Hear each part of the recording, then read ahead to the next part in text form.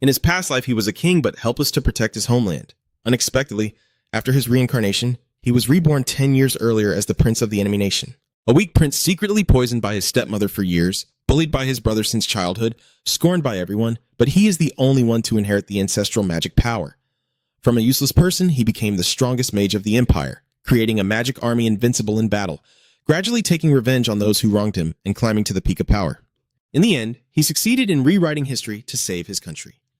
The story begins with the scene of the STIA territory being invaded by the Kiss Empire, with the entire capital city engulfed in endless flames and chaos.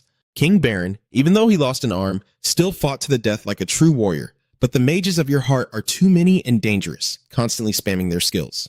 In the end, King Baron saw his country divided by the enemy, thinking that this was the end of his reign and all his efforts. But he was reborn as the third Prince Callion of the Kiss Empire. Unexpectedly, after disappearing, he was resurrected at your friend's altar. It's real. Callion hurriedly asked the servant what the date was, and was told he had traveled back in time 10 years to when the Kairos Empire launched a war against Secretia to seize the royal treasure of the time. Maybe that was also the reason why Callion was reborn into the past. Deep inside, he silently vowed that if he had the chance to live again, he would absolutely prevent the tragedy of the nation's destruction from happening once more. At this moment, the servant announced it was time to dine, and inside the dining room, a young man with blonde hair was sitting and drinking tea. He is the Crown Prince Randall of the Kiss Empire. Seeing the Crown Prince Callion, he immediately bowed to greet his older brother, but Randall still sat quietly sipping his tea, ignoring his younger brother. In the memory of the third prince, he was always treated as if he didn't exist. Soon after, the second prince also entered the dining room. He is the mastermind who led the army to destroy his homeland Secretia in his past life, the Mad King Branch.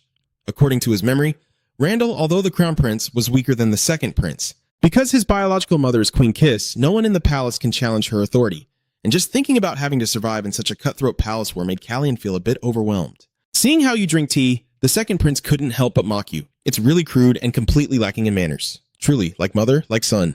Hearing that, I was so angry I could explode. My jaw kept twitching. If it weren't for the bigger picture, I would have punched that bastard without missing a shot. Seeing Callion's murderous gaze, the second prince immediately became furious and shouted, "Why do you dare look at me like that?" Things are getting tense, and the crown prince suddenly slammed his teacup down and said enough. Although the second prince's power is greater, he still has to show respect to the crown prince and can't do anything, so he leaves in anger. Afterwards, the crown prince also reminds Callion to reflect on his behavior. Because the emperor's birthday is coming up, he doesn't want any trouble to happen. I thought my older brother cared about his younger sibling out of brotherly love, but it turns out it was just a cold because of the old man's birthday. Fortunately, Jan, a loyal servant who always cares for Callion, is still here in the palace, providing him some comfort amidst the treacherous court full of schemes and conflicts. Among the three princes, Callion is the only one to inherit the ancestral trait of the first queen dragon Shanian, with black hair like the night and fiery red eyes. Since he was young, Callion has had to hide his red eyes because the second prince always showed hatred and disgust whenever he saw them. In contrast to the second prince, whose mother is the reigning queen, the mother of the third prince was only a lowborn consort. Callion recalled that in his previous life he had heard that the third prince of the Kairos Empire died at the age of 15. The reason is that the third prince had plotted to poison the queen but failed, and in the end, out of fear of being exposed, he took his own life. However, according to Callion's suspicion, this information is not true and someone is trying to harm him. And he only has 2 months to find the culprit because in 2 months he will turn 15 years old. At that moment, Callion suddenly told Jan to go find a pair of scissors for him. After bringing the scissors, Jan curiously asked what he needed them for, and then, in Jan's shocked and terrified eyes and among all the servants, Callion without hesitation used the scissors to cut off his long hair that covered his eyes like a mask. Because Callion is no longer the weak third prince he used to be, of course he's no longer afraid of the second prince. The next day, in the dining hall, he was extremely surprised by Callion's new look. While Callion remained calm as if nothing was happening, the young man Jan behind him turned pale with fear. Could these two princes really fight here? It's really just two bulls clashing and both getting hurt. Facing the angry second prince, he still calmly sips his tea, his red eyes directly staring at him without any fear. The second prince, furious beyond words, never expected his usually weak younger brother to dare to stand up to him. In his rage, he threw the knife from the dining table at Jan. The knife flew very fast, but Callion's hand was even quicker.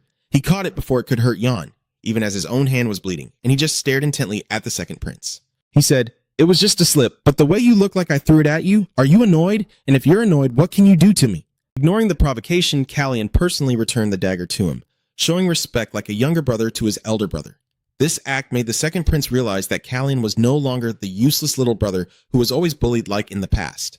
The stormy meal is over, and Callion returns to his room to bandage his hand. Jan anxiously asks if he should call Mistress Lu. Then he said it wasn't necessary, because it was just a small cut and it had already been stopped bleeding. At that moment, Kallian asked Jan why he didn't dodge when the second prince threw the dagger. So the reason Jan stayed still was because he was afraid that if he dodged, the second prince would use it as an excuse to target Kallian. Hearing that, he couldn't help but smile faintly, feeling grateful to have such a loyal servant. Then, Kallian entered the room, told himself to wash his face, and reminded Jan not to let anyone else in. Recalling that moment when Jan was in danger, Kallian had intended to use aura, but at that very instant, his heart suddenly felt a sharp pain. Now I want to recreate that situation to confirm the condition of this body. Soon, I sensed 3 magic circles forming around my heart. Seeing that, Kallian couldn't hide his surprise at the original owner of this body, yet he was a mage. 3 days later, Kallian was sitting on a chair with a somewhat confused expression. It turns out that 3 days have passed and my hand wound still hasn't healed, making young Jan panic. He's worried about someone else's pain more than his own. I really do have a reliable little brother. Then the royal tailor came to take Kallian's measurements for his upcoming graduation outfit. But upon seeing the crown prince, he was startled because the crown prince's face looked too much like his mother. Kallian is used to it because ever since he cut his hair, he's always had this reaction. The former crown prince suffered a lot just because he looked like a mother he never met. That is why the original owner started to hate seeing his own face so much that he destroyed all the mirrors in the room. While the tailor was taking measurements, he couldn't help but wonder. The Kiss royal family are descendants of dragons, inheriting healing powers and magical abilities from their ancestors. In other words, the wound on his hand should have healed long ago, but it still hasn't. And every time he uses mana, his heart aches painfully. If you meet an assassin at this time and can't use mana, you're really screwed. And he'll just shoot 7 arrows at once and go straight to see the elders. Kallian was about to find someone knowledgeable about mana to ask, then overheard the tailor casually mention the emperor's birthday. His mind immediately calculated that if it was a royal birthday party, that person would definitely attend. He is the great mage Manison, one of the 3 or 4 only grandmaster mages and an idol to all magicians. In the past, Ellen Manison was invited to the king's birthday celebration and visited Kyrus, and there are stories about a mistake that led to his being turned away at the gate. He arrived at the neighboring kingdom of Secret Kritia and Manison, the one who cannot attend festivals, and became a perfect mage 10 years later. He is also the only person on the continent capable of doing that. Kallian sat in a corner of the room, thinking about him. When it comes to knowledge of mana, no one can surpass him. He will help me with this body. I don't know what that mistake was, but Caius also doesn't treat mages kindly, so I don't know if he will agree to my proposal. The reason why thousands of knights refuse to join the Kyrus kingdom is because of the influence from Blanche's maternal family, the Briston family. Even if I only control Briston's power, I still need the strength of the mages. If I can bring Alan to my side, I can prevent Blanche's upcoming war. After thinking through various options, he stood up abruptly, sighed, and looked at the servant who had been excitedly choosing outfits for the upcoming grand birthday party. Aren't these little bands too small? I prefer the big ones like in the sample. Should we add jeans? Kallian simply made a very straightforward request. No magic, no jeans, just nothing. Slake hurriedly obeyed. Yes. On a beautiful morning, Kallian sat by the window enjoying a warm cup of tea to start the new day. In just a moment, he finished the entire cup. The guy sighed and thought to himself that he's gradually getting used to this life. His hand has fully healed, and Blanche has also started to ignore him. Then it's even better. Jan carefully informs you of today's schedule so you can keep track. This morning you have a writing lesson, and this evening you have a dinner appointment with the Empress and Marcus Brisson. I wonder if Marcus Brisson has any questions. Yes, I think it's probably because of His Majesty's birthday celebration. He pouted and muttered to himself, eventually realizing he would have to face him after all. Yan, standing nearby, asked him worriedly, "Your Highness, are you planning to train today as well?" He replied casually, saying that training just means running around the lake next to the palace. He smiled brightly to reassure. "Don't worry too much, everything will be fine." A vast, expansive courtyard with broken-winged birds appears before us. Under the courtyard, Kallian kept running in circles, never stopping. After a while, he leaned his head against a nearby tree, gasping for breath as if he was about to collapse. "I'm doomed!" Seeing my master in trouble, a girl hurriedly ran over to check on him. "Your Highness, this is Marilyn Fratt, Kallian's servant and the second daughter of the general defending the outer city. Are you all right?" On the first day, he ran 4.5 laps. On the third day, 4 laps. And today, he only managed 3 laps. He could only stand and watch her without saying a word. Deep down, I have to admit that what she said is right. Yes, I am training, but my health keeps declining. Something's wrong. Flash felt extremely uneasy. "If it's too difficult, can we call the doctor?" He quickly refused. "No, it's okay." He clenched his shirt over his left chest and whispered to himself that if he called a doctor, Mana Pulse would be exposed immediately. Even though Yen didn't know Kallian was a mage, if he acted carelessly, his life would be in danger. He leaned against the tree behind him and said confidently, "It's nothing. My health is just weakening. No need to call a doctor." Fan hesitated to advise him, but before the prince could finish speaking, he forced himself to straighten his weak body and forced a smile, saying, "I'm fine. Just need a little time to recover." Suddenly, a deafening scream echoed from somewhere. "Don't look away." Red Thang Kiem's attack direction and stay alert. Both of them looked back in confusion to see what was so tense. It seems the knights have already started training. Everyone is practicing mock combat chaotically, while a commanding leader stands in the middle of the training ground, pointing out each mistake. Don't dodge the sword like that. If this were a battlefield, you'd be dead. Don't hesitate. Keep going. It's like the entire training ground has turned into a real chaos. Kallian smiles happily as he watches everyone train. That's great. I remember the old days. Prince, this is the training ground of the Paban Knights. I know. I came to watch because I found it interesting. Flash was very surprised by this statement. You previously had no interest in swordsmanship. Now I find sword training interesting too. The girl then asked, surprised, Your Highness, do you know what kind of place the Paban Knights are? He uses his existing knowledge to tell her. Of course, they are a royal knightly order. To be precise, they are the knights of the Brisson family, the ones holding the king's power and control. Suddenly, the general approached and asked a question that made Fraz startle. Who are you? If you have no business here, go away. He works in the Paban Knight Squadron, General Paban, and he doesn't hesitate to complain. The knights are distracted by your gaze and can't focus on their training properly. As he said, all the soldiers stop and turn their eyes toward the two of you. Please, show some respect. This is Crown Prince Kallian. He pretends to look surprised and scared. Is that so? So you are Prince Kallian. Then he switched to a sarcastic tone and said, I thought you were some sneaky rat spying on us. Faced with those contemptuous words, Kallian began to feel a bit uncomfortable. Outwardly, he only smiled through the insult from General Paban, but inside he kept this grudge in his heart. O gods and spirits of heaven and earth. Flash activates the fierce mode and shouts in Tuan Quan Paban's face. How dare you speak such blasphemy in front of his highness? He still calmly replied as if nothing had happened. I told you I misunderstood him. Why are you so sensitive? Seeing the prince so indifferent, just a moment ago so confident, he now had to be startled and panicked by Kallian's attitude. What's going on? It was definitely right in front of him. In the past, he kept finding excuses to bully Kallian. What are you doing? Third Prince, I need to return to receive the summons from the Queen. How dare you block my way? At that moment, Kallian, weak and helpless, pressed himself against the wall and obediently followed his orders, saying, Please forgive me. I will move out of the way now. General Paban remembered that he was just a weak and feeble prince. Now he seems like a different person. Kallian stared at him with eyes full of resentment. Even General Paban had to tremble before a prince. I just walked over and said, Paban, I have a question for you. What is your mission? He was stunned by Kallian's question, and two curious soldiers stepped forward to ask. Excuse me, General. Is something the matter? As soon as they saw you, the two of them started whispering behind your back. Isn't that the third prince? What is he doing here? How troublesome, isn't it? He's just the third prince. A prince who even looks down on the knights. General Paban quickly made an excuse to avoid answering the question. As you can see, I can't answer you right now because I'm training the troops. Please continue with your task, Prince. Flash was worried that trouble might be coming for his master, so he stepped in to advise him. Your Highness, but you simply cannot ignore this matter so easily. General Paban, I am asking you now, report your mission immediately. He glanced at the soldiers standing behind him and hesitated before replying. My mission is to build a strong royal army and protect the royal family and this kingdom. Kallian raised his hand to grasp the branch above his head and retorted. That's right, building and protecting, as you just said. You forcefully broke the branch and frankly revealed the true nature of these treacherous people who failed to fulfill both duties. The soldiers began to feel scared, and a tense atmosphere enveloped the area. What are you talking about? First, building a strong royal army.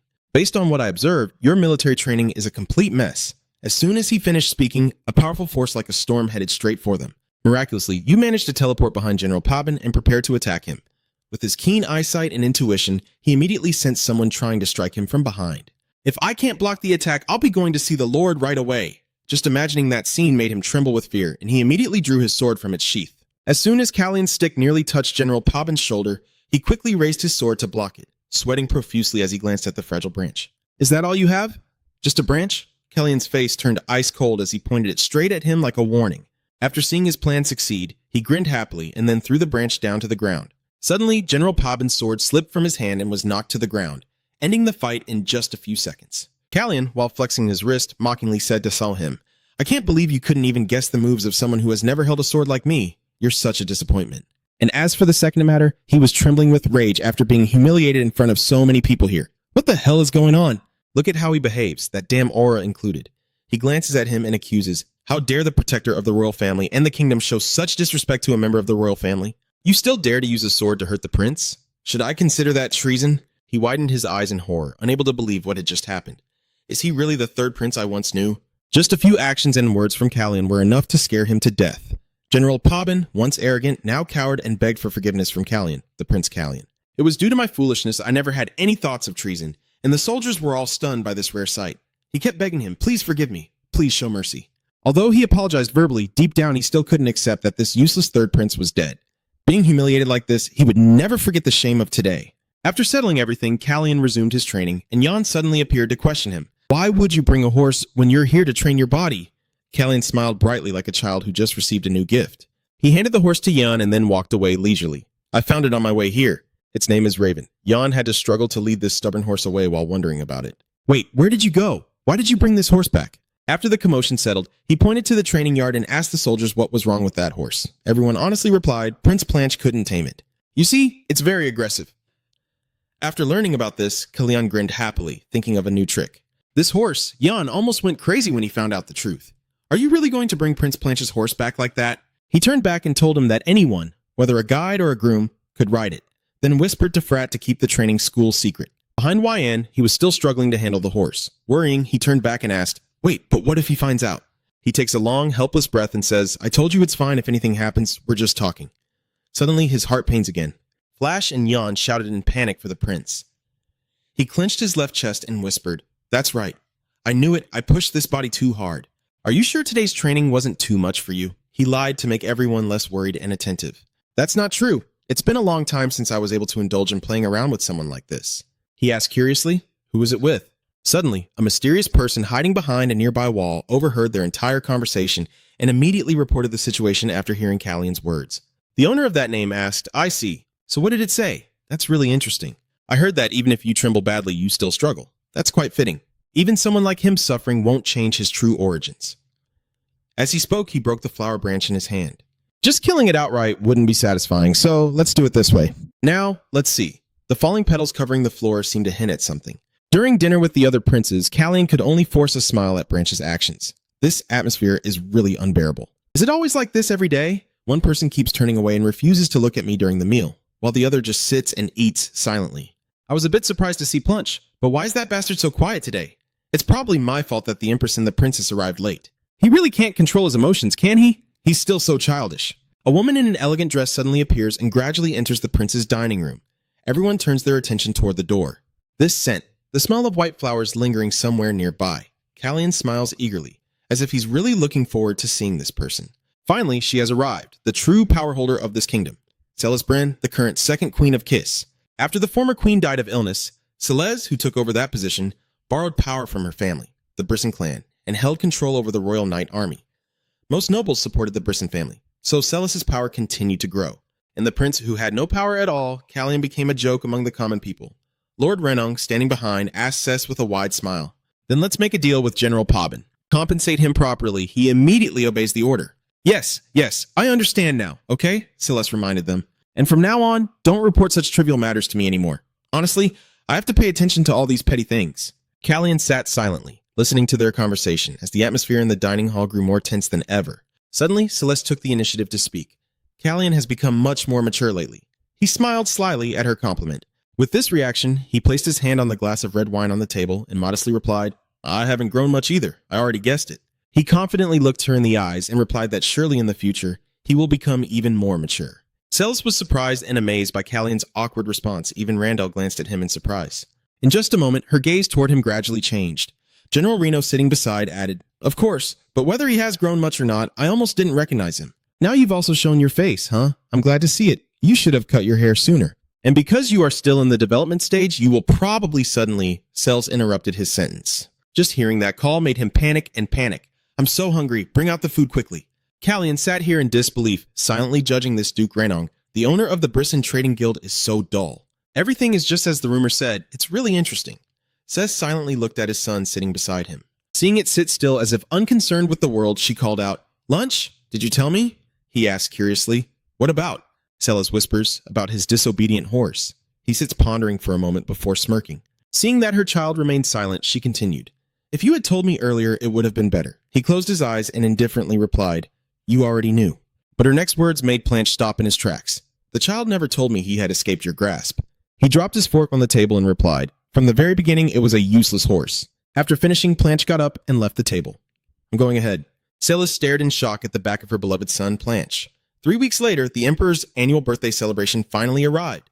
In the castle grounds, many distinguished guests have arrived, while the servants rush around to complete the preparations for the reception along this path. This way, since it's the Emperor's birthday celebration, we must not make any mistakes. A herd of horses loaded with goods is gradually entering the grounds. Everyone standing on both sides of the road is paying close attention to it. Look, that's the congratulatory envoy from the elves. Are they all gifts? The birthday party must be very luxurious. The princes are probably busy preparing as well, right? I can't wait to meet them soon. I'm so excited. In Callion's room, Slake was still measuring his body dimensions. After getting the data, he realized something was off. Wait a moment. He looked up at him with teary eyes. Your Highness, you have eaten. Suddenly, a small bloodstain appeared on the floor below. Slake's face was panic-stricken, pale as a banana leaf, unable to speak. He summoned all his strength and shouted, Your Highness! When he saw Kay's nose bleeding non-stop, he froze, unsure what was happening to his own body. Callion looked on in horror as the blood dripped onto his palm. The servant saw this and hurried over. Your Highness, Wyan quickly ordered, Bring the bandages here. I'm fine. It's nothing. I just haven't been sleeping well lately. I haven't had a nosebleed in a while. He still looked serious, but that's not the main issue. At this moment, the servant in costume burst into tears and said, Please forgive my rudeness, Your Highness, but there's more to this. He looked at you and choked up as he continued, You've lost a lot of weight.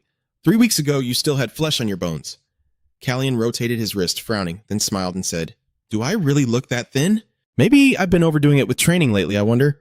I've been working out hard, but my stamina keeps getting worse, and the pain when using mana is still there. You remember the times your heart ached so painfully that you could only lie helplessly in bed? Your heart must definitely have a problem. The attendant said, You must not take this lightly. Your Highness, have you been examined yet? I just have a nosebleed. It's not that serious. Do I really need to see a doctor? I keep thinking, why does this old man keep bringing up the healer sister? And why am I suddenly bleeding in front of so many people? He tears up and says, Isn't it just a nosebleed? I really am not hurt or anything. Callie. And secretly worries, I won't get through this. Suddenly, YN crossed his arms and said, I knew it. It was because you were picking your nose yesterday. The boy and the attendant were both stunned. He continued, You also find it hard to admit that personal interest to others. The boy hurriedly interrupted, Wait a moment. What is that? The costume designer thought. So Prince Callion has such a secret hobby after all. Yan still didn't stop and said, I told you, Prince Callion eats and exercises very regularly. So a nosebleed is probably just his personal preference. Don't worry too much. He replied, If Yan said so, then it's probably fine because he knows the prince best. He turned to look at you with bright eyes while Callion stood there in a daze. Seeing him wink at me, I was confused and scared, thinking to myself, this kid. Then I remembered the moments when Yan worriedly asked Han, Are you okay? He looked unwell, and the more my body weakened, the more I felt like I was about to faint. So after figuring it out, I realized I could use magic and that the cause was mana. Is he planning to ruin my image like this? Anyway, I'm glad he's here, or I would have been asked about it again. At this point, the costume servant spoke up, saying I will adjust the attire as discussed, but the timing is tight. He reassured, It's okay, the prince has things to do, so until the event happens, you still have plenty of time. Hearing that, he happily wrapped the cloth and said, That's a relief. Then I will prepare the outfit for the afternoon event. Suddenly, YN whispered, Your Highness, is it not today? Kalia looked at him with a serious expression and said nothing, thinking that if her condition spread, it would affect the entire palace. So before that, tonight I must meet Alan Menacine at all costs. At this moment, the palace steward came and said that due to urgent matters, Prince Lanxian couldn't come. So we will make up for it by meeting each person individually. I was surprised. There's hardly any time to meet, yet he wants to see each of us alone? Wouldn't it be more convenient to meet everyone at once? I didn't expect I would have to meet them separately, so I'm a bit worried. Then he led the prince inside. Your Majesty has been waiting. At this moment, King Kyrus is focused on reading some documents. Kellyan enters and bows, saying, I humbly request an audience with Your Majesty. Seeing no response after a while, he looked up and thought suddenly, Does he not care about me? Even though I don't know anything about Kyrus' etiquette, I am sure this behavior is very rude. He finally spoke and said, Please sit down. He sat and said, Happy 38th birthday. King Kyrus responded coldly and then asked, How are you doing? You look quite lively lately. Kellyan was stunned, images of worried servants flashing through his mind. Your Highness, have you been examined yet? I'm really worried about you then. He secretly chuckled bitterly, thinking that even passersby could tell how quickly I would be released. Now I understand why he wanted to meet each of you individually when no one has time anymore. If he met all three princes at once, he would have to focus on the conversation. So, meeting each person separately would be more effective, because spending time just listening to the son's congratulations would be a waste. The more I learn about this family, the more I see it's just a mess. A father who doesn't care about his children at all. The eldest prince is a reckless person. I remember the gestures of His Highness Prince Planche, and we could all smell the alcohol. He ordered them to be quiet. The second prince is disrespectful. And the rest is the Queen Dowager, the Emperor said. You're a bit late, she replied calmly. Yes, it has to be like that. She is powerful enough to look down on the king. Among them, someone is trying to kill me. The event will start soon. Let's see who this is. Who sent the assassin to try to kill me? Have you heard the latest gossip?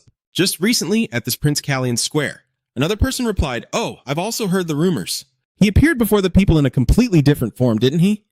Compared to him, second Prince Per looks like he's drunk. He thought to himself, "Oh no, not again. I guess I can't really change anything." Everyone is busy doing big things, but something feels strange. Aren't not everyone noticing it? Unlike in a past life, something has changed. At this moment, the third Prince Kian Junki's voice is heard. He slowly steps out, surprising everyone. They showed clear signs of shock. Wow, the rumors are true. The prince with black hair and red eyes like Saifani has cut his long hair that used to hang over his face and is also wearing a red hairpin. Perhaps this is a declaration that he will no longer hide. Your Highness, how is everyone? You look at some of the people at the banquet, and they glance away when they see it. He continues, "Why is everyone looking at your outfit?" Just as I thought, it's because you look so handsome in that outfit. Zaitin will definitely be very happy when he sees it. Callian was surprised by his guests, then had to explain that they were all wondering why the third prince like him would wear such jewelry. Do you know how hard I struggled to stop him? Luckily, it's only this much. If you wear all that jewelry, you'll look even more ridiculous, Anne said as if she was admiring your dashing appearance. In frustration, you think those two don't know anything, so they just casually chose that hairpin. Then, the two of them walk away, and you say, "By the way, Ian, you said your family is also in Kisses, right?" He replied, "So you still remember that? My sister and my father have gone back to the countryside, and the others are living in Kisses. Is that what you're saying? Do they visit the royal palace?" He replied that he would if he received an invitation. By the way, when should I transfer the carriage to the garden? He thought to himself that it seemed like he didn't want to answer anymore.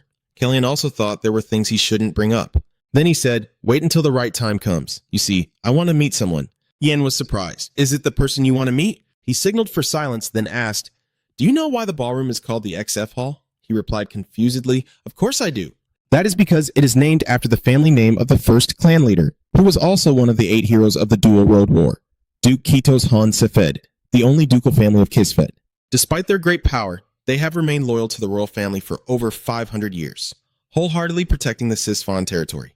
Kellyanne thought that when she was little, she was very impressed by this story. Little YN whispered, "Your Highness, is the person you want to meet actually him?" "Yes, the one they want to meet." When suddenly a loud laugh echoed through the hall. Then he said, "Summer nights in Sif are truly an immortal song." He whispered, "Lucky that he is here." The man introduced himself, saying, "I am Duke Sleeman On. Am I right?" Kellyan happily thought to himself that a long-standing loyal family like that was exactly the kind of person he liked. "So should I test your sharpness now?" He secretly released a source of energy, which the Duke immediately sensed and turned around, glaring at him. "It seems the Duke is interested in you. I truly appreciate it, but it's still too soon. Just pretend we haven't noticed." Then the two of them went inside. Below the hall, King Kiss raised his wine glass and said, "Thank you all for coming. Congratulations, enjoy the night." Everyone clinked their glasses and together said, "For Kairos." At this moment, Yan and Kalian had already climbed out through the window using a rope. He got on the horse, patted its bruises, and cheerfully said, "Javan is really obedient and gentle." He replied, "Don't be fooled when your excellency is not here." He continued, looking at its agility and thinking it must be really smart. "I just need to get to the front door, right?" He replied, "Yes." While waiting there, suddenly at the gate, a soldier said to someone, "No invitation, no entry. I came from afar to join the festival." The soldiers continued, "You are not allowed in, go away." Kalian is delighted, he's here. At this moment, the other person asks, "Do you really want to refuse me entry just because of an invitation card?" "I am Enison," the guards exclaimed in surprise. Ellen Menison. They looked at him for a moment, then exchanged silent signals, and one person stepped forward to say, "Even Enison, you need an invitation to enter." He sneered coldly at that, his eyes turning sharp as he scolded, "So Kias judges guests by their appearance." Kalian, seeing the situation in front of him, was a bit confused and wondered what was going on. Judging others by their clothes to discriminate is indeed a problem, but Madison is clearly trying to cause trouble. It seems he's just making an excuse to avoid going to Kiss on this side. After hearing the guard's response, Ellen Madison quickly turned his horse and rode away. Before leaving, he announced, "All right, I'm heading back then." He was about to leave when he was a bit startled and confused, thinking if we let him go like this. As he was lost in thought, Yan beside him kept worrying and loudly said, "No! The king's order forbids anyone from leaving during the festival." Seeing his figure gradually disappear into the distance, you frown anxiously and say, "I've lost my chance to hide from him." Then you point at Yan beside you and order, "Find a way to stop the soldiers, and quickly urge your horse to chase after the person who just left," continuously saying, "Let's go, Raven." Yan was startled and frightened by your actions. By the time he reacted, you and the horse had already gone far away, and he could only shout, Your Highness. The soldiers quickly took a defensive stance when they saw you riding out of the city gate. One shouted, Your Highness, get off the horse. The king's orders are that no one is allowed to leave. But he ignored what they said and quickly galloped forward, directly passing the guards and rushing out of the city gate. The soldiers were also panic-stricken. They shouted, The prince has left the city. Quickly prepare the horses and chase after him. Yan, hearing them say this from behind, felt extremely worried. He was panicked and didn't know what to do, so his thoughts became a bit disorganized. What should I do now? At this point, he remembers that before leaving, the prince pointed at me and ordered to do everything possible to stop the soldiers. So he clenched his teeth, tense and focused. I am a servant of Prince Callion. I must protect his highness at all costs. This is my duty. Then he suddenly shouted, Stop! And stepping forward into the dim light from the festival, he said, The Duke permits Prince Callion to go outside. The soldiers were surprised and asked, Who are you to dare call the Duke by his name? He slowly untied his hair and said clearly, I am Sir Rowan XFI, the eldest son of Duke XY. In the quiet night at the palace, a loud, cheerful laugh echoed as the person clapped their hands on their thighs and laughed heartily. Yan, sitting beside him, also felt extremely embarrassed, his face flushing. After a moment, unable to hold back, he gritted his teeth and said, Nothing funny about this, father. The Duke finally stopped laughing, wiping tears of laughter from his eyes as he said, I can't believe my son is so clever. Then he pressed his head down again and vigorously patted it, saying, You left home just to raise a little brat. Yan shouted, Dad! After a while, he cheerfully told Yan that it was the right decision, while Yan, fixing his hair that his father had tousled, argued back. No, your highness is about to break the relationship between the father and his majesty. He confidently replied, He won't ask. He asked in surprise. Yes, he repeated. He won't suspect anything. Rome is very suspicious. If the prince happens to receive help from the FCK family, he will be forced to be cautious about our good intentions. If this relationship is used, he will receive support rather than punishment. This is also like acknowledging the friendly relationship between our family and the prince. A person will probably notice that something is off. Then he chuckled slyly and continued. So just bury this matter as if nothing happened, regardless of why he left the city. It seems you didn't come all this way just to criticize me for showing up uninvited, did you? Then he took off his hood, turned around, and asked why the third Prince of Kiss was following that old man. Seeing his face, he couldn't help but be shocked and think, I heard that touching the seventh magic ring could cause reverse aging. Perhaps I just witnessed that ability with my own eyes. After calming down, I asked, Are you still planning to leave now that it's late? He replied, Usually when I try to open a door that's closed, the door frame is too high. The boy wondered what he meant by the door frame being too high. Is he planning to argue with me? Then I'm doomed. Although feeling a bit uncomfortable inside, you still try to appear cheerful and say, I say this because you keep banging your head against a closed door while another door is waiting for you. I keep blocking the wind but forget to clean the dust off the door frame. Are you implying that you hid the invitation somewhere? I don't think the guard would make a mistake just because the Lord wanted to prevent outsiders. He listened to what you said and wondered in confusion whether his straightforwardness or rudeness was the reason he didn't apologize but instead judged me. Then he smirked to himself, thinking this was indeed an interesting prince. The first time he saw him, that look in his eyes was not that of a 14-year-old. Then, as if he had just realized something, he suddenly widened his eyes in surprise and called out, Your Highness, you find his sudden actions and expressions a bit hard to understand. A second later, Enesine grabbed one of his arms and said, Please allow me a moment. Not knowing what he intended to do, he shouted, What are you doing? A surge of aura from his hand flows into your body. Kellyan suddenly felt an intense pain in his heart. His face covered in sweat, biting his lip to endure the agony as he clutched his left chest, and at this moment, Un reached out and grabbed Callion's wrist. Alan's mana source is flowing directly into his body, causing his heart to ache intensely and painfully. As the mana influx increases, Callion can no longer bear it. Then he shouted loudly, waved his hand, pushed away, and stepped back. En, sensing something, said, Even if one door closes, another will open. Callion then whispered to himself, Has he always known about his body's condition? Then Kion asked, Will there also be another door opening? Yes, you're right. At some point, I could no longer use mana. Alan then whispered to himself, so it's not the issue. He really doesn't know that? Then, looking at Kanan's hand, he quietly asked himself, Is the true root of the problem somewhere else? Ellen was silent for a moment, then clenched his fist in anger, and then he remembered that Caius treated mages very badly, regardless of whether they were descendants of dragons. The Archmage personally coming to a family like this to teach those in the land that having a great mage means nothing if you don't know how to keep it. Yet, could this encounter with the young prince blocking my way be fate? After a moment of thought, Anne asked calmly, Why are you looking for me? Hearing that, Callion also responded calmly. He said, then he thought to himself that if he lied, he would know immediately. Then he said calmly, I want to take that name. I believe that soon my life will be in danger. Hearing this, Annan immediately thought to himself, It's not that I don't understand the situation of the third prince.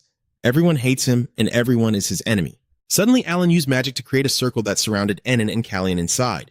Callion was startled and thought to himself, Is this silence magic? Does he cast spells without incantations? I guess he's a master mage. So is your goal just to prevent that from happening? Or are you trying to find a way to eliminate it at the root?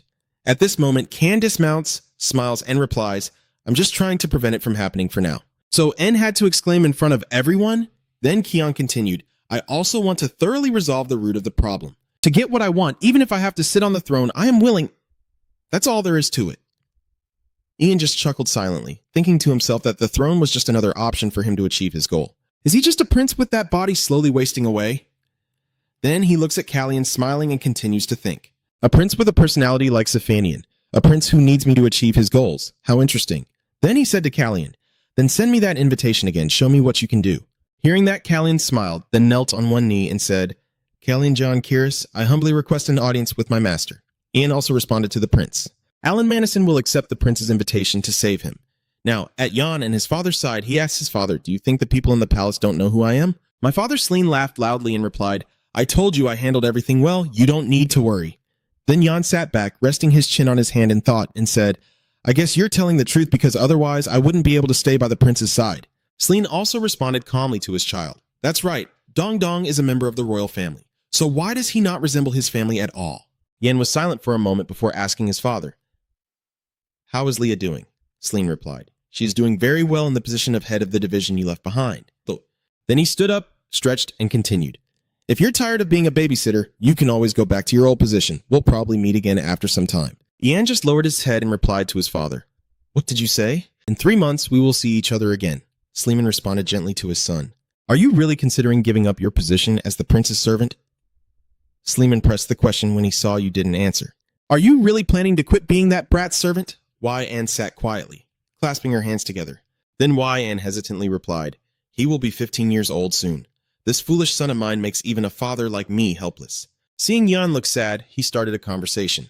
My son, do you know what our SF family nickname is? Hearing his father ask, Jan was surprised, and before he could answer, he was already speaking. Yes, just as you said, the Kairos elephants have been around for a long time. We no longer compete for the throne, but we are strong and called the kings of beasts, beings that even monsters dare not challenge. Ian sat silently listening to his father, feeling puzzled. Why is he laughing while choking his son right now? I'm calling my own name. The one you betrayed is very strong, so just do whatever you want. Understanding his father's feelings, Jan felt moved and couldn't help but smile happily. Celine continued to joke around, holding Jan tightly. After all, this kid makes me worry about you. He shouted and struggled. Stop! Stop! Dad, it hurts! I'm about to die! After a moment of joking, Jan straightened his clothes and said solemnly, Even so? Ducksif still teased when he heard his son call his name like that. Really? Suddenly like that? Yan bowed respectfully and said, Well then, see you next time, Dad. Watching his son's figure gradually disappear into the distance, the father pondered silently. That stubbornness was probably always there for the XF family.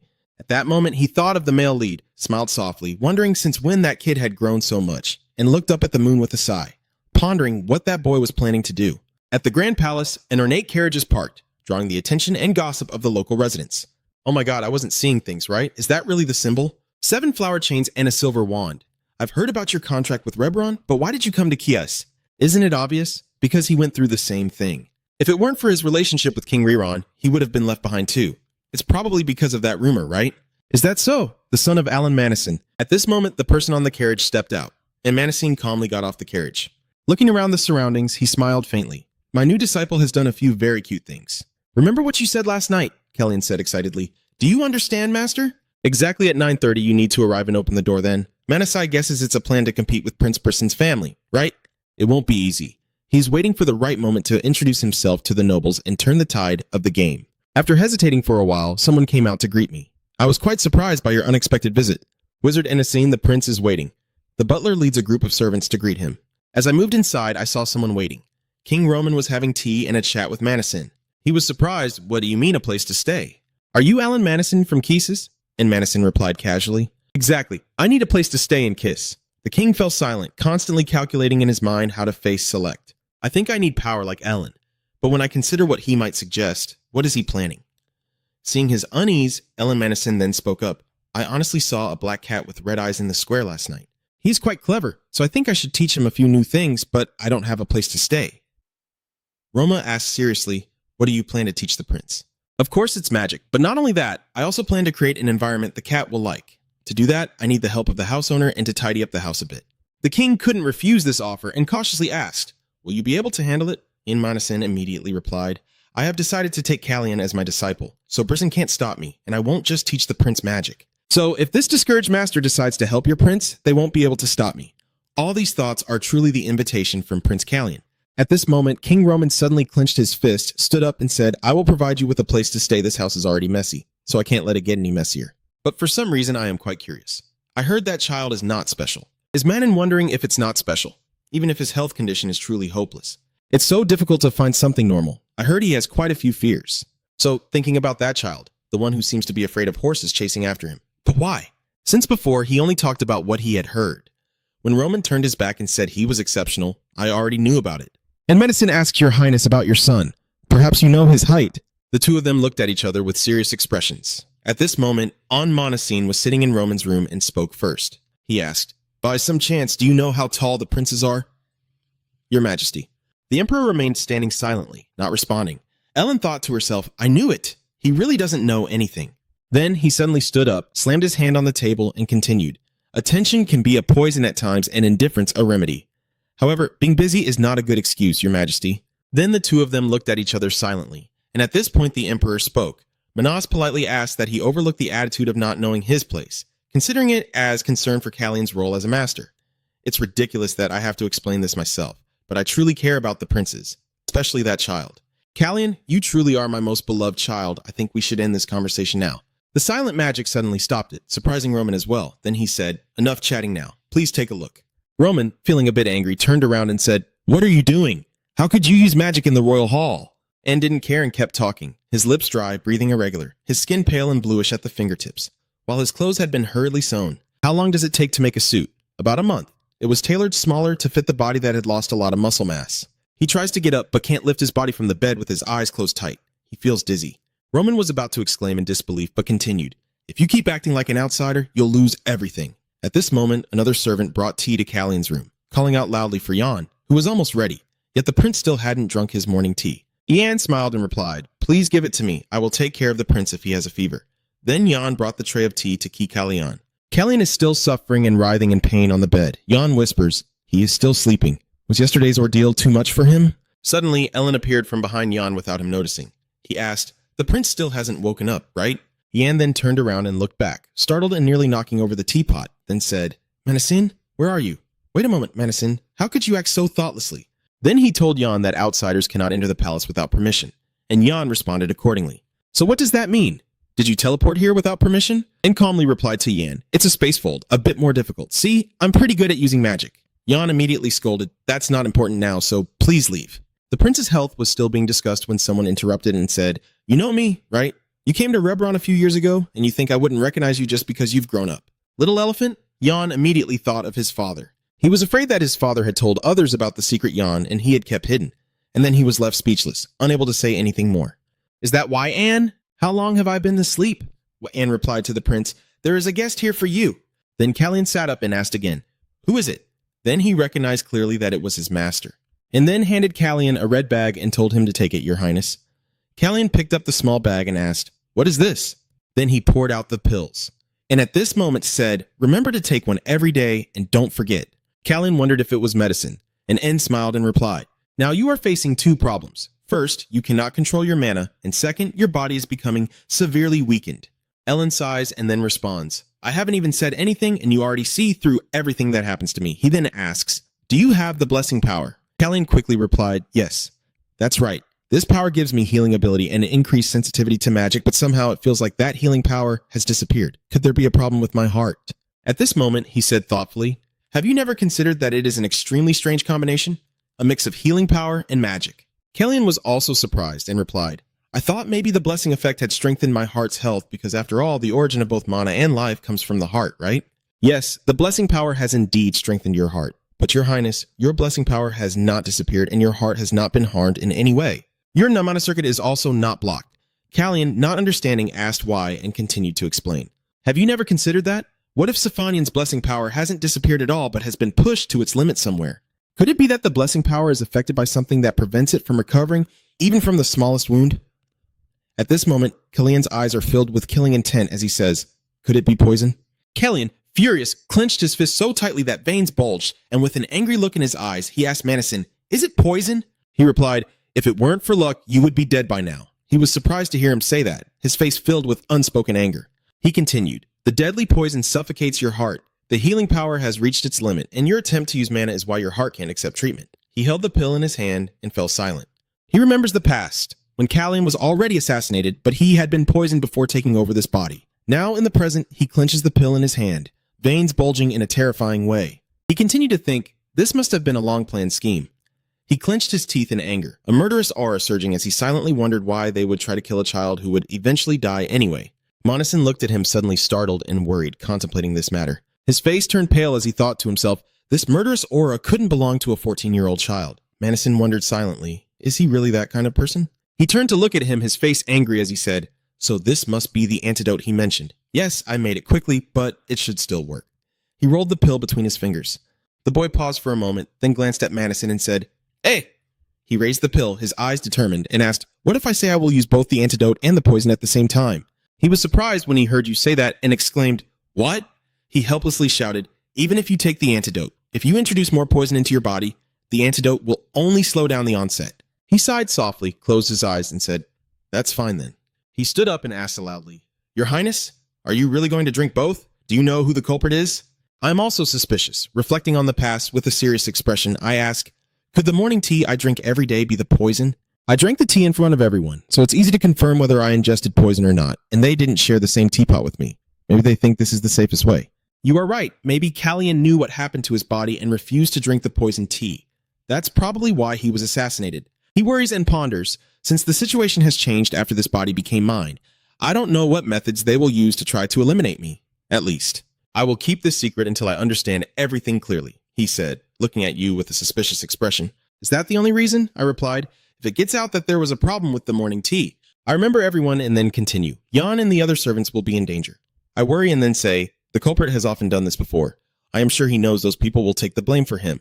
He listened to your reasoning and also looked stunned. His eyes avoided yours, and he looked away with a disappointed expression. He sighed helplessly and said, that kid will be fine. He tilted his head in confusion and asked, huh? He replied dismissively, trying to get it over with. It's nothing. He slapped his hand to his forehead and said, I understand now. Then he asked you, what are you going to do? You stayed silent after hearing that, with a worried look on your face. Cut to the man leaning on the table, cursing. Baron is really stupid. He said, if you want to take someone else's treasure, you must give first. Madison frowned and thought, only in times like this do I remember that person. Father returned to reality. Kellyan placed his hand on his chest and said, I hope you will stay outside the palace to protect me tomorrow night. This afternoon, one of the servants loudly said, Prince Blanche, you must wake up. The door suddenly opened, and the servant continued. The Queen Mother has arrived. The Queen Mother hurriedly approached the Princess Steward and said, Your Highness. Not even having finished her speaking, she said, Get out of the way. She decisively pushed aside the curtain and said, It's already too late to prepare the afternoon schedule now. Don't you see? She called your name, but you just sat up, covering your face with your hand and didn't answer her. She angrily scolded her son, yet he was covered in the strong smell of alcohol. She continued, Do you still refuse to sober up after being banned from drinking at the square ceremony? Then he picked up the glass of water on the table and asked his mother, Why did you come here? He casually scratched his head and continued, Once you've answered, you can leave. She was so angry that she bit her lip. She clearly said that Kellyan has a mentor.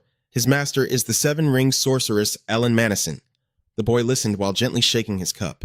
The mother continued, The nobles are starting to waver, the boy asked in disappointment. So what? She angrily stepped closer to warn him. Blanche, don't let my investments in you go to waste. Her eyes widened and her tone commands, Get ready now. She stepped away from him and continued, Today many eyes are judging her. She waved her fan as if giving an order to the servant behind her. The servant quickly bowed and obeyed the order. She said one last time, Don't disappoint me. It's over. She turns and leaves. The boy, furious, grits his teeth and endures. He smashed the cup in his hand, causing the maid to panic. Your Highness. The female servant beside you says, Your Highness, you're bleeding. Blood drips onto the floor and you say, Get out of here. He swung his arm in pain and shouted loudly, Get out all of you and disappear! The boy, furious and filled with killing intent, called out Kellyan's name. Soon after, the crowd gathered to see the prince, with cheers everywhere, led by a procession of horses, everyone shouting in unison, Congratulations to our King Roman on his birth, wishing His Majesty eternal longevity and endless prosperity for Kairos. Dad, look over there. All the princes have appeared. Dad replied, I see. Look carefully. The last person to arrive is the one I want to see most, Prince Kellyan. The The servant asks, "Your Highness, are you feeling well?" Then she sighed and said, "Luckily, you look healthier than yesterday." Prince Kalan replied, "Of course, I rested well." He thought to himself that maybe because he had taken the antidote, his breathing was easier and his heart pain had lessened, but still, it was indeed a busy day, with so many events. After the parade, there was a riding show and then a ball. "What if you start bleeding from your nose again? This is a bit too much." "Ian, don't worry," he replied and then laughed. "I still have the strength to meet my people without any problem. Maybe your happiness now is just being able to see your people and not asking for anything more extraordinary." Then suddenly he realized someone was following him in the crowd. It seemed like he had met them somewhere before. A very familiar feeling. Is that Keech? He questions himself. To explain further, he turns back to the past. That's Keech, the one who used his body to shield you in a past life. I'm sure it's Keech. But what is Keech doing in Kiss? And suddenly the horse stopped, as if it also wanted to run back in that direction. Yan shouted, "Wait a minute, why is it suddenly acting up like that?" "Keep going, Raven." Prince Kan ordered, "Raven, go." A moment later, he wondered silently if it was because of what was over there. "Isn't that right, Raven?" I asked my horse. "Do you think others can feel it too? But for now, I can't go there yet." He glanced back as if he would look for an opportunity. "Wait there, Kidge, I will find the person." "We have arrived at the castle ahead. Mi Fia Pun, the owner of the auction house Pun, is here to welcome us." He said, "The prince being served like this is truly my honor. We have prepared the performance carefully and will ensure your satisfaction." Kalia looked ahead and perhaps realized something. He thought, "So this is Marcus Miapolun. You prepared the horseback riding performance on behalf of the Brisson family. That's why I was dragged into that pointless mental duel. It was a performance that angered the queen, but it has nothing to do with the prince. I don't really care anyway. If I remember correctly, Randall was injured during the horse show and Count Pun was executed. Then Pun invited everyone to this way. The gods have prepared special seats for you." He looked up at the lantern and realized it was the very chandelier about to fall. It was just a chandelier that would drop during the performance. The more I think about it, the more it seems unreasonable. For a royal event, why wouldn't they check everything that could be dangerous? There are even groups of knights standing guard tightly. He thought to himself, it's strange how, with the king himself attending the event, the knights could overlook such a major issue. And there's also the Peba Knight squad from Brisson always on duty. Just thinking about the Peba Knights, I can't help but remember that troublesome old general. "I thought you were just a little brat," he said with a smile. "Should I give him a chance?" Then Paul continued to lead the way, inviting the prince this way. "If anything happens, I will do my best." Before he could finish speaking, Kallian replied, "I think the lampshade on top isn't quite right. Go check it out." And then he walked away on his own. He looked up at the chandelier with a confused expression, not knowing what was happening or what to do about it. After a while, 4 horses entered the arena. "Finally, the day has come, and I have the honor of sitting beside His Majesty." Tulun said, "I am confident in my preparations. I cannot miss this opportunity." Then he looked at the prince and remembered the warning earlier, wondering if he had checked the ceiling above himself yet. Lord Poland was holding that rope, which belonged to the giant chandelier in the building, and the rope had been almost cut by someone. He looked down and saw the king of Kis-Silas, the first prince, the second prince, and other princes watching the horse race, and he thought that without that advice, just imagining it would be terrifying. He imagines the giant chandelier falling and hitting the first Prince Randall, and he wonders what would happen. It would be terrible if that were to happen. "Countess, how could Prince Kallian possibly know about this?" Prince Kallian thinks that Lord Pun gave up close contact with the king and relied on his own abilities to do his work. "I think whatever choice he makes, he calculates very quickly, not only pursuing immediate benefits, but also looking further ahead. But why is Prince Kallian causing this commotion? Kallian wonders what the reason is for the Brisson family to be wary of Count Pun as Prince Kallian and second Prince Planche ponder silently. "Does Planche wonder what his true identity is?" Lord Pun said loudly. "Everyone be quiet. We're not finished yet. This is the proud cavalry unit of the second prince." Prince Planche said to Prince Kallian with terrifying disgust that the filthy and cowardly blood runs through your veins. Everyone turned to look at Planche. Prince Kallian, feeling angry, spoke. Kallian repeats Planche's words as if questioning Planche about the dirty and cowardly blood. He continues. "Planche, no matter what you're thinking or saying, it's okay because there will come a time when you will have to submit to me." King Kyrus loudly asked the person next to him, "Celeste, when will you stop?" Celeste fanned her face and said angrily to Randall, "I warned him so many times." Randall looked at Celeste in confusion. "Is it intentional? Why today of all days?" "Have you heard any news about the second prince? How could he say that in front of His Highness Romine? It seems he no longer agrees with Prince Planche," she continued, saying, "Prince Kallian is being protected by Alan Madison, so isn't he quite suitable for the throne?" Silas continued, "We can't just turn a blind eye anymore. We need to decide gradually. The horse racing event has ended, and Crown Prince Randall avoided a sudden accident." Roman also showed no particular reaction to the second Prince Planche's matter. Prince Kallian thought the situation was unfolding as he had hoped. If Lord Pun's case was staged by Celeste, wouldn't it be too quiet a conclusion? Kallian whispered to Celeste. "Even your mother doesn't know about this? The two brothers are switching scenes while playing chess. Do you think the incident at Kiss Palace was just a royal terrorist attack? Unmanasine asked if there was any other reason besides hurting the prince. The older brother also might say that. If he just straightforwardly says this, it would be too boring. Then let's make a bet. Manhwa says you're about to lose. Don't you know how much money I've already won? He says, I'm just rearranging things. My brother continued, so I will make a suggestion. Do you not think this matter is too obvious? It's as if they want everyone to know that the terrorist attack was aimed at the royal family to eliminate the leading trading company. And secondly, in Cairo, the one who benefits the most is naturally Lenin Bryson, the owner of the largest trading company there. Yun, do you know which business figure holds an important role in Baron Poon's trade guild? She replied, if it's Poland, isn't it about diamond trading? Prince Kalyan said, if Count Poland disappears, the diamond business will fall into the hands of the Bryson Guild. Lenin is truly very cunning. Kalyan angrily said, I tried to save Count Pun to observe what happens next. I will take that old man's life. He told Jan to cancel all his plans after the performance. Jan asked, huh? But the next ball will include most of the nobles. Kalyan, holding his head, said, I think I was shocked by the rude words earlier. Prince Kalyan said, I will not attend the ball, straighten the ranks, and return to the palace. At the palace, during that time, Roman was sitting alone on a chair, lost in thought, recalling the words of a girl who said, what would happen if you just stand and watch? You will lose everything. Roman still remembered what second Prince Blanche said to Kalyan, your blood is disgusting, filthy, and cowardly. She called Roman and then Kalyan, her voice seeming weak. Suddenly, outside the door, the butler's voice woke Roman up. The prince wants to speak with you. Following the butler are SSS and the maid. The maid says, I'll fetch a new tray. Does he have a guest? I haven't heard anything about this. Roman says it's fine and continues. This guest will be leaving soon. Roman, resting his chin on his hand with a clearly annoyed expression at SSS's appearance, says, SSS, what brings you here? What if Brisson loses today? SSS bit her lip and looked at King Kyrus with a very defiant and cruel gaze, because Branch's careless words threatened SSS's position. The question now is whether Branch Chang's status is the top priority. King Kyrus hesitated a bit at the word responsibility. SSS still looked proud as ever. She glared at the king and said, tonight's performance was truly impressive. Why don't we award the Polonym family who organized it? King Kyrus asked with a bored disgust. If she said that, it seemed she had already thought it through. SSS, hearing that, refused to answer and decisively said it should be given to Brisson. Then she chuckled, her laugh like a witch in a story, and asked what about all the royal horses and the authority to supply weapons. The king thought to himself, will the queen give up the value of those assets? Just as Alan said. Returning to the past during King Kiss's afternoon tea with Alan Manassin, he once said, there's no reason for the queen to embezzle the royal knights over this, because this isn't urgent enough to abandon.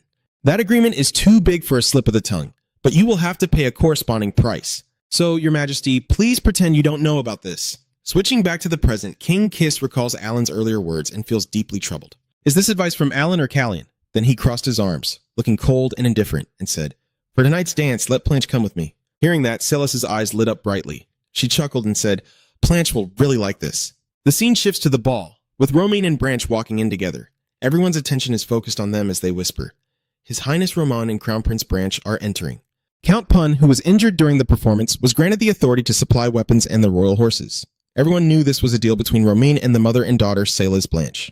Everyone there was whispering and talking among themselves. Is Bren really willing to suffer that much? Anyway, Prince Branch's mistake the other day wasn't just a slip of the tongue. The queen also needs to be careful with Prince Kalyan. Maybe it's time to reorganize everything. The scene shifts to Kalyan's place, where he feels a bit tired seeing a pile of gifts stacked up in his house. He told Jan and the maid that this was already too obvious. Jan approached the huge gifts, wondering what to do with them. Prince Kalyan replied casually, the power of Branch and the Bryson family changing is fine, but I don't like hypocrites. Send everything back except for those from the Wizards Guild and Lord Poland. Then he turned around and calmly said, I will check who has sent me letters first. The maid stays there leaning back to sort and clean all the fruit. Why Anne, curious, is exploring the fan boxes when suddenly she finds a piece of paper and exclaims in surprise, this looks like it belongs to Count Poloon. Hearing that, Kalyan was startled and asked again, so what did the Count send? It turned out that Count Pun had sent Kalyan a sparkling horse bridle adorned with many precious red gemstones. Seeing that, everyone was dazzled, but Kian was disappointed, frozen in place without knowing what to say. He angrily pointed at Jan and stammered, I didn't tell you to do that. So, what exactly did you say to Count Pun? Jan just smiled uncertainly and hesitantly replied, I told him that the prince's preference is the Javan horse. Kalyan laughed out loud and said, that's unbelievable. Our Ravon received a necklace I don't even have. He happily holds and examines the necklace closely, but inside Kalyan's mind is filled with thoughts. He's trying to understand what I am thinking. If I accept this gift, Poland will surely send another one worth his life. Look, is the life of Count Pun worth just losing a gem? Then Killian told Yun to calculate the price of this transmission cord and inform the pawn family. I will buy it because I like this cord. Ian was quite surprised and asked, so you received it and bought it right away? I also think it's amazing, but kind of strange. The prince replied, I didn't buy it because I thought it was magical, but because it was a magical horse harness. Then suddenly Callian saw a mysterious black flower pot that exuded an eerie, enchanting scent. Callian turned to Yun and asked, that flower is even more magical, right? Anne approached and touched the flower, frowning, and replied, let me see. This is a gift from the Wizards Guild.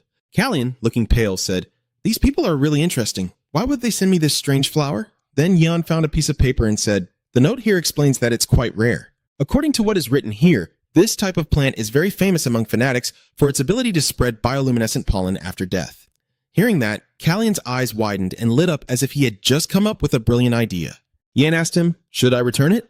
Callian said, no, just keep it. I have a really good idea. The beautiful maid quietly cleaning the glass. Suddenly she jolted and turned around, exclaiming, oh, Prince. It turns out Prince Callian just broke something. Yan anxiously asked, are you burned? It's okay. My hand was a bit slippery. I accidentally spilled all the breakfast tea this morning. Yan turned to the maid and said, hurry up and clean this up. The tea was spilled all over, even into the flower pot. Yan anxiously asked Callian, do you think the plant might be affected? Callian said, it's okay. The morning tea isn't poison. Just leave it there. I'm quite satisfied.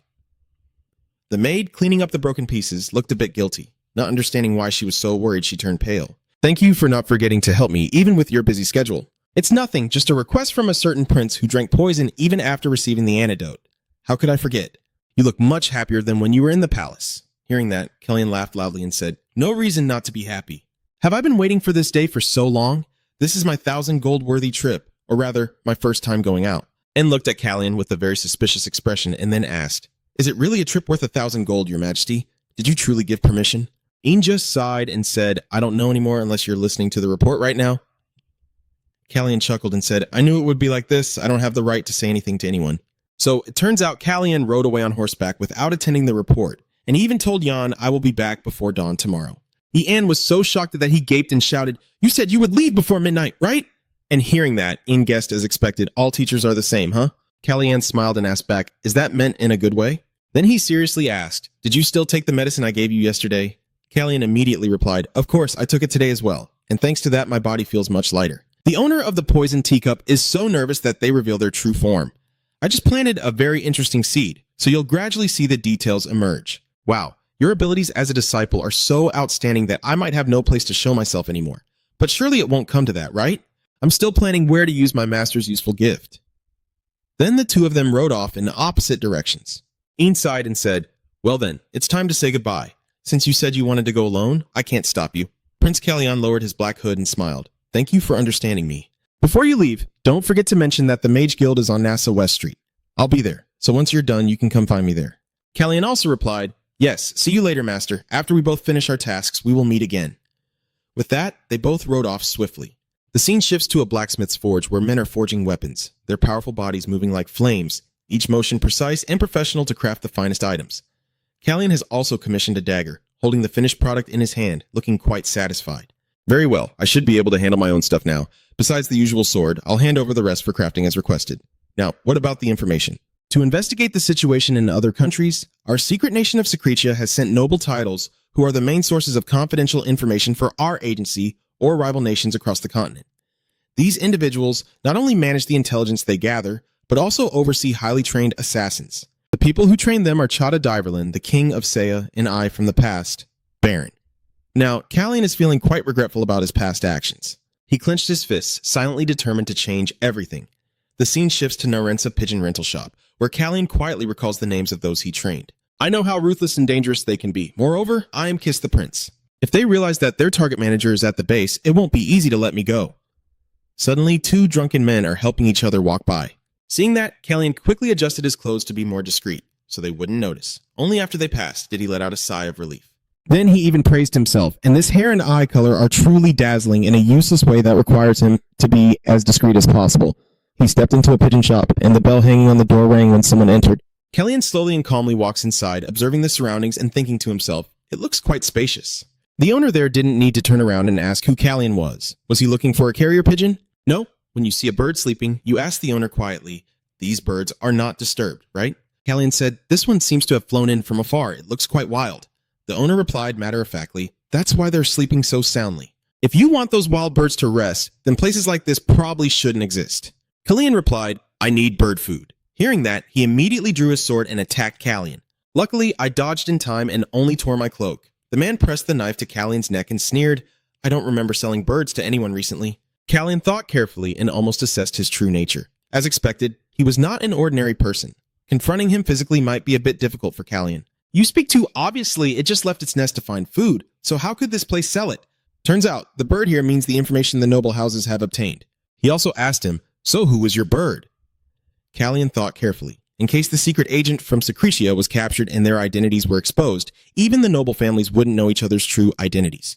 That means even if I use my father's name Debula here and act like Seiya, no one will recognize me. From now on, I will be Prince Kiss, the first to exploit Seiya's influence to gather Caius' information. Then Kia told him, I am Nebulit's bird. Hearing that, he was extremely stunned and couldn't believe it. Then he gave a test. Before he could finish speaking, Callian had already blocked his sword and told him to let the young bird leave the nest for a moment to get some food. Where are you taking me? It feels so secretive. He immediately replied, I guess you're new. We'll meet again later, so for now we should get to know each other's names. I am the White Eagle, Callian immediately replied. And I am the Red Swan, he asked in a calm tone. All right, Red Swan, what food do you need? Callian replied immediately, one question after another. He also firmly set the price at 8 florins up front. Callian silently wondered, haven't I asked for any information or items yet, and he's already quoted a price? Maybe he's trying to lure me into a trap? He clearly said those are the fixed prices. In the end, Callian also had to agree.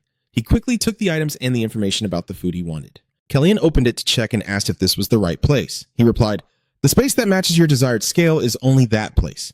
Callian politely replied, thank you for your help. Before Callian left, he also warned you to be careful as that is a dangerous place. Callian just smiled and said, it's okay. No matter how dangerous that place is, isn't it more so than a white eagle? Switching scenes to Callian riding his horse on the road, he was very surprised to see many people dressed in black gathered there. I'm really curious. What's going on tonight?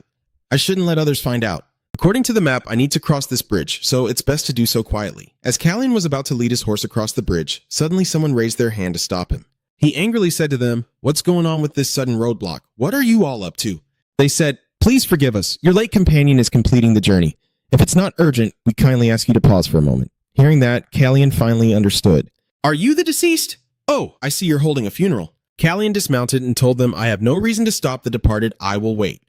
They also politely replied, thank you very much. It turns out that the farewell rituals for the deceased differ from country to country. In Keese, it is believed that when red petals drift on the river, if someone passes by above, it will cause the departed to lose their way. Just like in my homeland Seiya, people place Synasta flowers, a special kind of flower, on the grave. After the white flower blooms and withers during the day, a blue flower blooms again at night. People use Synasta flowers to symbolize never seeing each other again in farewell rituals for the deceased. Suddenly, Callian wondered if they would place Synasta on my grave too. Maybe he also returned to the past? After all, the lost one isn't me, right? After the farewell ceremony was over and before Callian left, someone told him thank you for stopping. Now you can continue on your way. Callian whispered to himself, all right, no matter what, for now I am only the temporary Prince of Kiss. Then he mounted his horse and said, I am sure you have departed in peace. I hope they find peace. After saying that, Callian urged his horse to gallop swiftly across the bridge. That mysterious guy just stands there like a statue until someone calls him. Now let's finish up and end it. Hey, are you listening? What's going on? Ah, Sen is that mysterious person. After gathering everyone, he replied, I will not only remember you, that person is truly a good person. Since I arrived here, I've seen many signs with the name Cispanian. Kalia looked around the alley, and the signs seemed to take their theme from Cispanian, such as Cispanian's sleep, Cispanian's leisure, and Cispanian's meal. Are you sure this isn't going a bit too far? A large sign clearly displaying Cispanian's strong aroma whiskey name. He crossed his arms and muttered to himself just like the Baron's nobles had said. The capital Kiss seems like a place where people like to imitate Cispanian. You see Cispanian everywhere. A staff member from the tavern approached to greet him. Let me show you to a vacant table. Callian looked up at him from under his cloak. No. He smiled and said, the signal for the 4th floor of this building, I will go to the 4th floor. The staff immediately understood and led him inside. Yes, please follow this way. I will show you the way. He led him through the crowd in the shop and then opened a small door at the back of the bar, hoping you will have a good time. Callian stepped through the door into a smaller space, likely a storage room. He easily spotted a marked 7 on a coat hook at the back of the room. Callian approached the lever. The only information the White Eagle needs to find is 1. He reached out and grabbed the hook on the wall, where illegal activities and kiss took place. He easily knocked it down, and the door beside it was pushed aside, revealing a secret passage. The building has 2 floors, but the sign indicates 4 floors, so it's clearly below, not above. That means there's an underground space beneath the basement. He stepped into the dimly lit passage where there was another piece of information we needed. Going further in, there was a staircase leading down. Callian continued down the stairs, first encountering a gambling room. But what he needed was not a place where small amounts of money circulated like on the 3rd floor casino. He opens door number 4. The inside is a very lively and noisy enclosed space. This is an illegal betting arena where 2 fighters are pounding each other to the blood, while the spectators below cheer and encourage them to fight harder, regardless of injuries, as the referee declares the match over with Jera as the bloody victor. And the betting records will soon be transferred while staff clean up and distribute winnings. The curses of the losing bettors echo loudly. "You bastard, do you know how much I bet on you?" They should have killed him already. It can't go on like this. Let them fight again. They really should have beaten him even more badly. Seeing this scene, Kalia frowned and thought to herself that the smell of blood was inescapable. Entering this inhumane environment was truly disgusting. He spread his hands to ask for the entrance fee. After he paid, he loudly called out to a female servant, "Hey you, guide this one to number 27. A long-haired waitress approached, constantly gesturing and pointing. "Do you think she's telling me to follow?" "Can't she speak?" I realized her ears had been cut off as I followed her. At the same time, a few small gestures adjusting her dress also revealed that her outfit seemed to be forced on her. I looked around and saw that besides their uniforms, the female servers also wore a type of necklace, both around their necks and elsewhere. You think it's to prevent them from escaping? The security really is tight. A finger poked into Callian's shoulder, interrupting his thoughts. He looked up and saw the waitress bringing a tray and signaling. The tray was painted with 2 distinct colors, white and black, and also numbered 27. Just by looking at it, he knew LDI wanted him to place a bet. Callian sighed, took out a few coins from his shirt and dropped them into the black side, deciding to go along with them for now until he got what he wanted. The rule here is very simple, which is that there are no rules at all. Betting money and fighting. If you place your bet on the winner, you get double the amount. 6 florins become 12 florins. They keep fighting like that. Callian uses his knowledge of fighters to go all out alone and place bets in the matches. Until the referee loudly announces the end of the 10th match, the winner is Pantrin, the nickname Steel Knee. All bets and documents will be handed over to the winner wearing a black shirt. Kalina, after 10 matches, from 3 florins, he earned 1,536 florins amidst the astonished gazes of those around him. They whispered and talked a lot about the money he won, but what he wanted was not the money. He propped his chin and looked toward the cooking floor when suddenly the referee announced that today's final match was about to begin. A special match with a 4-fold bet increase. Dwan, the white bell pepper, faces a young man. As soon as the boy stepped onto the stage, he stood up. He's here. In a past life, he met a serious-looking young man who told him that he used to make money by betting while he was imprisoned. Until my sister died, the referee's announcement echoed out. Today's opponent is the young man I asked in a past life if he wanted to become a knight. The young man said he was a swordsman. I will become the Emperor's swordsman. Today, Callian finally found that person before it was too late. That person was the young man called by the referee in the arena. Kai, let me introduce the challenger today. The monster's eyes, Kij. When the name is called out loudly, Khan confidently bets all the money he earned today on Kij. He says, I'm placing everything on black. Everyone in the shop was shocked by this action. The female waitress stared at him in disbelief. The people around also started criticizing. What's going on now, betting everything? Putting all the cards on that guy. He's really clueless. He remains unmoved, still sitting calmly with a smile. Those who see him say he's crazy. The referee continues to introduce to heat up the atmosphere. Currently, the win rate is 0%. Although he hasn't won a single match so far, will he be able to avenge himself in today's rematch? Someone sitting at the very back of the table spoke up to advise him. That's a lot of money. Don't just casually bet everything like that. When Callian turned around, he saw it was a man. He said, I feel sorry for you, so I'm telling you this. You should bet on someone else. That guy has never won a game before. This comment seems to have annoyed the female attendant next to Callian. He asked her if she had checked all the cards, then looked at her and said, make sure to check carefully the black cards we bet on. Being ignored made the man feel annoyed. Damn it, I was thinking for him. If you lose all the cards you've exchanged, I won't take responsibility. On the arena, the 2 fighters are being prepared. This side is Sun, and the Steel Hammer is incredibly ruthless. The crowd's cheers for Steel Hammer keep ringing out. Hey Sun, today just finish him off completely. If you kill him, the compensation will be 10 times higher. He survived a fight like that last time, so today let's finish him off for good. Part of their hatred for Kij in the arena also comes from Callian bringing him in after betting over 1,500 florin to make that little brat see reason. It seems another rookie blinded by money is rushing in to waste his cash. Of course, it also takes some bastard risking his life to step into the arena. The referee reiterates the rules, and today's highlighted match is about to begin. As the declaration ended, they unlocked Sun's cuffs and he immediately vanished before Kij's eyes. A swift attack appeared right beside his ear, followed immediately by a punch from the opposite side. Although Kaj saw it coming, the speed was too fast for him to dodge anymore. He had to block the punch with both hands, and the shock made his muscles ache. Sun is completely in control, laughing mockingly. "You're so slow." He delivered a powerful kick to Kij's stomach, knocking him down to the floor and causing internal injuries that made Kaj spew blood. The crowd below cheers enthusiastically for a strike. "Finish it." "That's right, don't use your feet anymore. Use your fists." The situation in the arena makes Kalian very worried. Yinrang thinks he's being overwhelmed because he doesn't have a sword. "Right? What are you doing, Kaj? You can fight back." After catching his breath, Kaj started to counter with a punch, but Sun easily dodged it. "I told you I was slow." He attacks the gap in Kaj's side. This guy looks just like a bug. Kai was once again struck, bleeding profusely. Seizing the opportunity, Sun launched a flurry of punches. With each powerful punch he throws, he says, "Kaj, this time I will kill you." In the final punch, he swings with all his might. "I can't just watch anymore," Kalian shouted, facing the attack. "Don't let it hit your shoulder." His warning brought Kaj back to his senses.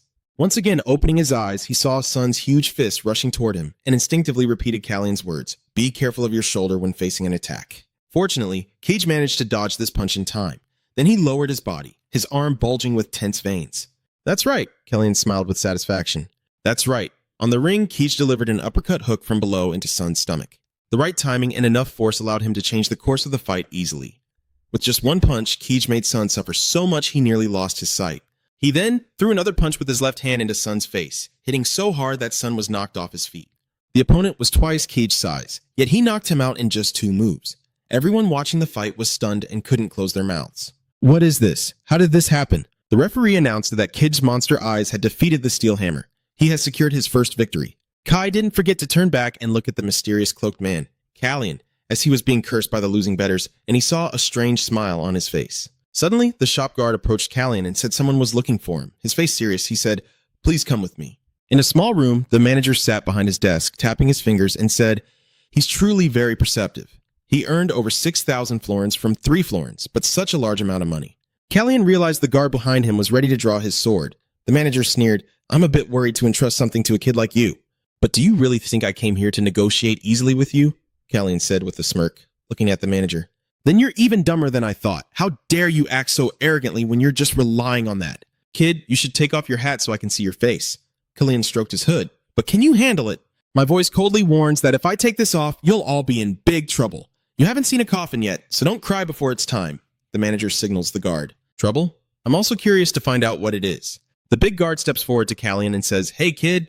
He reached out his rotten hand. "Let me see that precious face to find out how far Tuantu is hiding it." Before he could finish speaking, he suddenly felt a sharp pain in his hand. By the time I looked again, his pig's hoof had been stabbed with a knife, and the guard screamed in pain. But Kalian ruthlessly pulled out the knife with a frightened look on the manager's face. "What's wrong?" "Among the things you have, the one used the most is the eyes," he emphasized, saying, "Isn't it the eyes that see?" Only now does the manager realize he's afraid. "Damn it, I called a guy who knows how to use a knife here." He stammers, "Since it costs a lot this time, you can wait for us." En passant. Kalian spun the knife in his hand and interrupted him. "I'm not taking the money." Before the manager's eyes could brighten, he continued, "Instead, give me the monster's eyes." The manager's face darkened and said, "That guy is about to start making money. Our boss won't allow that." Being threatened by him and under pressure from the boss, the manager was deep in thought. "Damn it, what kind of crazy situation is this? If I do that now, I'm sure Tonko will kick me out of here. I'm not crazy." He reassured himself that no matter how powerful this kid is, he's only one person. You are the minority. Kalian seemed to read his mind, and suddenly blue energy streams burst out around him.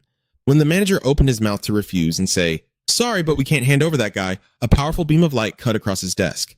The manager screamed in fear, falling to the ground with his desk split in 2, his clothes torn and tattered. "Kalian says 6,000 plus your life too." He clenched the small sword in his hand and asked with a smile, "Do you think that's enough?"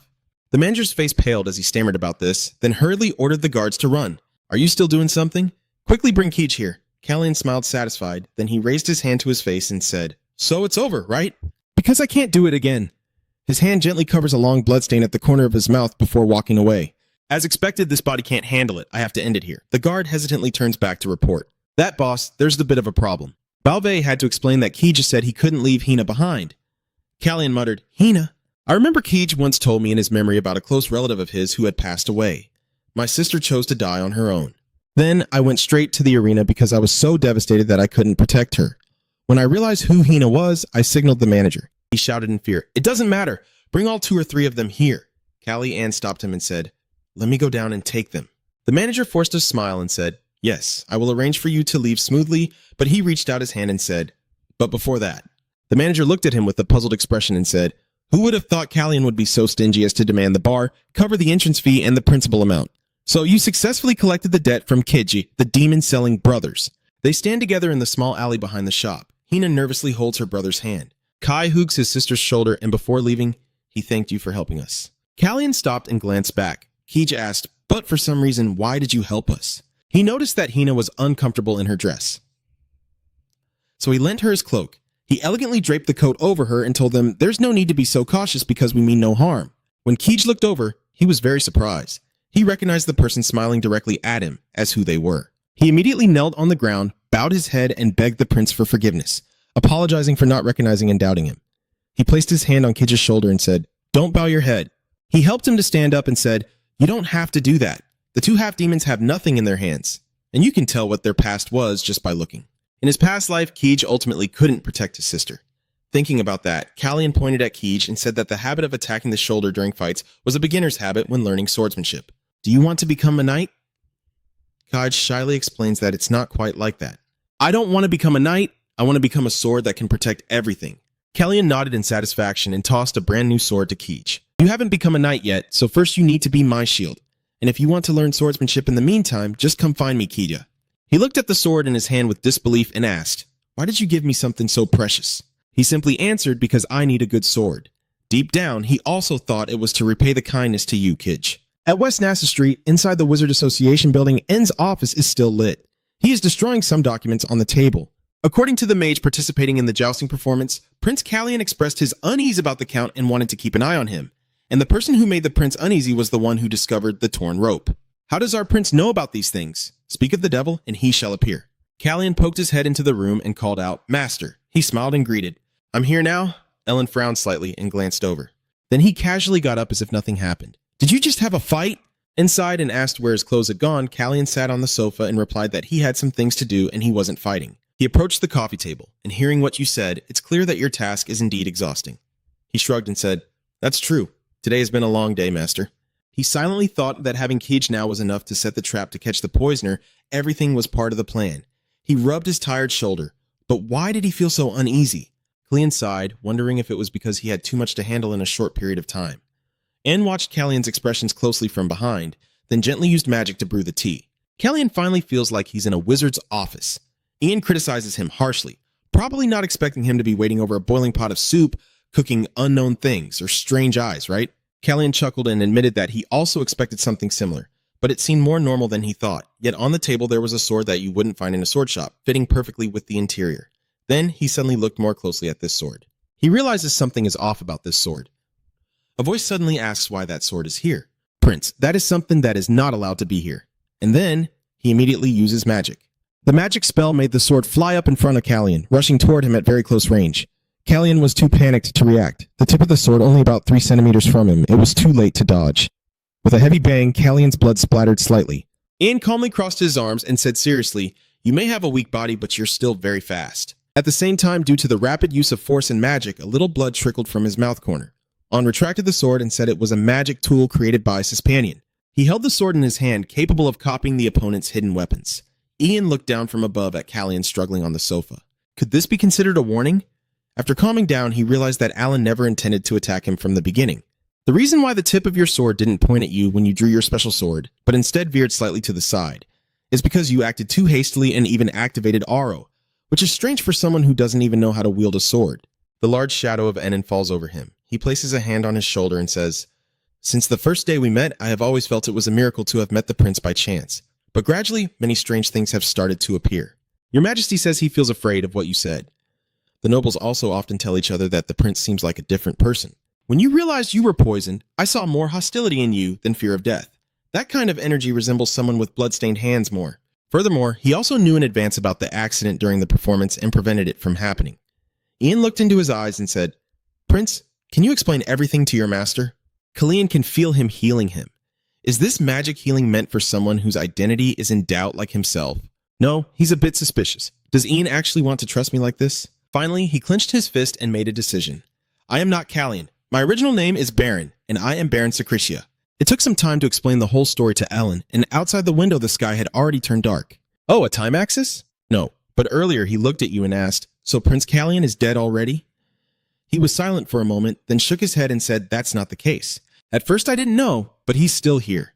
I placed my hand on my chest and say I can still vaguely feel his presence. Ellen remained silent for a moment before hugging his chest and recalling the day he first met me, when he said that what he wanted was not the throne. So may I ask again what it is that you desire? Callian's serious expression said, war. I want to prevent the war. I still don't know why Planche has ambitions over the timeline. If the cause still exists, the problem will keep repeating. So I want to understand and confirm it. Ein clasped his hands together and said, what the prince wants is for himself or for Jay, Baron's brother? The question made Callian freeze. What do you mean by that? And replies, first of all, there's something the prince needs to know. Cretia is currently only playing with the crown prince alone. TH was originally a child born outside the harem, and the Empress Dowager had no children. Alan emphasized that the character Baron mentioned is not someone who exists here. What? This news surprises me greatly. And Meneson's face became very serious. He mentioned a person named Baron. He carefully asserts that the truth does not exist in this world. Ain's words like a sharp dagger pierce into Khan's mind, making him struggle to believe that he might not exist. Are so many questions constantly clouding Callian's mind, whether in Seda, this land, or anywhere else? His eyes remained blank for a while, still unable to find his calm. Why fix it for myself if I have already turned back time? He begins to question deeply. So where exactly is the problem? Using the time axis causes both time and space to be distorted. That's why I merged into Callian's body. It seems like Callian has grasped something. He raised his hand to examine Callie's body again, recalling images from the past and pondering further. I vaguely sensed it. When speaking, his eyes avoid looking elsewhere, but his voice is very commanding. Could it be that since I entered Callie's body, maybe someone has also entered mine? But since I'm already here, there can't be another Baron. Callian closed his eyes tightly to regain his composure. That's right, it was indeed me. While he was lost in his thoughts, the person next to him, with a tense face, was the one who took another's life. Alan Moneson said, the game of the present. His figure briefly appeared in his mind. Alan continued, the position of Crown Prince Cretia has been officially announced. Just as the past you knew is different from the present, perhaps the future can also be changed. Ian's calm voice is trying to awaken Callian. But as the third Prince of Kiss, whose life is in danger, there's no need to worry about the outstanding Prince of Seiya. Ian furrowed his brows in determination. Kalia looked on in shock. After a moment of processing the information, he chuckled softly and asked, are you saying I should stop living in the past? He solemnly assured, I understand what my master is worried about, and I promise that what you fear will not happen. From the very first day I opened my eyes and kiss. A harsh truth was spoken. I have given up on the idea of continuing as Baron, and was extremely surprised by his words. Callian, knowing his feelings, asked kindly, are you really okay, master? He looked directly into En's eyes and asked if I was not really Sen. Suddenly being directly questioned, Alan looked up in surprise, unsure how to respond. He awkwardly smiled and explained, I still don't know what you're worried about, and I'd like to remind you again. Does fate bring us together? My finger pointed straight ahead as I said, there has always been only one person. Upon confirmation, Callian happily blushed. Changing the atmosphere outside, Callian continued to ask Alan Moneson, so you already knew about the time axis before? Even though we are riding horses, your voice still echoes steadily, as if you expected there to be multiple timelines. Do you know anything more about it? And continued to wear a contemplative expression without replying. After a moment, he carefully responded. Around this time last year, the prince had searched for and consulted us about some time. In his memory, he had come across a mysterious artifact being created. I secretly traveled to Secreta, but I only learned that it wasn't something created by humans. He raised one finger to describe its shape. And a month ago, I received news that the time axis in Secretia had disappeared. The prince once said, that was when you returned from 10 years in the future, right? Alan's final words left Callian stunned. He had uncovered the truth. The time axis disappearance was also the moment he regressed. In the end, he couldn't figure out the reason after thinking all day, so he had no choice but to ask for advice. Do you think there is a reason why I am regressing? Callian's face sweat nervously as he asked. Why the timeline? And Meneson quickly raised his hand to stop him from speaking and answered. Right now, no matter how much we rack our brains, we can't solve that problem. He cheerfully presents a solution. But there is someone you can ask, someone who knows more than I do, someone you will meet soon. The sky is full of stars. As Sia looks up at the statue of the god, En reveals the identity of the mysterious person, Sispon. Suddenly remembering something important, Callian exclaimed, that's right, my coming-of-age ceremony is soon! A wave of past life memories flooded into his mind, and he quietly recalled the Prince C. Rosalita's coming-of-age ceremony, which was a ritual to visit Sispinian's former residence and announce his official entry into the royal family, where he could meet Sispinian's will. Mentioning important matters, he was also quite eager to discuss them. For the graduation ceremony to go smoothly, the most important thing is to keep him alive, so please quickly resolve the issue with the traitor. Being carefully reminded, Callian agreed to the request. Yes, by now those seeds I planted must be sprouting. The seeds Callian entrusted to test the poison have blossomed. Returning to the palace, he stands before the mature plant, with Jan's continuous sorrowful cries echoing behind him. Prince, do you know how worried I was? You promised to return before midnight, but only came back early in the morning. Callian carefully senses the vitality of the plant through its leaves and falls into thought, just as he predicted. He softly calls out Jan's name. Jan is crying and quickly responds, yes, if you plan to sleep, you should wash your face. Callian suddenly suggested, let's go see this wonderful thing. Jan was surprised by this unexpected invitation. What? Going up to the rooftop, you can comfortably welcome the strong winds blowing through. Prince, why do you suddenly want to go up to the rooftop? Ignoring the caring words, Callian was certain about the flowers he received from the Mage Association. In the past, a mage had introduced this plant as a famous species in its pollen realm that would glow after death, and that's why he completely trusted its effects. Because it is so rare, not many people know this characteristic of it. Everything was part of Callian's plan, including accidentally spilling poison tea into the flower pot. The servant with malicious intent quickly fell into a state of worry after seeing his actions, and observed the behavior of the other servants in the room. Of course, Callian, with keen eyes, noticed these unusual reactions. He smiled with great satisfaction as the plant quickly reacted by wilting after absorbing the toxic substances. This is a dangerous poison that ordinary people can't survive for even a week. Now that the plant looks very healthy, it only confirms his suspicion that the flower that absorbed it also cannot survive. But the plant doesn't understand and remains healthy as usual, as if someone deliberately swapped the flower pot. A sudden flicker of light appears before Jan, making him dizzy. His eyes shine brightly, cheeks flushed with excitement. Outside, the white spots of light converge on Callian as the focal point. Jan exclaims, "It's so beautiful!" Both Jan and Callian are happy with this breathtaking scene, and it's not easy to destroy it just by replacing it, so the lock must be kept in the safest place. His eyes narrow in satisfaction. Callian softly says, "It will lead us to the culprit's hideout." It's as if fireworks are bursting brightly in the sky. A terrifying image of the lady owner suddenly appears in his mind. Callian silently thought, that's right, the owner of the sanctuary is her. Raindrops patter on the leaves, and the quiet space allows each drop to be heard clearly. In the gloomy house, a figure uses the rainy scene to express their thoughts. Callian, reaching out to the window frame, suddenly turns his head back. At the door, Jan is seen approaching with a tray in hand. Callian says, "Hello, Jan." He looked at the other person, then smiled kindly and asked, "Han, do you dream beautifully?" The image of Kay appeared with a handsome appearance that easily captivates all the girls. Jan was momentarily stunned by his attitude, but still politely responded, "Yes, Your Highness, you also dream beautifully." He walks over to the table, places the tray down, smiles, and makes a comment.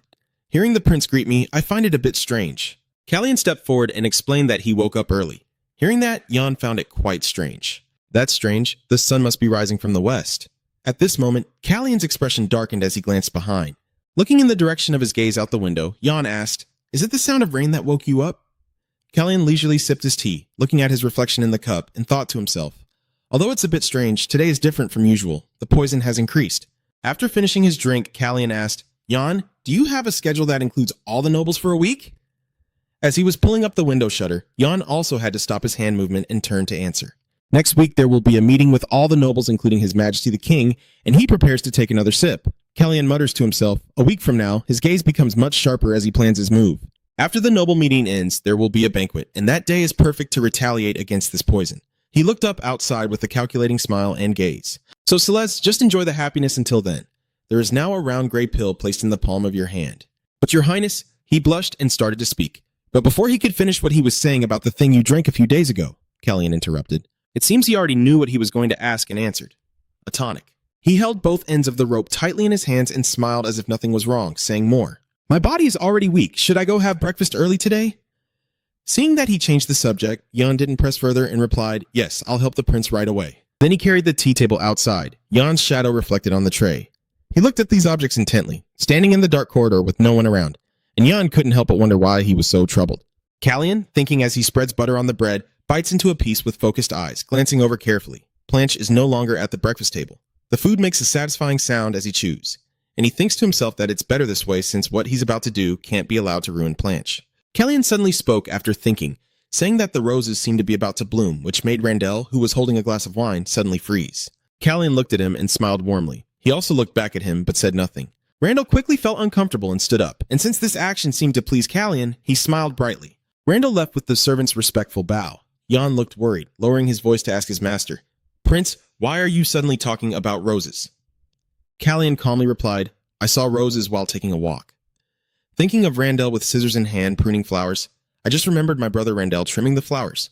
Then his ruby-like red eyes kept staring intently outward. Callian's gaze indicated that Randall was standing there, and he spoke loudly as if to inform the other person, with no other intention. Then the image of Callian running outside in the rain appears. With a flushed face and disheveled clothes, he runs as if he doesn't know fatigue. After enduring it no longer, Callian stopped by a tree, clutching his face and gasping for breath. Just then, someone approached and said, "What have you been doing that just a day apart from me has already made things so bad? Or do you have a habit of self-harm?" Callian, clutching his chest, replied painfully, "I feel like I won't be able to control myself without training my body." At that moment, Madison appeared, causing the other person to immediately greet him.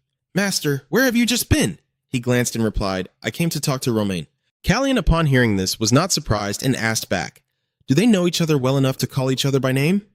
Madison stretched out his arms and replied, "There's no relationship at all. It's just a one-sided way of addressing from me. But he's only about my age, so what do you want to command that makes this old body come here?" Callian openly raised 2 fingers and said directly, "I have 2 things to ask my master. The first is, I need to know the identities of both of you," Madison calmly replied. "That's not difficult." "All right, then what is the other one?" "The second matter Callian mentioned seems much more difficult and important than the first. I want to investigate the mysterious deaths of nobles, especially those related to Brisson." The 2 of them pointed at each other and said in unison, "Indeed, they are truly a perfect match in mind and spirit." Reaching out and sighing, Madison smiled and said those 2 things weren't difficult, so why do you keep commanding this old body? Callian smiled when he heard his master's suspicion. "Is there something urgent that requires your help with these 2 matters again?" He replied that the poison level has increased. This statement left Anison stunned. Clenching his fists, he stood up straight and crossed his arms. Ellen Madison added, "Looks like you found the culprit. I also have an idea who it is." Callian kindly reminds you, "Your master will also be soon restrained." With just a finger pointed forward, Callian confidently states, "Even though it's not easy to target a great mage, now is the time you need a backing force." And Madison immediately realized and asked again, "Are you planning to use me as a shield?" Callian's gaze sharpened and corrected, "Not a shield, but a weapon right now," I think to myself. "Yes, a weapon I know better than anyone the power of capable mages." Thinking about the confrontation between the forces, Callian couldn't help but consider that both his life and his country would be lost. Clenching his fist in the hands of the white-clad demon army of mages, he said with unwavering determination, "I will create an army of mages." Callian's face was very determined as he expressed his desire, "I want to form a mage army." And Madison froze in place, puzzled by his wish, wondering what kind of mage army he meant. After a moment, his face darkened as he reminded him, "Prince, mages are different from knights. Progress through training is very difficult to organize. You understand that, right?" Callian responded calmly as if he had prepared his answer in advance. "I can answer that question like this. Someone has done it before." He sneered in disbelief. Callian still refused to give up and continued the story. When Romain announced the formation of the mage army, there was a meeting to discuss it, but everyone, including Bryson, dismissed it. They thought it was nothing worth worrying about, but it was because of that the new plan could go ahead. King Kiss tore off his cloak and left determined to form an army, and in the end, Romain created that army. Peace did not last long and tragedy struck. But just after the mage army was stabilized, Romain passed away. Even more painfully, the truth is harsh and unexpected, and his death was sudden and untimely. Blanche rises to seize the throne as Callian's story unfolds. And then the mage army fell into the hands of the heir to the throne, but the outcome was not what the master expected. Madison crosses his arms and listens seriously to his account, but this time, it won't be easy. So he sharpens his gaze and reveals his plan, intending to use Celeste's poison tea to negotiate. Alan is completely tense about his plan, grabbing the key phrase to ask again to confirm the poison tea. No matter how much he thinks, he cannot understand Ceylon's intentions. He asks suspiciously, "Can I ask what method you plan to use?" Callian smiled casually and replied, "Secretly, you will soon find out, master." And, helplessly holding his head, had to admit it was true. A very trustworthy answer. He mischievously suggests an idea. "Master, try sharing your opinion with Roman. I'm sure he's also thinking about this." Callian carefully rolled up his sleeve. His voice still rang out firmly. Returning to his serious demeanor, he looked directly at Alan and expressed that when mistakes are made, agreements must be successful. A cup of tea was served as the servant reported. "I increased the dose of poison as instructed." Celeste suddenly slammed the teacup down on the table and shouted, "It must be dealt with decisively." She rested her hand on the edge of the table and turned to remind, "Recent rumors have been bothering me a lot. I show no reaction on my face, but my words carry a strong threat, so it's best not to do anything that might worry me further. Understood?" "Yes, I will remember." Suddenly, a strange voice rang out, the one doing that useless thing. A foot that had been standing there watching for a long time suddenly crushes the flower beneath it. Celis remains unmoved, gently feeling the warmth of her teacup before speaking. The one who truly needs to start over is sitting still, so I have to work so hard, right? She called out to the young man who just entered Plunch. He grimaced and threatened. Don't try to stop me. I just came to say that. Celis hurriedly blinked once, and she propped her chin with one hand, saying no. Plunch, that's not something a useless person like you can decide. But what can I do? Doing these hard things is my fate. His hands clenched in anger, trembling. Unable to argue any further, he turned and walked away. Celis sneered to dismiss the nuisance, raised her glass to toast, and prepared to enjoy while observing. The frail woman glanced at him with a kind expression. Let me help clear the way for you. Today's bright sunshine marks the day you enter the palace.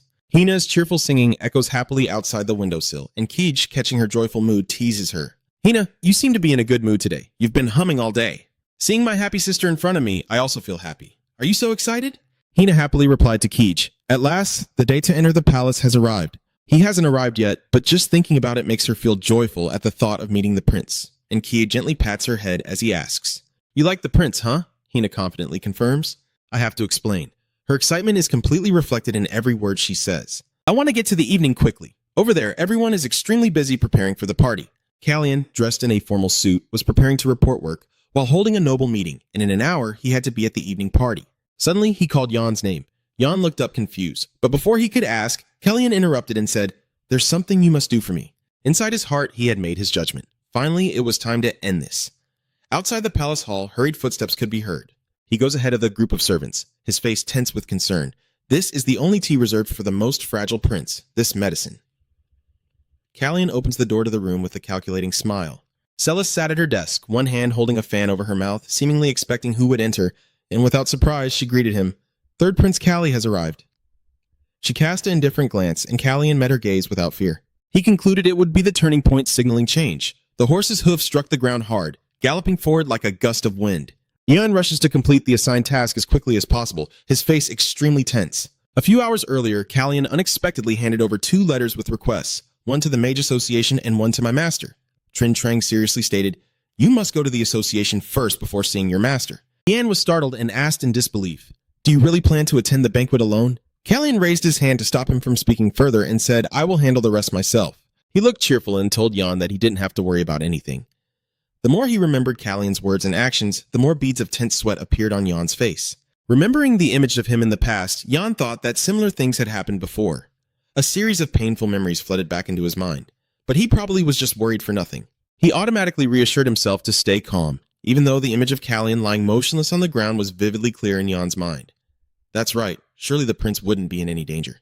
At the Mage Association, Siren came to report her assigned mission to Manison. Lord Manison, everything is ready. Just gather the cases of sudden and mysterious deaths that are as numerous as these. It is known that this girl is named UIA Siren, and she serves as the current head of the Mage Guild.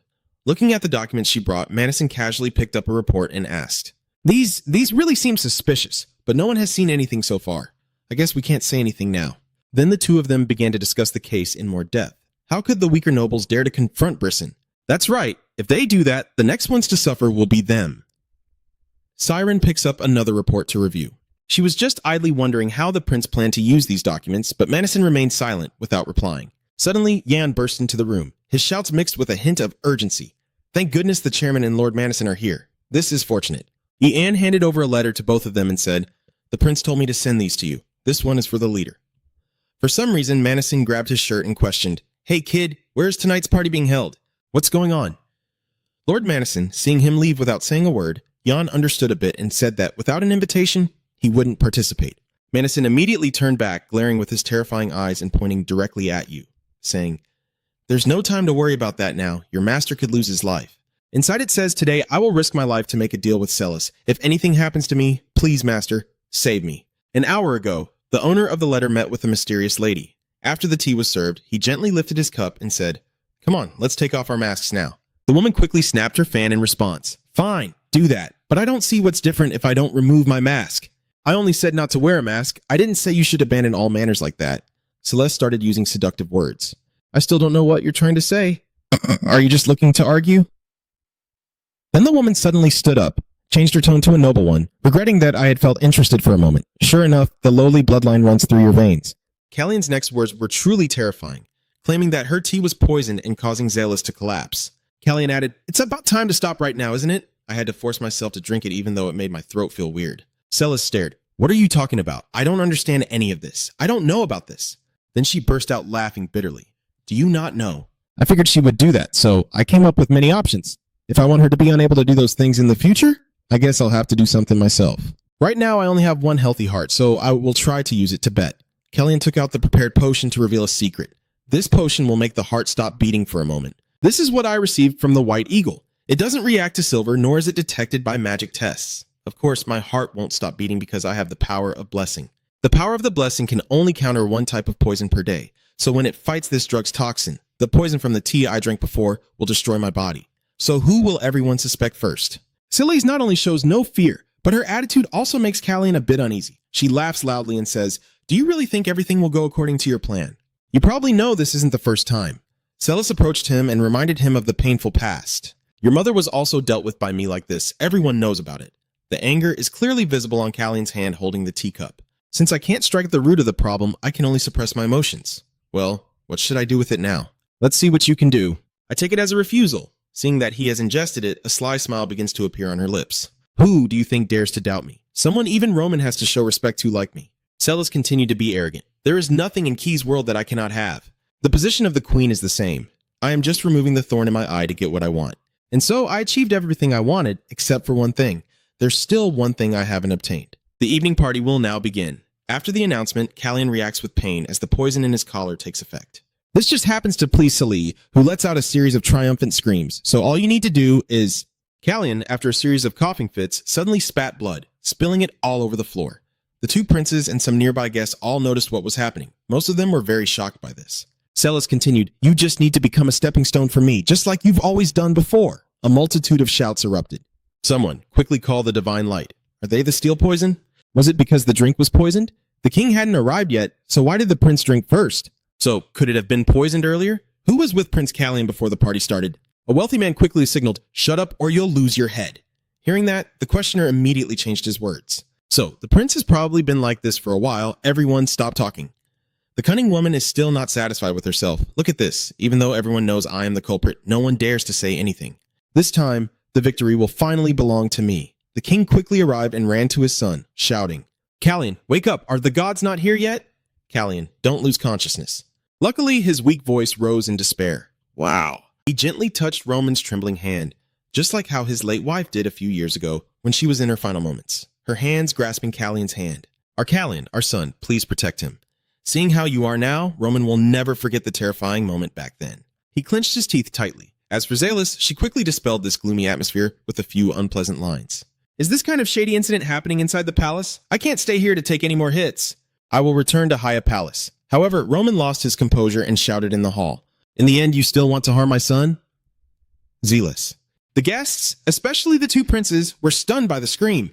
She was directly accused, and she could only turn back and give him a shocked look. The entire hall began to whisper. Queen, come to think of it, weren't you both present at the previous banquet? Could it be that she planned to assassinate the prince around that time? If she is the queen, then it's possible. Actually, everyone was just deliberately avoiding mentioning it.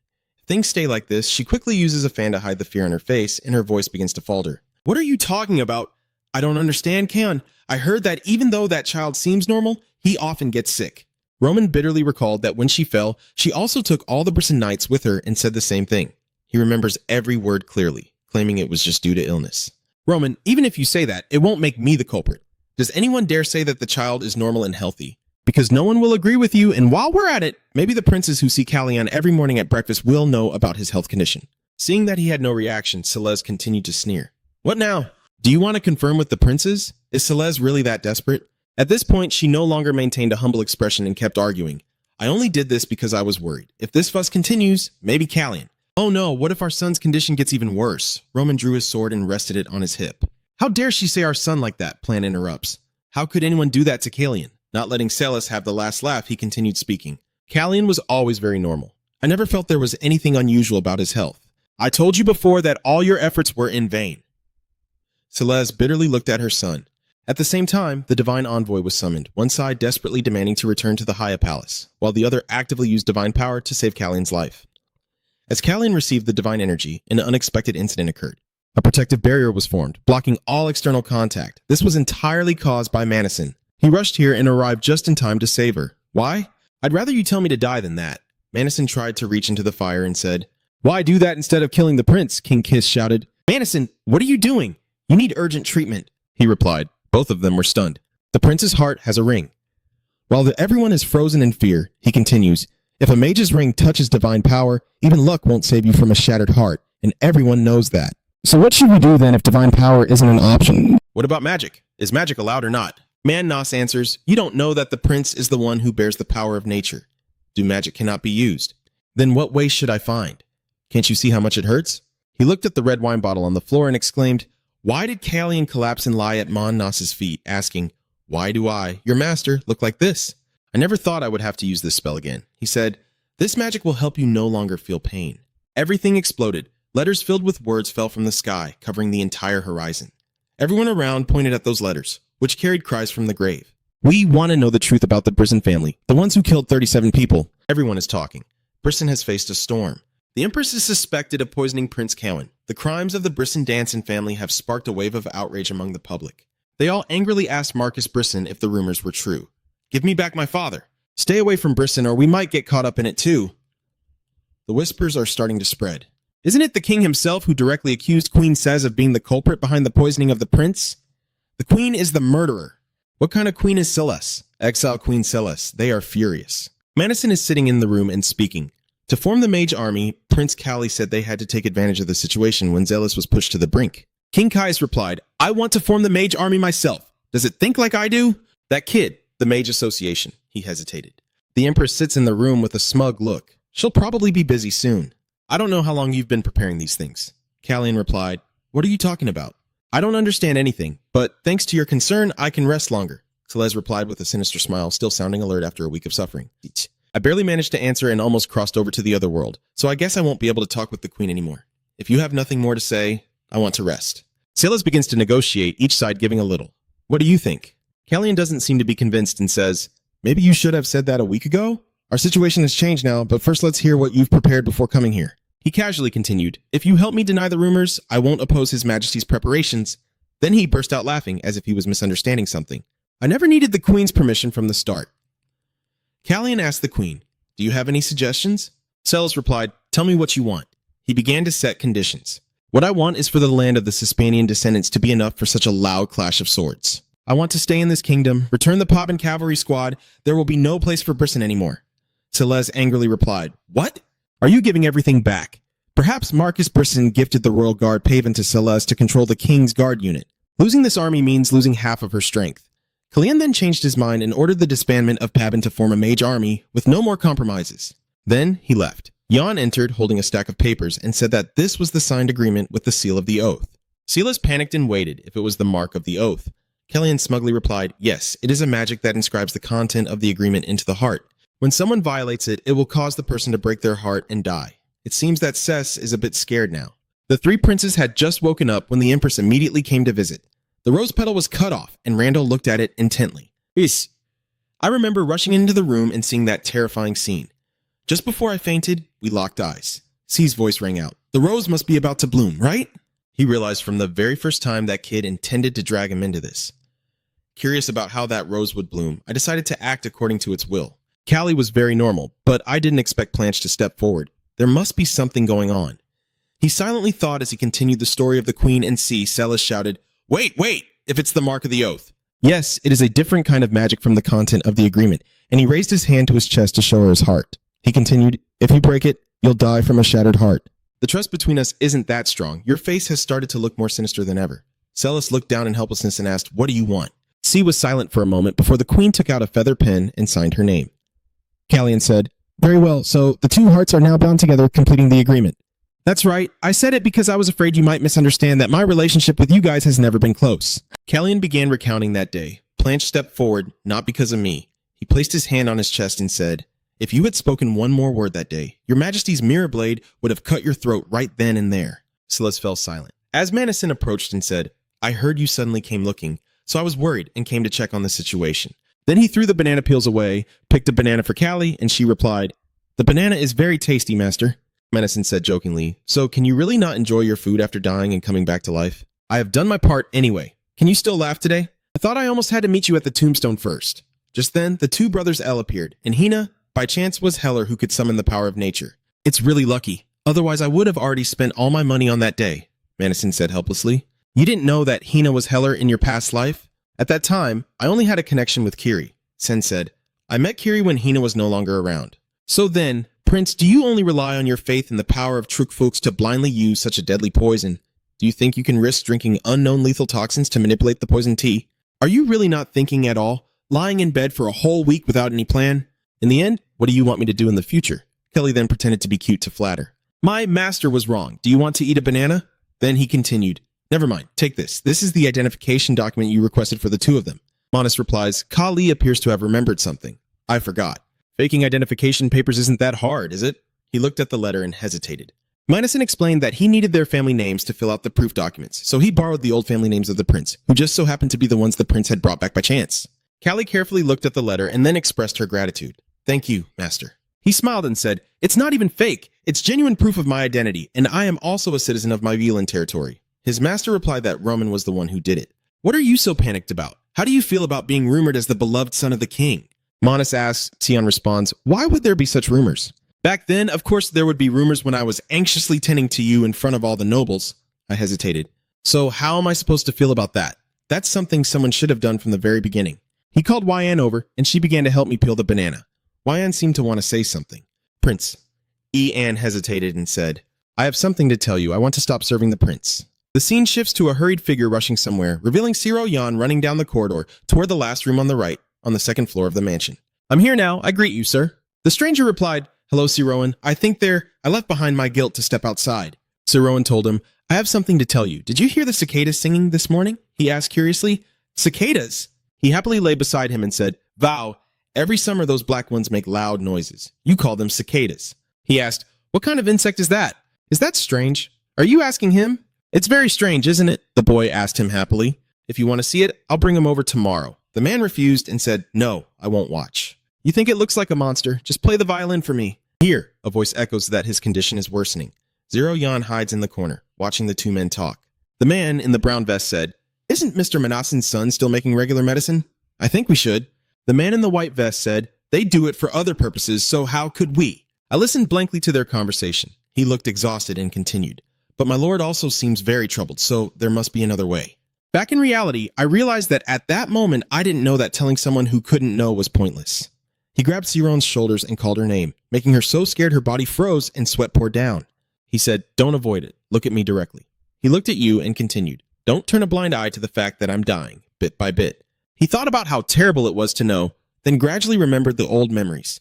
The flames are burning down the mansion. A voice echoes, You must escape quickly! You watch the flames engulf the mansion as the servants around you panic. One servant says, Take Siro Yan and get out. The fire is getting worse. One day before his 15th coming of age ceremony, he chose to escape everything on his own. After that, summer turned to autumn, then winter, and when the surroundings were once again filled with noise, I locked myself away. Father couldn't bear to see me like that anymore and forced me out of the room. He carried me outside, and with a vacant look, I asked, Dad, keep talking, who is that little boy? The father was surprised to see his child speaking again and looked in the direction of the hand pointing and said, That little one, that is the third prince of our country. Callian's dull eyes looked in that direction, causing him to suddenly freeze. I saw the servant there, with a look of disgust, say, I want to stop serving the prince. Callian was stunned when he heard that and stammered, No, wait, what are you suddenly talking about? Yen said, I am the one closest to the prince, but I knew nothing at all. He grabbed my sleeve and said, Even the prince's condition is my fault because I personally served him the tea. You are surprised to hear Yan recount this. He lowers his head, crying, and then continues, It's my fault. I didn't pay attention to what I should have. That's why it turned out like this. When the prince was critically ill, I wasn't by his side. Kallian grabbed his shoulder and said, Yan, wait, but it seems he didn't hear you, just kept rambling and didn't understand anything. The prince was almost dead. Yan recalled that painful past and said, I was once again lost in my thoughts. Although Kallian kept calling him, he was lost in that painful memory where the stranger looked at him with anger and said, Siroan, don't ignore what's happening as I slowly die. Then he shouted loudly again, calling your name. Yan, look directly at me. He suddenly snapped back to the present, tears streaming down his face as he looked at the third prince. Don't get up and talk. Come on, answer me. Who is standing in front of you right now? He looked at you with an annoyed and displeased expression. Prince Cully, he touched your chest and said loudly, Yes, you know, Yan, I will not die. He thought that from the very first day I opened my eyes here, he touched my shoulders and said, You've always been by my side. I can endure until now. Everything continued. Because of you, Because you didn't ignore me, I survived. After hearing that, tears streamed down his face. The third prince continued, I may not fully understand you yet, but one thing I am completely sure of. That is something you will continue to protect me from in the future. Am I right? Yan burst into tears, crying uncontrollably with tears and snot running down, looking like a crying baby. He knelt down and sobbed loudly, making Kallian worried, unsure of what he had said wrong. He comforted Yan and said, Why are you crying? Don't cry anymore. Get up, quickly. Father, I probably can't come back anymore, Kallian gently said to him. Come on, take my hand quickly. Now only his figure remains in your eyes. Why? And thought you already have someone to protect for the rest of your life. I took the prince's hand and burst into tears again, leaving him stunned and frozen. After crying it out, Yan told him I will eliminate everyone who caused this to happen to him. Your spoiled face, your hand is crushing a banana. Kallian teasingly asked, Why are you suddenly saying that? Are you planning to avenge me? He stood up abruptly and said loudly, Nothing is impossible. He shouted again, The prince is injured this badly. He turned and left, sighed, then answered you. Come on, stop it. If the elephants stay still there, a war will break out. And boldly said, If there's a fight, there's a fight, even though I no longer operate under the XF identity. But suddenly you freeze and think about the elephants. His face suddenly darkened with fear as he stammered, Do you still know about that? The third prince saw his frightened expression and burst out laughing. He suddenly jumped and shouted loudly, then asked, But since when? Caleb turned around, shrugged, and sarcastically asked, So what do you want? How could you possibly know about that? Oh no, you're such a fool. He cheerfully replied, After you finish all the banana peels, help me with the coffee. His voice trembling, stammering, Is that true? Kallian thought, Yan, shall we have a match? And happily replied, I will bring it to you right away. He continued to wonder whether I would be taller or shorter than you in the future. Suddenly, a drop of water fell onto the calm surface of the lake in the darkness. Kallian looked confused, as if he had seen something. It turned out to be himself, with long hair covering his eyes. He is smiling at you. In a dark space, two identical beings appear side by side, existing simultaneously.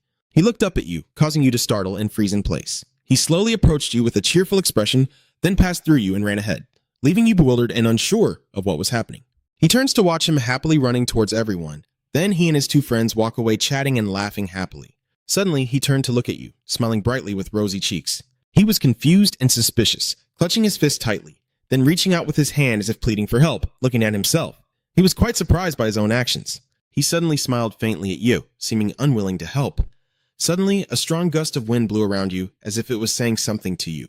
After hearing that, he looked at him in shock. Then, he smiled a sinister smile. His eyes filled with fear, he reached out forward. The wind pulled him back to reality.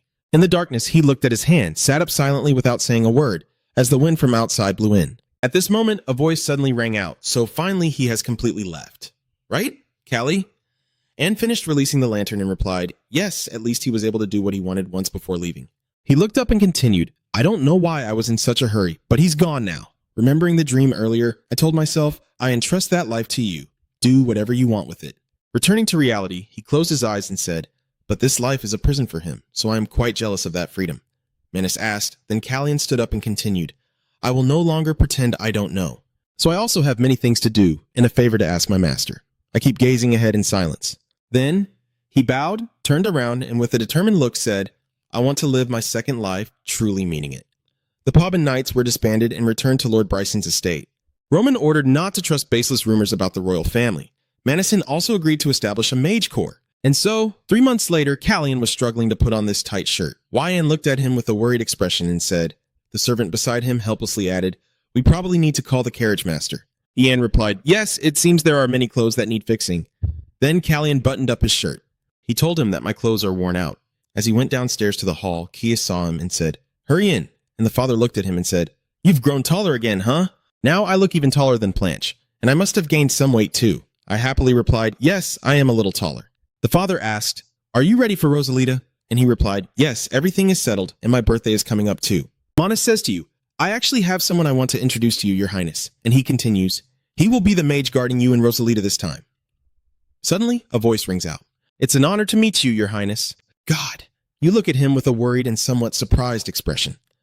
The father said, This is a talented member of the mage corps. I hope you two will learn a lot from each other and become closer. The talent truly is extraordinary. The expression on your face was angry. You forced a smile and said, It really is a special birthday gift. Then Lord Kiss continued talking with Anne Manison. So, when will the Magic Army Parade debut? He replied, Still a long way off. We haven't even named it yet. Starting from the personnel and then to the costumes, nothing is official yet. there is still a long way to go. Meanwhile, H caught Callion's calm gaze as he enjoyed his cup of tea. A strange smile appeared on H's face, making Callion confused, and he stared in surprise before continuing enthusiastically, "It's only the beginning." "That reminds me of the Mage Corps. Your Majesty, what do you think about naming the unit?"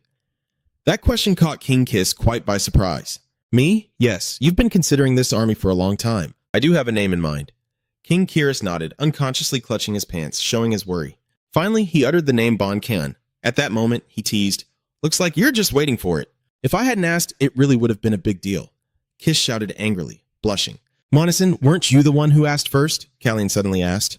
"What does Hex think?" That made him a bit startled. He looked over and saw Callion smiling, then nervously replied, "Yes, what are you saying, sir?" He then asked again, "Are you satisfied with that name or does it seem familiar?" At the same time, Elan Manison took a sip of tea and paused when he overheard the conversation. He felt a bit surprised and quietly waited for H's response, but at this moment, he was clearly confused and he nervously said, "Oh, but it seems like he's trying to hide his confusion." H suddenly smiled happily and replied, simply thinking it was a nice name. Although a bit suspicious, Callion still replied with a gentle smile. "I see. Is that so?" The scene shifts to the next morning, and the atmosphere becomes more tense than ever as Elan Manison suddenly shouts out in panic. "What? I didn't expect the two of you to have such a past. Are you trying to remind me?" Callion shook his head and said, "No, there's no need to do that." He hesitated before continuing. "But if what you say is correct, yes." Callion's voice suddenly turned sharp. "Hex is the one who once killed me," making N's whole body stiff and unable to believe what he was hearing. Callion continued, "Of course Hex now is different from the past, and I also know that a lot has changed, so the future I once knew may not happen."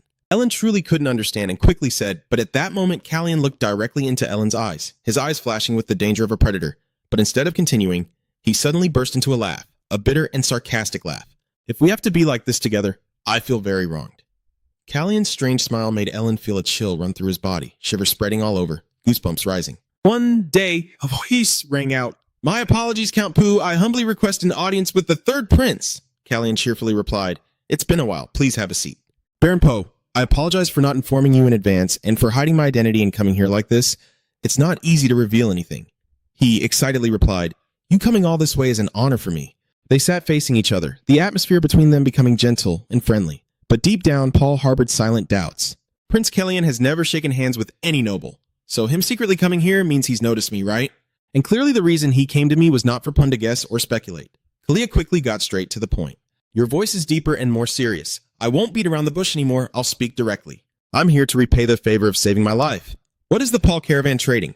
Callion suddenly changed his tone and asked Count Poro seriously, just as he expected. "As expected, not long ago I officially started trading diamonds with Tensilu, as well as horses and mules with the royal family. But I guess this isn't the answer the prince is looking for." Callion anxiously awaited his response. At that moment, Count Polo knelt solemnly and said, "Not yet, your highness, we haven't made any transactions yet." Suddenly, Callion grinned with a very sinister smile and said, "Count Polun, besides the trading caravan, is there anything else you can manage? If someone has money, what's so hard about it? I also have money." But Callion quickly interrupted him. "Bryn has it too, right?"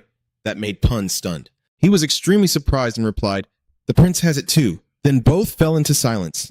Callion also suddenly realized and burst out laughing. "I guess I asked a bit naively." "That's right, I have it too."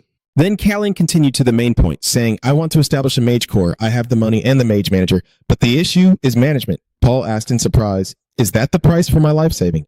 "Your highness?" Callion said nothing more, only smiling for a moment before speaking again. "I have accepted it." The price of the favor of saving his life surprised Pun, who confidently gave his answer. "Then I am ready," Callion thought to himself happily. "All right, I was supposed to die on my 15th coming-of-age ceremony, but everything before that changed. I also have trustworthy people by my side. Lord Poonkij, Ian, and Manison. The rest is to meet Cispanian's will in Rosalita and ask what the reason behind all of this is." When entering a palace, everyone there exclaims in surprise, "Happy 15th birthday, Prince Callion." But it seems that something more surprising and interesting will happen at this event. Callion thought to himself, everything is prepared. Meanwhile, in a hidden corner of the palace, Planche was quietly watching him and had noticed Callion happily greeting him, saying it's been a long time since they met, while he only glanced without any reaction. When Callion walked past, Planche finally spoke. "Hey, Bloodshot Eyes." Callion turned back to look, his voice now completely different, warning him, "I will only listen this once." "Brother, my name is Callion," Blanche said teasingly. "Callion, you're not the Callion," which makes him stop in surprise. He leans against the wall and sneers. Knowing how to ride a horse, use a sword, and fight back, Blanche stepped forward and asked in a stern voice, "Who are you?" At this moment, Callion was also a bit stunned and couldn't say a word. An intense silence enveloped both of them, as if an unseen battle was taking place. At this moment, Callian reminded himself not to forget that he was no longer the Prince of Syria, the one who lost his country. Likewise, the man in front of him was no longer the Mad King who had destroyed his homeland. Everything will be revealed. You gradually calm your anger, loosen your fists, and smile with a sinister look. Once I learned the truth from Suspanian's will, he said it was strange, Callian said, with a mocking tone that made Plan get angry. Then Can meets Alan Madison outside on the balcony. He says that Planche is very perceptive, and perhaps he has already figured something out. He tried to persuade Rue, but she was tougher than she seemed. Callian listened carefully and suddenly asked, "So is that attitude just a fake?" "Exactly. That's also why his suspicion doesn't surprise me." After a moment of thought, Callian smiled and said, "I understand now. For now, I'll just play dumb. He doesn't like it, and I don't expect him to like it either. So then, what do you want him to believe? You only have one name to choose from. Will you decide to trust Callian from now on or not?" Callian turns back with a determined look. "Are you sure about this?" This confident reply makes Un pause for a moment. He's thinking, forgetting might be easy, but truly forgetting who he once was is something else entirely. Then, Madison spoke. "Your Highness, this is for you." He flicked something to key Callian along with a message. "Use it when you need me to help you think things through." Callian couldn't help but be surprised. "A ring. Is it enchanted?" "Yes, it's one of my tricks." He also said that it doesn't work inside the palace, where Suspanian's magic is strongest. But outside the palace, just call and I will answer immediately. Callian found it quite interesting and felt a bit grateful. "Thank you. Knowing that you will help me at any time makes me feel at ease." Ian also said you don't need to worry about anything. Loyal people are always by your side. Callian chuckled and said playfully, "Let's see." "Yes, Your Highness." Meanwhile, there was a person kneeling with a very serious expression. "Urin, commander of the SF Knights, is ready to serve you. The knights under his command will escort you to the palace." Callian suddenly exclaimed in admiration when he saw them. They really are the SF Knights. So impressive. Although it might seem a bit too imposing, their fierce gazes give off a slightly chilling feeling. Just then Jan suddenly appeared, and before departing, he asked the prince if he needed anything else. Kalia watched the knight staring intently at him, thinking to himself, "Let's see." Then he placed his hand on Jan's shoulder and asked for a glass of water, saying he would be right back. "Yes, water." "Have some warm tea. That's fine too." Then, Anne quickly ran off. "Please wait a moment." Meanwhile, Callian glared at the knights with a provocative look, smirking mockingly that made them panic and wonder. Ian stood beside him, exhausted, watching the scene and muttered, "What's going on?" He's only making the soldiers dislike him more. This is a once-in-a-lifetime opportunity to fulfill Khan Shimanani's wish. In the palace courtyard, a lively scene unfolds as many gather to bid farewell to them.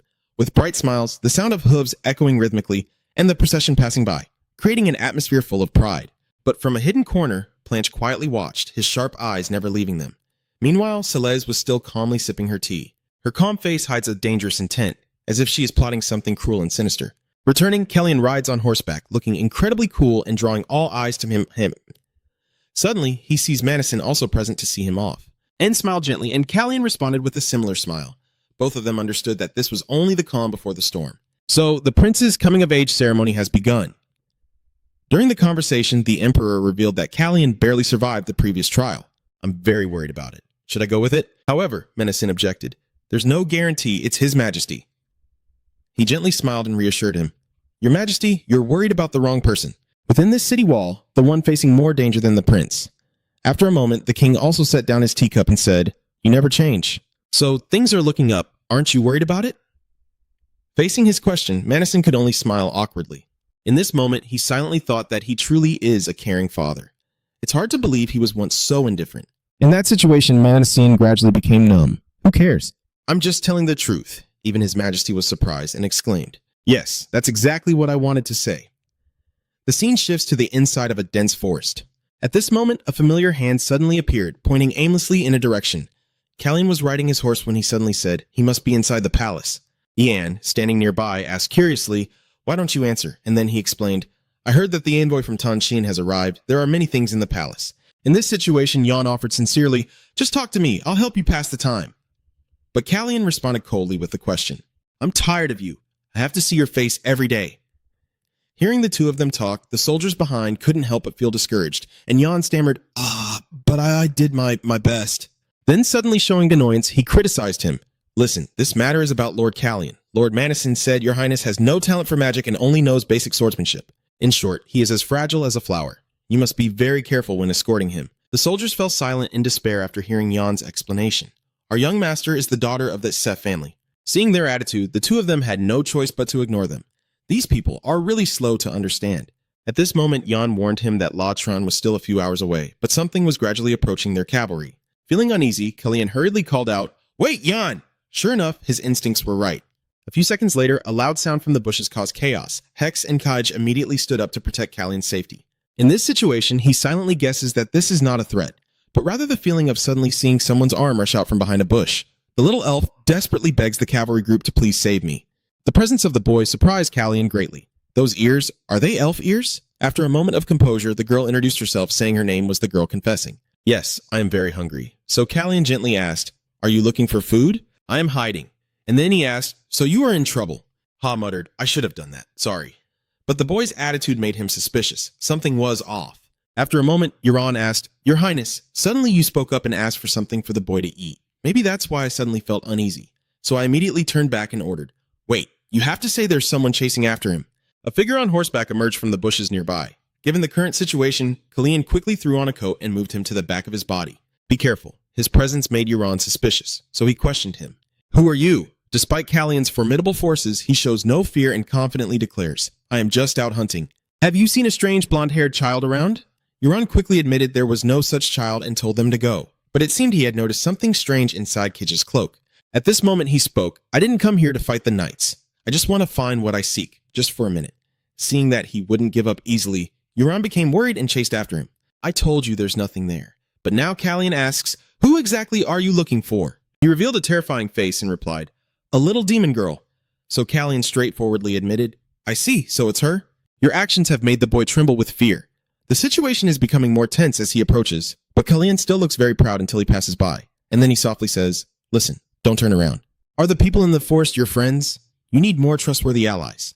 They are here to kill you and the child." Killian's words seem to terrify him completely. As soon as they see the child, they will attack. Having finished speaking, he stubbornly turned back to look. In that moment, countless arrows flew towards him all at once, and in the face of those sharp projectiles, he seemed to have given up and accepted his fate. Fortunately, those arrows were all cut off by a sword strike. The one who did it was Kalia, who told us not to look back. Currently, they are continuously firing countless arrows at the cavalry group, but the soldiers still stand firm to protect the prince. Meanwhile, H quickly casts a spell to create a protective shield for Kian. Thanks to that shield, the casualties among the soldiers were reduced. He suddenly glanced at H, and under his gaze, it seemed he understood the implication. At this moment, Euron shouted loudly, "Chase after them, but don't go too deep into the forest." After a few minutes of fighting off the rain of arrows, it also stopped. The rain of arrows has stopped. They must have retreated. Suddenly, the hunter glanced in a certain direction. "H, protect him at the same time. Leave this kid to me and go to the prince." Not long after, Jay went to Killian to check on how he was doing. However, at this moment, he realized something terrible. An enemy suddenly appeared behind him, trying to ambush him. At that moment, Ki panically warned. Everyone witnessing this situation would be stunned in fear. But when they looked back and saw even the hunter was amazed, it turned out he could block the enemy's strike with just one hand. He simultaneously cast a spell from his hand to counterattack, landing a fatal blow on his opponent's body. Immediately, he collapsed to the ground, moaning in pain, while the soldiers witnessing Killian's power were all stunned beyond words. What is that magic? Is the prince a mage? His eyes now radiated a terrifying aura like never before, and worried, Jan hurriedly ran to Killian's side. "Please don't do this again. Luckily, you haven't been hurt." "Why did you have to go ahead when there are so many knights here? You only know basic swordsmanship, and you're not even a talented mage or anything. Yet you jumped into danger again." This incident made YN so worried that she couldn't help but cry. "You're unreasonable, young master. So elegant like a flower? What kind of flower makes enemies gasp like that?" In a corner of the knight squad, Hadu watched everything but remained speechless. Then suddenly, Killian hurried over, grabbing his shirt and demanding, "We need to talk." Under his determined gaze, the boy looked very scared and finally spoke up, saying, "That was Lucas doing. I don't know anything." Hearing this, he guessed that the person was the thief, right? After a few seconds, he also admitted, "I really didn't know anything about this." His attitude makes him a bit uncomfortable. Are you really not knowing anything? But they said it was him. At this moment, Killian was so helpless that he couldn't speak. Suddenly, he called out to H and asked him to talk to this kid and report back to me. "Don't let that scared little kid get to you. Hongtai, come here. I will do my best." A little while after H reported in, his face now appeared somber. "I would like to report, Your Highness. That is the name my mother gave me, meaning the spirit of the bowing horse. This kid lives in the Siriska forest. His name is Siaros Titana. It has to be." Hex also revealed another thing. The boy has an elf friend named Luca. "You stole from the ambushes we saw earlier. Luca split off while fleeing, and the boy ran straight to you." Even the kid himself didn't know why he was able to answer the question first, but he quickly denied it. Is it not because Callian quickly guessed the divine skill? But in the end, H interrupted. Your Majesty, a moment later, he happily ran after He to make his proposal. Can I go with you? Us? Given the current situation, Yan asked Kian for his opinion. What do you plan to do with him? So you suggested releasing the kid somewhere near his forest. Otherwise, he'll get caught again since it's on the way.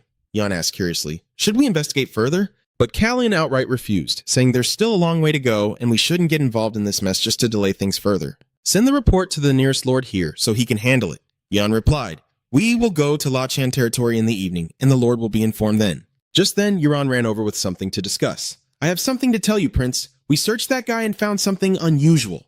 Would you like to see it? Hearing that, Callian also showed some interest. What is this? Euron took out an object wrapped in a cloth from his pocket and handed it to him. When he opened it, Callian seemed to recognize the object. He asked in shock, Do they really have this? Euron immediately replied, Do you know what this is, sir? So Callian had to tell everyone. Of course, how could I not know? Because I've already tasted it before? At this moment, you ask where that guy's name is? Celine H. Svrit is injured and bound, sitting at the base of a tree deep in the forest. He then asked, Do you think you're a lord or something? His eyes showed determination, saying there are many things you don't know yet. The footsteps approaching him, he replied naturally. Callian, with a proud expression, declared, I am a noble of much higher rank than other lords. Now back to the main topic. He takes out a white cube-shaped stone and shows it to him. Callian asks if he knows what this is.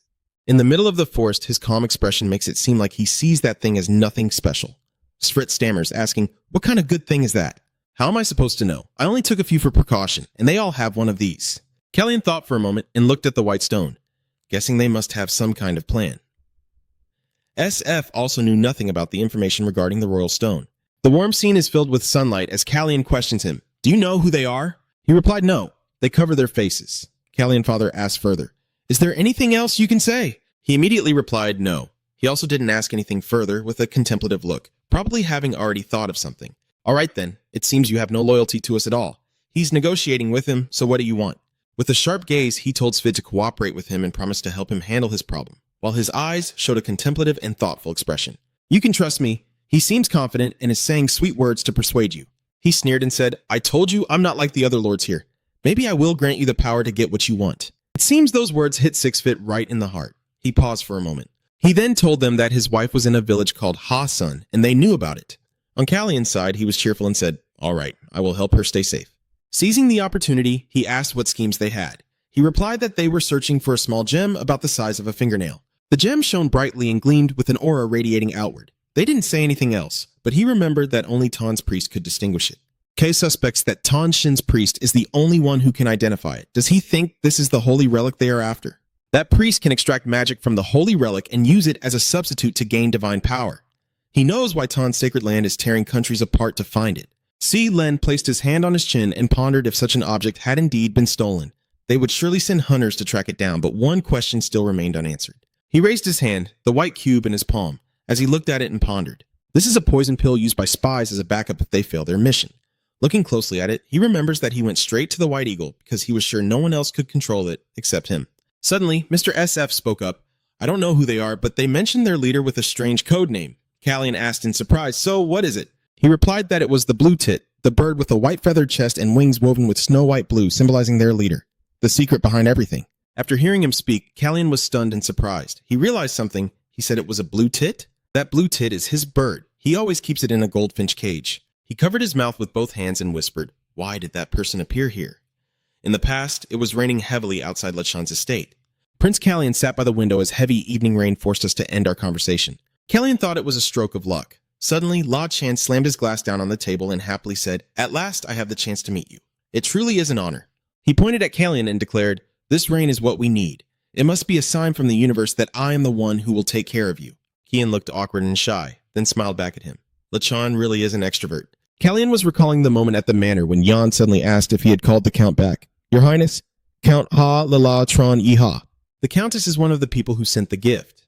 Callian saw his name on the list. It was the round blue gift box. He wondered, weren't we supposed to have returned that gift already? Yes, that's right. He provided troop support for Prince Rancho's forces last time. And then he switched to Prince BR's side, supporting the war between Great Prosperity and the Holy Land 6 years ago. Callian realized the problem, the flattery. He wanted to gain his favor and support. It seems there's a two-faced person here. Remember that meeting back then? La Chan was cheerful and eagerly awaiting the grand presence of Prince Callian with hurried breath. Hearing that he would come to this territory kept him awake all night. Deep down, Sen thought that he probably flattered PR just like this last year. That's enough for you to know how he treats those under him. Behind him stands the butler Chi, standing silently.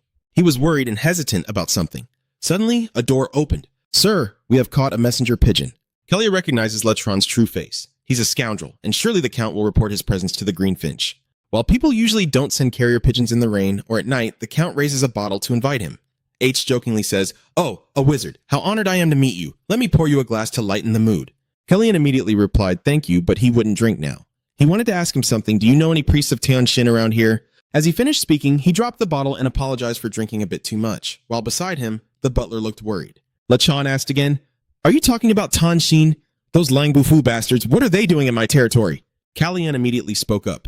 "You should stay calm." But Latran angrily called those men bloodthirsty and rotten to the core, and he even demanded to arrest Tanshin again. Kellyanne snapped his fingers and used a secret technique to put the Count to sleep. Lachan immediately slumped his head onto the table.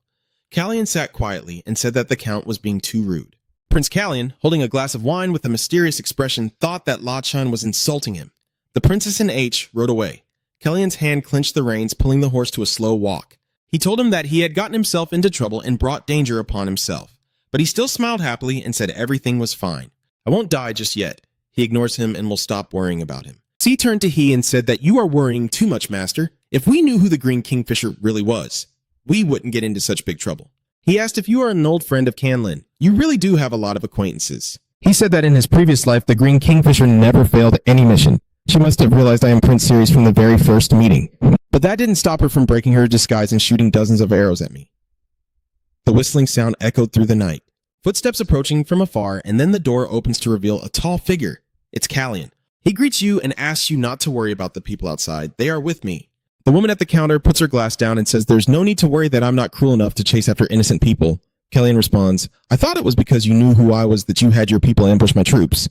"Of course I know who you are, which is why I warned my people not to be reckless." The customer next to where he was standing suddenly collapsed onto the table. It turned out to be a corpse that had been poisoned for some time. He looked around and saw that all the patrons in the shop were bleeding from their mouths, indicating they had been poisoned.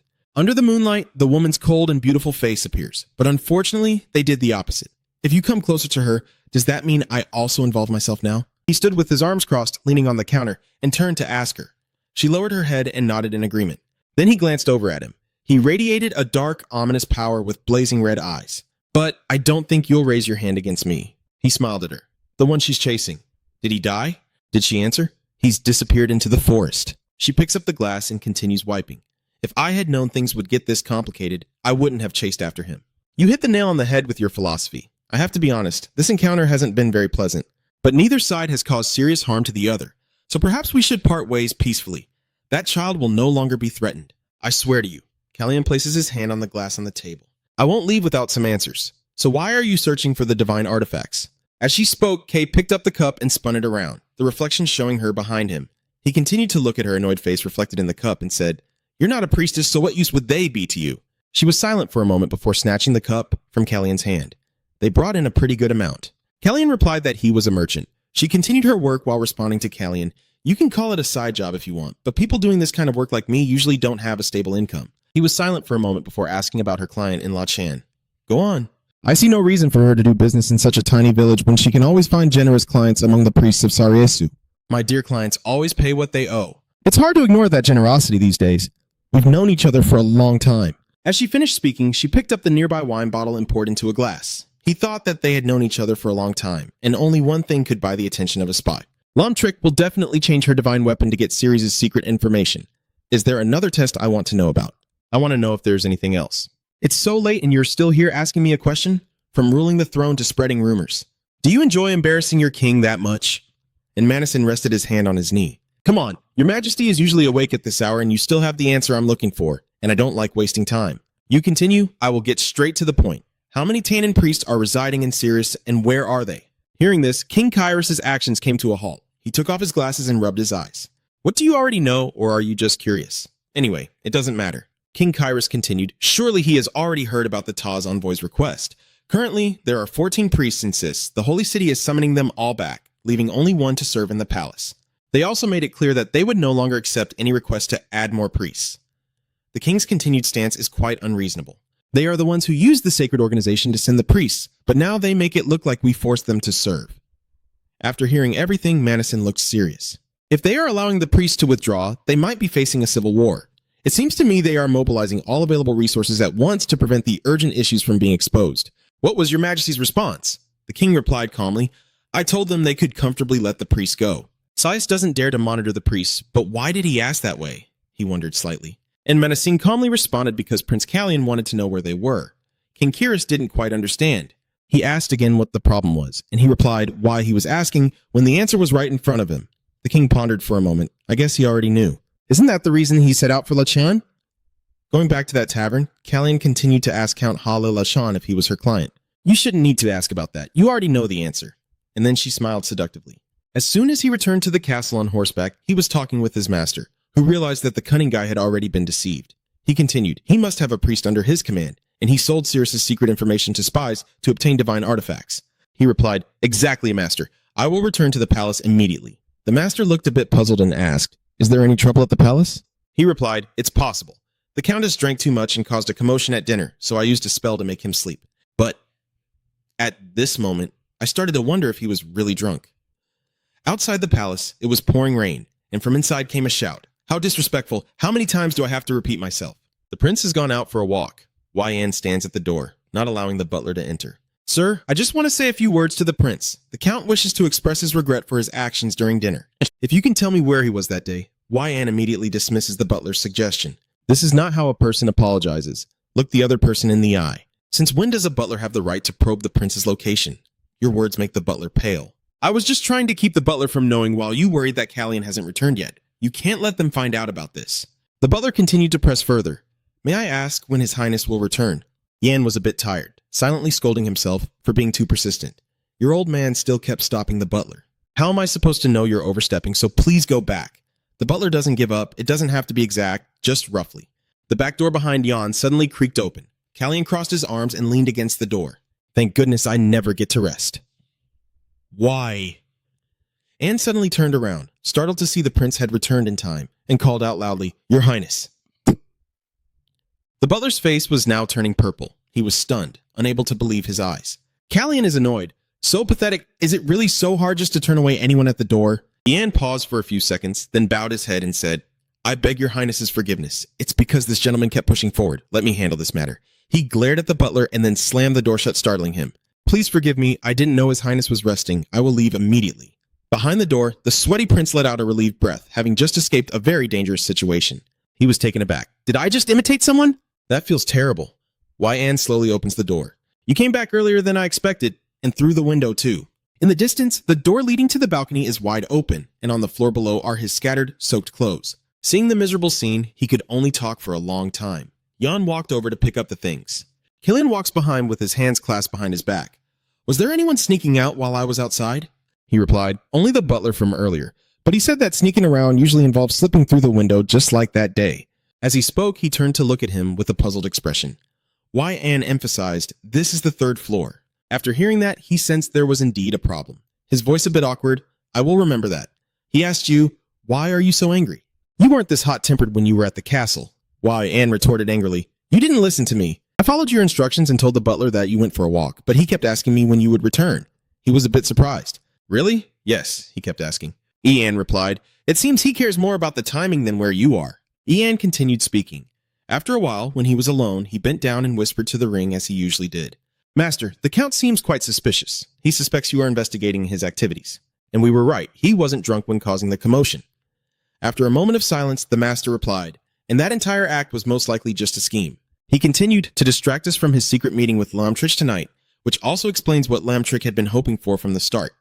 Getting drunk might have just been an excuse for him to slip away, but the plan was foiled when you cast a spell that made him fall asleep. After waking up and discovering that you had left the residence, he took the steward to investigate your whereabouts. My master listened to my reasoning and had to admit it was reasonable, but the question remains, why does he crave divine energy so desperately? He looked out at the pouring rain, perhaps seeing it as the perfect gift to win the favor of the Holy Lady of Tan Huang, Randon's mother.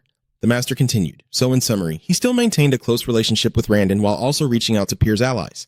He also sent you many gifts behind their backs and handed over national secrets to the spies. The assistance has led to crucial clues. The man who was hunting for him headed towards Lamtrich. Thanks to her, I learned that Halila-chan had sent divine weapons to the Holy Land to please Randon. Could this be a coincidence, I wonder? The conversation between you and your master isn't over yet, so I think for now, since it looks like the weather won't clear until tomorrow and we're stuck here, you'll take this opportunity to hunt down the traitor. On the count of the count, he grabbed the glass and shattered it into pieces. That brat, ever since he sent back the gift, I've been able to smell it. I bet it cast a spell on me during dinner. He shouted angrily, throwing his head back with a flushed face. He continued, only magic charms can make someone sleep like death. Thanks to that brat, my plan is completely ruined. His anger keeps rising. Supported by the Grand Mage acting so superior, he's just a lowly person unworthy of being a prince. He kept cursing, his words growing more and more reckless. Damn that stupid girl, why didn't she kill him before causing all this chaos? I've already spent my fortune trying to please Bison's servant. Who should I approach now when the servant is kneeling to clean up the mess and he keeps shouting? I was promised a fertile estate just outside the capital, but her scandal turned everything upside down. There's a knock at the door. It's the butler returning. At this point, he finally calmed down a bit, slumping into his chair. Have you managed to contact our friend yet? The steward replied hesitantly. I'm afraid not. They will respond later today. Hearing the wrong answer, the count threw the nearby cup straight at the butler's head and cursed him as a fool. His anger now was even worse than before, pointing directly at the butler's face and shouting, Do you have anything worthwhile to do? It's still pouring rain, so that lowly man will stay here for another night. Should I cancel the deal then? The count's face is all veins. Do you see any other options? We can't take the risk while the prince and his men are still here. Send the message back immediately. After dealing with the butler, he turned to the servant beside him and shouted directly in her face, What are you waiting for? Bring me the clothes. He cursed everyone around him, clenched his fists, stared into an empty space, gritted his teeth, and said, I will teach that lowly person a lesson in humility he will never forget. Callie calmly enjoyed her dinner as the heavy rain poured outside the window. Facing him, Count Ha-Le-La-Sha-Nam-Ni sips his wine with a calculating look, secretly mocking that the calm expression of the young prince will be useless. Deep down, Lachan is extremely proud of his power inside and is convinced that the aristocracy will rise up once they find out Sen dared to use magic on him. And at that moment, even the royal bloodline couldn't protect him. Watching Sen still calmly eating and drinking, Lachan smiled wickedly with a thought. You foolish king, soon you will have to beg for my forgiveness. At this moment, Lachan begins to speak, feigning innocence. Your Highness, I apologize for my actions last night. Callie simply responded briefly.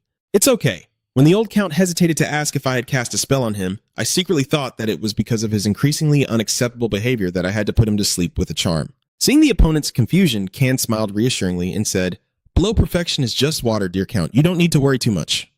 He also cleverly teased that since the Count only manages the suburbs, this is probably his first time hosting a royal family member. So he's just a bit awkward. It sounds gentle, but it's actually a subtle dig. Those who get it will feel awkward. Kellyan smiled brightly, pretending to sympathize with the Count's worry. Lachan could only force a nervous smile and admit it, but inside he was seething with anger at the prince's cunning. He never expected to be turned around from the one in control to the villain due to his lack of experience in hosting. Kellyan sighed and lamented that investigating the ambusher had drained his energy, causing Lachan to startle and ask, The ambusher, is it the prince's condemned prisoner brought here? Kellyan confirmed it was indeed that person and also revealed he had found some quite strange information. As Lachan was still curious to hear more and grasp the situation, Cien calmly continued that it was the name of a submerged species. Immediately, the Count was so shocked that he spat out his wine, despite the butler anxiously rushing over to wipe his clothes. Lachan snapped irritably, brushing him off. Don't interfere. The prince and I are talking. Cien still maintained the cold expression. He believed a deeper investigation was necessary to find clues, but still wanted to inform the old man about what was happening in his territory. Lachan quickly stood up, looking eager and promising to do everything possible to help because he couldn't let the prince be in danger on his territory. But deep inside, he was grinding his teeth in curses, determined to find the weakness of this puppet king to take revenge. The sudden appearance of a subordinate bringing news only makes Lachan more furious at C's arbitrary control of everything.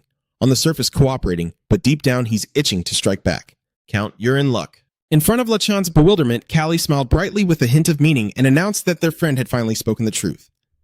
The group immediately moved into the damp, dark prison area. Lachan shuddered in horror and disgust as he accidentally stepped on the sticky, dark red stains on the floor. He was extremely uncomfortable being dragged into this filthy place, secretly thinking he was the one in charge here. Cien glanced at the old man with a cold look, secretly mocking his futile effort. He knew he held the decisive move in his hand, ready for the checkmate. Memories of last night come flooding back as the prisoner, stunned, recognizes the person standing before him and exclaims, It's you again! The prisoner clings tightly to the bars, shouting in panic. What did you do to my wife? Callie remains calm, asserting that he will not harm his family as he promised. You must have guessed it already. You're about to be executed. He was stunned when he heard Callie outline a bleak future where plotting against the prince is a death sentence, and he would be taken back to Sirius to be hanged before the crowd. Even if he escaped the execution, the festering wound on his body would leave him alive, but worse than dead because he wouldn't receive proper treatment. Seeing through the opponent's hesitation, C smiled charmingly and made an offer that could not be refused. I can help you escape. In front of the surprised prisoner, Cien continued to paint a picture of a peaceful new life, with his wife in a distant land, but only if he agreed to help him. It sounds nice, but there's a suspiciously naive smell to it. The punishment will be reduced to just cutting off the infected arm, a price too cheap to trade for a life. Cien's blazing red eyes bore into his opponent's mind like a powerful assertion, leaving him with no way out. After a moment of silent deliberation, the condemned man finally agreed to take the risk. Fine, what do you want me to do? Cien began revealing shocking information that the so-called Blue Nightingale was actually a spy for Seiya. She came here to deliver a package to a longtime customer, and it's certain that those two have colluded beforehand. Witnessing this, Count La Chan and Butler Cho Tit couldn't help but be stunned, sweat pouring down like rain. Callie slightly smirks at the fragility of being friends with a spy and casually adds that if another double agent hadn't gotten involved, things wouldn't have escalated this far. He emphasized that treason is the greatest crime under serious law. The statement hit like a heavy blow, making Count Latron turn pale and sweat profusely out of fear. He suddenly turned back with a knowing smile. Am I right? But dear Count. La Chan was startled and stammered as the young prince chuckled with delight. Callie's eyes suddenly turned cold. He silently thought that both sides were being too reckless and patiently waited for the other to reveal the evidence he was seeking. At this moment, Butler Cho Tit suddenly kneels on the floor, trembling and crying out, "Please forgive me, Your Highness." Cho Tit tearfully admits that everything he did was arranged by his master. Although admitting his guilt, he still begged Callie for mercy to spare his life. Sitting above, Callie calmly watched the man kneeling before him. He knew from the start that the Count would eventually be exposed, but the truth coming to light was beyond his expectations. That scene was nothing more than a predictable act of guilt everyone saw through. Staring intently at the trembling butler, Cien narrowed his eyes and asked suspiciously, "Are you a priest of Tan Shin, right?" Cho Tit was stunned by the pointed question. According to the law, only priests are trusted with the task of acquiring sacred relics. However, Count Latron happened to uncover Chi's weakness by discovering a shocking secret. Cho Tit tremblingly revealed that the holy site would surely kill him if they found out he secretly sold the precious divine artifacts. Hearing this, everyone understood that he had dug his own grave and jumped into it quite neatly. This information left Callian utterly stunned. He sold sacred artifacts? Callian quietly calculated that if he wanted to gain Tan's support, he should have collected divine objects in their name. He pressed him to reveal who bought them. Cho Tit swallowed his saliva in fear and decided to confess everything to save his life. The gods are ready to reveal everything. The old man tremblingly discloses that the mastermind behind it all is the elder brother of Queen Superlie, Lennon Burrison. Callian was stunned and horrified by the name he just heard. It's so ironic that Lennon, who always carries a noble reputation and often gives precious creations to the Holy Land, is not as simple as he appears. All this time, he has been secretly planning to betray, ready to switch sides and support the crown prince. He not only stabbed the Empress Superlie in the back, who always dedicated herself to her son's future, the second Prince Planche, but also betrayed his own family. Sure enough, the more polished someone looks on the outside, the more problems they hide inside. Sitting in a dark room, Callian lightly tapped his fingers on his thigh, quietly marveling that the trap meant for mice had caught something much bigger. The current situation has completely turned upside down, forcing him to reconsider every move ahead, as his companion questions the next step. Cien insists this changes everything. We should tell the king first, that's the best course of action. But before meeting the king, C still has one more pawn to deal with. He looked at his master and asked, "Master, may I borrow your name to write a letter to Count H. Lelatron?" With a calculating smile, Sen immediately ordered his subordinates to treat the prisoner in the dungeon, because his wounds were worsening. He emphasized, the injuries are serious. If not treated promptly, he could lose an arm. Clearly, he didn't intend for his pawn to be ruined too soon. Callie handed over a small package containing medicine and gave detailed instructions, then told him to deliver this and receive orders from the prince. "Yes, Your Highness." Callian carefully assigned an important task. "Kiri, you will go to the village and find his wife. Protect her from every threat around." As Sen was still giving instructions about giving the prisoner medicine, a series of urgent knocks came at the door. The door swung open and Hina burst in happily with another girl. "Hello, Hina's here to clean the room." "I came to drown myself." Hina said no, but I still came. Hina giggled, trying to cover for her friend. I knew, but I didn't want him to scold her. Cien could only stay silent because he hadn't even had a chance to ask a single question. Watching Hina happily call the little bird, Ken sighed in exasperation, secretly thinking this kid is Ian's trouble, not his. While Hina was busy greeting the white dove in the cage, Kiri asked the owner's opinion. "What should we do with the bird? Do you want to keep it?" Cien firmly replied, "No." Everything happened so quickly that he hadn't even had time to understand why the story had shifted to the bird. He explained that he was waiting for the right moment to return it to his master. Seeing the silver-haired girl look at the bird with regret, Callie gently promised, "I will buy you another one when we get home." The girl was startled and confused when she heard the prince say that the bird would have to leave tonight. The joy that appeared quickly disappeared as if it had never existed. The girl waved her hand to refuse, saying, "No need. Your Highness, Molin wouldn't like having a bird in her room." Cien gently smiled and suggested, "Then how about helping me release the bird after dinner?" Seeing the girl nod in agreement, he added one strange instruction. "Remember to leave the window open." In front of the girl's confusion, Callie's gaze suddenly turned cold. He announced with a hint of meaning, "We have a guest." The balcony door opens to welcome the cold night winds. Callie calmly waits in the dark room, still holding a book. When he hears a strange noise outside the balcony, he smirks and says, "Earlier than I expected." A fully cloaked figure appears from the hallway and admits that Sen's letter has made it impossible for him to sit still. That is the result of the threatening letter with its sharp message. "Meet me if you don't want the cage on Narensa Street to uncover what you've done." The person in front of Sen, looking stunned, asked if he had any reason to threaten her like that. Cien calmly held the notebook and proposed an exchange, proof that he, Lachan, had traded sacred relics. He insists that as long as he gets what he wants, her secret will remain absolutely safe. Seeing the other person silent, Callie raised an eyebrow and asked if that was the final answer. The girl with the cold blue hair replied that she hated having to face the consequences. Immediately, her body began to fade into a cloud of dangerous magic smoke. The answer was so clear that no further explanation was needed. A series of hidden weapons suddenly sped towards Callie, tearing through the air. He was amazed to realize that the so-called Blue Nightingale was using hidden weapons instead of the swordsmanship he knew. In that life-or-death moment, Sen quickly activated his magic shield to block the attack and flipped to dodge the flying debris. The sudden commotion caused the soldiers outside to panic and shout about an assassin. They worriedly asked about the prince's condition, but Callian immediately cast a spell to lock the door shut. He sternly ordered that no one was allowed to enter and everything was immediately secured according to his wishes. Callian looked at the wreckage and calmly said, "So you really want me dead, huh?" He smirks confidently. "Is there anything else?" Immediately, the female assassin shouted loudly and charged straight at him. The two swords clashed, sparks flying everywhere. Callie realizes he's in a tough spot and quietly thinks that the sword he's holding is pure steel, not strong enough to withstand his magic. He tells himself to finish quickly without using magic. His sharp sword strikes made the opponent scream in fear as they were cornered. The sword clashed loudly, but C suddenly changed expression. "What?" He was surprised to see the opponent still had a secret weapon. She said she has nothing left. The attack comes at a terrifying speed, making him realize too quickly that he can't dodge without using magic. The situation unfolded so unexpectedly that even he was caught off guard. In the urgent moment, Callie had to channel her magic to make the sword glow brilliantly and block the attack.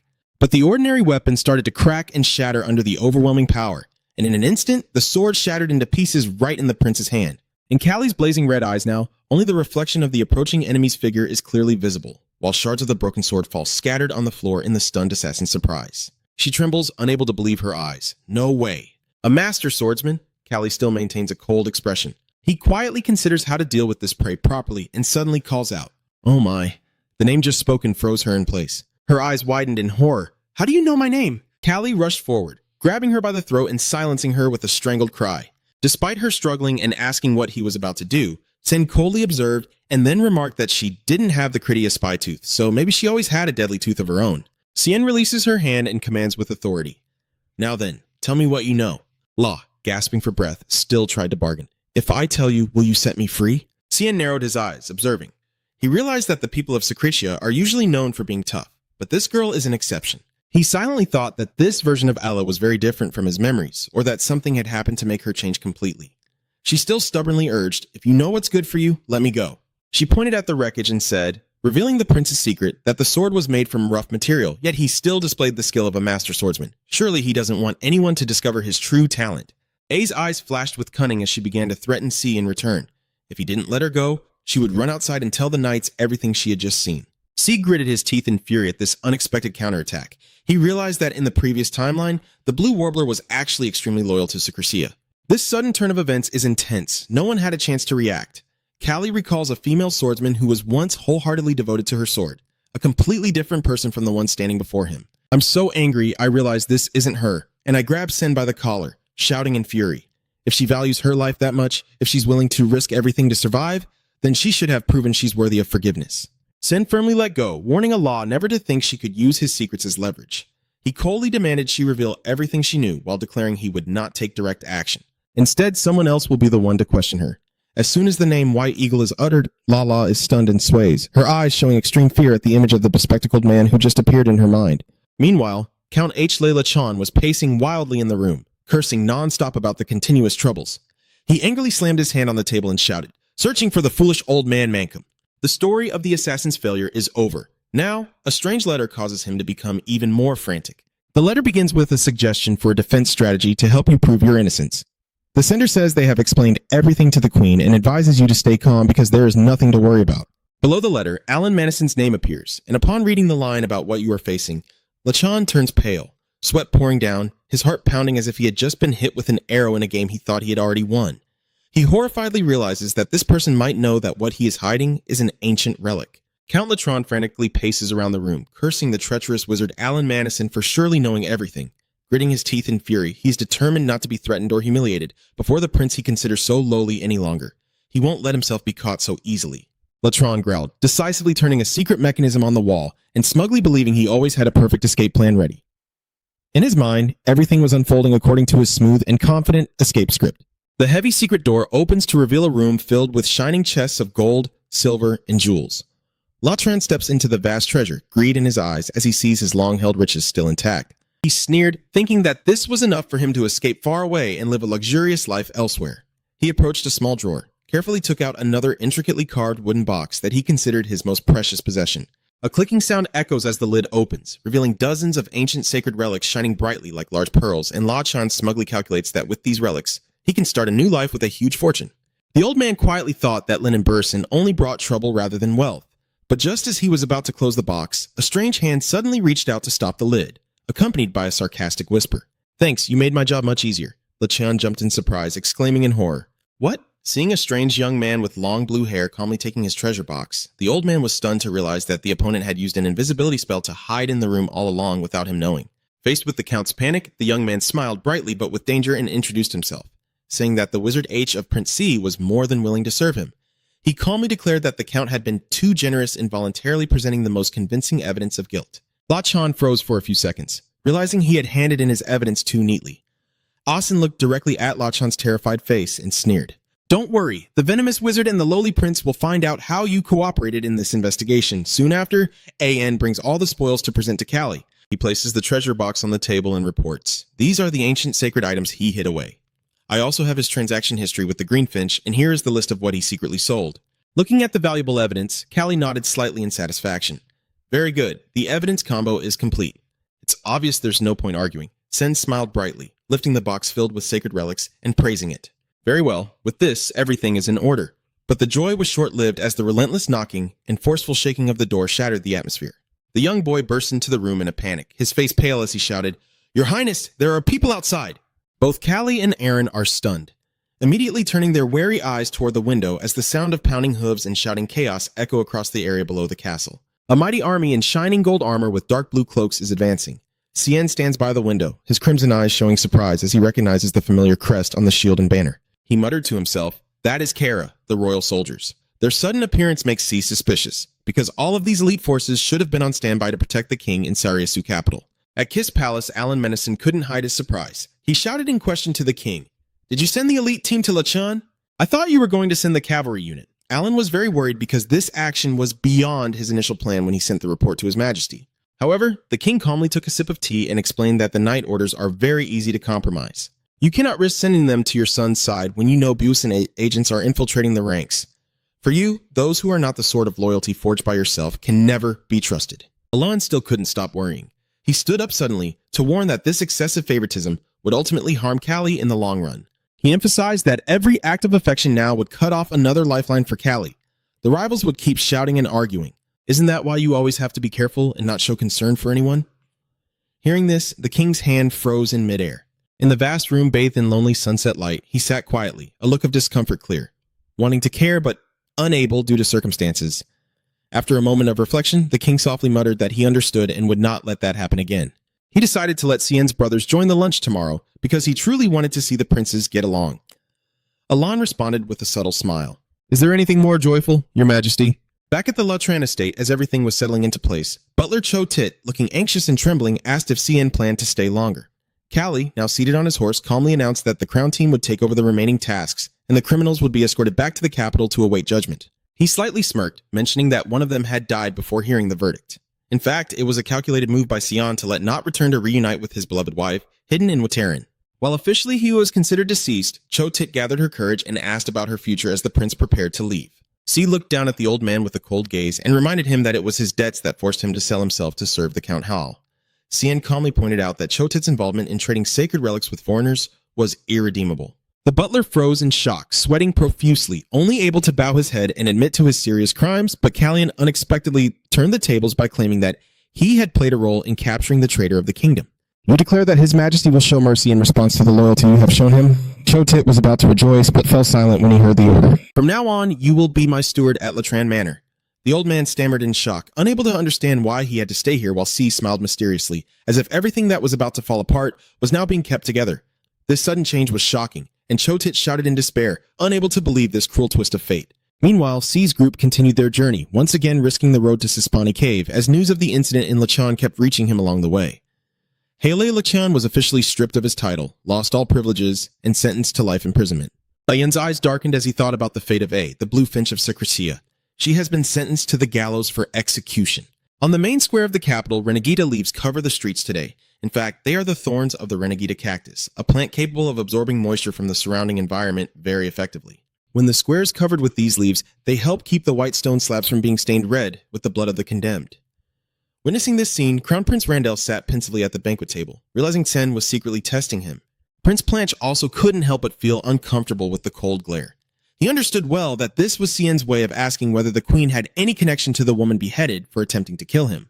Blanche stared coldly at his brother and declared that his suspicion was misplaced. Randall calmly took a sip of his wine before suddenly speaking up. I heard you avoided Callie's upcoming banquet, Blanche said with a faint, mocking smile. What's wrong? Do you remember my heavy alcohol breath?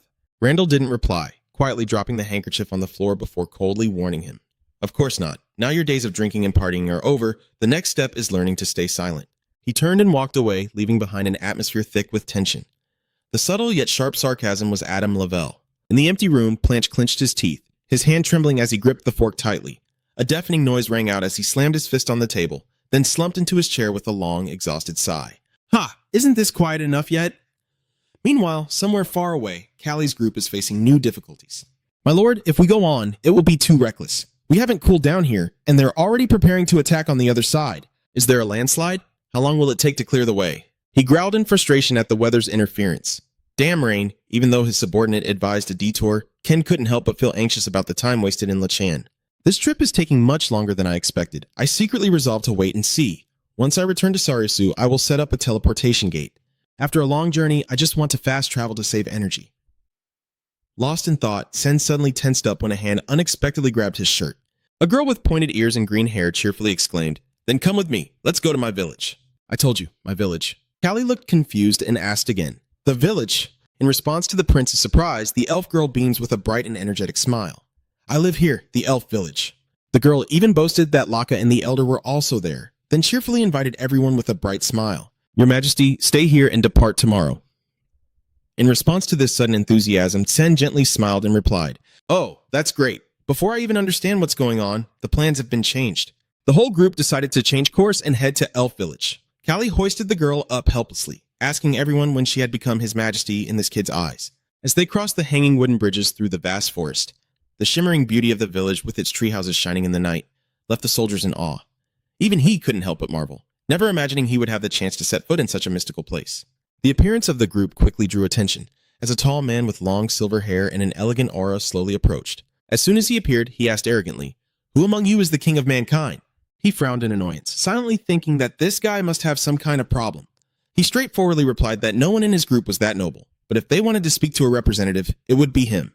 The man introduced himself as Elder Jer of the village and boldly asked the ruler of humanity for help with the matter. Cien coldly corrected his identity. I am not King Sis. I need to listen carefully before I can respond. Jay began explaining the situation with a serious expression, saying that a few days ago, 3 elves from the village visited a human's residence, but they haven't returned for 10 days. Even the 2 spies sent to search later disappeared without a trace because the elf race has very little knowledge of the human world.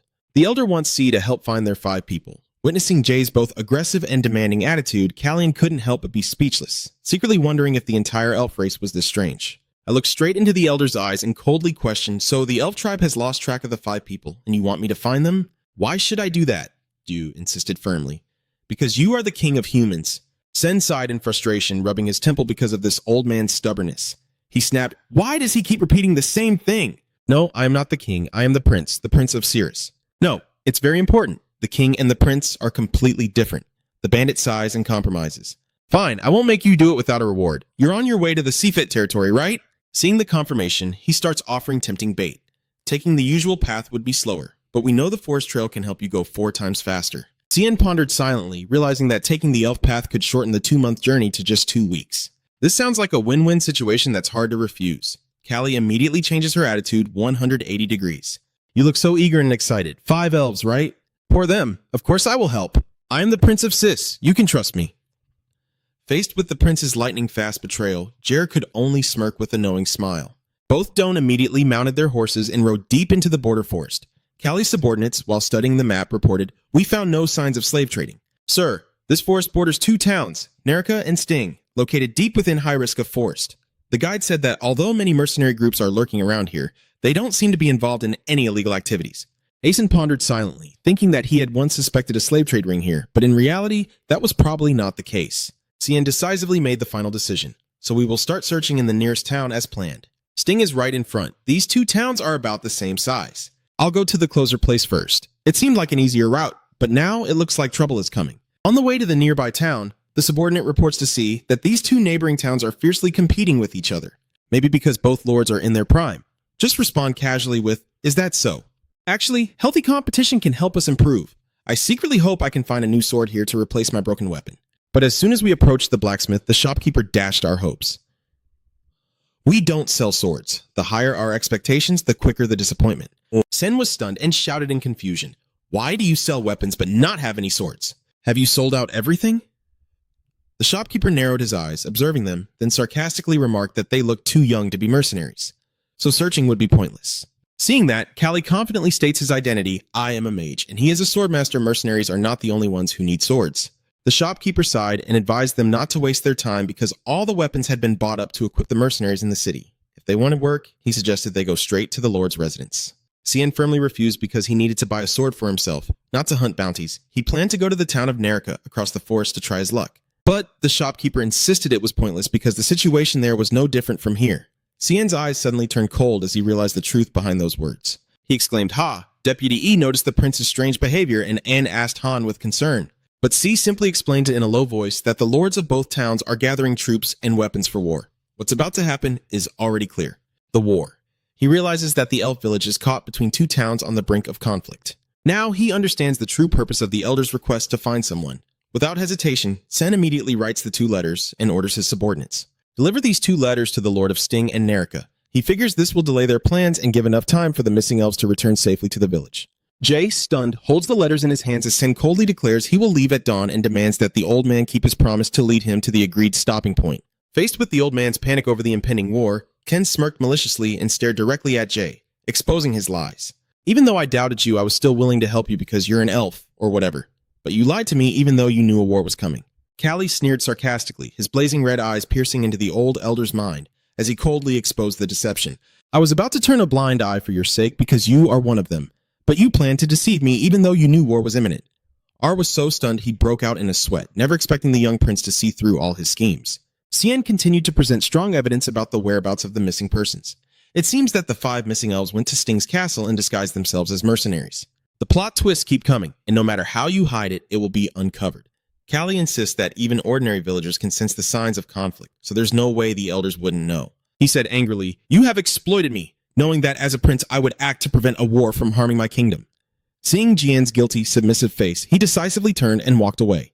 "I no longer need to go through your forest. This deal is off." "Wait, are you just going to stand by and watch a battle happen in your own kingdom?" Callie paused at the door, then replied in a calm, layered tone. "Everyone who fights has their reasons. They won't hesitate forever. Look at the old man one last time with a cold gaze and issue a warning. If this village means so much to you, then protect it with all your might without resorting to dirty tricks. Say only what you mean and stick to it. No detours."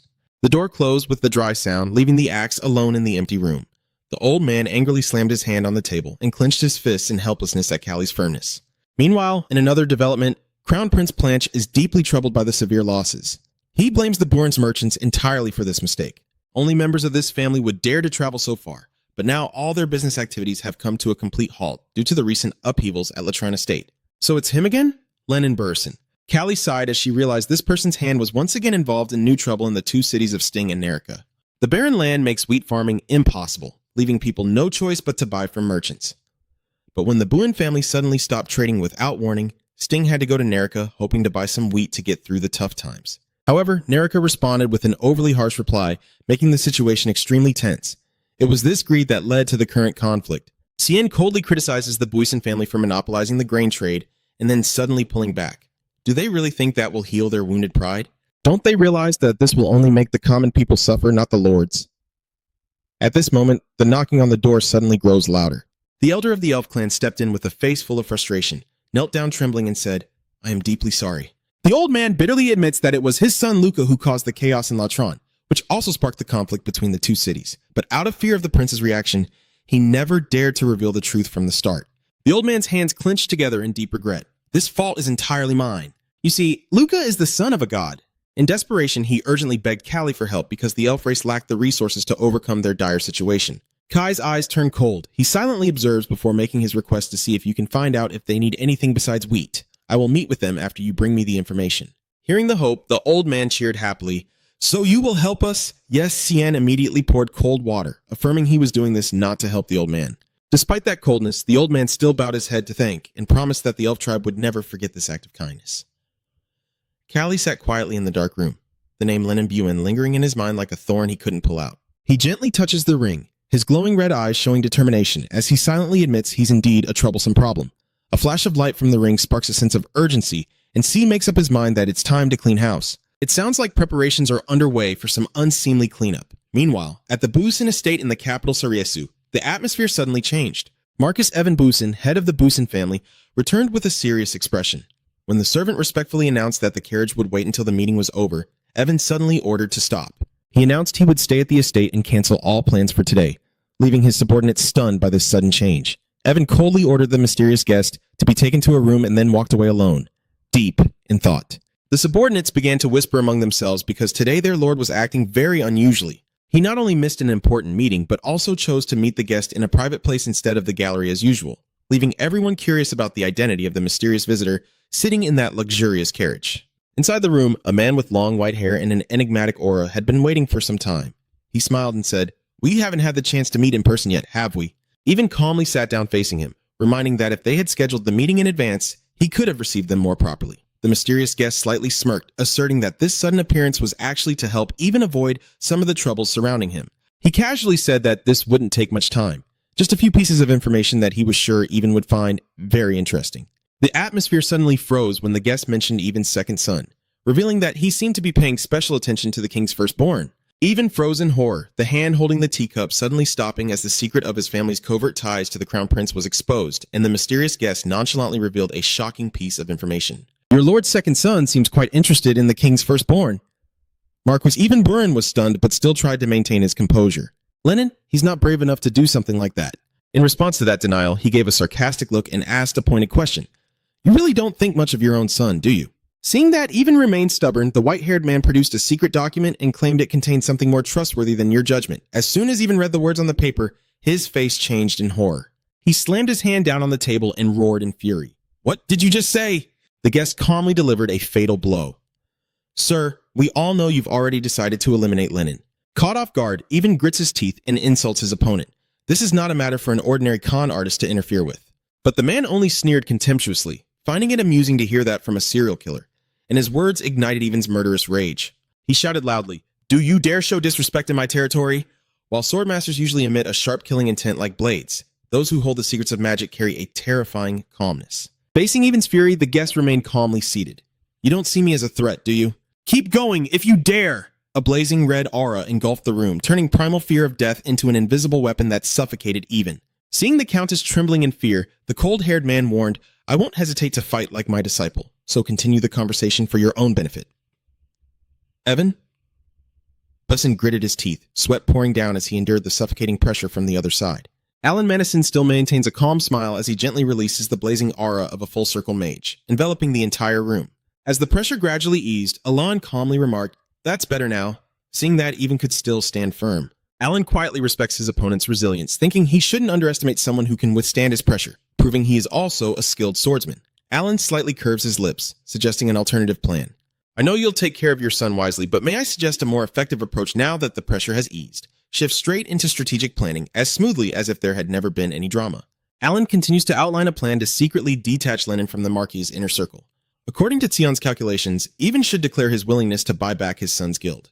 Once, rumors spread that Lennon dared to poison the prince, the Busan guild would surely face the harshest backlash from public opinion. In reality, this guild can only survive as long as Lennon remains profitable. But originally, the Busan family was a noble knightly clan, and that guild was only created for a son who lacked talent in swordsmanship. Callie is sure that when the guild no longer brings benefits and instead damages the family's reputation, Even will do everything to eliminate it immediately. Just hearing the plan, you can tell it's a cut-loss move without hesitation. Even pondered silently at this proposal. Maybe so, but why would he agree to be in your hands?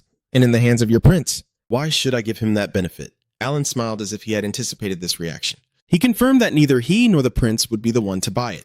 Callian had already prepared a more suitable pawn for this deal. In front of even suspicious gaze, Alan revealed that the mastermind behind it was the leader of the second largest trading guild in Saryasu. With a big player backing him, this deal is quite risky. Alan calmly pushed the documents toward Even and argued that shifting focus to the competitor was a very reasonable move. He emphasized that his task now was to find a convincing reason to sell it, and he would give him a price that was equally convincing. Even was stunned as he read the terms in the document, his eyes wide with shock. Meanwhile, at another luxurious residence, the mysterious guest they mentioned was happily watering his plants. He gently pats the plant with a very happy expression. Cook Kwong, Papa has been so busy lately, but don't be sad. Now Dad is here, switching from the intense battle to 100 choo-choo trees. The arrest of he made Lennon Burson extremely anxious, especially since there's been no results so far. He thought maybe he was smart enough to stay silent until now. For a moment, Lennon considered liquidating all his assets to flee to Tannen before their connection was discovered. But it was a terrible place, so he had already cut ties with her. Lost in thought, Lennon's hand accidentally clenched too tightly, breaking the decorative leaf and startling him.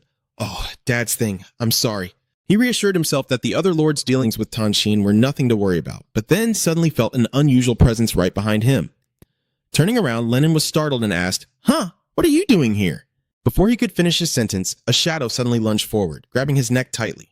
Lennon struggled in despair, smashing the precious flower pot before being dragged away roughly and violently. Soon after, the news began to spread throughout the capital that the sanctuary had seized an ancient treasure vault with the help of Lennon Burson from Saris. Thrown into the prison cell, Lennon desperately clings to the bars and screams, Let me out!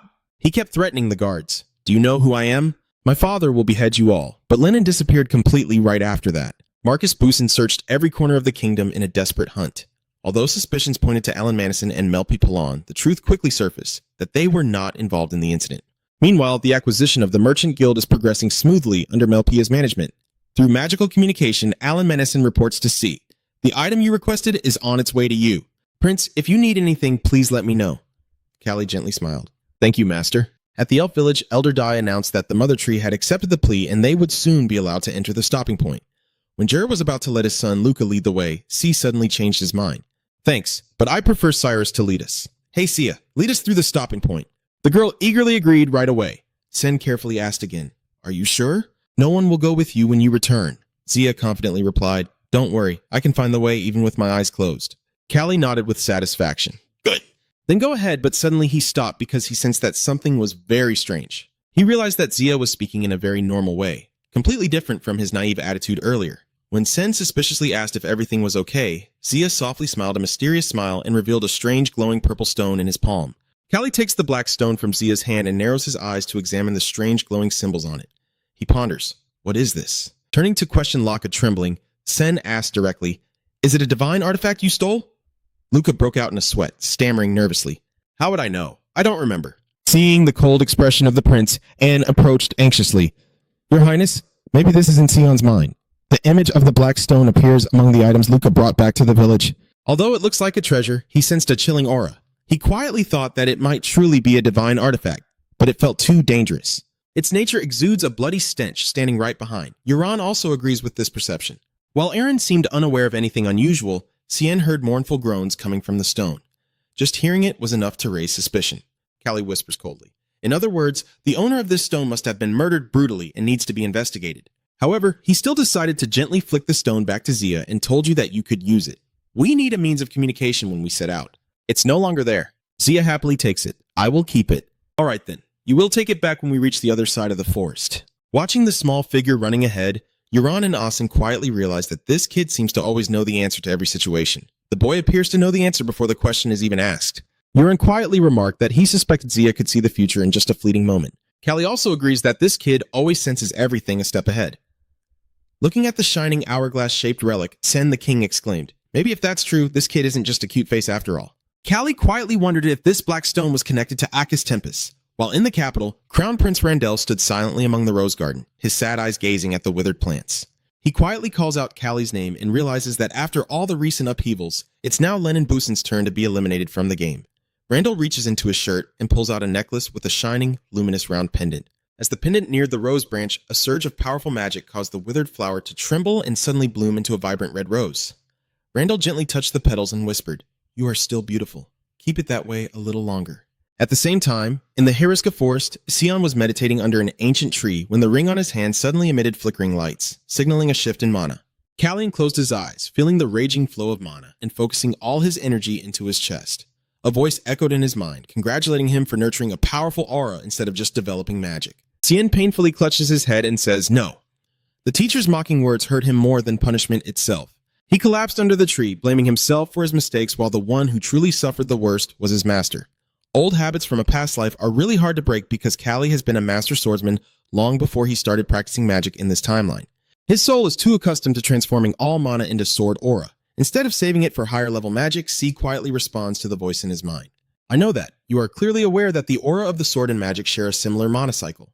And it's not that you lack mana, but your mind unconsciously decided to strengthen your aura before you could stop it." Alan Madison's voice echoed again. "I never said that your basic understanding was lacking. However, that doesn't mean I will let you return to the capital without a solution in hand." Callie gazed into the distance, silently wondering if he could truly find a solution. The voice of his master still echoed through the starry night sky. "Well, you should know best that you are the one walking a path no one else dares to take. But the thing about my prince's paths is that they always lead somewhere. The first light of dawn gradually dispels the darkness." From ahead, the clear voice of the girl called Elle rang out. "Here, sir, hurry up. This is where the forest path ends." Cien took decisive steps, pushing through the last bushes to escape the dark canopy. The bright morning sun made C squint and raise his hand to shield his eyes. In front of him now appeared a breathtakingly majestic scene. He exclaimed, "So this is the Duchy of the Sifit Duke, the land of elephants." A magnificent white city rises against the deep blue sky, backed by towering, majestic cliffs. Callie stands atop a high rock, gazing over the vast land of the Exfit estate. The majestic view of this place left the young prince in awe, but the sudden call of the captain from behind brought him back to reality. Zia cheerfully waved goodbye with a bright smile. Seeing the elf girl about to turn away, Callie suddenly stopped and looked directly into Zia's eyes, asking if she really had to go back to that village. He still hasn't forgotten the strange reactions of everyone when he chose her to lead instead of Luca. Even though he only stayed in the village for a short time, Cien could already sense the distance and coldness they showed her. He silently thought that her daily life was surely much worse than that.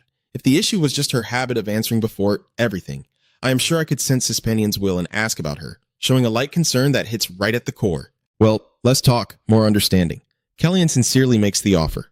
"Until then, do you want to continue accompanying us?" Without waiting for him to finish, Zia calmly replied, "Yeah, that's right." The girl admits that sometimes the villagers feel uncomfortable around her, but Zia isn't bothered by it. She affirmed that her mother had told her that this way of responding was her most natural self. Zia smiled brightly, full of confidence, and declared that being different doesn't mean she's wrong. Zia affirmed that although her way of speaking was different, she was still a genuine elf. Seeing her confident look, Sen was stunned for a moment before softly smiling to himself, realizing he still had a long way to go in understanding others' minds. Zia cheerfully reassures, "So, Captain, don't worry, I'm fine. That would make me very happy." "See you next time." Zia cheerfully bids farewell to the group and returns to her tribe. The girl didn't forget to sincerely thank her new friends. "Thank you for saving me." Ending a tumultuous journey at the elf village, the caravan begins to move into the heart of the SF territory under the brilliant sunset. The massive and sturdy walls stand tall, reflecting the iron will to protect Cispinian's land. Seeing the grandeur and majesty of this place, Callie silently thought that if the Keys princes of the past had been in this position, they would surely have been relieved and grateful that Sphinx had never had any intention of claiming the throne. Just looking at the fortress is enough to understand, if you touch it, it's really going to fall apart. As they approached the mansion, Can suddenly called out to Anne. The young man accompanying him immediately replied respectfully, "Yes, your highness," but C sternly reminded him, "Don't act like a servant when you go inside." Seeing that Anne was still dazed, he sighed in frustration, saying he was already exhausted from dealing with the troublesome guards outside and wondered how many more obstacles awaited inside. Do you understand? Stop acting like a servant. Anne nodded seriously in agreement. While C quietly stepped further into the castle, Anne confidently declared, I will handle everything myself, promising to take care of everything that left C speechless. Callian could only sweat nervously at this overzealous enthusiasm. It's already late at night on the 6-foot estate, and Callian, exhausted, wipes his hair with a towel after bathing, sighing wearily at his miscalculation. He mutters to himself, I thought we had reached the 6-foot estate, but the reality is much harsher than I remembered when looking at the map with Anne. Callian was stunned to learn that the entire group had only just crossed the outer gate, and still had 2 more days of travel to reach the inner city. He couldn't help but marvel at how this fortress was as vast as a whole city. Although he really wanted to meet Sully tonight, Callian had to accept the reality of the land of giants and elephants. Complaining wouldn't change anything, so he just endured. Thinking they had arrived, no one checked in at the gate. What a map shock. His eyes stopped at the black stone on the table, recalling Sia's statement that although her way of speaking was different, she was still a true elf. Cien softly said, All right, I will start focusing my mind, realizing that even if mana transforms into aura, the source of power has always existed. I wonder why I have always thought differently until now. Then sink into a meditative state to sense the surging source of energy. Callian realizes that if he cannot break the habit of transforming mana into aura, he just needs to create magic circles using that very flow of aura. The surge of power burst out, causing those outside the door to be amazed as they watched the mana's movement. It was a massive shift, very different from the usual warmth and gentleness. This is a chilling source of power that sends shivers down your spine. The observer quietly wonders just how far this prince's abilities have truly advanced. Amid the radiant light emanating from his chest, Cien smiled with satisfaction as he finally broke through the 4th circle. The magic circle problem had been solved, but Sion knew he still faced a much bigger challenge. Callie secretly worries about hiding his true identity. There are currently 6 swordsmen on the continent, and according to the rules, those with stronger auras can easily see through those with weaker ones. The next morning, a dignified man on horseback led a squad of knights and greeted warmly, Welcome back. It's been a while, your highness. You've traveled far. That is Duke Safit, the 2nd swordsman on the continent. Callie understands that no matter which way he goes, he still cannot match his strength with him at the moment. As he steps down from the horse, Duke's fish speaks in a low voice. Prince, Callian fears that when meeting face-to-face like this, his true identity as a swordsman will be exposed. The Duke's fish looked at him with amazement and exclaimed, How could you have developed to this extent? He couldn't hide his excitement seeing the little prince from years ago now grown tall and truly a mature man. He admitted that he almost didn't recognize C. Looking deeply into C's eyes, he remarked that you have changed a lot. Callie slightly smirked and confidently replied, Yes, I am a bit better than before. This statement made Sickfit laugh heartily, and he believed that your progress surely went far beyond that modest claim. The Duke eagerly invited, Come in, I will take you to the castle. The group moved toward XF's grand architecture under Anne's admiring gaze. In his heart, Six secretly admired that wizard Alan Madison had indeed trained his disciple very well. As he was riding his horse, SF unexpectedly spoke up. The sixth sword can also use magic. The statement made C startle in surprise, and he could only chuckle and admit that you had indeed recognized it immediately. XFit chuckled, affirming that although he looked simple on the outside, he was not a man who lived aimlessly. Looking at the hands tightly gripping the reins radiating a dark blue aura, he thought that perhaps the prince couldn't see this. But he himself could see it very clearly. XFit chuckled happily as he and C leisurely rode on horseback, not forgetting to tease about the prince's teacher. Having achieved such a feat, that wizard must be very happy. I don't know if he's happy, but he's definitely struggling. That guy needs to suffer a bit more before he can be forgiven? As darkness gradually enveloped the grand castle, the Duke sighed regretfully, unable to continue the conversation. Although I want to talk with the prince a bit longer, I can't delay checking the western area. I hope you understand? Cien replied with a calm smile. It's okay because I arrived much earlier than planned. Svrit nodded and asked in a low voice whether the prince would be leaving tomorrow.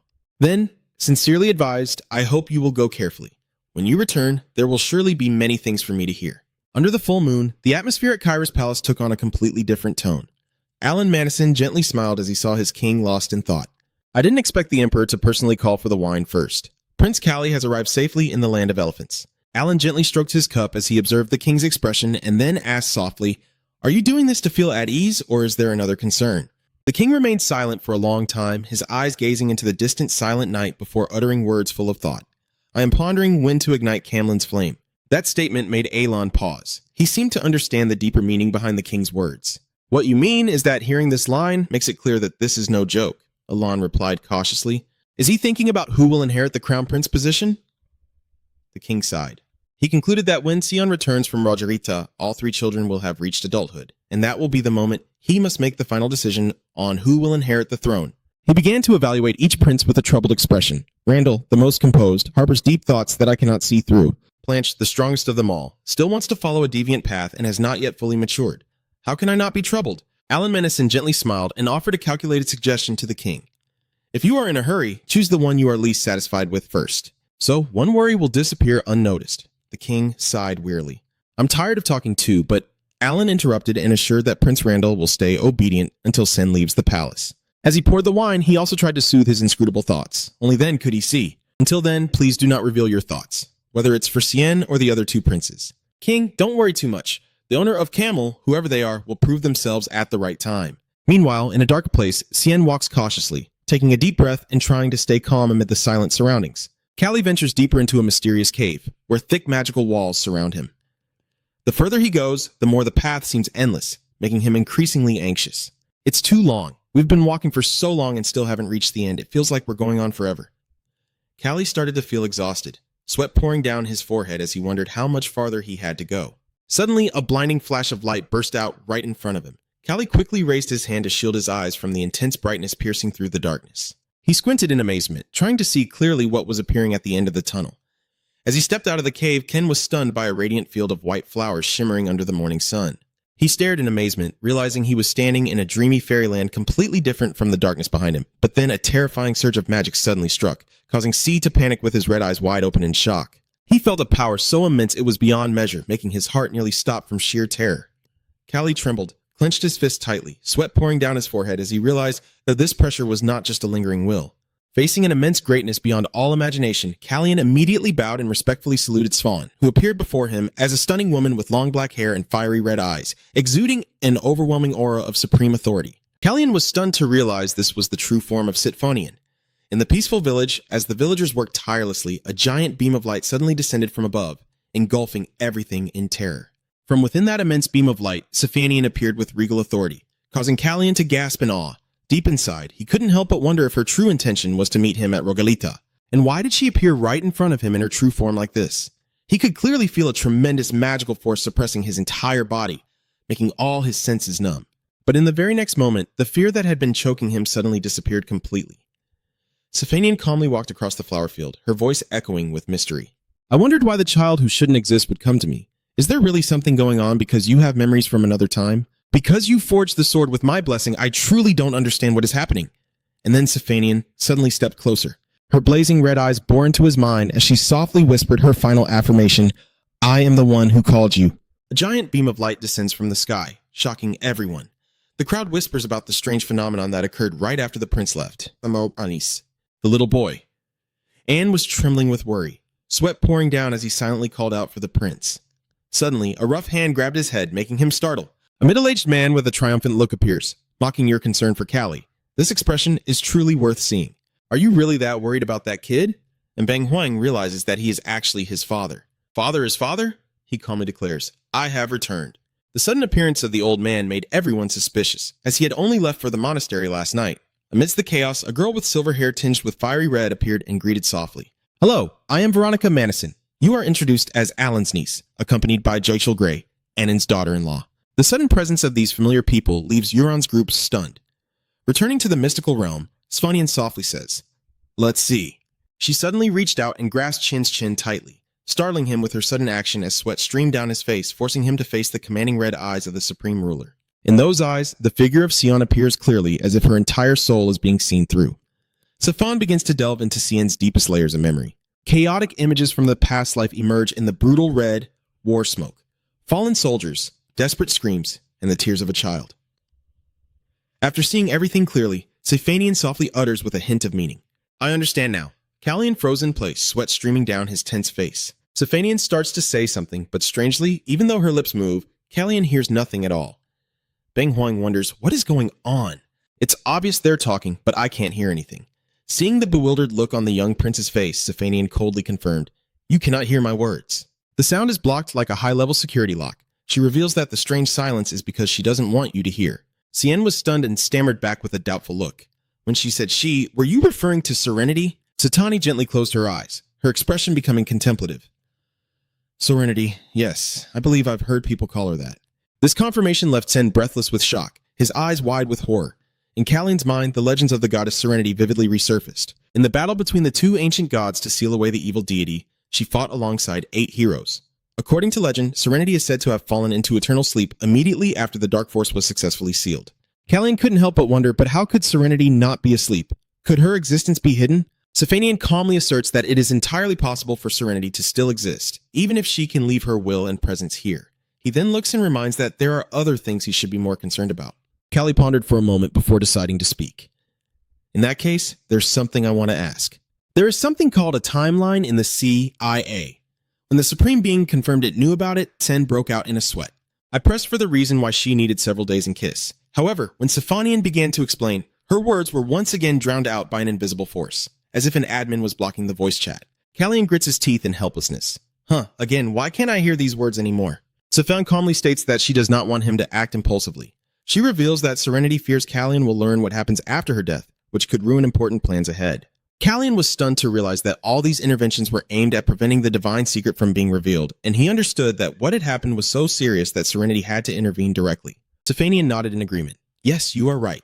Kalian fell silent, silently realizing that this situation was truly much bigger than he had imagined. He can't understand what the time axis really is that even a god had to intervene. The painful memory of the scream calling Werner's name comes back, making Sen clench his fists, veins bulging with rage and intense pain. She remained calm, and Sen asked his final question. Did my brother use the time axis to save my life? Sifania quietly observes the young prince before coldly reminding him that before being Sien's brother, he was first a king. Going against the natural order just to save a life is unthinkable for a ruler. Sifania firmly asserts that he is not foolish enough to do such a thing. The words hit Callie like a thunderbolt, leaving him stunned as he clenched his fist trembling and his eyes burning with shock upon realizing a terrible truth. If it wasn't JY, then who was the one truly manipulating the timeline? Sifania continues to pour cold water on Sion's thoughts. Before being your brother, he was a king, going against the norm to save your life. Could your brother really be that stupid? This affirmation leaves Callie standing silently in the peaceful field, his red eyes wide with shock as he realizes he might not be the one who saved him. Callie bows his head, sweat pouring down from his astonishment. At this moment, Sean reached out his hand and demanded, "Show me what you are holding." Callie looked on in confusion, wondering what it was that had attracted the Supreme Being's interest so much. He thought to himself, "Don't tell me that." But before he could finish, the sacred object revealed itself automatically. The black stone with ancient symbols appeared in midair, and Sean grabbed it, his eyes narrowing in amazement. This is the queen observing the divine artifact carefully, while Sion can only stand silently, as the Supreme Being's gaze sharpens, as if recognizing the true origin of the hidden power within the stone. Sifani places the stone back in Sion's palm and advises him to keep it, saying everything will become clear when the time comes. Callie clenches his fist tightly, his eyes showing determination despite still having countless questions unanswered. Don't be disappointed, just because you didn't hear the answer you wanted today. When you feel ready, come back to see me. Then he disappeared, leaving Callie standing silently in the dark cave. Meanwhile, the sky above the 6-foot domain suddenly became unusually lively, filled with messenger pigeons carrying urgent messages from the land of the elephants. Standing on the high balcony, Duke XF squinted at the flying birds and sighed. I never expected there to be so many eyes and scrutiny within my territory. He admitted that although he had lived here for a long time, this was the first time witnessing such a strange sight. A stern voice spoke from behind, interrupting his thoughts. Is this the time for you to relax and enjoy the scenery? Damir Svi stepped forward with a worried look. Given my daughter's seriousness, Sfridis simply smiled calmly and replied, It's okay to just look for a little while. He understood that envious and jealous people who covet the great power of his family are always present everywhere, and this event will surely attract even more attention. Demir asked nervously if the messengers with the pigeons would ever stop getting involved with their family and emphasized that they needed to identify the servants of the noble families lurking around to prevent any surprises. Impressed by his daughter's sharpness, Sfridis chuckled with satisfaction and proudly gave a thumbs up. Ha ha ha, I was truly wise to marry your mother. You are as clever as your father. However, immediately after, his gaze grew solemn and commanding. Siegfried asserted that if the family had to worry about those people, they had already stepped onto the political path. He reminds his daughter of the family's principle. We are protectors, not rulers or conquerors. The reason we train our strength is to wield the shield of protection. Demir looked at his father with a serious expression. I understand, but this time it might be different, father. Inside the grand castle, Sen's reflection appears through the window with a contemplative expression, as if he's trapped by unspoken thoughts. Seeing his daughter's worry, Duke SF placed a hand on her shoulder to reassure her, I will consider and note which family is here. He affirmed he understood her concerns but reminded her not to worry too much as the family is not only cautious but always well prepared. XFIT smiled and reminded her of her strong support system, saying, "You still have your brothers, right?" Just then, and Hot High ran over, excitedly shouting, "Dad, do you see? There are many pigeons coming in." XFIT chuckled happily. Yes, indeed, there are many. The number of letters sent has exceeded the target. The boy excitedly points to the sky, marveling at the magnificent scene and cheering as more birds fly in. Seeing his father join in, claiming he just saw a hawk, Demir can only sigh in exasperation. In the quiet room, Cien still stands silently by the window, his mind drifting to the image of Sitfanian and the mysterious message. "Whenever you feel ready, come back here," Ken repeated thoughtfully. "Are you fully prepared? I can't help but wonder about what the Supreme intends to tell me, but it's still left unsaid." The sound of the door opening interrupts his thoughts as the young servant carrying a tray of tea enters. Surprised, he asks, "You've been standing at the window all this time. Is there something outside our domain that you keep looking at?" "No, not exactly. There are some interesting things that can't be seen from here." The little boy cheered when he saw the familiar figure below. Oh, it's Hinata. What caught their eye was an incredibly adorable fluffy poodle dog. That was Yan, the pet of the XFIT ducal family, and couldn't help but be speechless. What father would name his son and dog the same thing? Ken subtly smirked with a knowing smile. It's because they look so much alike. Teacher Ann is still sulking as he reports to the prince. Callie calmly reassures, all right, I get it." He watches Hina playing happily in the yard and comments, "I've seen it before. He seems to prefer dogs over birds." Team Pet Dog clearly won the meta today. Suddenly, Ann pointed excitedly, "Oh, did you see that? He just signed that Yan is cute." Sen suddenly turned and asked, "Hey Ann, it turns out you're good at sign language, huh?" Ann's eyes suddenly darkened as he softly explained, "I used to have an older brother who was ill." Realizing he had touched a subordinate's pain, Sen quietly apologized. But Ann quickly regained his bright smile and assured him that it was all in the past, and now he had a prince by his side. But Ann still reminded him of reality. "Aren't you really planning to keep a dog? Then the other princes won't leave you alone." Hearing that, Ken simply asked back, "So? Then I will move to Camelon." "Camelon is the Crown Prince's palace, Your Highness." Without hesitation, Callie argued convincingly that the royal court doesn't keep dogs, right? "So I have to move to Camelon." Anne could only stand there in shock, thinking that maybe this prince is the only one who wants to compete for the throne just to keep dogs. "You truly are the only one." Meanwhile, news of this strange phenomenon at the Sefet territory is spreading rapidly. At the Apia Palace, the atmosphere is eerily silent. The Empress Superlie sits gracefully in front of the mirror as a maid gently combs her long, silky silver blue hair, while a subordinate stands respectfully behind, reporting on the progress of the task. "How far along are you with the task?" he confirmed. Yes, the Empress's letter has been safely delivered. At the same time, the subordinate revealed an important piece of information that the correspondence from the other side had just been delivered to the Apia Palace. Hearing this, Superlie's eyes flickered slightly, and she smiled with a sinister and eager expression. "Really? I'm looking forward to it." The light shimmered in the darkness as a voice echoed from the communication ring. "Your Highness, I must wait for you." Cien softly apologized for the delay. He was searching for a special place inside the Six-Foot Castle. Yes, such a place already exists. Under the canopy of the ancient tree, this is the SF family cemetery. Earlier, Anne told Sion, "Your Highness, this is the closest place to the city center, with few passers-by and unaffected by Sefanian's power. Someone who can speak freely here." Cien sweat slightly, leaning against the big tree, beginning an important conversation with his master. Through the ring, Alan Madison eagerly inquires if he has completed his mission at Rosalita. Ken calmly confirms. "Of course, Master, but this story is quite long to tell." At the Wizard Guild headquarters, Alan Madison couldn't hide his shock upon hearing the news from his disciple. He exclaimed in shock, "So you have truly met the true form of Sfanian?" The wizard's face paled. "If I had known something so momentous would happen, I would have gone with you."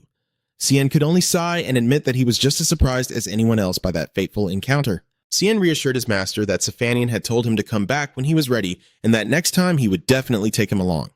Alan had to accept the reality because there were too many things he needed to handle in the capital at the moment. Callie shifts her focus to Empress Siu Lai's situation after Lennon Burrison's sudden disappearance, and Alan reveals that after 10 days of hopeless searching, the Empress has begun to notice strange signs. This morning, Evan Busen had a brief meeting at the palace and left immediately. Seeing Sen worried that Busen might reveal the truth, Alan smiled mysteriously. He insists that even if he wanted to, Evan couldn't utter a word because he had used a secret magical oath to lock his mind. The image of a chained heart appears as proof of this cruel binding. You need to be shocked and say, "Master doesn't have to go that far." But Alan simply replied, "It's nothing." Alan Menacin smiled, thinking that his disciple had also sworn many times in front of him. Callian broke out in a cold sweat, admitting he had nothing left to defend himself, as if the two of them had shared all their secrets.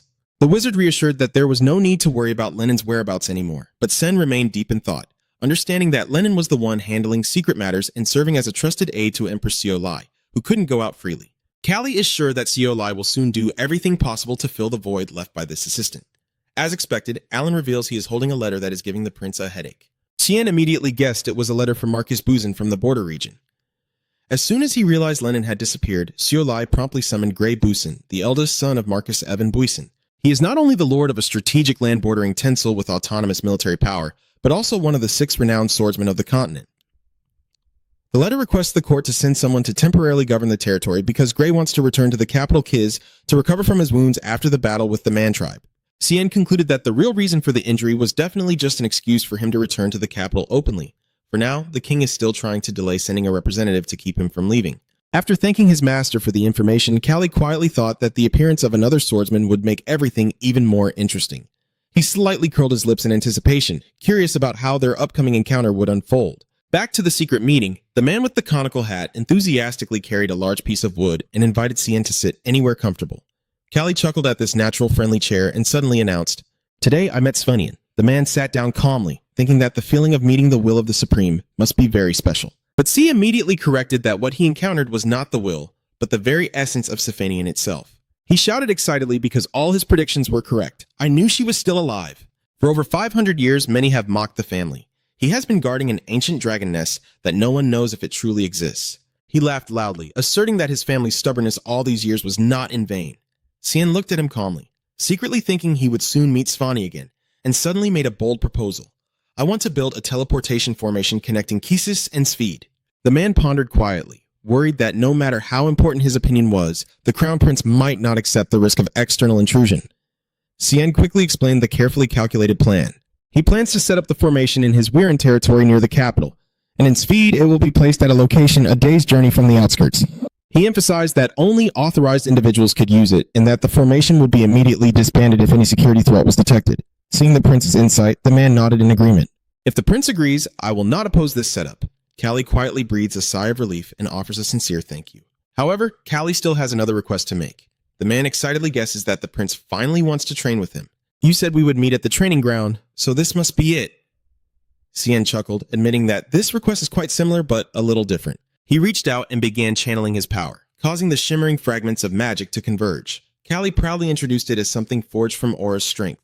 The man was so stunned he froze in place, unable to believe his eyes as he saw Cien concentrate such immense power without any conduit.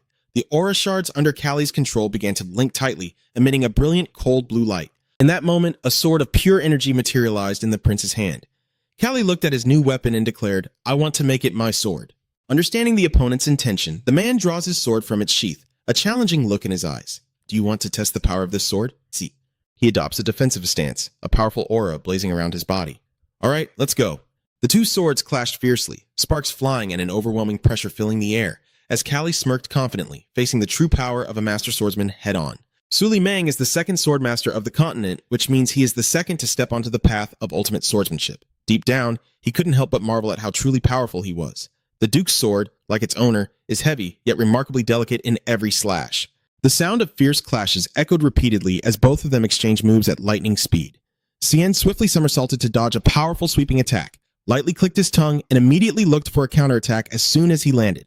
Suli Mang was amazed to realize that in just a brief moment, the young prince had missed no opening of his own. Although Sion's arm strength was not enough to generate enough force on the sword to overpower directly, that very lightness made his attack speed faster than ever. However, maintaining that sword with pure energy is also draining a large amount of Callie's magic and internal energy, continuously spamming skill attacks. The confrontation between C and Duke Suli Mang is growing more intense. Although the Duke only wants to help the prince unleash his full potential, even without holding back, Callie is still capable of maintaining an astonishing balance between offense and defense. When it comes to skills, there's no need to discuss. The agility of the young prince makes Suli Mang wonder in awe how this kid can do it. But for a master swordsman like Suli Mang, that still isn't enough for Sen to become his rival. He roared challenge, believing that if they kept dragging on, the prince would never discover his true limits. "I will attack seriously," Suli Mang declared as the aura on his sword blazed brighter than ever. Under that suffocating pressure, Sen slightly smirked, his blazing red eyes revealing his determination. "Then I will also give it my all." Then there's no need to hold back anymore. Suli Mang charged like a whirlwind and shouted loudly, "Please, Prince, accept my attack!" Two forces collide fiercely, causing powerful tremors that shake the surrounding space. Callie grits his teeth as he braces himself, feeling the overwhelming power of the Count's sword pressing against him. However, instead of retreating, Callie suddenly changed his stance and launched a bold counterattack. Suli Mang was stunned to realize he had underestimated his opponent's speed when the sword brushed past him by just a hair's breadth. A dark red streak suddenly appeared on the face of the renowned swordsman Suli Mang as he stood stiffly, his eyes wide with shock as he felt the wound just pierce through him. This moment was so close to being a game over that there was no time to save. Callian realized he had just touched the fire ant nest as a massive aura suddenly erupted fiercely from the opposite side. He turned pale and exclaimed in horror. This is bad. The dark green aura surrounding his eyes creates an overwhelming pressure, making C realize this is not a strike he can block. The clash echoes loudly as Callian grits his teeth, desperately holding on. But even Duke Suli Mang is stunned to see his steel sword cracking into pieces and shattering after the collision. Both of them step back, standing still in the dusty training ground to catch their breath. Suli Mang gazes in shock at the young prince, while Sen is still stunned by what just happened. At that moment, the attendants and Demir hurriedly rushed into the room, shouting anxiously, "Count!" They stood frozen in shock as they witnessed the scene before them. The noble duke holding a shattered sword with a bloody wound on his neck, evidence of a strike from a master swordsman. Amazement enveloped everyone, and whispers began to spread uncontrollably. Could it be that he really lost? The chaotic crowd couldn't believe what was happening before their eyes. They shouted in disbelief. Did he really lose? Setting aside the chaos of the battle, the scene suddenly shifts to a luxurious and splendid banquet. Amid the soothing music, Duke Suli Mang passionately performs the violin on stage as the guests cheer enthusiastically. The scene shifts abruptly. The game just finished the combat and immediately switches to the music scene. Callie applauds enthusiastically for the Duke's masterful violin performance. That's amazing. I'm truly surprised. Not only swordsmanship, but also this level of violin talent. Xfit modestly replied with a small smile. Even if I'm not skilled in swordsmanship, I must master the violin. Keon sincerely expressed. It's a shame if I can only enjoy it alone. I'm lucky to be able to hear this music at the banquet. Seeing the young prince look pleased, Svit was excited and said, "If you like it, I would be happy to perform more in the future." However, Callie turned her gaze toward the cut on the Duke's neck. "I don't know if the wound will affect the performance or not." Siegfriedus casually waved his hand and said, "My skills haven't diminished because of this small wound. This wound is even insignificant, but deep inside, I secretly lament that the one truly wounded is my heart." Remembering the scene where the children gathered around crying over a small scar, Xfried couldn't help but feel weary. Raising a glass with Sif, Cien expressed, "I wonder why my son doesn't seem to be my son at all. But thanks to that, I have learned a lot." Siegfist cheerfully invites, "Please have a drink." Callie responds, "I won't refuse." The Duke nodded in satisfaction. "So?" Callie contemplatively looked into the glass, realizing the value of the recent battle, understanding the limits of his power, and that there might be greater achievements ahead. He analyzed the broken aura sword, suggesting that when faced with overwhelming strength, the sword could not withstand it. When you release that much aura again, the sword isn't strong enough to withstand it.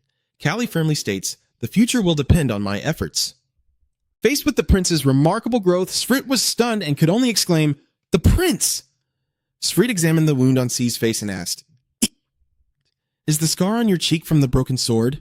"Are you okay?" Cien replied casually, "This is not worth worrying about. No need to apologize." The Duke admitted that he had unconsciously exerted himself upon discovering an unexpected aspect of Callie's fighting style. He then began analyzing, saying, "I do not mean to criticize your quick and light swordsmanship. You usually put your strength into your hips when swinging horizontally or attacking repeatedly." Cien was stunned and exclaimed, "Do I have that habit?" Sifis affirmed, "Yes, it's very light, but it's there." And then he made a remark that left Ken stunned. "This is also a trait of Kritia Knights." Sigfist looked directly at C and calmly added a deadly blow to the secret he had always been hiding. "If you learn swordsmanship at Kiss, you won't have that habit." Savies calmly asserts that the habit of turning and using the hips for power is an unmistakable trait of the Kritia Knights.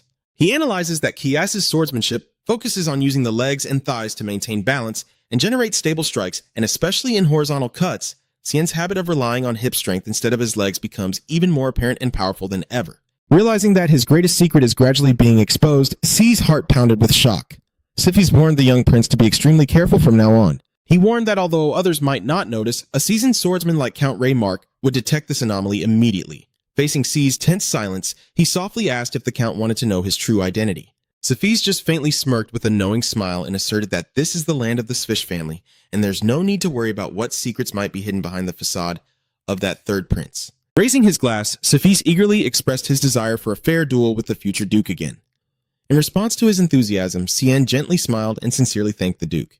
But his hands clenched tightly in silent worry. Cien wondered if someone like Duke Raymark could see through the aura he was trying so hard to hide. Cien recalled the stories about Greymark Grave, who was driven to the remote borderlands by Count Evan Brisson for not being welcomed. Despite the cold reception, Markgrave's talent was undeniable, with his swordsmanship rumored to surpass even Evan Brisson's. For a long time, Callian realized there was a high chance that this duke would see through his true strength through his aura.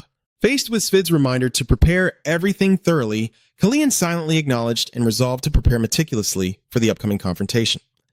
10 days later, at the quiet cemetery of the 6-Fit domain, Cien was still diligently making the final preparations. From my master's comments, the communication ring indicates that the atmosphere here is so good that a prince wants to stay forever. I quietly smile bitterly because everything is taking more time than expected.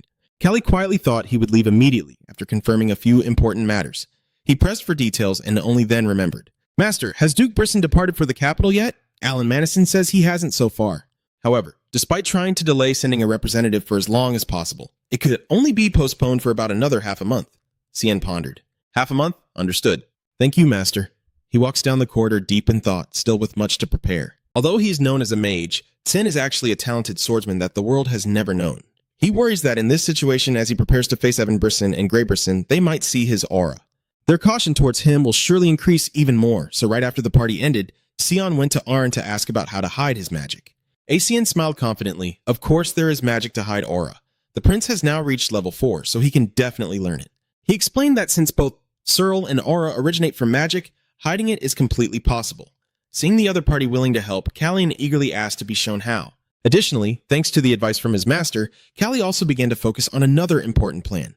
He started to study more deeply the setup of teleportation arrays. At this moment, Rel, the Duchess of Sif and a talented mage, was present to assist. Cien knew she was the one who helped shorten the monitoring time during the construction at Sfreet and would surely be very helpful in building the teleportation array later. Seeing the two talented mages in front of him, Cien expressed his intention to prepare one more thing because Kiss's land was too vast. Both Aaron and Rizel nodded in agreement. Yes, please leave it to me. Riel assures he will not only diligently study the moving magic array, but also dedicate himself to teaching how to conceal mana. This spell isn't too difficult, but the real challenge lies in maintaining it steadily. Cien diligently trains with Aaron and Rizel because he knows that SF is the only one capable of confirming whether his aura is leaking out. That's why he decided he couldn't leave the city until he achieved his goal. After days of continuous training and research, Cien's efforts finally paid off. He looked down at his hands, quietly pleased to realize that everything had now become completely natural, to the point that even he could no longer find any signs of aura. Witnessing this astonishing change, Duke Svat chuckled happily. He comments that now C only looks like a shy prince who has never come close to a sword, resembling Nu, but actually is a disguised boss. All preparations are ready. Callie stands in front of the castle porch in his regal royal attire, ready for a new journey. Under the bright morning sun, the prince's entourage officially departs from the gates of XF. As he departs, Duke SF leaves a bold challenge, promising that next time he returns, he won't hold back and things definitely won't be as easy as they are now. Callie smiles confidently, certain that this is exactly what he's been waiting for. With eyes blazing with determination, he ordered the entire group to set out, heading straight for the land he had long been away from, the kingdom of Kiris. Meanwhile, at a luxurious mansion, a messenger tremblingly held a letter in his hand, unable to hide his anxiety as he prepared to meet the powerful figure inside. Although it was still daytime, a burly man, leisurely enjoying himself beside beautiful women, looked annoyed at being made to wait too long and sarcastically asked if the court only sent one representative. His arrogant laughter echoed through the room as he realized that many interesting things seemed to have happened at the palace during his absence, and his eyes suddenly turned red with danger. He stood up abruptly, pressing close to the terrified messenger who couldn't even speak. With a cruel smile, the so-called border marquise, Ray Brisson, declared that it was time for him to return to Kiss. At this moment in another place, Alan Manassin gently opens the wardrobe door to reveal a massive treasure shining brightly inside. Looking at the glittering gold mountain, he quietly marvels that this wealth always amazes him, even more impressive than the bath made from the bottom of the lake. This is the huge income from the Lin Domain, the largest wheat-producing area in the CIS owned by him. In addition, merchant guilds like Poland also generate significant profits as the prince covers all operating costs. He casually puts the money bag into the iron safe, telling himself he will never have to worry about lacking money. As soon as he stepped outside, Alan saw the maid waiting and politely asked if everything was settled, then offered to lock the door. Alan smiled politely and thanked her before quickly leaving, standing still and counting money steadily. However, she suddenly froze when she caught a cold, piercing gaze staring directly at her from the hallway. He was stunned to realize that the person standing there was the second Prince Planche. With his distinctive silver hair, Planche squinted suspiciously at Alan, creating an extremely tense atmosphere. Alan immediately regained her composure and laughed cheerfully. Well, what a coincidence it's been a long time since we last met. Prince Planche gently places his hand on his chest with a polite gesture, but receives only silence in response. Staring intently at Alan, Blanche secretly suspects the sorcerer behind him and wonders if he is the one who caused his brother to change so much. Seeing that Alan remained silent, Blanche sneered and said that since the other person wouldn't speak, he could only wonder for himself. He added a sarcastic remark, asking whether it was because you stopped drinking that you think too much, or because you think too much that you stopped drinking. In response to the provocation, Alan softly smiles and replies that there is someone here who also feels regret about it. Alan affirms that everyone will change, whether by stopping drinking or by overcoming the fear from the crazy antics brought by his brothers. He smirked meaningfully, suggesting there's no real difference between the two. Looking directly at Blanche, Alan reiterated that everything is just the natural law of change in people. Blanche's face hardened. He coldly asked to leave and decisively turned his back and walked away. This was subtle but hit the weak spot, forcing the opponent to retreat. Blanche's footsteps echo quietly as he silently walks through the long corridors. Descending the stairs, his face darkens with a pensive expression. He quietly thinks that what is happening right now is truly crazy. Time has passed, and it's been about 20 days since he left Svide, stopping by the picturesque Reddington Lake. Cien slowly sipped his tea and admitted that he also felt a bit regretful about leaving early, even though he initially had no intention of stopping here. Veronica's horse falling into the pit unexpectedly created an unplanned opportunity to rest. Surprisingly, Riel's teleportation was so fast that even the strongest horses couldn't keep up. Cien leisurely sipped his tea and praised Lord Tess Reddington, the renowned noble known for his thoughtfulness and calmness, who perfectly suited the peaceful surroundings here. He decided to see this as a chance to relax before facing the busy days at Kais's palace in 4 days. As Yan was about to pour more herbal tea, a sound caught Kallian's attention. From the balcony, C and Yan looked down at the castle courtyard as they heard the carriage approaching. Seeing the familiar crest on the carriage door, C slightly smirked, a calculating smile on his face. He remarked with amusement about the lucky coincidence and immediately told Yan to deliver an important message. Yan asked nervously if Cien really wanted to reveal his location to the newcomers while the Viscount was in a state of panic. Although not deeply involved in high society, the Count still knew well the bitter rivalry between Prince Calli and the Brisson family. To preserve the dignity of the esteemed guest inside, he ordered his subordinates to immediately chase away anyone coming from the Brisson household. The atmosphere was tense enough to snap. One wrong word and the entire mansion could be lost, but Ian had quickly conveyed C's instructions. If it was the Duke of Brisson stepping out of the carriage, they must not be turned away but invited in for tea. As the majestic figure of Grey Brisson stepped down from the carriage, Lord Tess let out a relieved sigh as if he had been saved, secretly grateful for the prince's clever arrangement. Inside the living room, steaming cups of tea had been prepared in advance. Calli entered with the composed and regal demeanor of royalty. Count Tess quickly stood up to introduce the guest he had just invited. Facing C was the Duke of Grey Brisson, one of the most powerful figures of the Brisson family. Cien gazed directly at the man before him with sharp red eyes, maintaining a calm yet meaningful smile, ready for a direct confrontation with the renowned Duke. Facing Callian, the Duke of Grey Brisson showed clear indifference and disrespect. The Tess Countess standing beside him trembled, trying to speak to ease the tense atmosphere. "Your Grace the Duke, the Prince himself." But Grey immediately cut him off with a false excuse. "I don't know if you already know, but I am only lightly injured." So he casually leans back in his chair, hand on his chin with a defiant expression. "I cannot perform the full ceremony. I hope you understand." Prince Calli. This disrespectful act made Lord Tess so frightened he turned pale. Calli gently bowed his head, his hair hiding his eyes, silently recalling the rules of the kingdom. "That is Duke Slayman Han Zigfrey." Callian slightly smirked in response. "I see." Grey still doesn't stop, he continues to mock. "Yes, so I hope you understand. The pain from the wound still stings, so I cannot stand up." C's eyes suddenly turned cold. He looked directly at the opponent and issued a commanding order. "That means, Grey, you should bow your head." Duke Grey of Kung Kwang. He quietly confirms that the other person cannot find any reason to refuse this order. Behind the door, little Jan is eavesdropping with his hand on his ear. His face turned pale with horror as he heard the prince's fierce declaration of war. What was he planning to do to make his words so loud? The atmosphere in the room is tense, and Jan is terrified that if the frontier duke loses his temper, Cien's fragile body won't be able to withstand it. He also desperately thought about seeking help from Asenhak immediately. Just then, Aaron and Razel suddenly appeared from the hallway, startling Jan.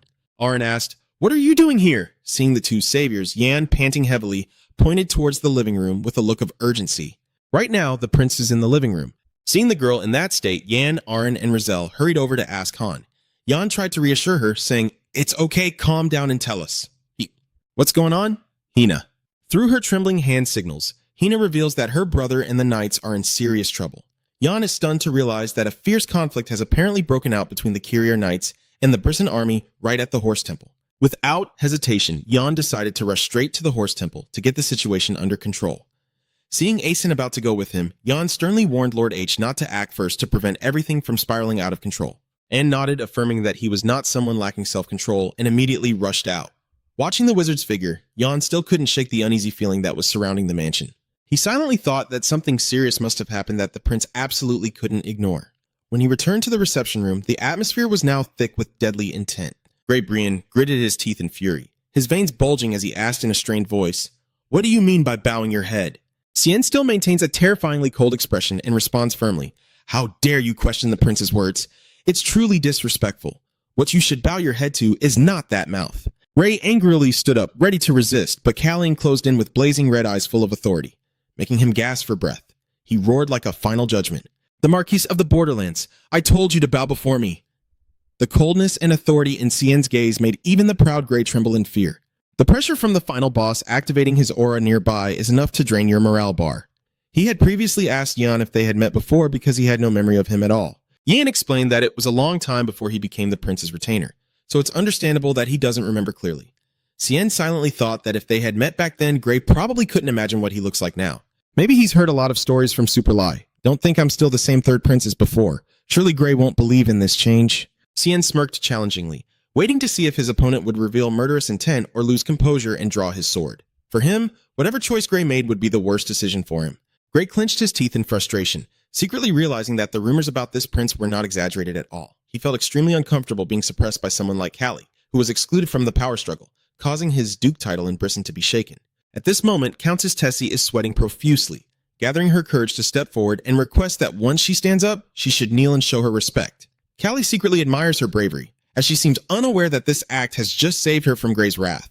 He kept glancing at Tessie, cursing this arrogant one, and wanting to destroy both of them immediately. But his hatred for the crown prince was still greater. Grey smirked slyly and suddenly bowed, performing a mocking ceremony. "Now, accept this greeting, Ray Britt, bowing before the great crown prince of Kiss." Callie half closed his tired eyes and calmly told Tessie that he would go upstairs first.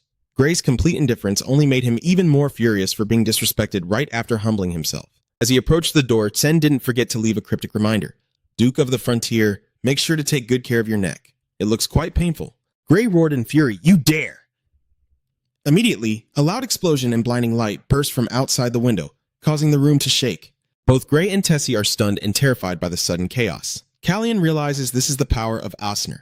Although N is originally an ice mage, his deliberate attempt to cause the explosion with such a loud fire must have a special reason. Looking at the blazing fire in the stable, Ten quietly understands that Anne is calling him. "It's on fire!" A scream of shock echoes as the fierce flames engulf the Brisson carriage. The crowd of soldiers is in chaos, stunned and confused by the news that a mage casually launched a fireball right in the middle of Thantien Baknyat. Kiri remained expressionless in front of the blazing wreckage, even sarcastically remarking that it would be hard to get kind words from the prince after this chaos. "What have you just done?" He frantically questioned whether Kiri knew whose carriage that was and dared to do such a thing.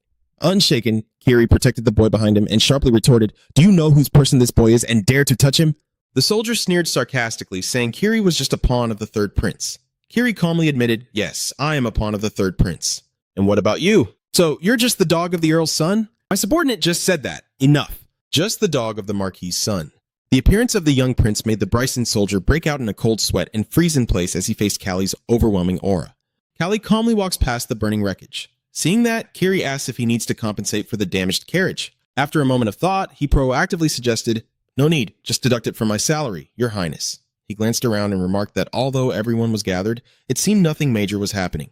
However, Cien's gaze suddenly turned cold as he inquired about his handmaiden's whereabouts. A Brisson soldier was startled and frightened when he heard her name, and Anne coldly revealed the truth that these soldiers, not knowing she was the prince's person, had intended to capture a beautiful mute girl to present to the border count. Hearing this, Ken chuckled bitterly, but then his face darkened and became terrifyingly cold, with his blazing red eyes showing utter contempt. He silently wondered why such scum kept appearing before him. Witnessing the horrifying scene, Grey Brisson roared in fury. He frantically questions the brutal act just committed. Seeing his subordinates lying scattered on the ground, Grey shouts loudly, "Do you dare to cut out the tongues of my knights?" Cien still maintains a blank expression, calmly standing among those who can no longer resist. Arn steps forward to assert that these individuals are no longer worthy of being the Count's knights. He emphasizes that they are only criminals who have been stripped of their honor for daring to attack the prince's lady and assault his servant Greybrand. Grinding his teeth in humiliation, the old man furiously cursed his foolish subordinates who had tarnished his honor right before the eyes of the crowd of servants and soldiers. While Grey was still stunned with rage, Cien calmly walked past him and announced that Sir Manacine and Kiss would cover the full cost of repairing the destroyed carriage. After the fight, he still remembered to settle the bill, handling everything from combat to logistics. Ray Biar clenched his teeth in fury, his fist trembling as he roared in utter humiliation. How dare you? How dare you? But Cien didn't care at all, calmly walking away, leaving behind a person consumed by rage. After a moment, Cien saw Kiri standing silently with a sorrowful expression. Noticing the unusual demeanor of the guard, Cien stopped and asked, "Is there something you want to tell me?" Kiri was stunned and horrified, instinctively clutching his shirt tightly, sweat streaming down his tense face. Deep inside, a flood of dark memories suddenly rushed back. Oh. For you, these acts of injustice and violence have happened countless times in the past. You recall the beatings and harsh insults, year after year, always breaking in like this. You bastard, those cruel enemies who mocked you, saying that, even with a decent face, a lowly person shouldn't dream of a chance to change their life. They hit and sneered, pretending they were about to strike, but all you do is just endure the blows? Kiri used to choose to stay silent and endure, hoping everything would pass, even when they yelled at Hina, "Hey, why don't you say anything?" Where is the protective aura of the mute? You still only know how to grit your teeth and endure humiliation. Back in the present, Kiri tries to suppress the pain surging inside him. He looks at Ken and softly replies with a trembling voice, "No need." Callie silently observes, her red eyes like they can see through all the depths and darkness within the young knight's soul. Understanding his determination and inner suffering, Sen sighs softly and responds with brevity. "All right, I understand." He decisively turned and walked away, leaving Kiri standing silently in the shadow of the dusk. As night falls, the atmosphere at the Reddington estate becomes incredibly quiet. Callie relaxes on the balcony. Namni sips her milk tea and comments, "Hung, this silence is so peaceful, and the milk tea is really good too." Unlike the prince's calm demeanor, Count Tess sitting opposite is extremely worried, his face pale with fear. He stammers, "If you find it to your liking, that's good, but is it really okay, your highness?" Seeing Callie appear so calm, he tremblingly explained that Count Brisson, the warlord, was extremely angry when he left. Count Tess couldn't help but be terrified at the thought of provoking him like that. "Is there anything that happened before you returned to Keys? Aren't you worried? He is a swordsman, right?" Cien still kept his mysterious smile, his glowing red eyes reflecting the cold moonlight. When he first faced Gray, Callian sensed a very strong aura emanating from him. Feeling this power meant that Gray's strength was at most equal to or even weaker than his. That means Sen could crush him at any moment. Callie smiled reassuringly and said, "It's okay, after all, it's just a one-time encounter with someone I have to face in my life." The Count quietly found it strange that a young prince could be so terrifyingly calm. As the elder approached to pour more tea, C asked, "Are you still worried about something?" Test hesitated before admitting he still had doubts about something.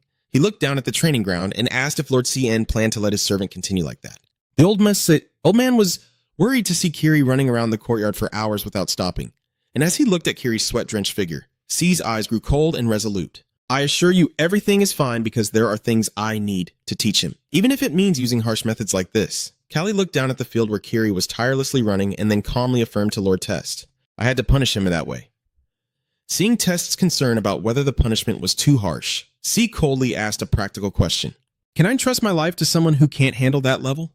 He emphasized that what he and Kiri face is completely different, and it's time for the guard to realize that. Test nodded slightly, now understanding that this was not just a punishment. Meanwhile, the wizard Asen, who had directly damaged the carriage, was leisurely resting with a book in hand. Test suddenly realized a costly truth. This is the punishment for not trusting Prince C. At that moment, Tess remembered an important matter and informed Sen that Lord Greyburn had requested to borrow the Count's carriage to replace the one that was burned. Cien slightly smirked, looking into the Marquis's heart as he retorted, "But isn't your carriage also broken so you can't lend it?" His blazing red eyes bore into the opponent. "Is your carriage really broken?" Tess broke out in a cold sweat. The old man admitted it was just an excuse because he didn't want to risk letting someone like Greyburn get deep into his territory. The old man was stunned by C's sharpness, as if he had known everything beforehand. Tess sighed, realizing he was just a small lord. If he handed over his only carriage, there would be nowhere left to go. Cien smiled knowingly, asking if the Tess family truly felt at peace living so far away in Kiss, leaving Tess puzzled and questioning the true intentions of the prince. Callie calmly took out a letter sealed with bright red wax and handed it to the old man. "Take this." He confirms that just by showing this mark, Tess can request to meet him at any time to receive support. This is not just a promise, but also a powerful protection offer for the lonely Count. With a determined look, Callie made one final invitation that left Tess stunned. "Let's go, to Keys." Countess Tess was stunned, staring intently at the royal seal on the letter in his hand, his throat choked with emotion and surprise. Tess whispered to himself that once the Prince Callie's horses are back in shape, my cart's axle repair should be done too. The old man clenched the letter tightly with hopeful eyes, while Chi gently smiled, satisfied to have secured an important card. Meanwhile in the capital, rumors of an imminent return and legendary achievements are spreading like wildfire. Crown Prince Blanche sits quietly with a cup of tea, his face showing deep contemplation as he listens to the news. Facing him is Empress Xiao Lai, who calmly takes a sip of tea and says with a hint of meaning, "I truly look forward to that day." The quiet space between mother and daughter suddenly became tense as Si Lai mentioned that 5 months had passed since she last truly spoke with her son. Blanche subtly smirked. Are you trying to show your happiness for your younger brother, Lord Trio? When Xiu Lai announced that Lord Bean Kwong would arrive soon, Blanche just sighed with boredom. What does that have to do with me? Super Lai said sharply. She warned her son not to waste effort resisting uselessly because he would definitely have to follow the predetermined path. Blanche clenched his teeth in anger, feeling disgusted by the words coming from his mother's mouth, and demanded to know who was truly the one controlling his life. Xiu Lai looked her son straight in the eyes with a terrifying expression and snapped, Why do you still act like a child? The lady coldly asserts that no matter what Blanche says, the future will not change. Xiu Lai once again reminds that Lord Ben Kwong will arrive soon. She demands that Blanche remain completely silent. Gazing into the reflection in her teacup, she quietly observes that someone has changed too much, but there are also those who haven't changed at all. Super Lai ends the conversation with a cold reminder. My son, don't push yourself too hard. Blanche gently bowed his head, bitterly accepting his mother's request. Yes, I also think you will keep trying like that, so I will remain silent as you wish. The cold gaze and pursed lips of Empress Super Lai show she will stop at nothing to achieve her goal, and Blanche's silence is the next pawn in her plan. Meanwhile, on their way back, Callie and her master were leisurely discussing the situation of the nobles. They mentioned that Count Reddington would arrive next week. Countess Poland was lucky to avoid overexertion and death due to the prince's schemes. Alan no longer has to worry about his subordinates suffering. What will happen when the prince keeps causing trouble everywhere? When Cian asks about the king's reaction to the rumor spreading, Alan solemnly reveals, the king has decided to accelerate the formation of the Beason's team. This shocking news left C stunned and exclaiming, What? His outstanding performance in Sixth territory had made everyone's expectations fall on him, and also made the prison house extremely cautious. The disgrace of the military lord only worsened the tension, and the king suddenly ordered the transfer of the land and the building once used by the Paven Knight Order for Callie's Beacon's team. Handing over Paven's base to Ben's team is like declaring war on Brisson. Standing alone on the balcony in the dark, the king quietly contemplates that if he needs to divert their attention from Callie, this isn't a bad option.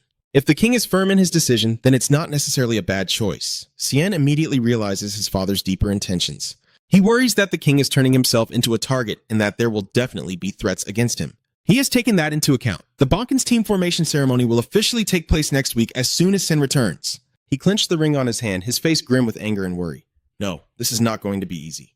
Even with the master by his side, the captain of the Kira Knight Order guarding the king has not yet perfected his swordsmanship. Cien realizes that if Great Britain returns to the capital smoothly now, King Lang's life will surely be in serious danger. He quietly asked his subordinate if there was any other route from Reddington to Keese and received the answer that this was the only way. Not wanting to take a long detour, he clenched his ring and silently vowed to cause a little more trouble because he absolutely would not let Lord Brisson reach the capital easily. While Grey Brisson, furious, cursed and kicked the shabby carriage he was forced to ride in, shouting in shame as a renowned swordsman like him sat in a cheap women's carriage, urging the coachman to go faster to escape this miserable situation. But his haste was interrupted by a scream from his subordinate reporting that someone was fiercely chasing from behind. Ray was still in shock, about to scold the soldier for talking nonsense when an overwhelming pressure suddenly pressed down right beside him. Driving a carriage into a chase boss at the edge of a cliff means there's no escape. A loud crash echoed as the fierce black horse charged forward, blocking the path of the carriage amidst a thick cloud of dust. Ray Brisson was stunned and froze in place as he faced the crimson eyes of the third prince. Callie smirked with a cold smile. I found you, Border Lord. Ray Brisson was stunned into silence, unable to believe his eyes as Cien appeared right before him, shouting in horror. What is going on? Why is that guy Callie here? Gray couldn't understand how the prince managed to catch up with the carriage from such a great distance. He suspected it must be some fragments of magic he learned from his master Alan Manassan. Callie quickly rides his black horse closer with threatening red eyes, coldly sneering. Still so rude, not even bothering to greet the prince. Grey Bren burst into a wild, insane laughter in response to the sharp provocation. Ha ha ha. The rage erupts, twisting his face into a savage and ferocious expression. He gritted his teeth in fury, unable to accept that someone he always looked down on would dare to confront him directly and threaten him with courtesy. He stomped hard on the carriage wall and shouted to stop immediately. Gray roared with deadly intent, declaring he would end the disgraceful bloodline of Callie right here. A devastating collision erupted, causing a powerful shockwave that shook the entire surrounding space. Amidst the thick dust and smoke, Gray Bryson painfully realizes he's being completely overwhelmed. He is choked so tightly that he can only cough in agony. Gasping for breath, Gray trembles in utter terror. You provoked first, you insulted first. A dark blue aura from his sword radiated an oppressive pressure, sealing off all escape routes except for the arrogant one. Cien clenched his glowing aura sword tightly. His eyes turned cold to the point of terror as he declared that from now on, all his actions are justified self-defense. He contemptuously asked if he still dared to speak about the noble bloodline. Gray was beaten to the point of spitting blood, only able to gasp with choking sounds, all his previous arrogance gone, replaced by utter terror. He tremblingly crawled on the ground, clutching the dirt and begging nonstop. Please, please, spare me. I was wrong. Gray miserably kneels at C's feet, desperately begging for one last chance to live. Cien calmly stomps down hard on Gray's bloodied hand. He asked in a low voice whether he had ever wondered why his brother suddenly disappeared, a question that struck like lightning, causing Gray's eyes to bulge in horror. He stammers, unable to understand what is happening. Cien silently walks around the defeated man. He reveals a shocking truth that someone paid a huge sum to Lord Brisson to hire people to clean up linen, and that is why he disappeared. Cynically, he questions whether the Earl intends to take the money to eliminate his eldest son, who was eyeing his position as Cien's fiery red eyes bore into Gray's mind. He demands that he answer kindly about the identity of the one who dared to attack him. In extreme pain and panic, Gray trembles as he clenches his fists, finally managing to utter the name Ian Even. Marcus Ben. As soon as he received the answer, Cien coldly lifted his foot and stomped down like thunder on his opponent. Gray Brisson's heart-wrenching scream echoed through the space before suddenly falling silent. Cien stepped on Gray Brisson lying motionless on the ground, casually commenting that making his son like this was truly the act of a heartless father. It seems you all think the same, huh? Looking at the trembling soldier nearby, Callie coldly asked, "You know what to say now, right?" The frightened soldier nodded repeatedly, promising to return immediately to the frontier territory to report. As he ran, he silently thought that all the tragic events today were caused by Marcus Brisson's hatred for his own son. Callie turned to look at Kiri and asked, "Did you see everything clearly?" He unexpectedly revealed that he had paid off all Kiri's debts, leaving him stunned. Kiri bowed his head to affirm that he had let go of the past, but still wondered about what Sen just said. Callie gently argued that Kiri's decision to follow him here proved his thoughts had changed. "You used to understand me better than I understood myself." Cien looked into the distance, knowing he had many things to say to Kiri, maybe even 10 years' worth. But their journey ahead was still long. Finally, they had returned to the capital. Throughout the streets, the people cheered loudly for the name of the third prince. They whispered excitedly about the sacred light of Sifani appearing in Rojaleta as a sign of blessing for him. The crowd believes that although he is the third prince, Kallian is the most deserving of the throne, and surely the king will think so too. Cien pushed open the heavy door and entered the grand hall amid the clear ringing of the announcement. Prince C has arrived. Inside, Crown Prince Randall and Second Prince Branch are already seated and waiting. Kallian stepped forward with a confident demeanor, smiling and apologizing for the delay, expressing his joy at finally having the chance to greet his two older brothers after such a long time. Blanche and Randall quietly looked at their younger brother, who exuded a completely different aura, then nodded slightly in response. Blanche faintly curled his lips, calmly welcoming his brother's return. "Yes, good, you're back." This unusually warm greeting surprised both Randall and Kallian. Callie glanced at his older brother, feeling a surge of suspicion about this strange attitude. He quietly wondered if this was some kind of joke or a new scheme from Frank. The royal banquet began in a formal yet tense atmosphere. King Lock Mang, while dining, kindly asked Crown Prince Randallo, "Have you finished reading all the treatises of Siatai that you said you were studying?" After receiving Randall's polite yes, he was pleased and advised him to share his feelings with him later. Immediately, the king turned to encourage the second, Prince Frank, praising his diligent sword training that improved his appearance and promising a hunting trip together. Witnessing the sudden concern from the king, Callie secretly felt suffocated by the awkward atmosphere. He takes a sip of wine, secretly thinking that he should soon embark on a distant journey to escape the suffocating palace. Seeing the caring attitude of his father, Kallian can't help but marvel at how drastically he has changed. A father who was always cold and distant from his children suddenly became warm and caring in an unusually tender way, as if he had become a completely different person. Just then, a close official quietly approached and whispered into the king's ear to report an urgent matter that needed to be addressed. The king's gaze darkened slightly as he ordered the waiting guest to be allowed inside, and the sudden appearance of the new character immediately made Blanche become alert, his expression turning grim. Callie slightly smirked, as if he had anticipated the arrival of the next person. He silently mocked their impatience as the announcement echoed once more throughout the banquet hall. The Empress Dowager has arrived. The superlative Empress in a luxurious blue gown, holding a golden fan to partially cover her face, enters gracefully with an air of authority. Facing the scheming woman approaching, Sen offers a knowing smile and a provocative greeting. "It's been a long time since I last met Empress Dowager." Cien smiled, her fiery red eyes staring directly at the scheming woman. "It's been a while since we last met, Your Majesty." Xiaolai slightly smirked and replied with a nonchalant tone. "Yes, that's right."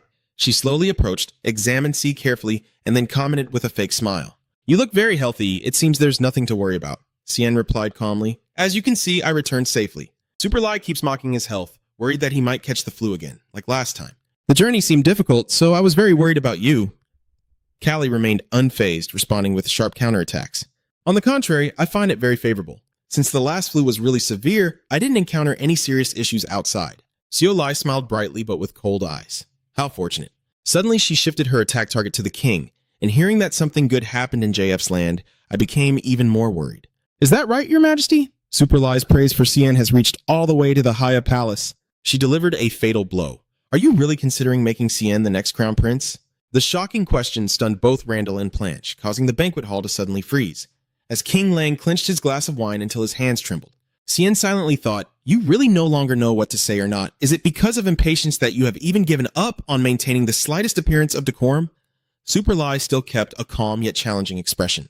In his heart, the king recalled the cryptic advice from Lord Madison not long ago. Send the person he hated the most to Camelin first. If you do that, everything will resolve itself on its own. The king's gaze at this moment becomes extremely terrifying as he stares fixedly at Branch. He spoke gravely. I have been deeply troubled because each of my children is a precious treasure. But now you want to help ease my worries? Thank you very much for that. The king's words, full of hidden meaning, left Planche stunned and frozen in place. Suddenly, the king slammed his hand down on the table, the sharp sound echoing through the room like a harsh judgment aimed directly at the arrogance of Superlai and her daughter. Superlai clenched her teeth in fury as the king insulted her in front of the princes. She angrily pressed her hand on the table and growled a bitter threat aimed directly at Planche. You will definitely regret treating me this way. It has to be. As Chao Lai leaves with heavy steps, King Lok Mong sighs softly, clenches his fists on the table, and suddenly offers a tired apology. I apologize. Seeing your shock, the king gently explained to Planche. What I said was not meant with ill intent. Please don't misunderstand. The second son only bowed his head in response. I understand. The king sighed. He mentioned an old royal scar. I'm sure you all know how your uncle is living now. I don't want any of you to live such a life. According to the law, princes who are not chosen as heir must leave Kiss when they turn 20, be granted their own territory to live in, and are not allowed to stay in the capital for more than 5 days. That night, Ten and Yan strolled together under the quiet moonlight to discuss this. Yan began to recount the story of Lord Azin, the King Lang's brother. Unlike the usual rules, as soon as Lang was named crown prince, Aznin refused to accept the decision and rebelled with his army. The bloody battle ended in a disastrous defeat, and now their uncle is imprisoned forever in a deep tower in the Verika Abyss, south of the Sigfit territory. The king always fears that history will repeat itself. He does not want to see his children fall into fratricide and only hopes that everyone can live in harmony. Yan wondered if such harmony was possible given the current situation. Kallian simply replied indifferently, who knows? He silently thought that with the current plans it was truly hard to imagine. Lost in thought, Kallian suddenly exclaimed, ooh, upon seeing something strange. Yan panickingly shouted, Your Majesty, the prince! When Callie thought Yan was seeing the same thing he was, the boy pointed at him and screamed in terror. No, not that. It's in your pocket. Cien looked down in surprise as the black stone in his pocket suddenly shone brightly and emitted a terrifying heat. Callie stared intently at the glowing black stone in his palm and softly said, Honestly, your gaze is drawn to a single bright red rose blooming alone in the night, which is absurd since all the other flowers in the garden have withered long ago. Even within this majestic palace, do strange events beyond natural laws still continue? Callie slowly reached out and touched the crimson petals. But as soon as his finger touched it, the rose suddenly shattered into pieces and withered instantly. Callie was stunned, standing still as he watched the fragments of the flower vanish into the air, realizing that time seemed to have stopped for this rose for a long while, but then suddenly flowed again in just a brief moment. In Sen's mind, a series of disconnected pieces related to time flashed through, from the black stone, the withered rose, the girl Elsaya, to the time axis and the presence of Cispanian and the god Serenity. He recalls Cispanian's cryptic reminder that Serenity does not want him to act hastily. Callie clenched his fist, filled with anger and impatience as he saw precious time slipping away right before his eyes. Yet he was told to hold back and not to rush. 2 days had passed since C returned, but he still stayed in his room and did not attend any meetings. Little Yan nervously stands by the bed, asking if C will cancel tomorrow's breakfast because his constant absence is drawing attention. Callie, exhausted, replies that he's still feeling drained after the long trip. Yan sighed and excused himself, not forgetting to wish the prince good night before closing the door. Callie lay quietly in the darkness, her blazing red eyes staring blankly at the ceiling. Suddenly, a deep voice from outside broke the silence of the room. I heard you can use a bit of magic, but it turns out you can also listen through the wind. Cien calmly sat up and looked toward the shadow standing outside the balcony, questioning coldly. At this moment, in this way, I only ask why you came here, Sir Blanche. Second Prince Planche stands under the moonlight, quietly observing his younger brother with a calculating gaze. Cien looks out from the balcony, silently wondering if this uninvited guest is a hereditary trait from Queen Xiaolai, and he coldly confirms that the missing roses in the garden were definitely caused by Callie. Callie couldn't help but be surprised by the sudden accusation. Planche stepped closer. He is convinced that it is the flower Cien treasures most, which is why he took it. A blazing red magic circle envelops the space as the two princes face each other directly. Callian walks up to his brother and sarcastically remarks that it's surprising Planche would resort to such rudeness just to get a flower. But Blanche realized that C knew it wasn't an ordinary flower, and that's why he was absent from breakfast today. Cien silently admired Blanche's sharpness. The second prince begins to reveal that the garden is cared for by Randall, and that because Randall carries the blood of Tinsel, the nation of the divine officials, he had already connected all the pieces together. Plan said he had asked Randall many times about the flower that never withers, but each time he only received the answer that he didn't know. Cien listened silently to every word of Blanche. The second prince admits he asked that way, hoping to get an honest answer. In the face of his brother's arrogance, Cien could only remain silent and observe. Blanche insists that without the power of a divine official, that flower could not have lasted this long, but he still doesn't understand why Randall has to hide his true identity. These words hit him like a heavy blow to the mind, leaving him stunned to realize that his judgment was completely correct. Randall truly can wield the power of a divine official. Plan casually leans against the railing and unexpectedly suggests that he took responsibility for burning the rose in front of Jan and Deo, asking C to just report it that way to keep things smooth. Before jumping off the balcony and leaving, Blanche reminds Cien to settle the statement and then bids farewell. See you tomorrow, little brother. Just as Blanche was about to leave, Callie hurriedly asked, "Why did you do that?" Blanche slightly smirked, thinking Callie skipped breakfast to hide his suspicions from the two brothers, but Sen immediately cut in. He wants to know the real reason why someone like Blanche, who doesn't have a good relationship with him, suddenly stepped in to help him escape Randall's watchful eye. Callian honestly states that there is no meaningful relationship between the two that would warrant such an act. Blanche chuckled softly with a knowing smile and asked back, "Do you remember?" Sen, looking puzzled, was met with a cold assertion that no matter what power Randall held, he would never be able to win. Blanche's eyes suddenly turned cold as he compared himself to the eldest brother, leaving Sen stunned. He sensed the bitter undertone in their words and pressed further, asking if perhaps Blanche decided to help him because he knew Randall couldn't overcome Queen Seolai's influence. Blanche didn't answer. He simply turned his back silently, leaving behind a mysterious remark that he had never truly... Blanche looked at Sion with suspicion and suddenly asked if he intended to move to the Camelin Palace, the residence reserved for the Crown Prince. Blanche sighed softly, believing that from the very beginning everything had been predestined that way. After Blanche left, Callian returned to his room, sitting silently on the bed with turbulent thoughts racing through his mind. He thought to himself that no matter how great Randall's power is, he could never win against the Queen's control. The image of Randall with a vibrant rose appeared, a testament to the strength of a divine official. But what troubled Callie the most was the foul smell of blood emanating from the black stone as it resonated with that strange power. In the air, there was a scent, an unmistakable plot scent, not the fragrance of flowers. Callian clenched the stone tightly in his hand. He knew that to uncover the truth behind this strange reaction, he had to find a way to make Jandel act. Only then does he reveal for himself the reason why the flowers bloom, and why he has kept it secret all this time. Cien decisively stands up, gazing out over the vast palace.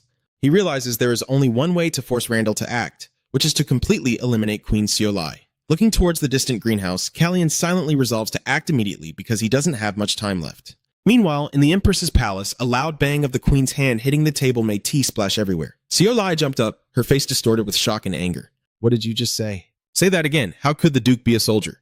Under the furious rage of her master, the maid tremblingly reports that Grayperson has been seriously injured and is no longer able to resist. Seolai was stunned to hear the rumor that Grayperson had returned to the border territory even though he was clearly near the capital. She was shocked by the news that Gray had suddenly lost contact and asked if the injury was true. "What? My father? Why?"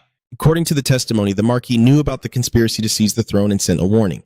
"Gray, never come back to kiss again." Superlie fell silent, a wave of terror rising in her heart. Could it be that father has discovered the deal between me and my elder brother? That was the secret agreement to support Plan in becoming the crown prince in exchange for the marquisate for the eldest brother. However, Seolai quickly regained her composure. She insists that no one could know about that and suspects that only a Marquis himself could have injured a sword saint like Gray. In response to the maid's hesitation, Chow Lai smiled knowingly. She ordered an immediate dispatch of medicine to the border to verify the injury and to track down the true culprit behind this incident. Alone, Seolai slammed her hand on the table and suddenly burst into a wild laugh, fully aware that Gray was perfectly healthy and believing that someone's plan to harm him had utterly failed. Seolai smirked with satisfaction. "You plan to blame my father, right?" Her eyes turned colder and more sinister than ever. Superlie secretly confirmed that the mastermind behind the scenes and the one who told Gray to use the excuse of being injured to act was her. Superlie casually throws a heavy bag of money onto the table and orders coldly for it to be taken. The person across quickly grabs the bag, quietly marveling at the Queen's generosity, and then wondering if this opponent is a crowd or not. Superlie calmly sips her tea, asserting that there is only one target. Hearing this, the knight smiles greedily, secretly thinking that the price for just one person is so high it moves him. He is Deputy Commander 2 of the Paven Knight Order. Behind the glamorous appearance of a royal knight, no one could imagine that Toe's true face is that of someone willing to kill anyone for gold. He eagerly asked about the specific task. What should I do? Super Lai coldly asked him to investigate the bodyguard who had previously clashed with Grey Brisson during the Rogalita trip of the Third Prince, and to uncover the details of what happened between them. She casually added an irresistible offer that if Tu could silence that person's mouth, the reward money would be doubled immediately. Tu's eyes lit up with excitement as he fondled the gold coin in his hand, constantly muttering about the upcoming hefty reward. He eagerly asked about the identity of that unfortunate person. Meanwhile, Super Lai was still lost in her own thoughts. She silently called out the name C, wondering why her intuition kept pointing to this prince. This intuition is not to be taken lightly. The name An appears in Seo Lai's mind as a threat that must be paid attention to. Now, at the royal palace, whispers and rumors about the Grisson family are spreading through the halls. The nobles are beginning to whisper about the shocking rumor that Marquis Evan Bryson deliberately attacked his own eldest son.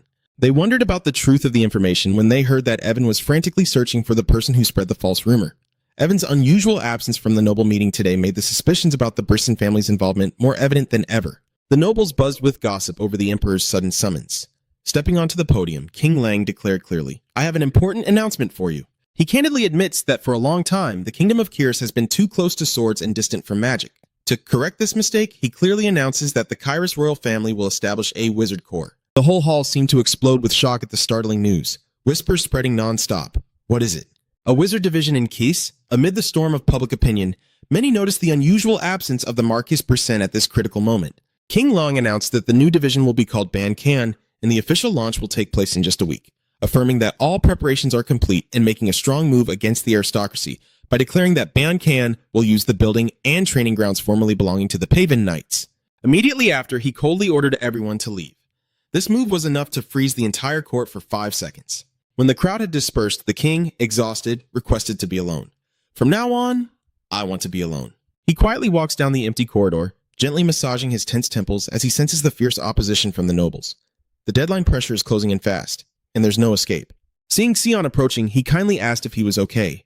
The king sighed and said, "You are confident this was expected, so there's no need to worry too much." He continued walking and reminded him, "You said you wanted to meet me privately." Callie respectfully confirmed he had something to ask.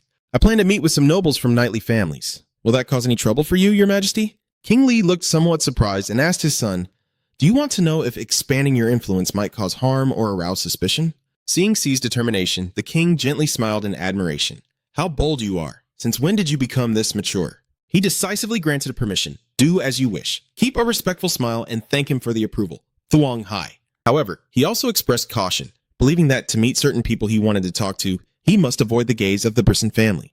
Kellyan also tactfully inquired whether the king planned to expand the hunting event with Prince Fran. The atmosphere in the capital grew more lively than ever with the Ban Kan Wizard Division, as the white-clad mages wearing full masks amazed the crowd. In the end, our prince has gained power, and it's a whole wizard division. The crowd is so excited they're going wild. Yan looks thrilled, but Kellyan calmly reminds him that officially, the Ban Kan are not involved. Yan still couldn't hide his excitement. "Yeah, but I was so happy I couldn't hold back." Amidst the whispers about the prince with fiery red eyes, seeing why and so excited, Callie teased him, "You seem pretty thrilled, huh, Yan?" The boy replied, "Your Highness, you're the one who's so calm." At that moment, Ayn H appeared looking exhausted, but with eyes shining strangely. He excitedly announced that we finally found the solution for the teleportation magic circle, and explained that by using the activation principle of the Oathmark, they could establish a usage contract between the magic circle and various targets. This means gaining full ownership of the powerful teleportation magic circle. Kellyan praised with satisfaction. "Excellent. You've worked hard. I'll discuss the details later." He also advised AN to go home and rest before the upcoming debut party, but AN muttered anxiously about facing Commander Mana Hio tomorrow. After the evening feast, the deity must meet Lord Mana Hilo. If I go home now just thinking about what Lord Mana Hio, the Legion commander, will say to the deity tomorrow is terrifying. Seeing that, Kan gently promised to speak well for him in front of the master and advised him to rest when he could rest, and bowed and staggered away. "Thank you, your highness. I will take my leave now." Callie watched the tired figure of her companion and reminded him, "Be careful on your way home and don't fall asleep on the road." The carriage rumbled quietly into the silent night. Inside, after days of exhausting work, I couldn't hold on and fell asleep. In my hazy dream, Cien's warning suddenly sounded like a premonition. "I told you not to fall asleep on the way." A violent jolt shook the carriage violently, waking him from his nightmare. He was stunned to realize he had fallen into a carefully planned ambush. Not just one or two assassins, but an entire group of assassins. The alarm blared in panic as he saw the masked assassins riding horses in hot pursuit, and he immediately jumped off the carriage to find an escape route. Sleepy eyes haven't even stretched yet when survival mode kicks in as the murderous assassins grin wickedly. swinging their swords straight at their target. Damn it! Asen gritted his teeth as he realized the terrible situation he had suspected was actually happening. In that tense moment, he quickly wielded his magic to create a cold ice barrier that stopped the deadly attack, with the icy magic exploding brilliantly and knocking away all the assassin's weapons. Ace smiles confidently and arrogantly, leisurely introducing his new identity. Pleased to meet you. I am the deputy commander of the Bankan Mage Division. My name is An E.H. Amid the pure white space of the party, the atmosphere suddenly became strangely silent. Taking a sip of tea, Alan Madison looked around and wondered about the absence of Lord Han. He casually replied that he was probably busy with work right now and revealed that news about Gray had just been delivered today, and that Queen Seolai had surely already begun her actions. Alan shivered slightly as he realized Sen had deliberately thrown Hex out as bait. He sighed at the young prince's ruthless manipulation, quietly wondering if he still harbored resentment over past events. Callie smiled cunningly and confirmed that Seolai must be feeling suspicious right now. She will have to wonder whether Lord Bin Kwang is truly on her side, because Gray's decision to help Sai is not just out of brotherly loyalty, but because his real goal is the title of Marquis, which he can only achieve if even Bryson dies. Therefore, Sai is also considering the possibility that Even has discovered the betrayal plan and is punishing Gray himself to intimidate her. Ala believes that understanding the full situation will require more time. Callian fully agrees and also points out a deadly mistake of C. She has never met Hex, and therefore has no idea how formidable he truly is. With her arrogance, she probably only trains a few mediocre knights to handle it. Callie leisurely stirs his tea, confident that H alone is more than enough to deal with those trash. After the journey to Rosalita, C's trust in Hex has become stronger than ever. He smiles coldly, fully confident in his subordinate's abilities. At this moment, in the dark night, Ain appeared like a mighty icy god, a giant glowing magic circle enveloping the space and emanating an oppressive pressure. His cold face was the last thing the assassin saw before falling into death. Sharp shards of ice tore through the air, piercing into the enemy's bodies and leaving them unable to resist. One soldier was impaled and let out a choked cry of pain. The other screamed in terror, begging for mercy, but it was all too late before the wrath of the Vice Legion commander. The desperate screams gradually fade away into the cold bones as combat looks on, clearly seeing that Aotrine on the other side has already vanished before understanding what happened. The leader of the assassin team was sweating bullets. He couldn't believe his eyes at what was happening. What happened to that wizard? Usually, a wizard should target carefully, calculate, and chant before casting a spell. But Anne's swift and unwavering attack completely shattered all the rules. He shouted in horror, "What do you mean?" But at this reckless speed sensed the danger, and the mad leader ordered his subordinates to dismount in hopes of closing the distance and exploiting the mage's close combat weakness. He roared to dispel the fear of his subordinates. "Don't be afraid. Do you know how much he's worth?" Thinking about the money they'll get, the assassin's eyes flash with greed as they wildly swing their swords and charge forward. But Anne remained strangely calm. His deep blue eyes showed no hesitation, and in an instant, a sturdy magical shield appeared to block all of the enemy's attacks. Bang Huang's leader froze in shock at the opponent's masterful skills, deploying a shield so quickly. His subordinates were gradually defeated by Asen's sharp ice shards, and the leader trembled, filled with late regret as he realized he had fallen into a deadly trap. Damn it, I really shouldn't have taken this mission. He realizes the overwhelming difference in strength and feels bitter, blaming himself for his blind greed. How could he think he could succeed with only 10 people? Amid the devastated scene, Anne stands tall, calmly sweeping away all obstacles with powerful magic circles. He desperately searches for a way to survive in his despair. I can't die here for nothing. He finally realized that the so-called good opportunity from the Queen's invitation was actually a death sentence with no escape. He was completely overwhelmed by the overwhelming power. How could he handle someone like that? In just a moment, a decisive magic strike ended the last of them. Arn quietly looked around the devastated battlefield and confirmed coldly, "Only one remains." The leader of the assassin team kneeling at Arn's feet screams in agony, "Spare my life, I will tell you everything you want to know. I will reveal everything I know about Prince Cien."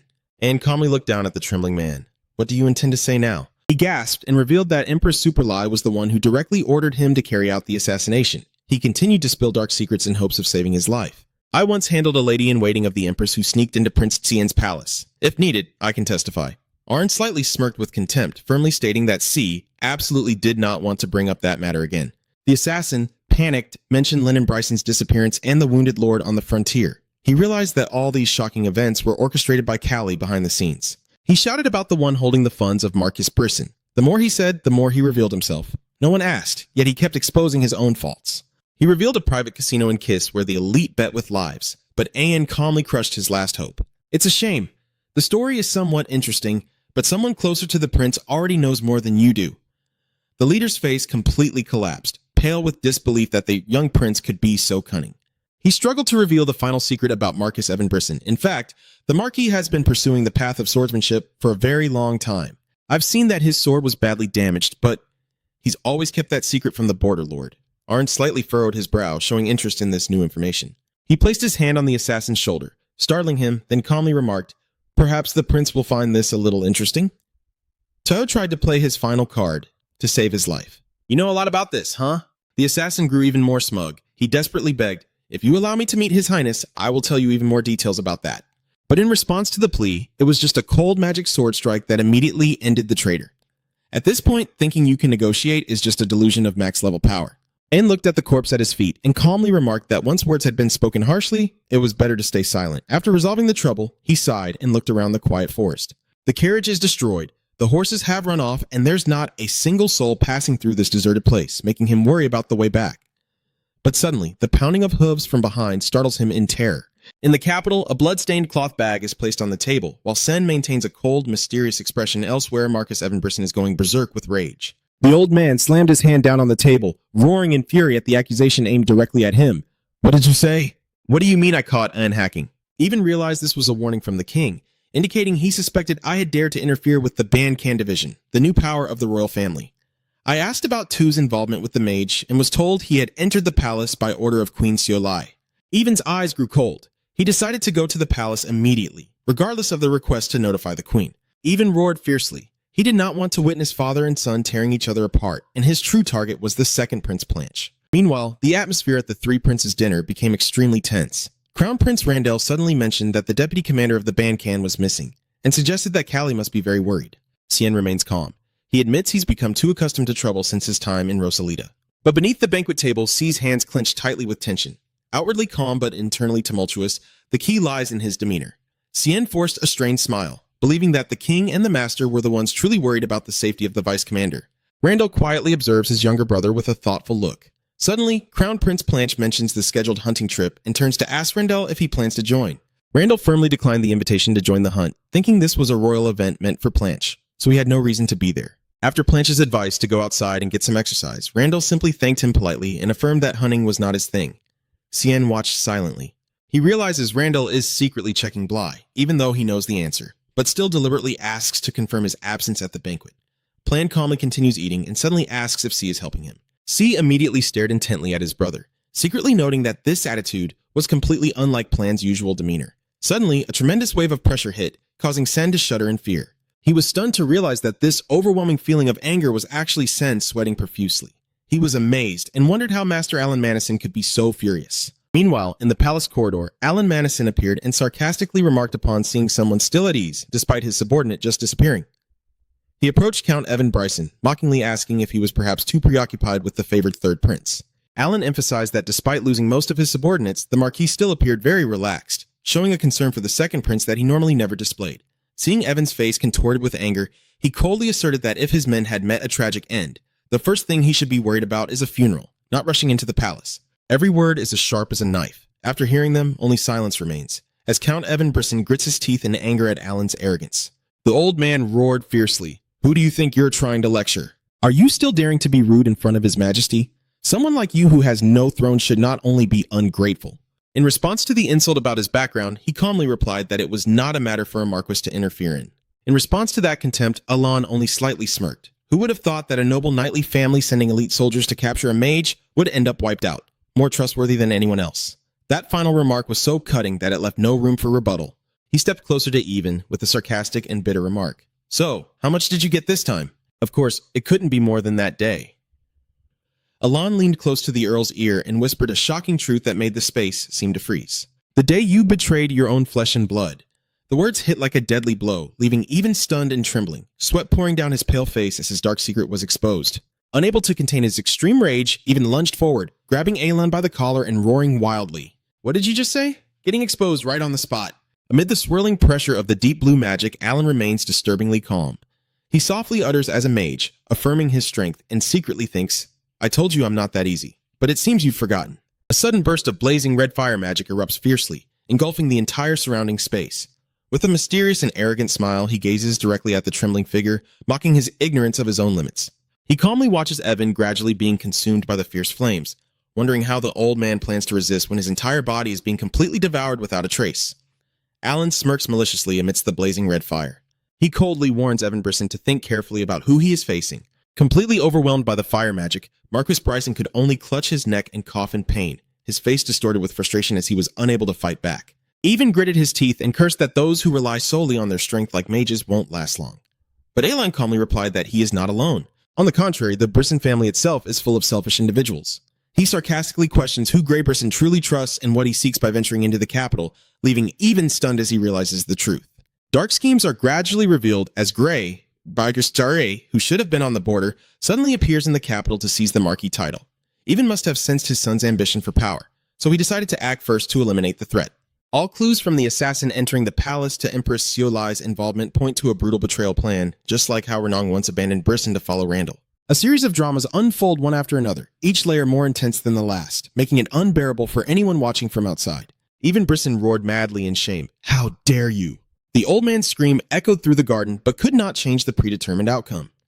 From the high balcony, Callie silently watched the entire scene below with cold, calculating red eyes. Countess Evan Brisson walks silently, leaving behind the humiliating confrontation with Alan. His subordinate quickly follows, reminding him that quite some time has passed and asking if he still intends to proceed to Chomin Palace as originally planned. Evan's face now contorted with a raging fury.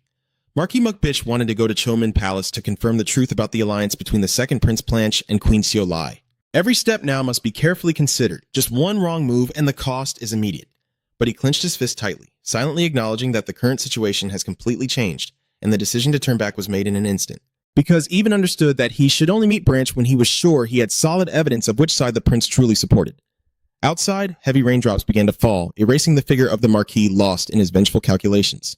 Inside the palace, Cien stands silently by the window watching the long streaks of rain flow down the glass. He sighs softly, thinking that if the rain continues like this, the upcoming hunting festival probably won't go as planned.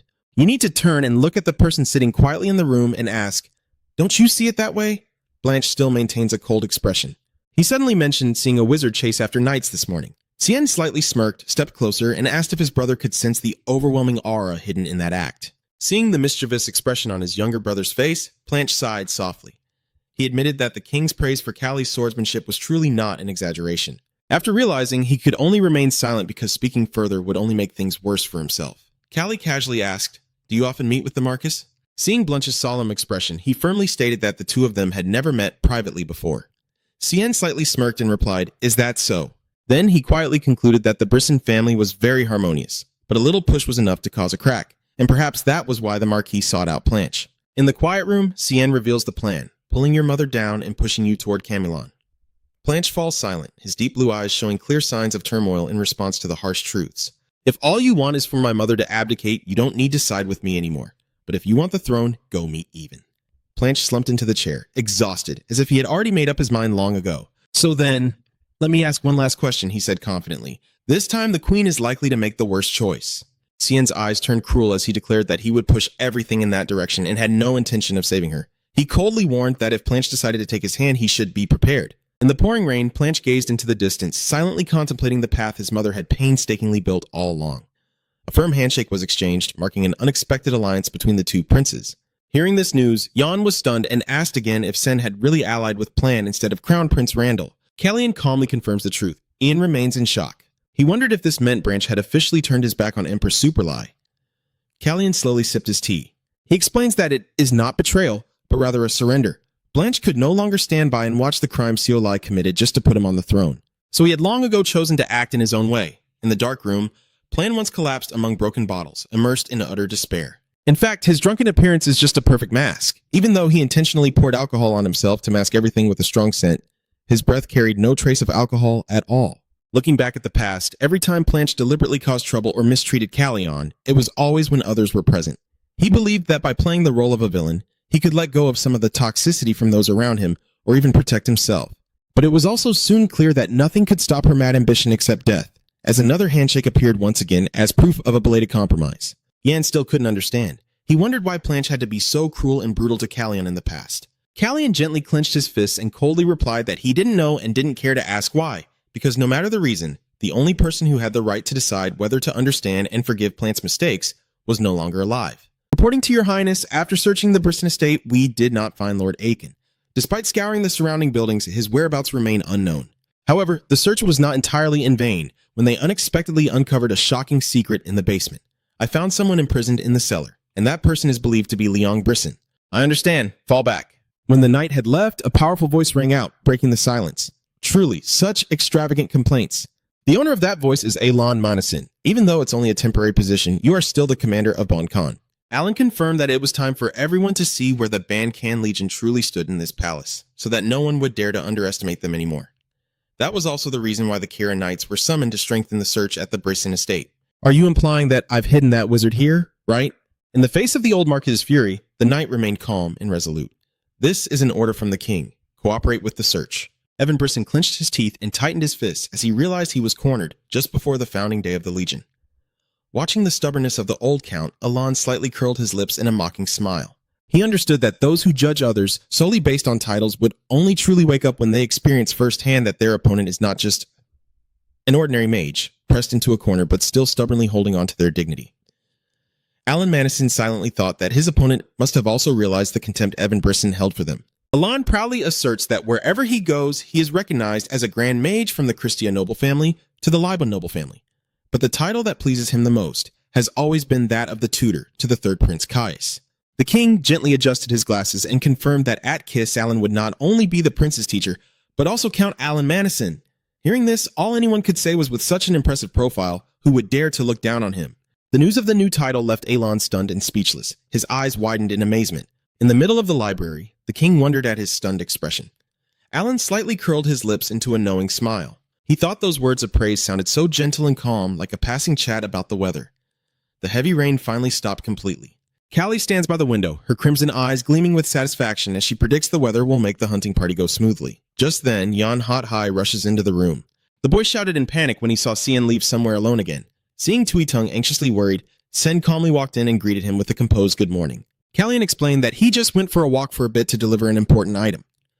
Sensing Jan's curiosity, he admitted that taking a walk openly like this in the early morning made him feel much more at ease compared to sneaking out at midnight. Yan suddenly remembered something important and reported that Count Pun had just sent over a few things that the prince needed to see immediately. Those were the brave horses standing majestically in the sunlight, ready for the upcoming hunt.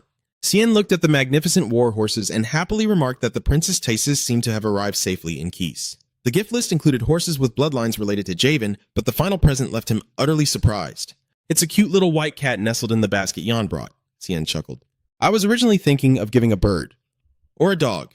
But the appearance of this cat right now is just perfect. Even in the midst of a tense battlefield, seeing a white cat instantly melts my heart. Cian gently hands the cat to Hina and advises her, take it. Hina, the cat can still be kept in the palace for men. Take good care of it. Seeing the little cat nuzzling affectionately in her hands, Hina couldn't help but feel moved by the prince's thoughtful concern. She smiled brighter than ever before, unable to hide her happiness. Your Highness, do you still remember? Thank you, sir. Hina happily shows the cat to Kiri, but the cheerful atmosphere suddenly turns serious as Jan approaches C with a grave expression. The boy softly spoke. Prince, I have one more thing to report. Ian whispered into Sion's ear that yesterday the king sent the Kira cavalry to search the Brisson estate. However, his whereabouts remain completely unknown. Callie's eyes darkened as he silently mimicked Master Alon's gestures to dispel his worries. My subordinates are not so easy to deal with. Wherever he is, he will protect himself well. Although he outwardly appeared optimistic to reassure his subordinates, when he looked out the window, Callie's fiery red eyes flashed with a cold glare. He silently vowed that the disappearance of the Ban Kan deputy commander was an insult, and he was determined not to let this matter pass easily. I need to gently draw a smiley face on the foggy glass, secretly thinking this will make sure the matter isn't forgotten. I wonder if I should prepare another surprise gift for the Brisson family. With a cold and determined gaze, Callian mounted his horse and declared firmly, Let's start the hunt. I hear that this time the king organized the hunt exclusively for Prince Planche. But the second prince suddenly announced he wouldn't participate. The rumors about his health not being good are spreading again, even though this isn't the first time it has happened. Standing on the balcony, Plan sighs tiredly. He gazed into the distance with sad eyes, silently wondering, is it today? Outsiders think he's truly ill, but no one knows this is just a calculated drama avoidance. The memory of the previous conversation with C comes back clearly, when C smiled with a knowing look and gave some advice. You should not join the hunt, Your Highness. I hear you are about to suffer a severe fever. Seeing Branch's confused look as he asked about the plan, Callie casually added that he probably wouldn't have the strength to go hunting anymore then, even pretending to laugh and complain. Oh dear, what a pity. Callie promised to help him explain everything to His Majesty with a bright smile. Back in the present, Planche silently thought that although he didn't know what Sen was planning, If the other side didn't want him to interfere, he would go along with it. A sense of an impending big trouble made Blanche feel uneasy. At that moment, the sound of a cat meowing loudly caught his attention. Down in the castle courtyard, Cien's maid was tirelessly chasing after a small white cat. Blanche immediately recognized her as Callie's maid, but suddenly turned pale when he saw that she was running toward the rose garden. Blanche was stunned to realize that at this very moment, Crown Prince Randall was definitely present there, standing silently among the bushes with his knights nearby. "Who's there? How did you get all the way into the palace for me? Answer now!" Hina was stunned. She knew she had to explain that she was Lady C's maid, but since she couldn't speak, she decided to reach out and show the notebook to communicate. This action made the guard even more alert. He shouted loudly, "Stand still! If you move again, I will consider you an assassin and cut you down immediately." Hina closed her eyes in fear, knowing that if she couldn't get the notebook, everything would go wrong. Just at the critical moment, the sharp sound of footsteps and a mocking voice echoed. "You call yourselves guards?" Prince Blanche suddenly appearing startles the soldier into a frightened jump. Blanche coldly approached, frowning as he criticized the soldier's incompetence for not even recognizing the prince's personal maid, then sharply asked if they were blind or mentally deficient. The guard's face turned pale as he hurriedly knelt and begged for forgiveness for not recognizing someone working in the palace. Blanche coldly ordered the guard to put down his sword immediately. Seeing herself saved, Hina nervously bowed her head to thank the second prince and hurriedly left. Blanche quietly watched Hina's figure as she hurried away. Suddenly, Randall appeared from behind with a deep voice. "I have been called to go hunting." "So you didn't go after all?" But Randall saw through the change in time and commented with a hint of meaning. "It seems their relationship has improved a lot." Seeing Blanche hesitate, Randall coldly added a confirming statement. "I'm talking about Callie." Randall's eyes darkened and became mysterious, making the atmosphere between them even more tense. That gaze is no different from piercing through a dark heart, unable to escape it. The hunt officially begins amid the noble's suspicion of the prince's true motives after this event. "Count Madison, don't just pull the bowstring with your hand like that." Alon frowned, focusing. He replied that he needed silence and asked the other party not to worry. In the distance, the whispers of the nobles began to rise again. They found the way this hunting team was organized strange, something never seen before, and wondered what the true criteria behind it was. It doesn't feel like hunting, more like being werewolves. Everyone suspects everyone. The nobles kept whispering when they realized an unusual truth. Yes, no matter how you look at it, we are all knightly families loyal to Bryson. They began to question the allies of Crown Prince Callie. Ignoring all the gossip, Alan Madison narrowed his eyes at the target, his hands tightening on the bowstring before decisively releasing it. But each arrow fell to the ground before even flying 5 meters, leaving everyone speechless. As a mage, he should focus on his magic rather than wielding a bow. He smugly believed that no matter how he calculated, a simple mage couldn't accomplish anything great. But then a loud noise suddenly rang out along with a cloud of white smoke, leaving everyone stunned. The nobles stared in shock as no prey was struck by the arrow. At that moment, Alan casually snapped his fingers and a fierce blaze erupted, stunning everyone. He coldly asked if there was any law banning the use of magic for hunting, leaving those who had just mocked him speechless in the face of this sharp reasoning. The nobles supporting Britain were so shocked they broke out in a sweat. They understand well that if the magic attack had aimed directly at their necks, they would be dead by now. This is the harshest warning to those still lost in their ways. Alan slightly smirked, believing that since they were sitting comfortably on a tree as big as Brisson, being caught was only natural. A final warning was issued, making the atmosphere of the hunt more tense than ever. Meanwhile, on the other side of the hunting ground, Callie was also beginning his own plan. He leisurely raised his longbow into the clear blue sky and declared that soon he would start his own hunt. Cien smiled brightly but with a hint of meaning, revealing that this time the prey was not an eagle or a lion, and it was also the first time he had to hunt something so special. The fierce red gaze of the third prince bore into the two nobles standing beside him as he calmly requested, "I need your help." Faced with Cien's intimidating presence and deadly calculations, they could only tremble and nod repeatedly, afraid to utter a single word of protest, knowing the consequences of refusal. Hellion entered the palace, leaving a heavy message before departing. "So, we will meet again in the palace." At the same time into the palace, a loud bang on the table echoed with intense anger. Empress Superlie clenched her teeth, her gloved hands gripping the letter she just received from the border territory. Seeing her master furious, the maid nervously asked about the letter, but Superlie only snarled bitterly, pushing everyone away and not letting anyone in. Outside, the hunting party was ongoing, while inside the palace chaos was brewing, both sides tense and ready for battle. The letter reports on the delivery of medicine to Duke Grey Bryson to verify the authenticity of his wounds, but the results were extremely disappointing. Although from afar Grey appears not to be seriously injured, his mind is in a state of terrible instability, preventing his subordinates from witnessing directly.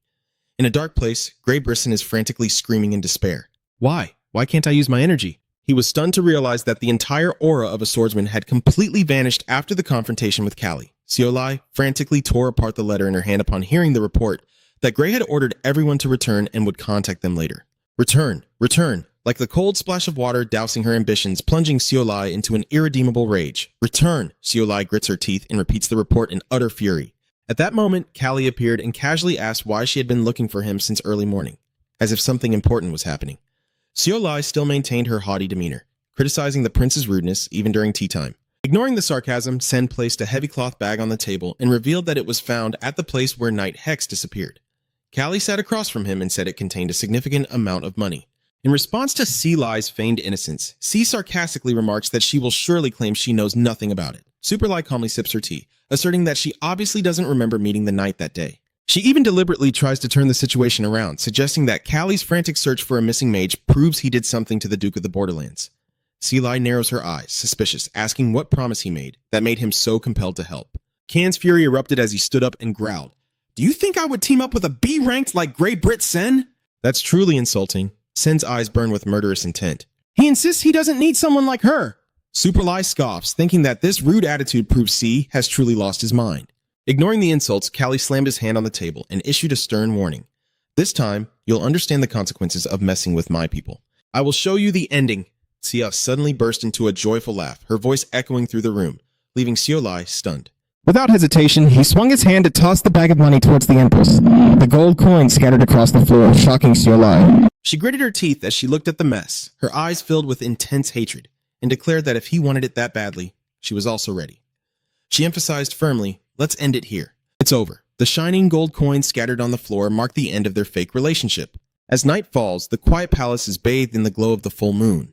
In the darkness, a mysterious shadow quietly pushes open the door and sneaks into Crown Prince Planche's room with stealth.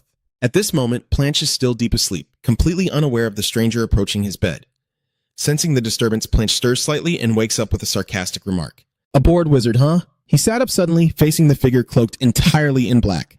Killian calmly announces that Svan's alert barrier has been deactivated and tells his brother not to worry too much, adding that even their master doesn't want to have to do this intrusion again. Callie slightly smirked, his fiery eyes clearly visible beneath his cloak, indicating his scheming mind. "From now on, I will have no reason to come to my brother's room anymore." Plan squinted at his younger brother, impatiently asking why Callian suddenly came here at this hour. Cien smiled brightly and calmly replied that he had 3 important matters to report immediately. Callian started with an inquisitive question. "First, I have a question. Randall, did you realize I had teamed up with you?" Plan calmly confirms that he did. Callie sighed softly in frustration, realizing the cover-up plan had failed more quickly than he expected. He thought it was best to hide it for as long as possible, but somehow everyone was so perceptive. When Sen asked about the older brother's reaction, Plan recounted that Randall felt that the relationship between Sen and him seemed to have improved a lot. Plan reminisced about the encounter with Randall in the garden. Seeing the eldest brother standing silently, Blanche softly asked if Randall felt regret over Callie's change. Randall remained calm, his deep blue eyes untroubled by his brother's question. Blanche slightly smirked, asserting that he had no reason to feel regretful. He closed his eyes wearily, admitting that nothing really mattered. Blanche analyzes that no matter who gives up their position, Randall won't be at a disadvantage, so as long as the factions don't truly unite, he doesn't need to be on guard. Hearing that, Callie silently concluded that he still needed to be more cautious. He looked directly at Blanche and then moved on to the second important matter. Cien slowly said thank you, and Blanche laughed bitterly. He believes that C must have heard about him saving the maid in the rose garden, which is why he has this intention. Blanche turns away and coldly declares he doesn't want to hear any thanks from his younger brother. But deep down, Blanche still couldn't forget the moment he saw that small girl in the garden. He admitted to himself that he had already received thanks from that very maid. The image of Hina smiling brightly, holding a notebook with a thank you message for helping her, appears warmly in his memory. Cien gently smiles before quickly returning to the last matter. He reminds him that tomorrow is the founding day of the Ban Can division and asks if Blanche plans to stay bedridden for another day, a rare moment of life's gift amid all the drama. Blanche stared intently at C and warned sternly, "Don't cross the line again." Faced with his brother's sharpness, Cien remained strangely calm. "I understand." But then, Cien's eyes suddenly turned cold and full of determination. "But no matter what happens, absolutely do not interfere." Meanwhile, at Empress Seolai's palace, the atmosphere is always thick with tension. A group of maids surrounds and cares for Seolai, who sits quietly in front of the mirror. "Are you feeling a bit better today?" Inside, the young girl is screaming with exhaustion. "Lately, the Empress's mood has been terrible, which makes me even more anxious and exhausted. I secretly think that I should go home and obey my father's wish to marry a young baron rather than endure these terrifying days." Because she was so absorbed in her own thoughts, she accidentally got the hairpin stuck in the Empress's hair and a moment of carelessness turned into a professional disaster. The sharp click sounded dry and cold, leaving the maid stunned and her face drained of blood. "I stammer in fear. Your Majesty, I am truly sorry." A loud slap echoed as Seolai delivered a harsh punch to the girl's face. The maid fell to the floor, sobbing and desperately begging for mercy. The Empress sincerely apologizes. I truly lost my mind. I will clean it immediately. Please forgive me. Another maid quickly kneels down, trembling as she takes all the blame and begs for her mercy. The chief maid bowed her head and admitted her fault, saying, I am sorry, Your Majesty. I did not teach properly. I will handle it immediately. But Xiaolai only coldly said no, leaving it as it was and walking away quietly with heavy steps. The young maid watched the Empress's figure with eyes full of horror. In the darkness, Xiaolai's face grew more grim and terrifying than ever. She is scheming and treacherous. This might come in handy later. Keep the small mistake and focus on the bigger plan. The more silent they are, the more dangerous they become. The official founding ceremony of the main mage corps took place in a solemn atmosphere at the royal palace, with Alan Madison standing on the podium and confidently announcing it to all the guests. Today we gather here to announce the establishment of Van Can. We are honored to declare the birth of the mage course right in the heart of Kiss. King Lang sits quietly, observing. Randall, Planche, and Callie are all present to witness this important moment. With the king's permission and everyone's support, Van Can will usher in a new chapter in Kiss's history, as Alan hopes that magic will bring prosperity and harmony to this land. At the same time, in the name of Kiris, as the declaration of the formation of the division was made, a deafening explosion suddenly shook the ground and a huge column of fire erupted from the distance, causing chaos among the crowd. Everyone was stunned and terrified. The screams of panic echoed non-stop. What is this? What is happening? All eyes are focused on the thick black smoke rising from a corner of the palace. Someone recognizes it and screams. Isn't that the Haya Palace? The festive atmosphere was shattered completely when the shocking news was announced. An explosion has occurred at the Haya Palace. Kellyan's eyes widen in shock as he hears the next piece of information targeting him. Hex caused the explosion at the Haya Palace amid the shocking accusation that the deputy commander of the band Kanak. Kellyan stood up in shock, barely able to utter in amazement. What? The whole hall started to stir, whispers and murmurs about the name Hex spreading everywhere.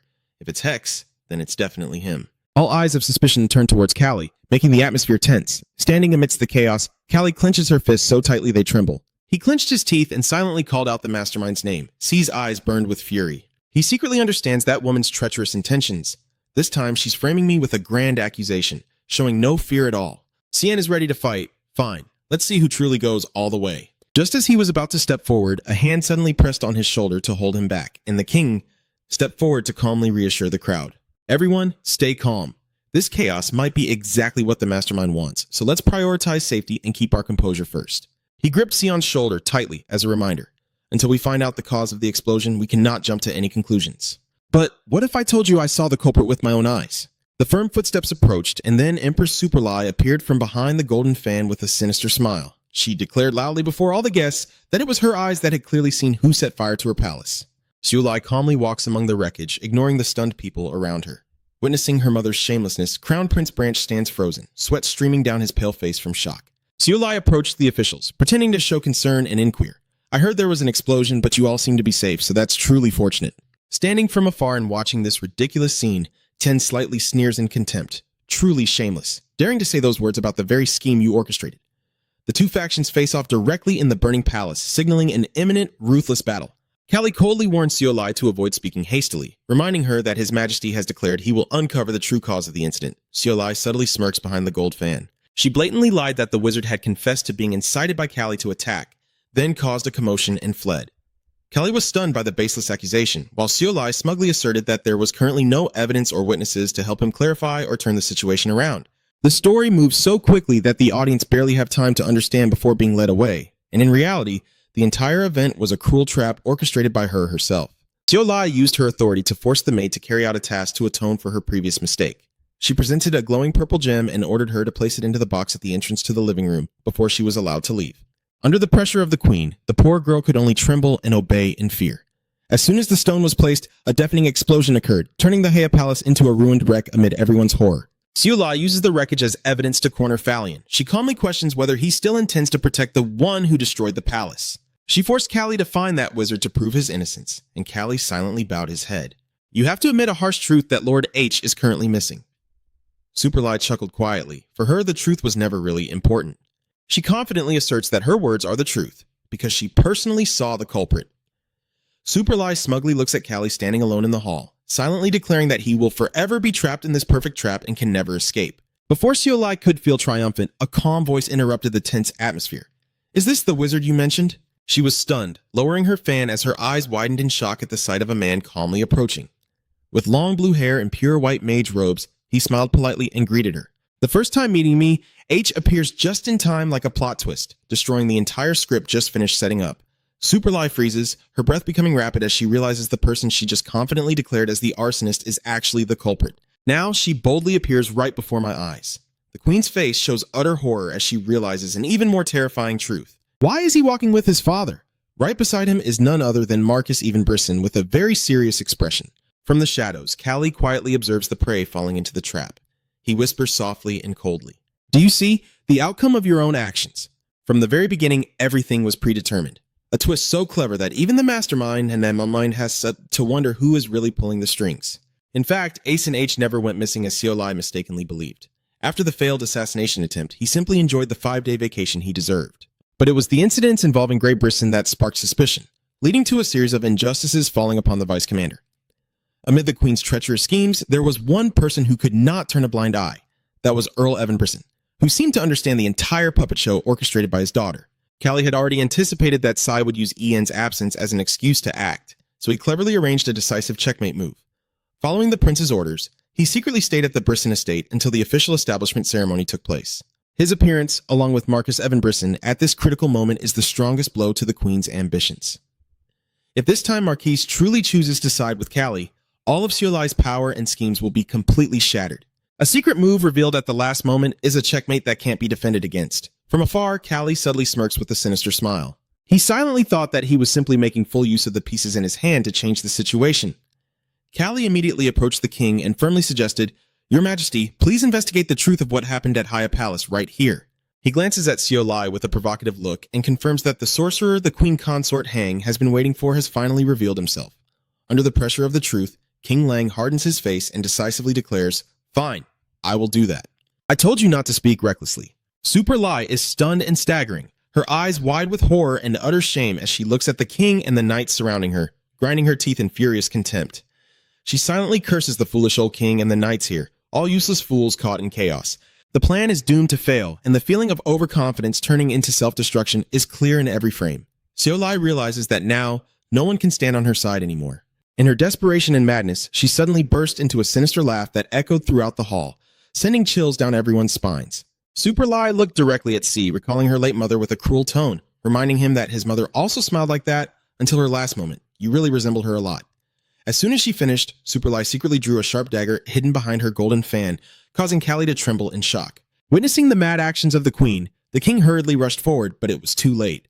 Superlie charged straight at Callie and delivered a deadly stab. Callie could only stare in horror at the dagger embedded in his body as the prince's scream tore through the heartbreaking scene of tears and chaos. Callie was horrified as she looked at the person blocking her way, recalling the cryptic warning that she must not interfere no matter what happened. The deadly stab had pierced the chest of the second Prince Blanche instead of Callie. Blanche collapsed into his brother's arms in shock as everyone watched. Cienne cried out in pain, I told you so, big brother! Seeing her own hand fatally wound her son, Seolai called out Punch's name in shock, but then she roared wildly, painfully realizing that this child had ultimately chosen to betray her completely. King Lok Mong hurriedly rushed forward, shouting for Seolai to let go immediately, and ordering the royal knights to protect his son at all costs. The royal knights stormed in like a storm, surrounding the hysterical queen to stop her from causing more harm. Amidst the chaos, King Lok Mong declared firmly that it was over and demanded Seolai surrender. A surge of dark blue magic suddenly tore through the air at lightning speed, like a thunderbolt strike, causing Seolai to scream in agony before collapsing. Callian now appears with blazing red eyes full of fury, holding a sword emitting a radiant aura and an oppressive pressure. He coldly looks at the ruthless woman kneeling before him and demands to know if she hears his words.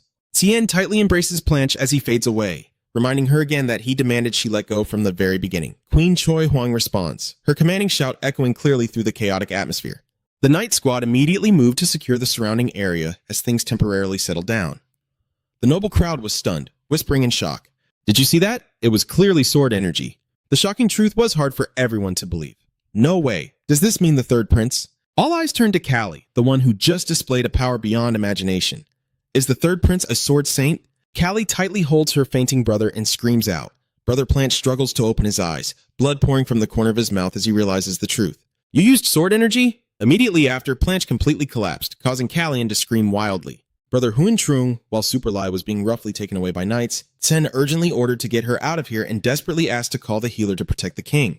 The king staggered in panic and rushed forward, crying out in pain. Biel saw the chaos, hurriedly called the master, and asked for the protection of his majesty. He held tightly to his father and advised him, "You've heard it too. Your Majesty, first let's get out of here. This place is very dangerous. Though my heart is bleeding with worry for my son, I can only helplessly utter words of despair while firmly reminding myself of the heavy responsibility of the throne and affirming that I have also experienced that pain." He asked the king to hand over this place to Sen for handling. Seeing the determination of the children, the king suppresses his pain and keeps it inside. He clenched his fists and said firmly, "I will trust Sien." Callie shouted in despair amidst the chaotic hall. "Is the healer still not here? Control the area immediately." He urgently orders his subordinates to tear the curtains to stop Plunch's bleeding.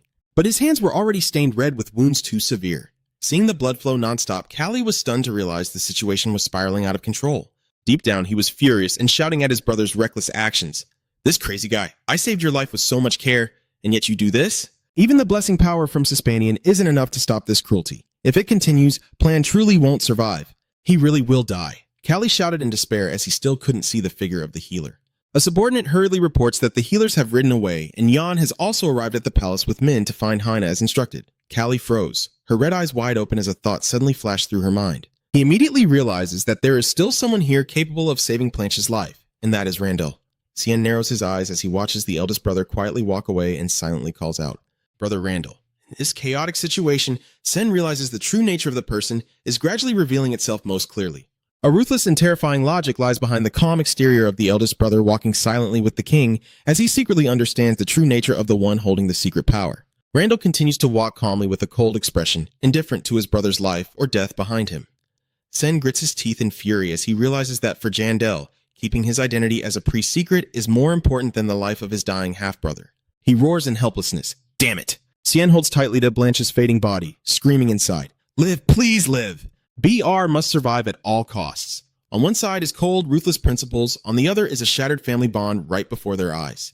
Callie screams in despair as she clings tightly to her dying brother, "Don't die!"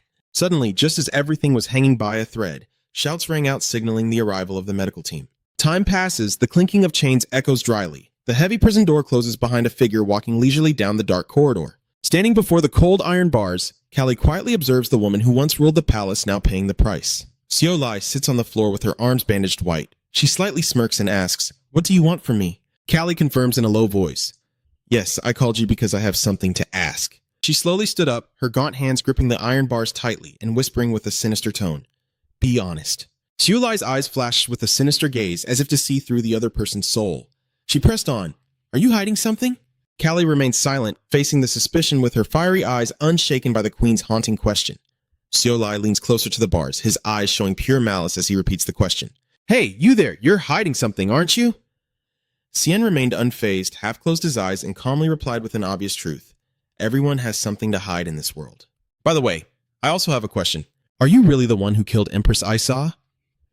Hearing the name Aisa, Sea Lai froze for a moment before suddenly bursting into a wild, crazy laugh. She admitted it with such pride. "How could I forget that? That was the first time I personally handed over a cup of poison."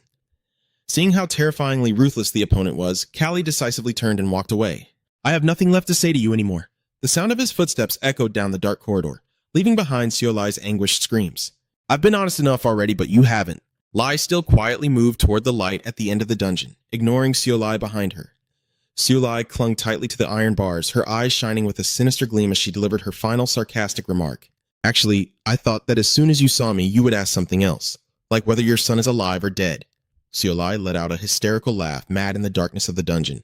She grits her teeth bitterly, thinking about that last dagger. Until the very last moment, it still blocked her way. She clenches the iron bars tightly, telling herself she did her best for her son's future. But in her eyes, Planche always makes stupid choices and does useless things just to block her. Watching C quietly walk away, Xiao Lai secretly mocks the human nature of rushing in to protect what they believe is important. The memory of that terrifying moment reappears vividly through each drop of dark red blood, a clumsy movement from someone who has never wielded a sword in their life. For a swordsman like Sien, that stab was so slow he didn't even need to dodge. As soon as Xiao Lai lifted his foot, Callie was already protected by Elan's master shield. I'm sure that Planche knows everything, but he still chose to rush in and take the fatal blow. Standing sideways in front of the prison bars, Callie couldn't help but wonder, is he really trying to protect me? Sen's footsteps echo through the dark dungeon as he silently wonders why she was willing to trade everything away. The step she chose to take. If only that woman had turned around just once, she might have understood the true reason behind everything. Super Lai laughed through choked sobs into utter madness, the haunting sound echoing within the cold stone walls. She roared in the darkness. I have no regrets, so I feel no remorse. The laughter of the evil woman echoed throughout the dungeon like a final curse. Callie stands silently outside the iron bars, his blazing red eyes unshaken by the opponent's madness. He decisively turns his back and walks away, leaving Seolai to fade into the darkness of destruction. As warned during the hunt, the nobles, once close allies of the Brisson house, all turned their backs on Seolai, and all the terrible crimes she committed were exposed to the light. Although no one knew who was behind it, Sai's punishment was carried out quickly and mercilessly. This time, the Renacida leaves were not displayed in the square to hide the traces of death. Instead, she had to end her life with a poison that caused her body to waste away in unbearable pain. A week has passed since that fateful day, but the lingering echoes of Empress Seolai's downfall still echo throughout the capital. In a corner of the garden, the nobles are still discussing how the Empress's greenhouse has not yet been fully dismantled. They mourn the glory days now vanished into thin air. Even though those involved have been imprisoned or exiled, the whispers still cannot be silenced. Because such a shocking event cannot be hidden when it was never easy to overlook from the start. But the hottest topic right now is actually Crown Prince Callie. People couldn't believe that a teenager under 15 could reach the level of Sword Saint, an unprecedented achievement. Not only that, but being both a swordsman and a magic user truly caused a shockwave through the noble circles.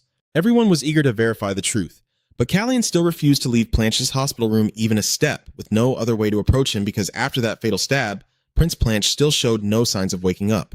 Finally, after days of waiting, Planche slowly opened his eyes, but what met his gaze was not a touching scene, but Sen sitting casually beside the bed eating a banana. "But why are you sitting here eating a banana?" Callie, still with food in his mouth, just nodded and said he hadn't thought of a good reason to justify his actions. Seeing Planche upset, Callie chuckled and told him to just ignore him and rest. Planche snapped angrily, telling him to take the banana to his own room and eat it. Callie burst out laughing, thinking his brother was too harsh when he was the one who caused all this, so he deserved some understanding. Plan angrily twisted back. "What? Why are you blaming me? You were the one who suddenly erupted with that aura." He demanded Callie leave immediately, but the Crown Prince stubbornly stayed put. Callie then sneered, asserting that if he showed his face now, he would have to explain that aura of the Sword Saint to everyone. He boldly declares that as long as he hasn't come up with a way to defend himself, he isn't going anywhere. Planche can only bitterly scold his cowardly younger brother and shout for him to go back to his room immediately. The two of them are arguing like children fighting over toys.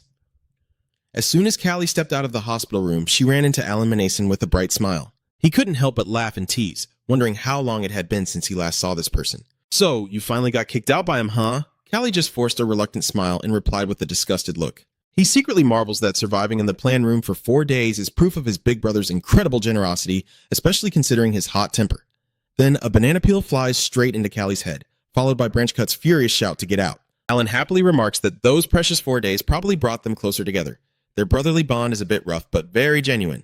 As they strolled down the corridor together, Alan admitted he had thought Callie would stay in the hospital room for at least a week. Cien replied calmly, that was the plan, and the appearance of the third prince immediately drew curious glances and whispers from the court ladies. They kept whispering about having truly wielded the Aura Sword, a feat that shocked the entire palace. Alan glanced at C, realizing that the reason he left the hospital early was probably because he didn't want to face his brother's anger.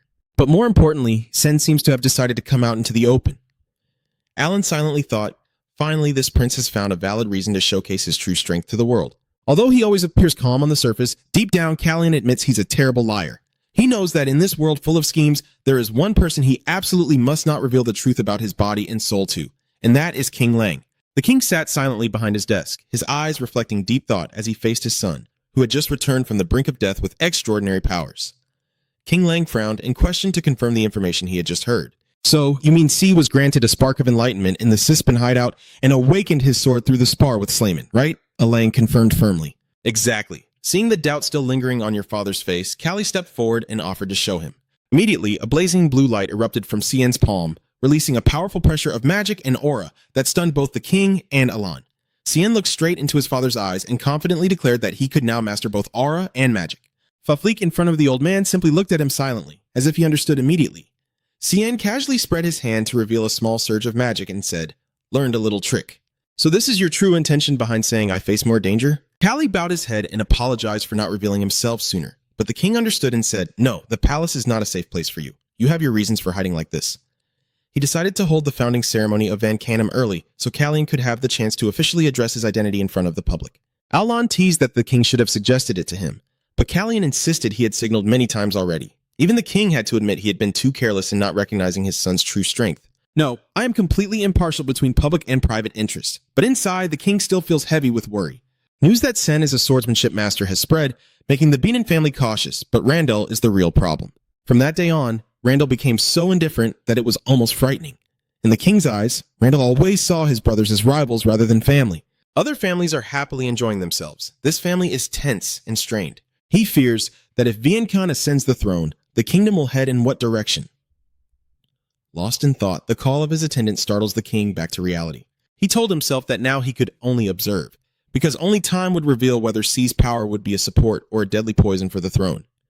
A week later, the atmosphere in the capital became more solemn than ever. Standing on the high platform in the Grand Hall, the king confidently announced that the Van Canum ceremony was officially underway. Amid the thunderous applause, he declared the emergence of the 6 legendary sword masters of the continent in the series. Cien appears with an imposing presence, his blazing red eyes steady and ready to embrace his new responsibility. Meanwhile, another event is quietly unfolding. The Buren house is now completely closed off, refusing all outside contact. Behind the sealed doors, Ray Brisson is frantically training like a madman. Despite his subordinates' worried attempts to stop him, because he had been wielding his sword nonstop for hours without rest, Gray roared in fury. Shut up. He swung sharp strikes that tore through the training dummies, but inside he was filled with helplessness. Gray gritted his teeth, telling himself he could no longer see or feel Callie's aura. The disappearance of that power he once sensed now haunted him as a terrifying nightmare, blinding him completely. Time kept passing, autumn gradually faded, and the cold of winter began to visit Kairos. The white snow covering the kingdom marked the change of all things. Amid the snow-covered landscape, Prince C's little cat strolls leisurely, leaving tiny footprints on the cold snow as spring approaches, coinciding with the kingdom's grand birthday celebration for the king. Amid the lively atmosphere of the party, everyone raised their glasses in unison to toast. "Your Majesty's happy birthday," the king responded with a bright smile, raising his glass in return. He expressed his happiness upon receiving sincere wishes from his subjects. The king confidently declared that spring is the season of new beginnings and hoped that today would mark a turning point for everyone. Right in the midst of the romantic falling cherry blossoms, a man with long silver hair and sad purple eyes suddenly appears. Callie stands frozen in shock, her red eyes wide with amazement as she utters the name. Everything rewinds to 2 months before spring arrived, bringing with it warm and passionate air. The harsh winter passed quickly, as if it had never existed on this land. On the magnificent balcony of the palace, Callie quietly sips tea, gazing at the peaceful scene beneath the clear blue sky. A moment of change filled with a freshness beyond words. Callie takes a sip of tea, his crimson eyes reflecting the sunlight, and softly smiles with an air of mystery. In the luxurious room, a gentle hand pushes the red invitation letter toward the opposite side, accompanied by a voice. Alan softly exclaimed with interest, "This is the second time I've received an invitation to your birthday. Your Majesty, you even brought it yourself." In response to that surprise, the king gently smiled and reminded, "Then this time you also can't ignore it like last year, okay?" Alan Namni sips his tea, confidently assuring his Majesty that he can rest assured because he will definitely stay in Sis for a long time, so he doesn't really need this formal invitation. Alan laments that time flies so fast and it seems he has never been truly surprised by what happens here. Hopefully, there won't be any more palace drama. People are already tired of waiting. Taking a sip of tea, the king hesitantly recalled and remembered. "Oh, right. Did you also rush into the palace around this time last year?" The king gazed affectionately at his old friend, while Alan silently enjoyed the fragrant tea amidst the romantic scene of falling cherry blossoms, and the king let out a gentle sigh. He gazed into the distance through the open balcony door and quietly wondered what awaited us this year. Cien poured all his strength into the confrontation, swiftly flipping to dodge the flying shards of magic, and immediately counterattacking with a cold, sharp sword strike. With his confident red eyes, Keon slightly smirked, then suddenly accelerated, forcing his opponent back with a series of powerful strikes. Callian suddenly disappeared and reappeared right behind the opponent with terrifying speed. Orin could only gasp in panic, raising his shield, but Cien's aura sword pierced through the strongest defenses. A harsh cracking sound echoes as all the magic shields shatter into pieces under the overwhelming force. Aeon stands frozen, sweat pouring down as he feels the cold blade pressed against his neck. He struggled to speak and said, I surrender, I surrender." Prince C smiled, withdrew his magic power causing the sword to vanish into thin air, and praised him. "That was a great fight. You witnessed a top-level duel, and the crowd around erupted in cheers and applause." He exclaimed in amazement at Sion's ability, "How can you teleport like that without reading a spell?" He couldn't hide his astonishment, and insisted that he himself should be the one to be impressed. When the aura sword of the prince now fully obeys its master's will, ACN admires Cien's mastery in breaking through magical shields without using any harmful spells. But she smiled brightly and clarified that he was not holding back at all. He fought with a ruthless attitude, not just playing around. While the other mages gathered around are begging Austin to teach them the type of spell he just used, Cien quietly approaches Planche, who is sitting pensively on a stone bench. When asked about his feelings after the recent sparring match, Planche simply responds with a nonchalant remark. Callie gently smirked and continued to probe to uncover his brother's true intentions. Seeing Blanche's eager expression, Callian silently considered the weight of his opponent's responsibilities. In another timeline, although Romain was the founder of the Boncan division, it was Blanche who directly nurtured and trained them. In other words, whether these mages would become demons or not entirely depended on his guidance. Plant coldly asked why Callie didn't personally take charge of training them. Callie slightly smirked with arrogance, asserting that he now held enough power in his hands. Blanche just scolded his younger brother for talking nonsense and then quietly walked away. At that moment, Jan Hot High ran over to report that the Count wanted to request an audience. Cien narrowed his eyes thoughtfully, fully aware that the old fox had come here to test his strength and gauge his aura. Callian ordered the servant to tell the old Marquis to wait there. He would come out later. Turning to Blanche, he slightly curled his lips with a hint of meaning. See, now everyone knows that you and I are on the same side. C's gaze turned cold. He warned that Branch could not hide in his shadow forever. That's why enemies will come after him, and his brother will become an easy target to kill.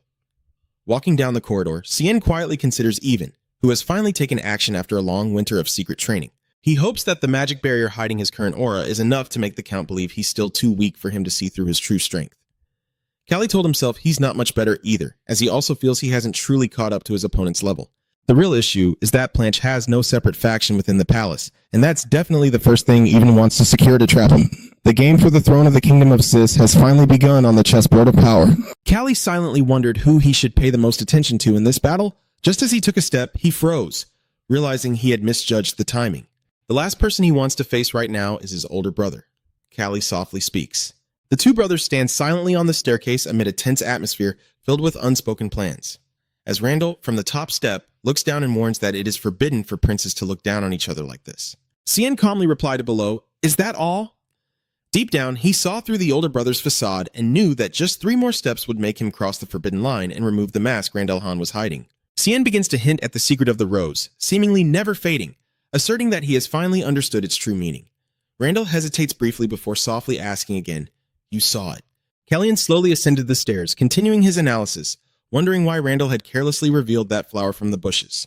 He concluded that Randall's intention was to imply that those flowers could only bloom and shine as long as they remained within his garden. Facing Randall directly, Callian firmly added the prerequisite that they must never grow beyond his feet. Faced with his brother's sharpness, Randall could only admit in a low voice, "That's right."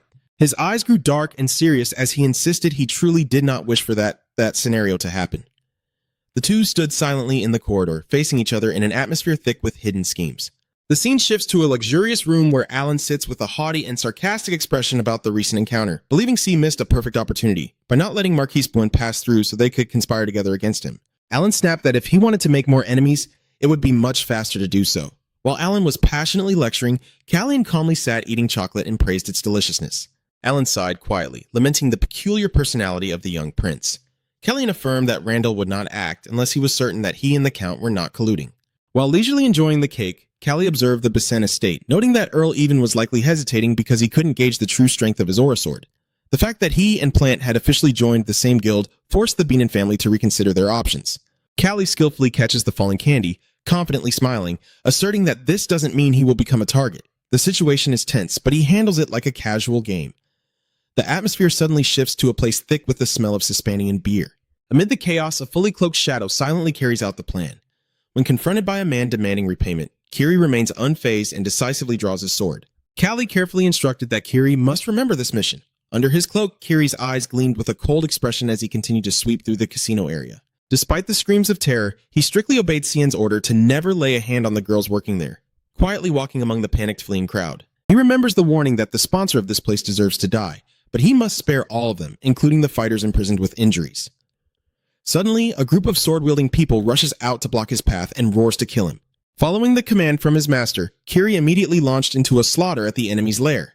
Kiri coldly swung his sword, causing anyone in his way to fall in pain before they could fight back. After clearing the outside, he quietly walks among the corpses, moving deeper into the secret room. The sound of the door opening echoes coldly, breaking the terrifying silence of the base. Inside, a man is frantically pressing a knife to a woman's throat to take her hostage, shouting threats and retreating. "If you take another step, I will cut her throat." The woman also desperately sobs and pleads for help, begging for mercy. But Kiri still kept a calm expression and subtly shifted his position to observe more closely. He remembered that when he just entered, only these two were whispering to each other. In fact, that woman secretly whispered to the man to use her as a hostage and find a way out. Seeing through the act, Kiri deduced that they were in cahoots. Without hesitation, he swung his sword to pierce through the decoy, ending the chaos immediately. "Acting so dramatic, huh?" Kiri read the script faster than the director. The man collapsed to the floor, gritting his teeth as he threatened in his final breath.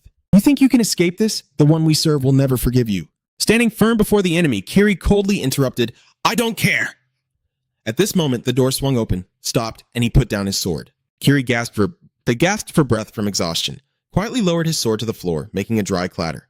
I am a servant of Prince Kali, the night watchman, riding his horse through the night, his heart burning like fire after witnessing the casino being ransacked. He grits his teeth, sweat pouring down as he knows he must report to the Marquis immediately before things get out of control. But suddenly the road ahead was blocked, causing him to panic and shout, Who's there? Kali emerges from under the light cloak with a cunning smile and eyes blazing with threat. He calmly asked, Where are you rushing off to? At the Marquis's residence, a loud explosion echoed as even Born raged, smashing things and growling. Idiot! The old man's fury exploded at the soldier for reporting late, giving the royal family an excuse to interfere in a matter that should have been thoroughly investigated by the guards. The Mad Lord, furious, realized that this delay had given Kiri enough time to reveal himself as Cian's subordinate, completely turning the situation upside down. The soldier could only tremble and kneel, too afraid to lift his head as the Marquis berated him for being responsible for this mistake. In fact, all of the soldier's statements were part of Sen's plan from the start. As he grabbed his collar and ordered him, and when he did so, in front of Even's shock, the soldier stammered that Prince Xian seemed to have failed in convincing Prince Blanche. Even stunned repeats the failure to persuade, while the soldier continues recounting how the one who searched the casino gave an astonishing answer when asked why they attacked. Even Burson was stunned when he heard his subordinate report that the other person clearly had shifted all the blame onto the second Prince Blanche. He muttered suspiciously to himself, I thought Blanche's illness was just a lie they made up, and that Cian had stayed there all night to take care of him, but it turns out that's not the case. Even coldly decided, I will blame this on Viscount Jess. The old man is determined. I will go to the palace before sunrise tomorrow. Under the blazing red moon, Even indeed went to see Blanche just as Sen predicted. Sitting opposite his younger brother in the morning light, Plan leisurely sipped his tea and admitted that the active discord between the two had been truly convincing. Remembering Even's fake expression when he claimed to have gone through a lot of pressure, Blanche slightly smirked. It seems that C's assessment that Even's name wouldn't appear in the casino's ledger meant that the plan to diminish his influence there had failed. Sen looked directly at Blanche and asked, Have you made a decision about my proposal yet? After a brief pause, Plan decisively replied, Yes, about what you mentioned, I will try. Seeing his brother agree, Can smiled brightly and teased him. Van Can, huh? What was my suggestion again? Blanche could only sigh helplessly at his younger brother's cleverness, but his eyes gradually became more determined. Blanche set down his teacup and officially declared, Vankin, I will take responsibility for it. Count Jess, who was blamed by Even for everything at the casino, had all his assets confiscated. Meanwhile, Kiri also received a 2-month suspension for drawing his sword outside the palace as a guard. 2 months later, the capital's atmosphere became more lively than ever. As the bustling carriages entered the palace gates, Jan pushed open the door and softly asked, Did you sleep well? Prince C sat silently on the chair, raising his hand to look at it with a vacant expression. No, I was dreaming of something, but I can't remember it. Strange enough, I placed my hand on my chest and felt my heartbeat pounding unusually. Kallian quietly thought that he was feeling very excited, as if something good was about to happen. Yan, pouring tea, guessed. Could it be that Lord Kiri returned last night? The boy mentioned something important, in the sense of an omen is here, but the little ones still don't know what's about to happen. That is the matter of the palace preparing to welcome a congratulatory delegation from the Holy Land of Tanshin. Cian holds a teacup in his hand, with a contemplative expression on his face. At the same time, in the royal garden, Crown Prince Blanche was pacing when he suddenly stopped, sensing something unusual. Strange. He watched the group of people in white robes entering and wondered why Tannen had sent so many monks. Realizing the seriousness of the situation, Blanche decided he had to report this to His Majesty. But just as he was about to leave, he suddenly spotted a familiar figure. Blanche stared intently at the uninvited guest, muttering in astonishment, What are you here for? Facing him is a man with long silver hair and an incredibly noble aura. Sia Cha, the Crown Prince, gently curves his lips into a bright smile and calmly replies, I'm glad to meet you. Both of them stand facing each other in the sunny palace courtyard. Blanche is stunned, unable to believe his eyes. He stammered, asking if that was really the prince of the country. Che gently smiled with elegance and calmly admitted that he was indeed a bit far from home. Che explained that he had a valid reason for being here, which was for a celebration and, more importantly, to meet someone he absolutely had to see. Just then, Callie rode up on his black horse. Callie tightly grips the saddle, stunned to realize the strange feeling he had since this morning was actually what he had sensed all along. From above, Cien silently observes the fateful encounter between Che and Branch taking place in the garden. Meanwhile, Lord Madison was shocked to hear that Crown Prince Gia was at the palace. As soon as he learned that the guest was having lunch with the king and the princes, he gritted his teeth in worry and immediately rushed out in a panic among his subordinates. Alan Madison hurriedly ran down the corridor, constantly scolding the impatience of the Duke, worried that C still needed more time to prepare mentally for this fateful encounter. In the middle of the banquet hall, a clear announcement rings out. His Highness Sion, the third Prince of Saris. Sion quietly stepped forward, his hands clenched tightly in tension, the door opening with a dry sound, his heart pounding fiercely as he sensed the familiar presence behind the door. Callie told himself he would surely not escape the turmoil. And then, right in the middle of the room, the Crown Prince appeared with long silver hair and a gentle smile, just like in the memories. Seeing his brother, who sacrificed himself for him in the previous life, Callian froze, his chest heaving with rapid heartbeat. He slowly approached, his blazing red eyes fixed on the figure before him, and politely extended his hand in greeting. "Prince C, I have been waiting to meet you." The two princes face each other in an eerily silent atmosphere. Noticing the unusual silence and Callie's vacant expression, the father tilted his head in curiosity. Prince Callie clenched his teeth tightly to suppress his overwhelming emotions, trying to contain the turmoil raging inside. Just like me, he gazed deeply into the other's eyes, smiled brightly yet thoughtfully, and affirmed that he had been waiting for this moment for a long time. "I've been waiting for a day like this too." Crown Prince Che Onmonison hurriedly rushes into the room, surprising everyone. Seeing the tense atmosphere, he gently smiled to break the silence. "Why are we all standing in the doorway like this?" Callie hurriedly greeted, "Ah, Lord Manison." He kindly replied that it had been a long time since they last met, and hoped the Lord was well. He suggested skipping formalities to invite everyone inside in the most natural way. "This way, Your Highness." Cien took a deep breath and exhaled slowly to regain his composure before the new uncertainties that were coming his way. He walked forward with determination, but then paused when he saw Planche waiting with a passionate look in the corridor. Seeing the steaming cups of tea on the table, Plan silently reflected on the Prince of Seiya's solitary presence here. Inside the office, Che faced Alan Manison and candidly said, "This visit can't just be about the party. What truly brought you here?" Che smiled faintly, acknowledging that nothing escapes Alan's notice. "I slowly set down the teacup and hesitated. I don't know if you believe me, but I hope you will listen to what I have to say." Alan remained silent, listening. "I am listening." Chi began to recall how Tempest disappeared without a trace around this time last year, and remembered the moment he came to me seeking advice about this mysterious artifact. Alan insists that he never forgot secretly visiting Secretia to examine it, but the only conclusion he could reach was that it was not man-made. Until last month, the news of Tempest's disappearance was confirmed once again. Hearing this, it's clear that this relic is no ordinary artifact. It was Alan himself who conveyed this information to Prince Callie. Alan is puzzled why Che mentioned that at this moment. Playing revealed that I was there at the exact time the artifact disappeared last spring, and only a few months ago, strange memories began to surface in my mind. At first he thought it was just a dream, but the images of the Dojang chessboard made him wonder if he was losing his feelings. However, in the end, he could no longer deny the truth. He painfully held his head, realizing those memories were completely real. With tearful eyes, he affirmed that he had no choice but to accept the truth staring right in front of him. "I have no choice but to accept that those memories are real and that my brother is somewhere within this very kingdom." His eyes filled with sorrow as he spoke of his late brother. Witnessing Jay's hesitation, Alon anxiously asked, "Did you try to revive your brother with Aus Tempos?" He immediately retorted fiercely, "That's unreasonable. The battle that took my brother's life was a fight among those vying for Tempest." Memories of smoke and war flood back as the powerful nations fought to steal Critia's national treasure. He affirms that those who stand up to protect the relic have their reasons, and B sacrificed his life to prevent it from being misused. The father remains steadfast in his goal. "I will never deny his sacrifice, just make him come back." Jay declared firmly that he had protected Akis Tempest to the end and had never used it for himself. Alan nodded slightly in agreement. That completely aligns with what Saspinian said. Jay looks towards C, quietly recognizing the familiar face of his brother and thinking to himself that today he saw that face and realized he cannot let him find out that he still remembers. A faint smile appeared on Che's face, knowing that he was still alive and well was enough for me. But their conversation was interrupted as Kiri approached from afar. Alon asked in surprise what was going on, and Kiri respectfully bowed his head to report that the prince wanted to speak with him after dinner. Alon was momentarily startled and silently cursed himself for being too careless.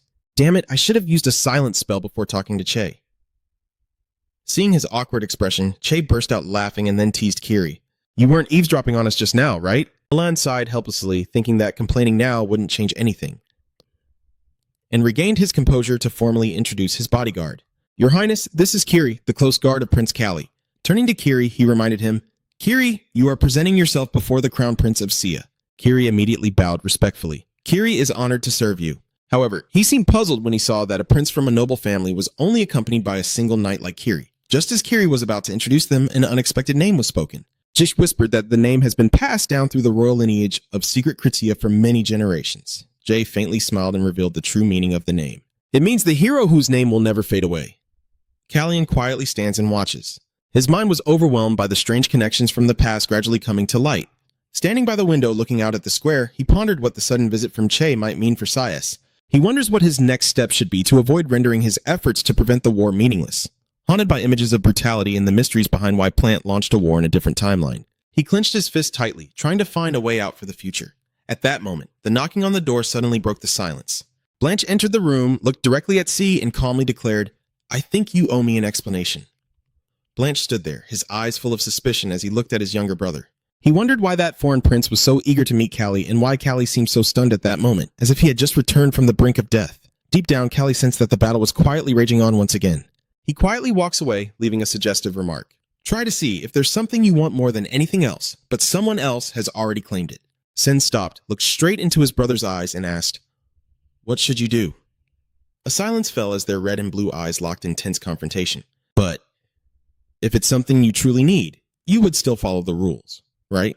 Seeing Branch's determined expression, Cien slightly smiled and said, "I understand. Just something to think about. Nothing more." But deep inside Sen, waves of emotion stirred, and he admitted he was deeply moved because Jay was the only person he truly missed. Cien silently thought that this battle would never have a clear answer, and that the current version of Blanche knew nothing about the impending tragedies. Seeing the silence drag on, Plan grew impatient and urged him. So, to clarify or not, C gently snaps his fingers, and a magic circle instantly envelops the room to block out all sound. He repeats the question Branch once asked about his true identity and affirms, "I have a feeling you already know everything." Plan asks one last time with a serious expression, "Who are you really?" In the silent space, Callian begins to reveal the story of Serenity, the Queen of the Gods, bitterly mentioning the 10-year milestone and pleading for a solution from the divine. Callian looked directly at Blanche and declared a shocking truth. The time in this world has been reversed by 10 years. Blanche's eyes widened in horror at what he just heard. Cien calmly delivered the final blow. "Earlier, I was Gia's older brother, and now I am your younger brother. I secretly vow that if the gods do not grant a way out, I will find a way myself to change this fate." The information comes crashing down like throwing a whole legal book at the listener. After a moment of silence in the quiet room, Alain looks directly at Sen and asks, "All right, now you tell me." Callie realizes it's time to finish this. Admitting to revealing this secret isn't too difficult since a few people already know. With a serious expression, Cien confirms that this truly is the last time. "I can only say what I have told you up to this point." And then the final shocking truth was revealed. "I was once his younger brother, and now I am your younger brother." After hearing that, I just want to ask quietly how many branches this family tree really has. After the confession, Alan gently smiled and said, "Well done." However, he quickly realized that calling him here was definitely not just to confuse him, so he pressed for an answer. "What's going on?" Cien made a proposal to Lady Aurea and hoped Alan could pass along his message. Seeing Callie staring silently out the window, Alan wondered if something was bothering him, but Callian only kept watching the moonlight in silence. Meanwhile, Crown Prince Randall is also burdened with worries. Standing by the window, he feels anxious about the constant movements from the 2 upper floors of the palace. The sudden appearance of 30 priests from Tensil at this time is highly suspicious for Randall, whose deep blue eyes now show clear suspicion of the new variables surrounding the palace. Callie also couldn't help but feel troubled, telling himself that even if this passes, there would still be many other problems to deal with. His 2 older brothers never seemed to let his mind rest, not even for a moment. Amid the tense atmosphere, Prince Che's bright smile makes the situation even more complicated. He approaches the distant guest and questions him coldly. What wind brought the Crown Prince of Saya here? Still maintaining a graceful demeanor, he smiled and explained that he was quite free before tonight's banquet, so he asked the king for permission to take a walk around the garden. Looking at the surrounding scenery, Che couldn't help but marvel at how beautiful the place was. However, sensing the second prince's indifference, Che quietly thought to himself, "Prince BR, he doesn't seem to like me very much." Blanche slightly raises his lips in doubt. "I have more questions now. What could be so important that the Crown Prince had to come here himself? I wonder about Jay's true purpose. Is it really just to meet Marquise Madison as the rumors say?" In response, Che suddenly mentions hearing that recently, Prince BR has been very enthusiastic about developing Van Can. Blanche sarcastically remarked that he didn't expect Kyrus's news to reach Secretia, but Che simply shrugged it off as nothing unusual since His Majesty is fond of raising birds. Che's gaze suddenly sharpens as he asks a question that digs deep into the other person's mind. Is it because Van Can was raised with such passion that the prince's hidden power struck a nerve, leaving Blanche stunned and frozen in place, as Che gazes directly into Blanche's trembling eyes, seemingly about to reveal a terrifying truth in the future? Blanche was taken aback. What have I done to myself? Che glided past him with a cold expression, admitting he was wrong to think that Blanche was completely unaware of what had happened. But Blanche remained firm, confidently asserting that Van Can belonged to his brother, so Che didn't need to worry about it. Che stopped, looked back at Blanche with a dark, haunting gaze, and left a final message. You really should hope for that. Prince B.R. Callie quietly holds the list in his hand, his red eyes showing deep thought as he notices something unusual. Macam Chattis was not among the priests entering Keys. He should have been in La Tren, but he was not included in this congratulatory envoy. Callie wondered silently, what exactly are they thinking? Just then, Jan opened the door and reminded him, Your Highness, it's time to prepare for the banquet. Callie calmly signaled to the young Jan to come and sit with him and chat for a bit, revealing that Tinsel had sent as many as 30 monks and suspecting that Crown Prince Randall was involved in this matter. Although they are attending a birthday ball, they are not counting the priest present in Kiss as part of their total numbers. Callie wondered, what is it with those 30 priests showing up here? Seeing Jan still scratching his head in confusion, C was about to wave him off and say it's fine, but Jan suddenly declared firmly that they couldn't possibly send 30 people like that.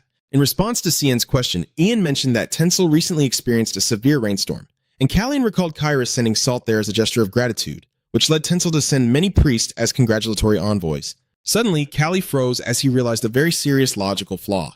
Wait, he calculated that if there was a flood, a major epidemic would surely follow. While the people of Tinsel are dying off and desperately need the support of local priests, they send 30 people to the neighboring country just to celebrate a birthday. Callie smirked, a dangerous smile on his face. I blame myself for missing that. My eyes turned cold as I concluded the true identity of the envoy group. These 30 people probably aren't real monks. Blanche strides confidently down the palace corridor with a mischievous look as he passes by a door. Seeing Hina standing there, Blanche asked if the cat had gone back into the room, causing the girl to startle in fear. He coldly ordered her to step aside, while little Lai Ni apologized in fear. Lone forcefully pushed the door open and entered the room. Seeing Hina still worriedly standing outside, he calmly told her to leave the cat there, and he would return it to her later.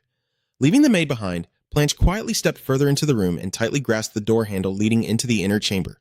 Inside, Tin was sitting casually on a chair, stroking the small white cat, and with a sarcastic smile, he remarked that he thought this was his room. Sen straight to the point, saying he came here to discuss something, and inviting Blanche to join the evening gala, while Blanche, holding the cat in his arms, sighs faintly with exasperation at his beloved younger brother's new schemes. In response to that suspicion, Callian nonchalantly said it wasn't a big deal, revealing shocking information that Randall had apparently sent as many as 30 imposter monks to infiltrate the envoy.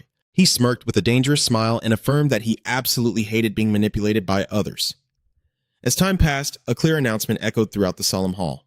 Prince Planrun Kiss and Prince Callian Kiris have arrived. Amidst the commotion of the guests, the two princes confidently walk into the brightly lit banquet hall. The simultaneous appearance of the two princes caused the entire banquet hall to erupt in astonishment, with endless whispers spreading around. They believe this act is nothing less than an official confirmation that the two princes have formed an alliance. The nobles wonder why this is happening, but no one has a satisfactory answer. From the high balcony, Randall silently observes with a cold gaze, clutching his glass of red wine. The crowd begins to speculate that this is a direct act of confrontation aimed at the crown prince, a single step that makes the entire hall feel like it's on the verge of war. Callie calmly walks away, secretly calculating that Randall will surely think he has sided with Blanche, making it harder for the eldest brother to act easily in the future. Seeing all eyes turn towards him, Blanche softly asked if that was enough. Cien smiled brightly, affirming that this was only the beginning and they had succeeded in capturing everyone's attention. Noticing that Sen keeps looking around, Plan wondered why his brother was glancing back and forth like that and quietly revealed that someone who should be here isn't showing up. Callian decisively calls out the absent Marquis Evan Brisson as the party continues lively, while outside the night shrouds the space under the faint crescent moon. Randall has now secretly left the banquet hall and cautiously asks if they are being followed. The person accompanying him confidently assured that the crown prince had nothing to worry about, but they had no idea they were being watched intently by a pair of eyes in the darkness. Randall and the mysterious group silently moved deeper into the palace garden's darkness, their confident steps vanishing behind the thick foliage. However, all of the crown prince's movements had already been calculated by Cien in advance. Following the strict order, they had to tell Randall as soon as he left the hall. A secret shadow silently followed from behind, quietly observing every move of the eldest brother in the darkness. The sound of dry branches snapping underfoot echoed sharply in the silent night. The prince's escort team immediately halted, tense and alert, while the tailing figure held their breath, heart pounding with fear of being caught. Fortunately, the person dragged into the light is just a couple secretly dating. While the guards are busy dealing with that small trouble, he quietly confirms that Randall is not the most important character right now, because their true target is the trusted attendant of the crown prince. Yes, emphasize that they only need to confirm one thing to expose the entire scheme. Under the cloak, a sudden surge of deadly aura was released directly at the moving crowd. Immediately, the so-called 10 super priests froze, their combat instincts making them acutely aware of the threat surrounding them. Seeing that professional reaction, the tailing figure couldn't help but be amazed, secretly wondering if they had accidentally revealed their true identity. The next morning, Cien directly went to Jandal right in the rose garden. He calmly stepped forward and firmly declared that there probably aren't any monks here. You brought the Holy Knights of Tinsel, a foreign army, deep inside. Facing the serious accusation of treason, Randall calmly stands among the vibrant flowers. He gently turns around, his calm blue eyes looking at Callie, and softly replies, I know. Callie bluntly questions whether he truly understands how serious it is to bring Tinsel's Holy Knights, a foreign military force, deep into the palace, while Randall, in contrast to his tense younger brother, calmly turns his back and gives a cold reply. So what if I do? Randall's eerily calm demeanor leaves Sen stunned, his red eyes wide with shock. Callian looks directly into Randall's eyes and declares that he is fully capable of killing them all if necessary. Randall remains silent for a moment before quietly walking away, explaining that the goal of those Holy Knights was similar to that of Sen's mages. Randall firmly states that because of that, they will not harm him or any of the princes. Callie is stunned to realize a shocking truth behind this move. He pressed, "Are the Holy Knights sent to control the prison house?"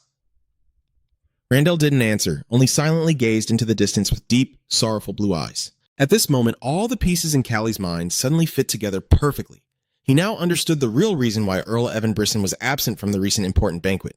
Callian understood the cruel plan Randall had carefully devised. That was why they had to send the Tinsel army into Keese under the guise of fake priests. Cian looked Randall straight in the eyes and exposed the truth that he had summoned Count Reborn to the palace so that the Tinsel Holy Knights could launch an attack on his own territory. Cian looked Randall straight in the eyes with a cold gaze and affirmed that even with the same goal, the Tinsel Holy Knight would never be able to resemble his Van Can army. He issued a stern challenge. If you consider yourself righteous, then bring them in properly with a legitimate reason and the right method. Randall quietly looked at the bright red rose in his hand, deep in thought, wondering when his younger brother had become so corrupted. In the end, faced with the sea's pressure, Randall had no choice but to yield. "I will let the knights return." But Randall still left a heavy warning. Do not overstep or stray too far from the path.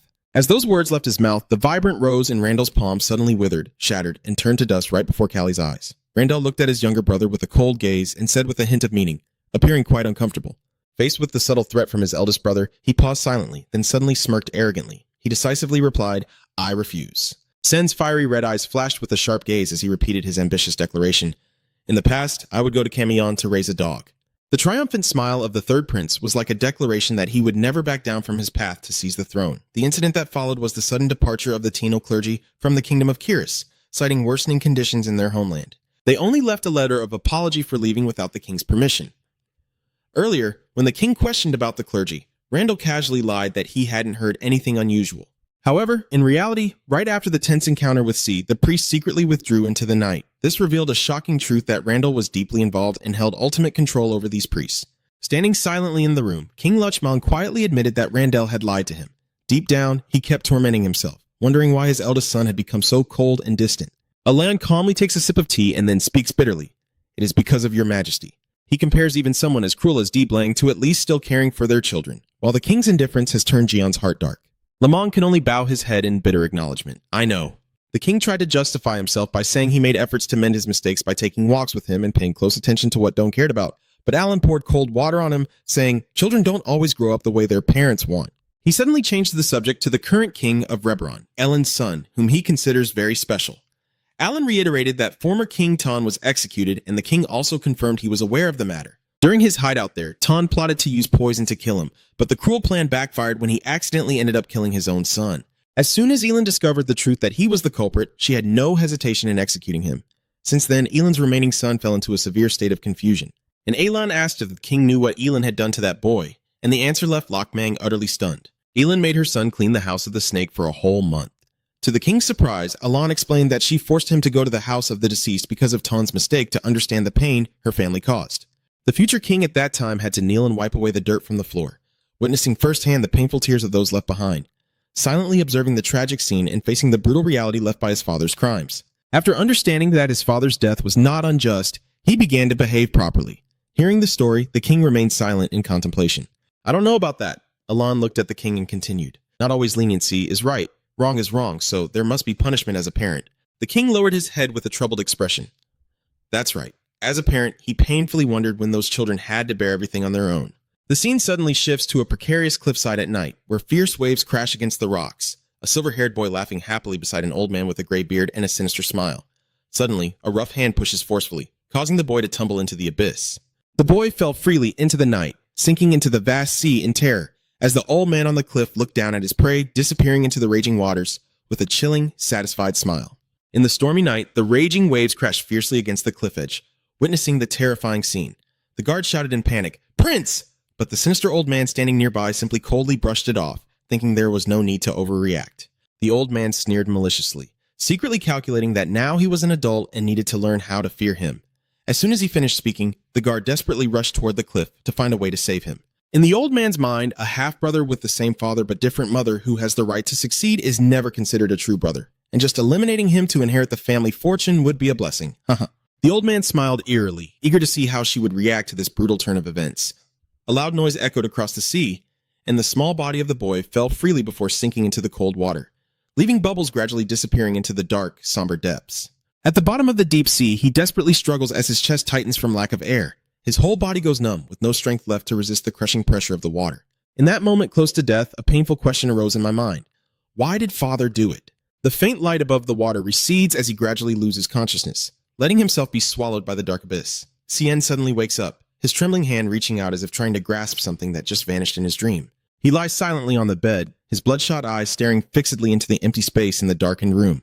Looking at his hand under the faint moonlight, Callie suddenly calls out to his brother. He quietly, bitterly realizes a painful truth that swimming was never his younger brother's strong suit. If he falls into the water like that, will he survive? Yan hurried into the room, stunned to see Sen looking so exhausted, and called out to the prince before nervously pointing at his eyes to hide the truth of the tears behind them. Sen casually made up a reason that his eyes were itchy from rubbing them and blamed it on something. Could it be an allergy to cats? Yan immediately objected because he knew for sure that the prince had never had any issues with cats before, and he noticed that recently the prince had been showing very unusual behavior. To divert attention, Sen casually asked about the whereabouts of the little cat, causing Yan to hurriedly go search for it. Yan's face hardened with determination. He firmly turned around and walked away, causing Sen to ask in surprise, "Where are you going?" Yan snapped back that he was going to find the cat and stomped out angrily. As the door slammed shut, Sen tiredly leaned back in the chair, sighed softly, and covered his face with his hand in frustration. Callian pondered silently why past dreams were suddenly flooding back at this moment. Could it be that his hidden heart is a blind blood tie? In the quiet room, he reminds himself to stay calm and continue with the plan. Meanwhile, Yan followed the trail and found the cat hiding in another room. He hurriedly opened the door and was surprised to see someone inside. Yan hurriedly bowed his head to apologize. My apologies, Your Highness. Blanche is now calmly sitting and enjoying his tea, coldly telling Yan not to stand there idly, but to quickly catch his cat. Seeing Blanche, Yan suddenly froze, still haunted by the sight of Callian's bloodshot eyes earlier. I didn't mean it like that. He silently thought that those swollen eyes clearly showed he had been crying for days, yet the owner still dared to blame it on a cat allergy, something he had never experienced. This way of blaming is so clumsy that even the servant notices he's lying. Blanche's eyes suddenly grew deep and contemplative as he sensed something unusual in the servant's confession. Blanche quietly recalled the moment when the foreign prince suddenly appeared and expressed his desire to meet Callie, describing with a thoughtful look that at that very moment his brother looked as if he had just been pulled out of the grave, like a zombie. Seeing that, Blanche seemed troubled. SF was about to ask about Cien but was immediately cut off. Blanche calmly took a sip of tea and then issued a cold order. "Tell your sister to attend the banquet tonight," he stammered, asking if you really want Miri to appear at the royal feast, because he understands the great significance behind that presence. Blanche forcefully sets his teacup down and asserts that there's no need to display swords. A shield is enough. Yan Banghuang realized that Blanche was trying to leverage his family's title. Although he insisted that his sister was in the capital and could be contacted easily, he still couldn't hide his curiosity. Ia looked at Blanche with suspicion and asked why he had to go to such lengths just to help Prince Callie. Blanche remained silent.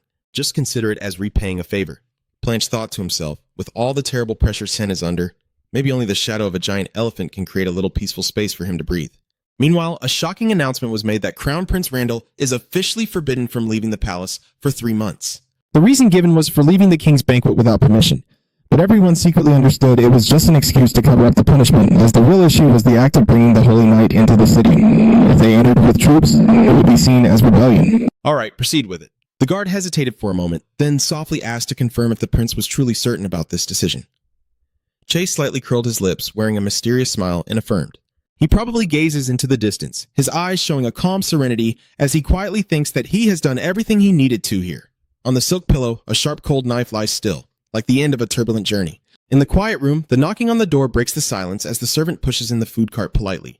"Sorry, Your Highness," but when asked about dinner, Blanche immediately dismissed it. Seeing that the master doesn't look too exhausted, the servant desperately pleads that he should at least eat something since he hasn't touched a meal in days. Blanche looks at the food with a feeling of nausea. Eating at this hour, he decisively stood up and warned in a stern voice, "Don't make me repeat myself."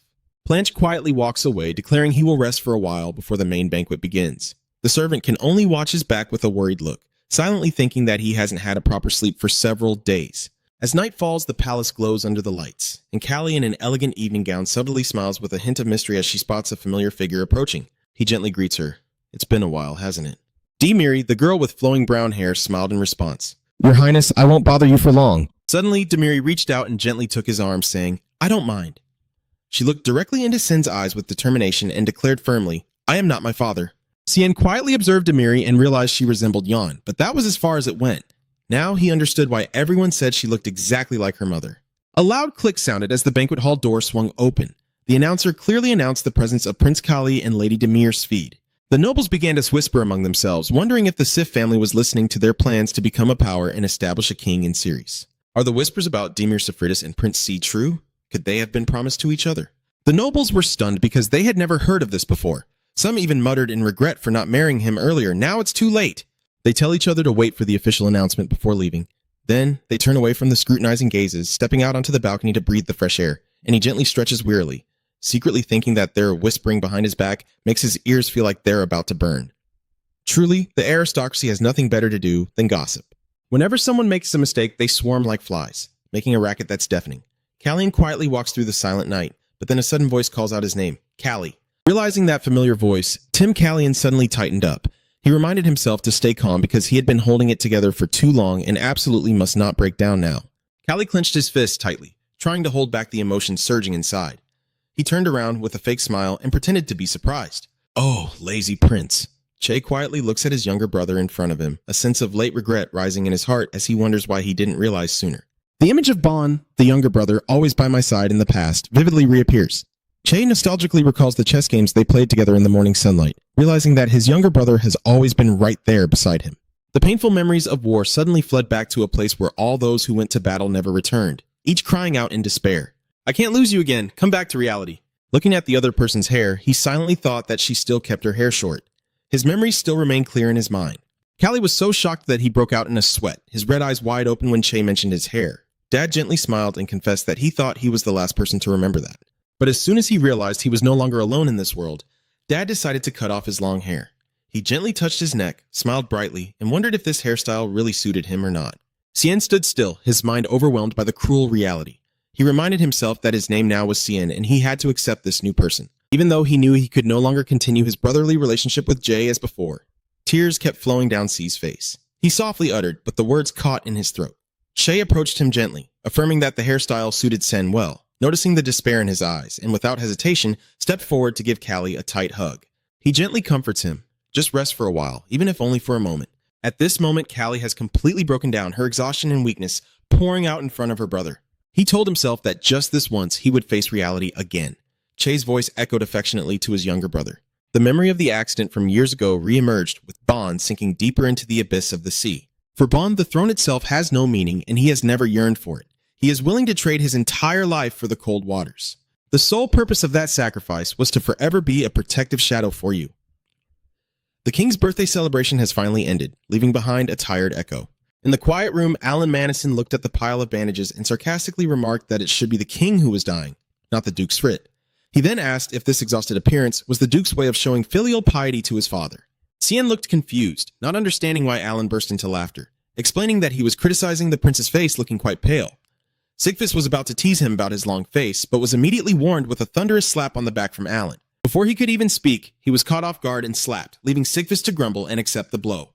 Sien slowly sips his tea, admitting that despite trying to hide his exhaustion, it still couldn't escape his master's notice. On sighs in frustration, lamenting that he's getting old because of the two people in front of him. One person always likes to shoulder everything themselves, while the other turns the training ground into a pile of debris, just to challenge the Crown Prince Kritia to a sword fight.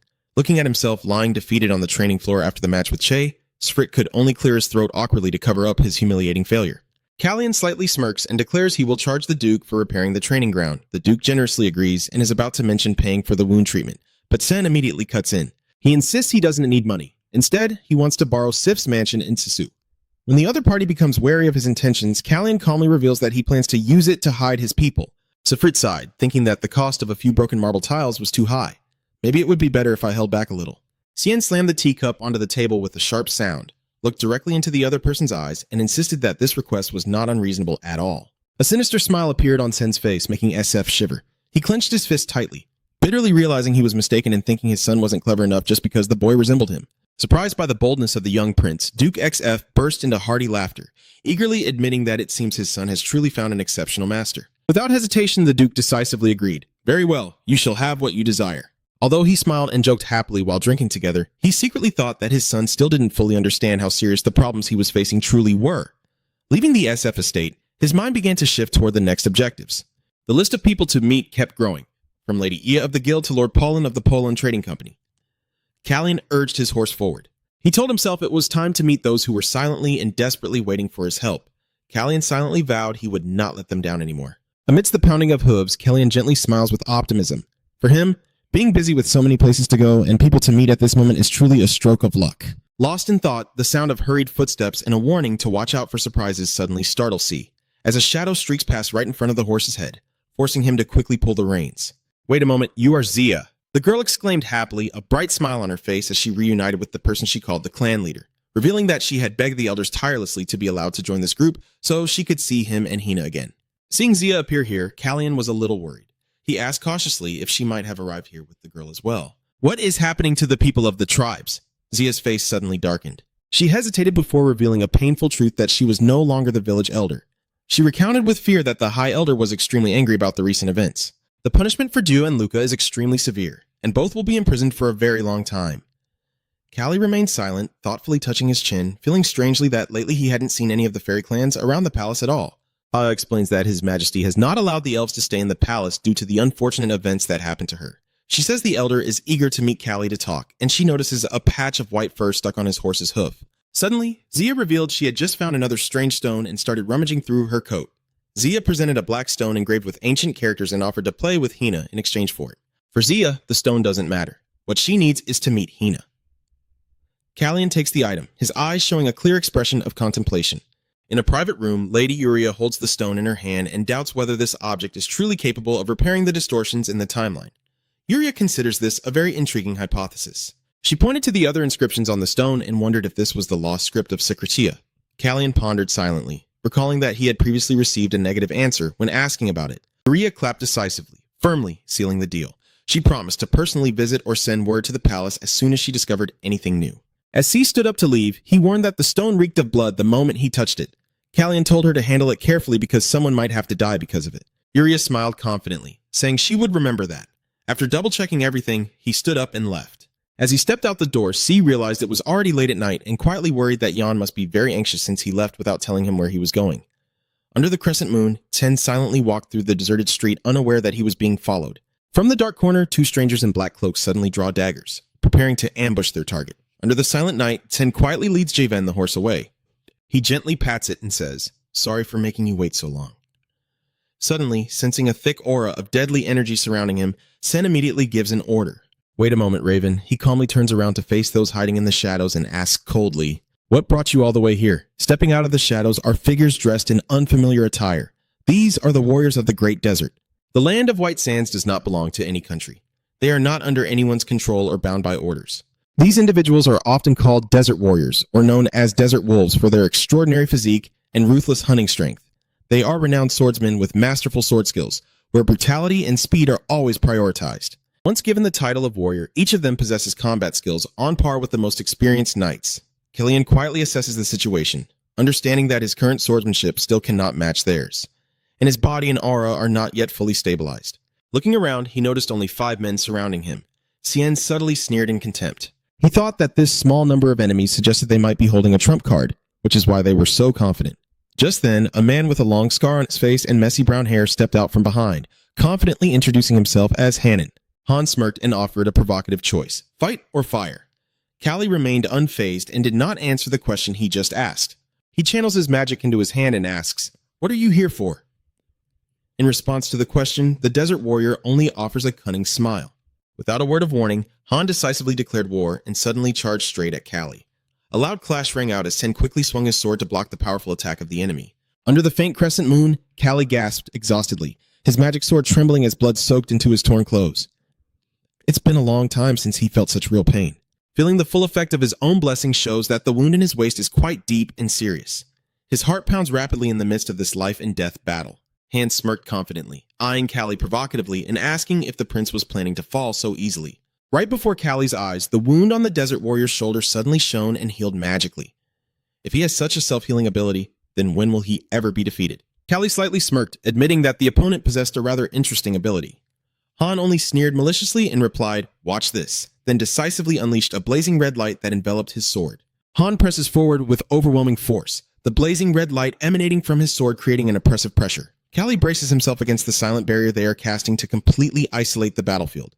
The flashing swords clash loudly, sparks flying in the midst of the assassin's encirclement, and Callie quickly realized that this red light was completely different from Master An's fire magic. Instead of a fiery aura, this power clearly feels strange and more brutal, resembling the red glow from Randall and his dark gem rather than ordinary magic. However, Callie secretly calculated that only 3 days had passed since he refused Randall's offer. Given the suddenness of this ambush, he was sure Randall was not behind it. Who else is behind this and wants to kill him? The clash of swords echoing loudly through the night makes him brace himself against powerful attacks. He quickly retreated, his mind analyzing who was behind this deadly game. Cien silently confirmed that Even would definitely not ambush him knowing he was with Duke SF. Just as he dodged a deadly slash, he wondered who could have sent this gift. Seizing the opportunity, Cien suddenly charged forward at an incredible speed, catching his opponent off guard. Cien's blazing red eyes flashed with a cold glare as he decisively swung his magic sword, delivering a fatal thrust that pierced through the enemy's chest. A drop of dark red blood falls onto the cold stone floor, shocking the desert warrior. Even though his heart was pierced, he remained unshaken and fearless. Callie's eyes hardened with suspicion as he sensed the fiery pressure erupting fiercely from the opponent's body. Han gritted his teeth, his entire body radiating an immense heat as if he wanted to burn everything around him. The game is over. Callie narrowed his eyes as he watched the deadly aura swirling fiercely. He understands that the opponent is using a move that risks their life, a power that can only be unleashed once. Even wounded, Han still wears a challenging smile and sarcastically asks if Cien really thinks he can finish him off with that power. Callie remains silent, his eyes steely with determination, silently vowing to end everything with a single strike. Both of them put all their strength into this final strike. A sudden explosion of deep blue magic force creates a giant tornado that engulfs both of them. Han was stunned and terrified, unable to believe the terrifying power unfolding before his eyes. Callie smiled coldly and called his move the wind, a swirling vortex of magic like a giant drill. Callie decisively unleashes the final blow with the wind spear. A column of deep blue energy descends with destructive force, completely swallowing the desert warrior. Hanan can only emit muffled screams before collapsing amidst the tragic scene.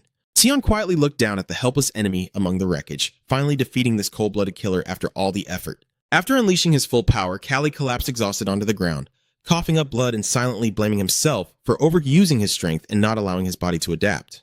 However, the battle is not truly over. Sion wiped the blood from his lips, his eyes turning cold as he realized 4 more assassins are still surrounding him.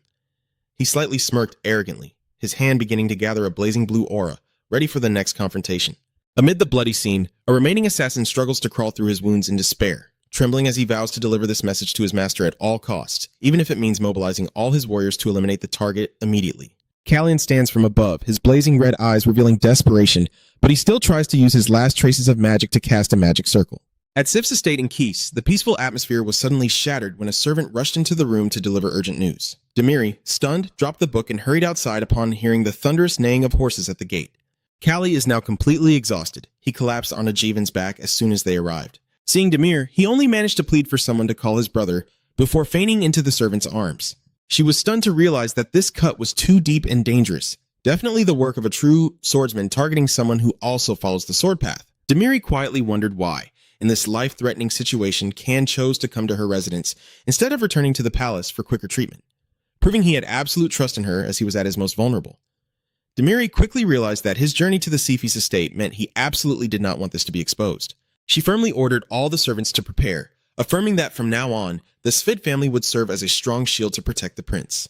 Demi strictly orders not to close the city gates and immediately assigns trusted subordinates to follow the blood trail to gather information, while DK must erase all remaining traces, not leaving even a single drop of blood behind. Demiri emphasized that it was absolutely crucial not to reveal this matter to anyone else except her brother, to keep Cien's injury a secret. In his delirium, Cien struggled to utter his final request, to call his brother. Demiri was stunned, wondering why in this life or death situation he would make such a strange request. What could the prince's brother do to help him in this case? In the quiet room at the X-Feet estate, Hina focused intensely, her small hands emitting a pure white light, pouring all her strength into healing Ten's serious chest wound. Standing silently in the corner, Plan couldn't help but ponder as he watched his brother lying motionless between life and death. My younger brother trusts me too much. Among the princes, he places his trust in me without any doubt. Seeing Kar's shallow breathing, Plan silently promised himself that if he had gained such great trust, he must not betray it. He turned to Demir and firmly called out, "Marquis?" In response to her respectful attitude, Blanche suddenly made a bold decision to change the situation. From now on, the Svid family will hold me hostage. Demiri was stunned into silence, stammering as she questioned the true intention of the second prince. Plan calmly analyzed that in fact the Svish family had no valid reason to kidnap the second prince. However, since Callie still cannot identify who is truly behind the assassination, if he returns to the palace severely injured, his father will surely tighten security immediately. Then the attackers will sense the danger and retreat, waiting silently for their next opportunity. Therefore, Sen proactively chose the SF residence as a secret hideout until they could identify the mastermind behind it. But Sen is a prince, and his disappearance requires a sufficiently significant situation to be plausible, unlike the previous disappearance of Deputy Commander Van Can. The disappearance of the prince is a matter of national importance, requiring the SF family to seal off the estate to protect Callie and making Blanche's presence here seem normal. Blanche's eyes turn cold as he outlines a perfect plan to divert public attention. For example, the SF family misunderstood that my younger brother's disappearance was caused by Bryson holding him hostage, so they kept the second prince as a hostage to find out about the third prince's whereabouts. Demiri was stunned by the boldness of this plan. She softly asked what would happen if they did that, in response to the question of whether carrying out this deception would be difficult. Demiri firmly bowed her head and confirmed, "Not at all?" Demir smiles confidently and affirms that protection is what the SF family does best. She assures that all main gates will be closed and hopes His Highness can rest assured. Blanche stands silently with his arms crossed, looking at Callie in a coma, and firmly declares that he will take responsibility for the aftermath, accepting to be a hostage as the prince requested. Blanche silently prays, "Please wake up soon," looking at his injured brother with pain and anger towards the enemy. Meanwhile, at the palace, the atmosphere grew extremely tense as a trembling hand set down the glass while reporting that Prince Callie had left the palace yesterday morning and had not returned yet. Additionally, Blanche also left late at night with a close lady-in-waiting of Callie. The image of Blanche hurriedly riding away with Hina in the dark only deepens the suspicion among those remaining. King Lang sat behind his desk with a very serious expression, emphasizing once again that Blanche had received the guarantee of the Sickfit family, yet they suddenly shut the palace gates and gave no response at all. Looking at the tightly locked gates of the SF estate, the king was troubled, unsure how to interpret this situation correctly. He slammed the table and asked whether this should be considered an act of rebellion. Under the king's fury, Yan could only bow trembling and reply, "No, your majesty." King Lok Mang pressed further, demanding that Yan provide a valid reason for him to continue waiting. "Your son has gone missing and is being held hostage. Can you stay silent? The king threatens to send the Van Can army and the Kale Knights to Shijfried estate if you do not provide a satisfactory explanation." Yan clenched his fists, sweat pouring down as he didn't know where to start. He silently thought that Prince Callie must have had a very important reason for not returning to the palace and calling for an urgent plan like this. But in the midst of this life and death situation, Yan still struggled to find the right way to explain to His Majesty. Suddenly, the door burst open unexpectedly, causing everyone to gasp in surprise. Last night, a group of people attacked Prince Callie. It seems the prince himself ran straight to SF to escape from them. King Lek Mong stood up in shock, unable to believe his son would leave the palace to seek protection outside. He slammed his hand on the table and declared firmly, "I will bring him back myself." King Lek Mong firmly stated that a prince cannot be left injured outside the palace, no matter if it is the Svrit family estate, and he has no idea whether his son's condition is serious or not. Alan Madison gently smiled to reassure. He believes that if something truly serious had happened, news would have been sent long ago. He affirms that with the Duke's Seth by seaside, the king can rest assured about the prince's safety. Alon reminds His Majesty that Sen is not someone who makes decisions based on fleeting feelings. Seeing the wizard's calmness, King Lang could only sigh wearily. Alan suggests that for now they should monitor the situation once the direction is clear. Then send Van Ken, and the king has no choice but to concede. However, he also firmly stated that if any mishap occurs, he will immediately deploy the Van Can division and no one will be able to stop him anymore. Alan smiled confidently, sure that everything would be fine. At this moment, the door bursts open and Duke XF enters with a puzzled look, asking, "Do anyone tell me why my son refuses to open the gate for his father?" This sudden appearance caused the entire hall to fall into an awkward silence, and Alon could only silently lament that just after reassuring His Majesty, new trouble had arisen. The Duke still looked confused and asked, "What's going on? Is something wrong?" Time quietly passed, and a few days later, the atmosphere in the capital remained shrouded in a terrifying silence. Has there been any news of Prince Callie waking up yet? My subordinates report that there has been no new development. Under King LCH Mang's orders, access to the capital has been tightened to the maximum, but the soldiers still report no suspicious persons detected. Either they are carefully monitoring the situation, or they have retreated to wait for the next opportunity, or they are all dead. If that's the case, then who is really the mastermind behind all this? The quiet night envelops the X-Fit estate where Callie remains deep in a coma, and in the dim moonlight, a hand gently reaches out, aiming to touch the motionless prince lying on the bed. That hand suddenly froze when Sen unexpectedly woke up, seeing the familiar figure beside him, and he softly uttered tiredly, "You're here already?"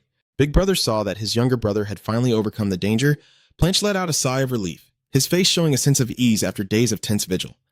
As his health gradually recovered, Callie calmly sat up and enjoyed the ripe bananas in the basket. Seeing Planch sitting quietly beside him, he offered a fruit with a gesture. Do you want to eat it? Plan firmly refused. Firm refused. No need. At this moment, Lady Demiri approached to report a new development that today Earl Evan Brisson personally came to the mansion. The Earl, driven by curiosity, could no longer stay still. Demiri said that the old Earl used the excuse of wanting to confirm Branch's safety, but in reality, he was trying to pressure her for an explanation about the rumors of the prince's kidnapping spreading across Kiss. However, she insisted she had completely ignored him and gave no response to that old fox.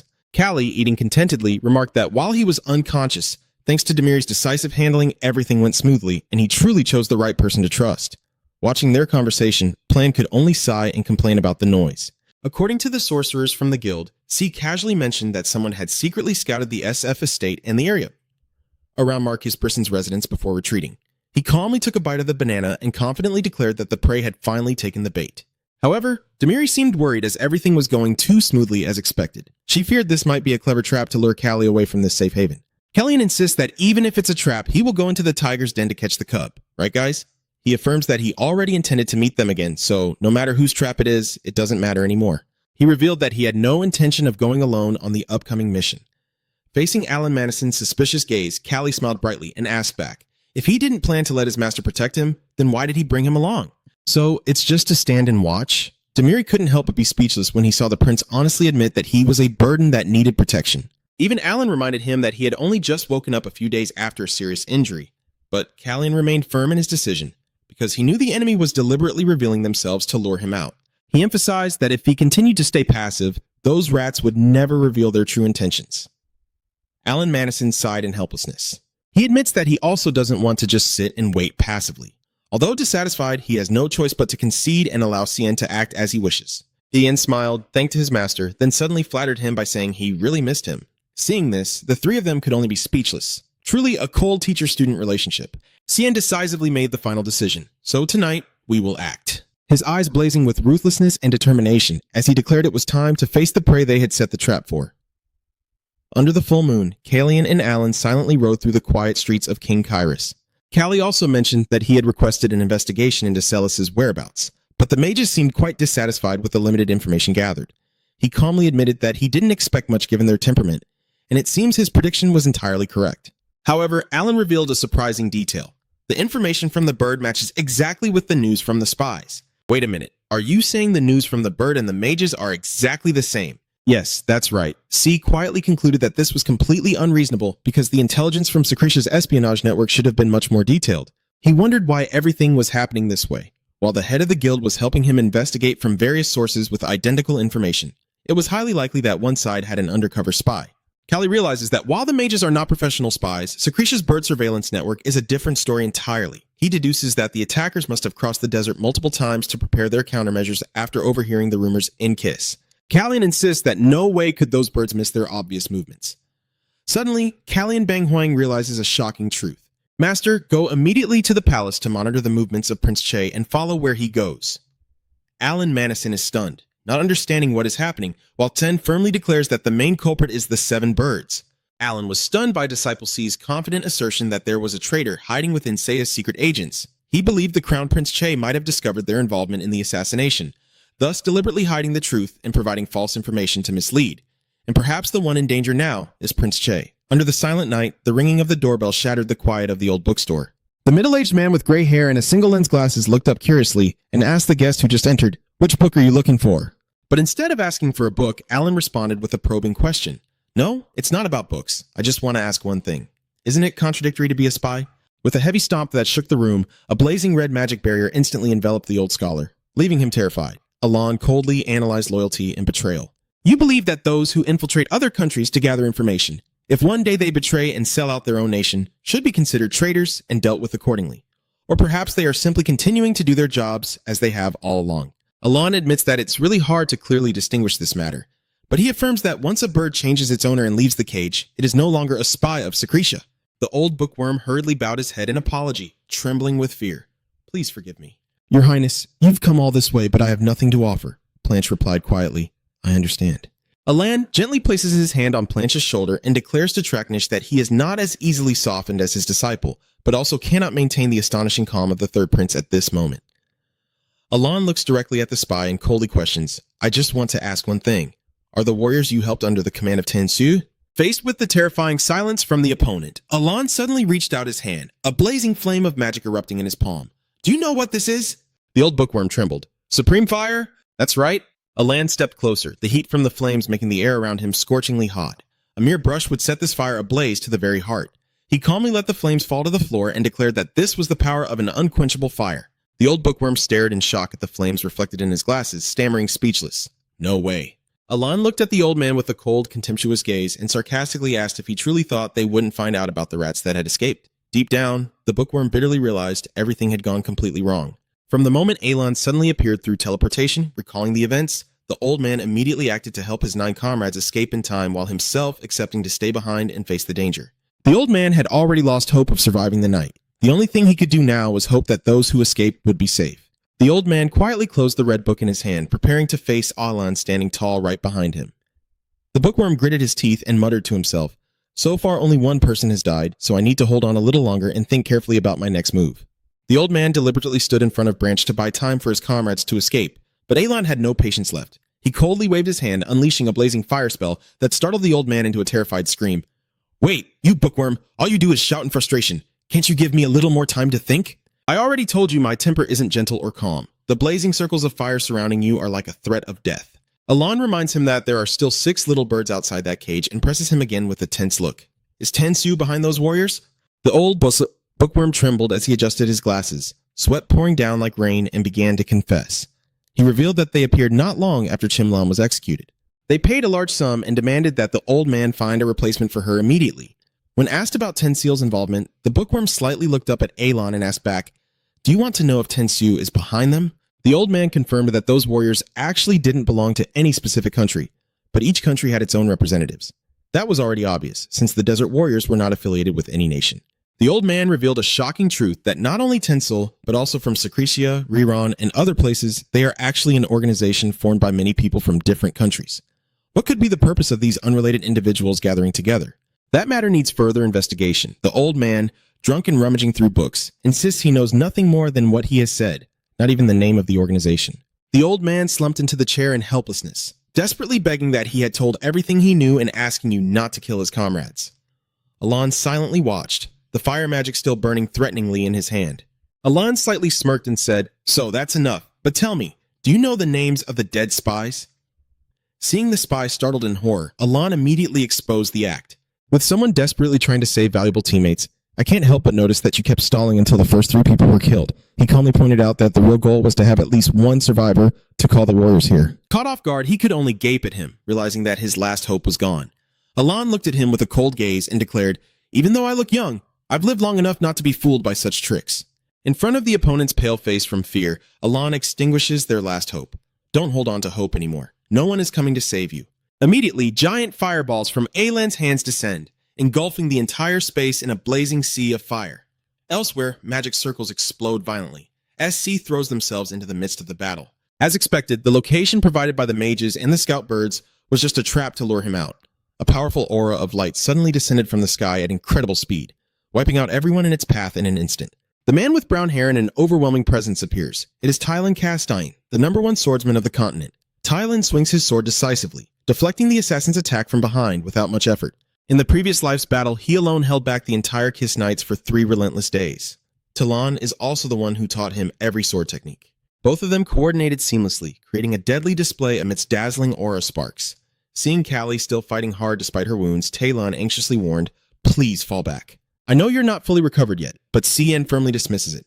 He declares confidently that he hates being a burden to others. A massive explosion erupts, engulfing all obstacles in a sea of flames. Callie quietly trusts that the master will handle things smoothly at the palace. Amid the wreckage, Cien watched the remaining soldiers being subdued and thought to himself, all that's left now is to clean up. He slightly smirked, his fiery red eyes revealing a triumphant look after the fierce battle. But as soon as he returned to the palace, Cien was stopped by Lang Khan's cold, sharp spears. They firmly declared, You cannot leave. Callie reluctantly realized that his father had immediately assigned guards to watch him as soon as he returned. Currently, both the second and third princes are under strict house arrest and are not allowed to participate in any outside activities without permission. The two princes surprised their father so much with their near-death adventure last time that he now keeps them locked up for their safety. Sen tiredly leans back in his chair, thinking that if he really wanted to, he could sneak out easily. But after causing such a big disturbance, he tells himself to stay quiet for a while to avoid more trouble. Meanwhile, in a dark place, Spy Bai Ying faces a brutal punishment for failing his mission. The young man places 2 bottles of poison on the table and coldly asks, "You must know these 2 things better than anyone else. One is a deadly poison, and the other is a toxic substance that affects the ears, eyes, and mouth." The old bookworm trembles and admits. That's right. He coldly declared that this time the old man would have no right to choose. Without hesitation, he decisively let go, causing the vial to fall and shatter before the traitor's eyes. His gaze turned cold and terrifying as he declared, "You have crossed a line you should never have crossed. Live the rest of your life in despair and regret." The bookworm only widened his eyes in horror, completely shattered by the cruel sentence handed down to him. "This one is a disaster, teacher." After cleaning up the remnants of White Eagle and the Desert Warriors, Callie finally returned to the palace. The earlier noisy disappearance has been temporarily eased as a reckless act by the third prince, and the price he paid was to reflect alone in his room.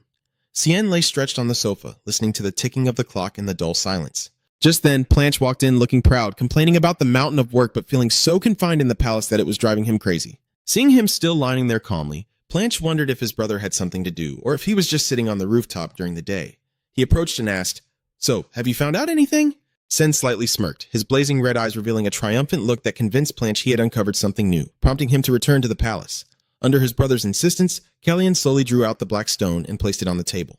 He deduced that the real goal of the assassins was to confirm whether he could use the power of this stone, as rumors about Cien suddenly becoming a master swordsman made them suspect everything was thanks to the stone's power. However, once they realize the truth is not what they thought, they will definitely pause their attacks for a while and won't act immediately. Cien emphasized that the secret hidden within this stone is so important that they are willing to risk their lives to target him.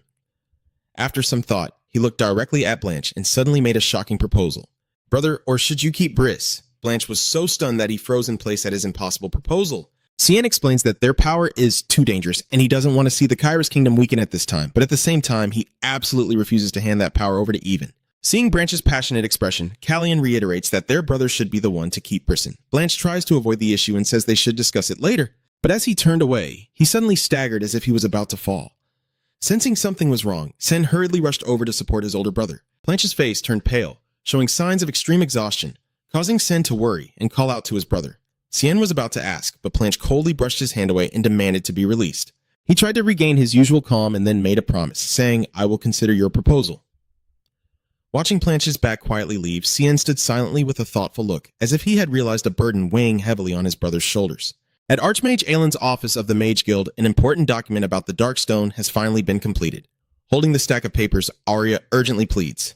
"This is all the information about the Dark Stone that the prince requested. Please deliver it to him." Alan quietly flipped through each page, his eyes widening in shock at what was unfolding before him. Seeing the serious expression of the master, Arya confirms that she conducted this investigation herself. Alan suddenly places the documents face down on the table and makes a top-secret request. "Do not reveal any of this to anyone, not even Prince Arya, who is stunned and cannot believe his ears." I stammered in protest. "Sorry, even though I have no master-servant relationship with the prince, this is an investigation assigned to me directly by him." However, Alan's eyes now grew deep and full of worry, making the room's atmosphere become suffocating. He had discovered something he didn't want his student to worry about. Alan let out a faint sigh and said, "I understand," leaving Arya stunned by his determination. Deep down, he kept questioning whether this horrifying truth could really be true. Ancient documents mention Sasat, a mysterious scholar from 200 years ago, who proposed the shocking theory that even humans could create sacred objects. Although there are no records of his background or personal information, the documents show that he disappeared without a trace while trying to prove his theory. Alan clenched his fists, his mind overwhelmed by the thought of a holy relic created by humans. So, are there any new evidence linking Tan Superstar to this case? All the plans to harm the third prince are carefully recorded there. King Lang gazes into the distance with sad eyes, recognizing that the treacherous schemes still threaten the kingdom, and his sons remain in danger. King Lok Mong coldly ordered to burn all the letters related to Tensu's conspiracy.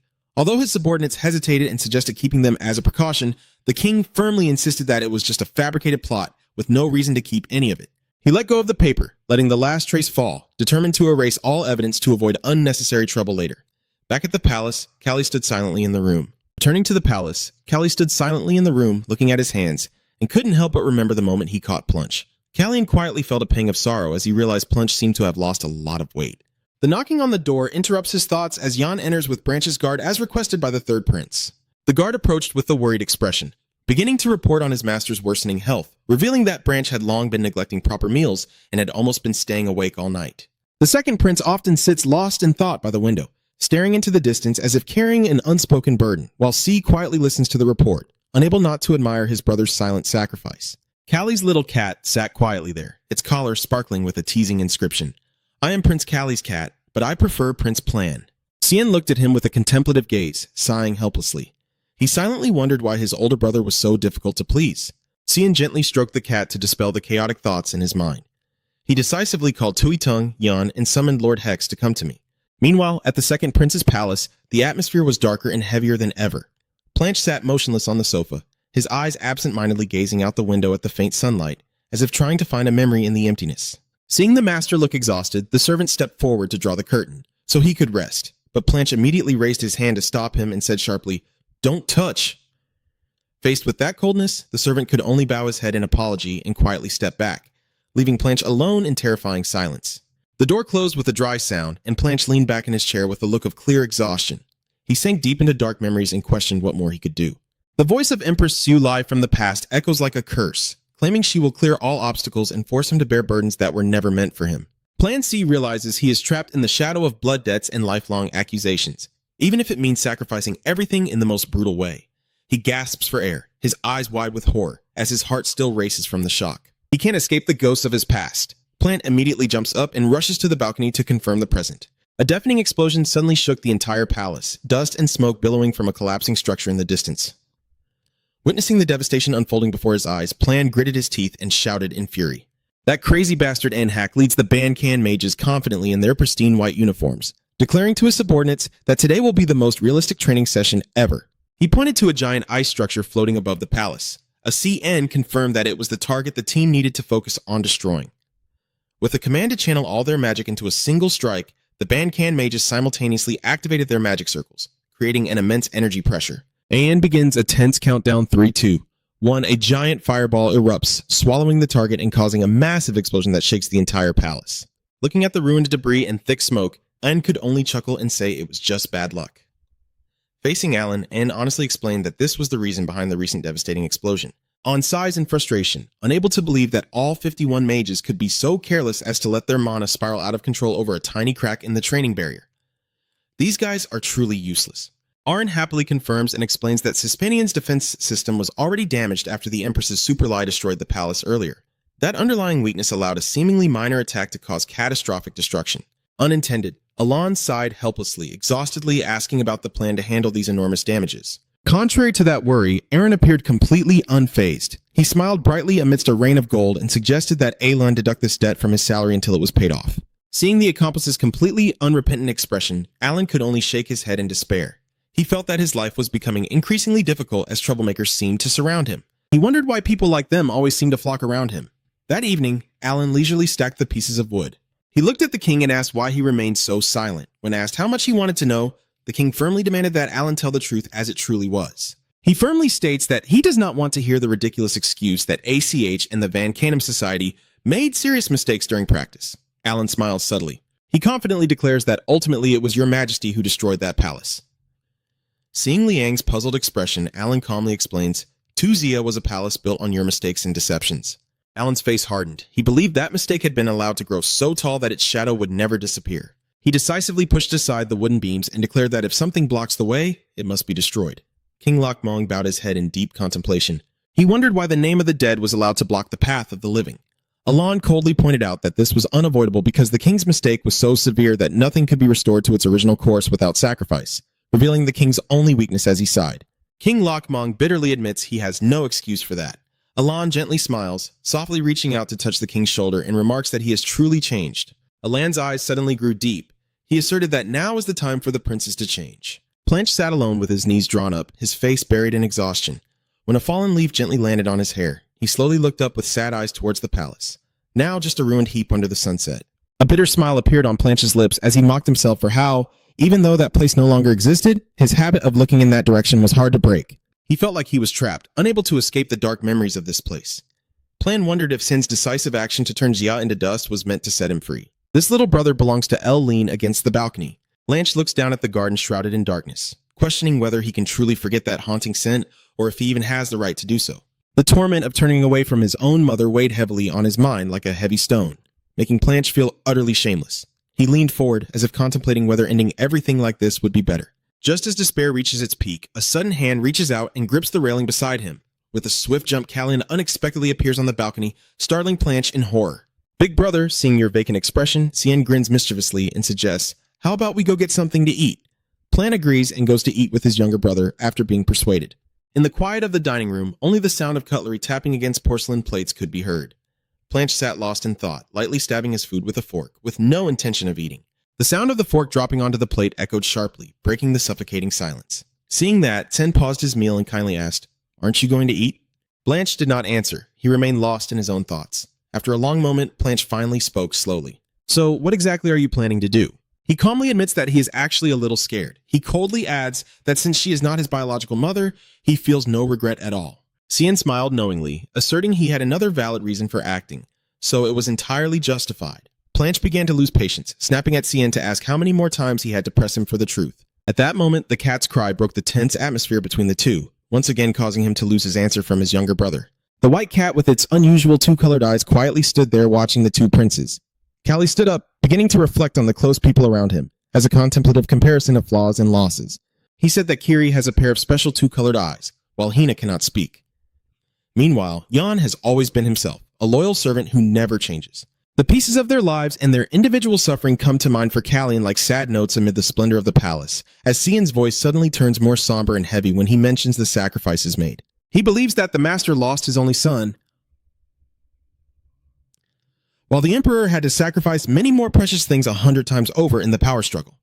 Callian looked directly at Branch and made a bitter remark. He believes that this brother of his has never truly lost anything because, from the very beginning, he never really possessed anything to lose. Seeing Blanche's face contorting in suffering, Sen coldly remarks that perhaps this brother truly believes his sibling has gone mad, and Sen's final words leave Blanche trembling with shock. As for me, I have lost my entire life. Seeing things seem to be getting too tense, Cien gently smiles while holding the cat and asks if Blanche thinks everything is now okay. He quietly concluded that no one in this palace is truly intact anymore. Callie suddenly suggested, "Do you think about living with a cat in Camelon?" Despite Blanche's firm refusal, Callie slightly smirked and said, "I know you're not interested in that position at all." He reached out and touched the window glass, admitting that he still couldn't help but wonder about his own destiny. Whether it is mercy or a joke, the goddess Serenity has cast this curse upon him so he can continue to breathe in a body that was already meant to die. What do you plan to do next after protecting everything you desire? Callian quietly gazed out the window, wondering where his life would go when his usefulness had run out. That's what kept him from stopping his thoughts. So when that moment comes, I wish my shining elder brother would come and Panelton save me. Just like you did at Exfit Estate. Callian's fiery eyes are filled with sincerity as he looks toward his older brother. Blanche remains silent. He tightly grips his cat and silently understands his brother's feelings. He realized that, like himself, Sen was also bearing silent pain. Blanche clenched his teeth tightly, suppressing the emotion surging inside. "I will do as you wish, so stop nagging and get it over with." Callian quietly smiles, thinking that His Majesty will surely be busy for a long time, now that all the attention of the kingdom is focused on the development of the Van Canum division. After the shocking upheavals, the atmosphere at the palace finally calmed down.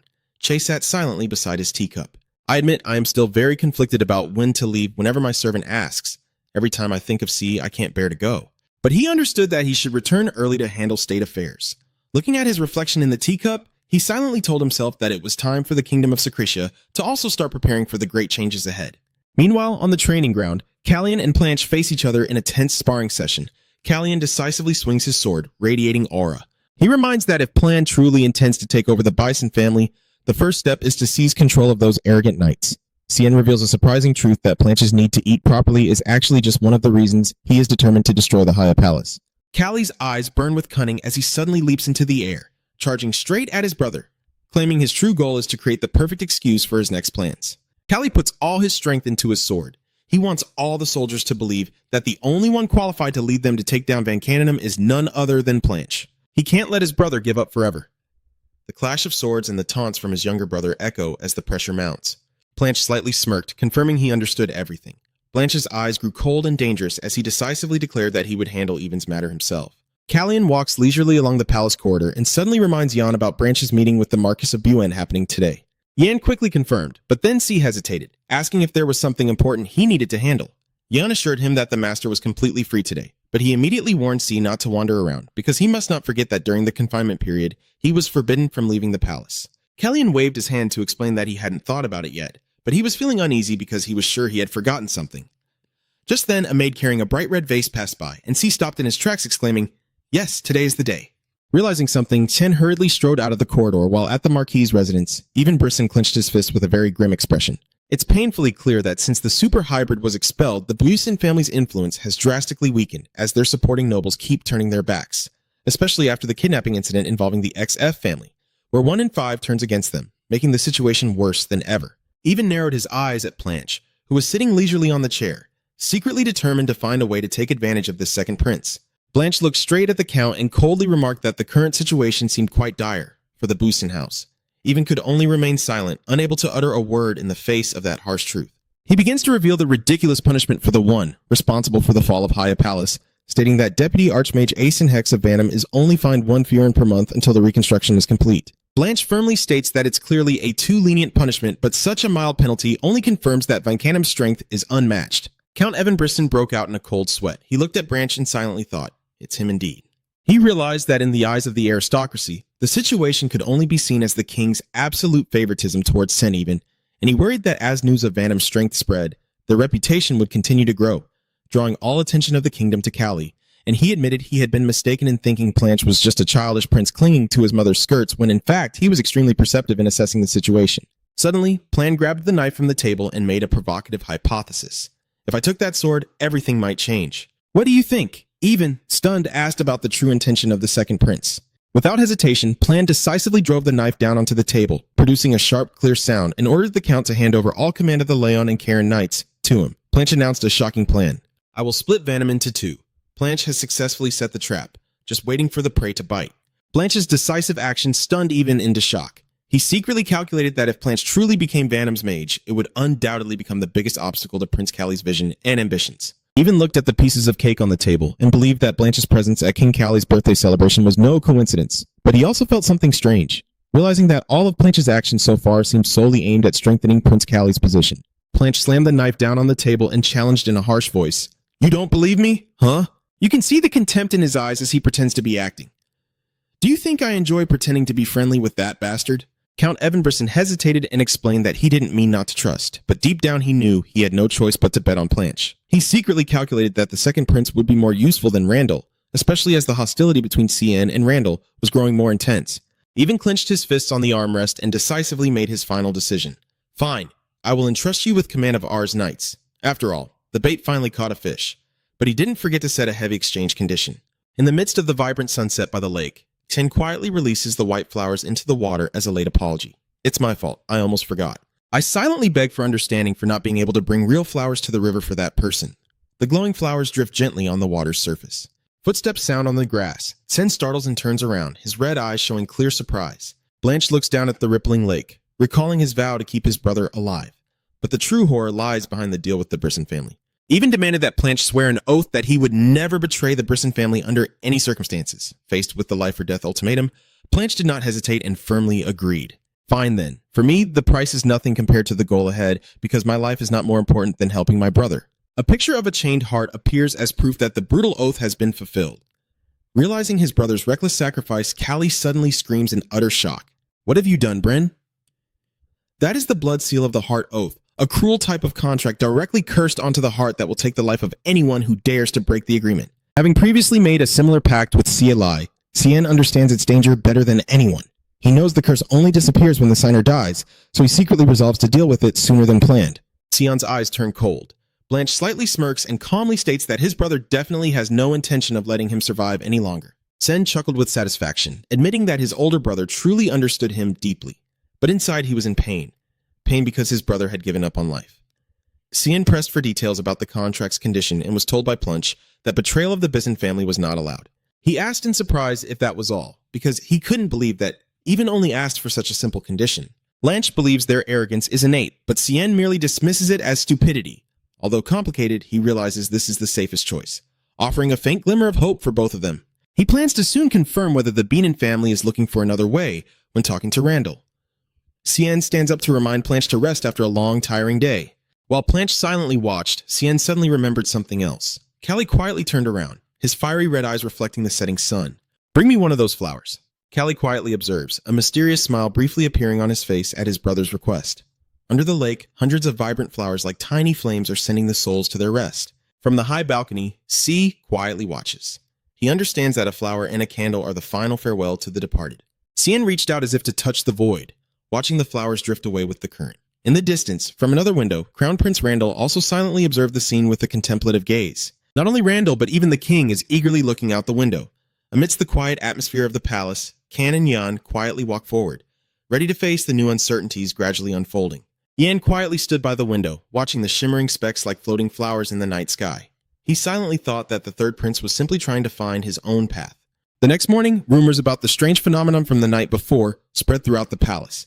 Two maids working and whispering about the dreamy beauty of the glowing flowers in the sky also wondered about the true meaning behind it. At that moment, Crown Prince Randall passed by with a cold and contemplative expression, causing them to hurriedly bow in fear as the sudden changes and unexpected developments continued to unfold. The chaos that followed actually began about a year ago.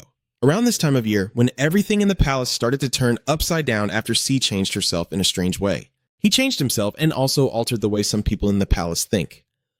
Randall entered the rose garden and found Callie sitting leisurely, admiring the vibrant flowers. He coldly signaled and ordered all the courtiers to leave. As only the two of them remained, C subtly smirks, giving the eldest brother a teasing look, and casually remarks that he thought Randall would at least ask about his health after the recent upheavals to see if he was doing better now. "What do you want, huh? Why do you insist on meeting me face-to-face?" Keon calmly approached, lightly touched the rose, and admitted, "It's just because I'm curious. Curious about what you know and what you're hiding." Deep down, Callian kept questioning whether anything else would change and veer off the course of reality. He doubted the true power Randall possessed, a mysterious ability he still couldn't fully understand.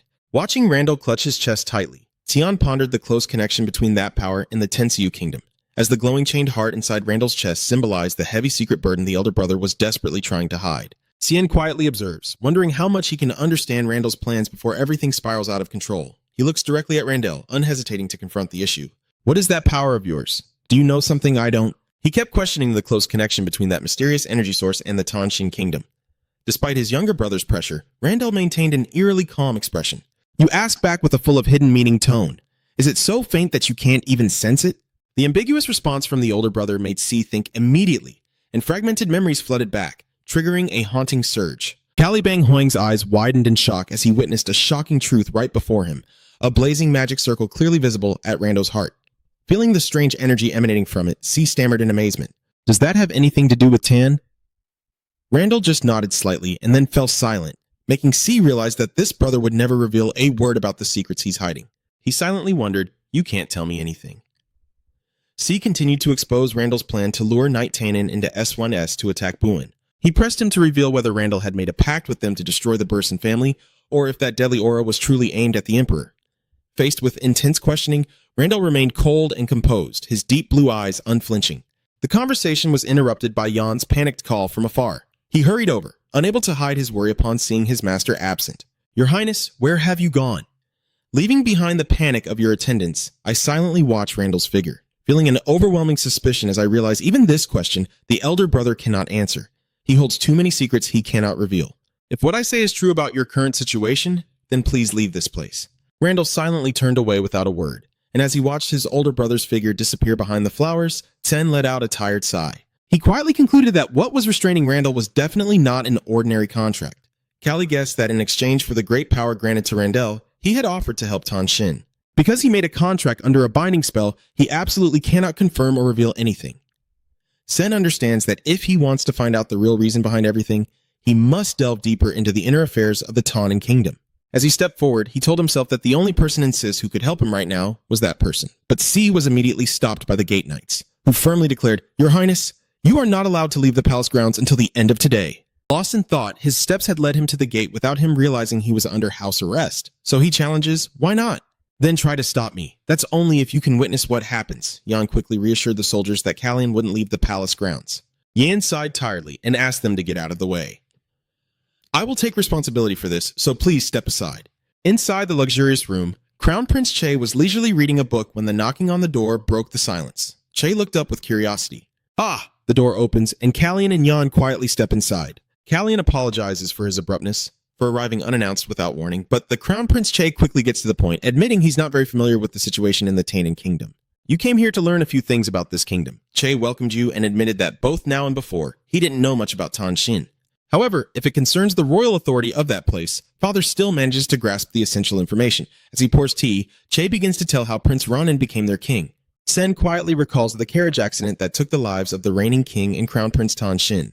With his fierce red eyes full of determination, Cien asserted, "I believe it was not an accident." Che looked slightly surprised and asked if he knew when it happened. Cien remembered that it was probably in September of the new year, though he wasn't sure of the exact date. The dark tea flowing into the cup was also when memories of the future vividly resurfaced. After that accident, Randall was chosen to become the king of Tin. Moreover, in November of the following year, on his 18th birthday, Blanche was appointed as the crown prince. Sitting silently in the room, Sion realized a cruel truth. Even though Randall is still there, the title of crown prince belongs to Blanche. He holds a position but no real power. In that scenario, Superlie is the one governing the royal court of the kingdom. While Duke Busen controls the soldiers outside the palace, Lennon has monopolized trade, and Gray has unified the counts under his command. This tells us that Randall aimed to become the king of Tannin from the start, or that someone else expected him to do so. I am certain there is a faction opposing the current king of Tan, because after winning over Prince Randall and making him king, someone must have wanted him to kneel before them, just like the Bison family in Sirius. Randall is just a puppet of theirs. Che reveals that, unlike Sirius, there are many factions opposing in Tanzin. He pushed a stack of documents toward Callie and told her to use them if necessary. These are materials prepared by Che himself. This is something he usually wouldn't give to anyone. Sen smiled and sincerely thanked him. Choi gently smiled. He apologized once again for visiting so suddenly. Although it was a bit sudden, I still hope I get to say goodbye. Hearing the words goodbye, C was momentarily surprised. Goodbye? You mean playing with your younger brother with a tender gaze and then casually announcing that you will leave tomorrow? Because it is not customary for a prince from the series to personally see off the Secretia delegation, this was their last meeting before parting ways. Kalin was momentarily stunned by this sudden news and softly exclaimed, "Oh."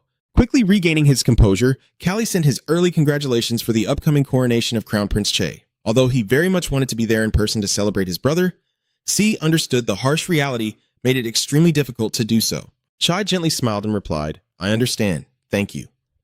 Callie then began to reveal his plan to gather the witches early next year, making Cha realize that his younger brother had truly started the important preparations for his own journey. Jay confidently states that he knows this country is beginning to change, and he is sure it will go even further in the future. He firmly declares that no matter what happens, if history repeats itself, then Cien won't need to protect Secretia anymore. This is the final act of forgiveness that Cha grants BN to lift the burden of the long-standing past. He looks deeply into Callie's eyes and affirms sincerely, "You have done more than enough as a former brother and your king. My words of encouragement and advice before you set out to help you carry no emotional burden." My father also gave one last piece of advice. If someday you find yourself with nothing left to protect, learn how to protect yourself. In response to Shai's unreasonable fear, can only stay silent, his hand clenched tightly around the tablecloth with deep thought. Suddenly, he breaks the tense silence. "Crown Prince Jay, there is something I haven't been able to tell you until now." Seeing Che's curiosity, Callie looked at the drink in his hand and calmly admitted, "I don't like coffee because it reminds me of Roni's scent. Eerie." Che glanced at the coffee cup and quietly admitted that he never thought the day would come when he would have nothing left to protect. But if such a day were to come, I believe that C, who has completely different taste from Bon and still doesn't like coffee, would be fine even if he doesn't know what he needs to protect. She promises that next time he will serve a different drink instead of coffee. The scene shifts to the king's office where Led Mang is deep in thought, mentioning that C entered the Rubia grounds without permission. Lang quietly marvels at how extreme the obsession of the swordsman is with their blades. The king guesses that perhaps C heard somewhere that Crown Prince Che would leave tomorrow, which is why he's so anxious. Blanche sat facing him and confirmed that he had also heard the news. King L muttered disapprovingly at his youngest son's lack of restraint. He even considered whether to teach him a lesson or not, but quickly returned to the main matter and expressed surprise that Blanche was able to persuade the Bienen House to hand over their night squad. A negotiation he considered extremely difficult. When the king asked what he had achieved, Blanche calmly revealed that the cost was agreeing to a pact sealed with a magical sigil. This information left King Lok Mong stunned and frozen in place, his face pale with shock. In response to his father's astonishment, Blanche remained completely calm. He insists it's not a contract worth worrying about. Seeing his son quietly bearing the risk, Lok's heart tightens with regret as he realizes he has caused his children to constantly face danger. "How can I face them anymore?" King Lockmung couldn't help but feel moved. I wonder when they all grew up so much, he thought, gazing at Blanche with a tender and sincere look. Thank you, my child. I can rest a little easier knowing that you are not fighting each other openly. And so, the Secretia delegation officially departed, quietly watching through the carriage window as they bid farewell to the kingdom of Kiris.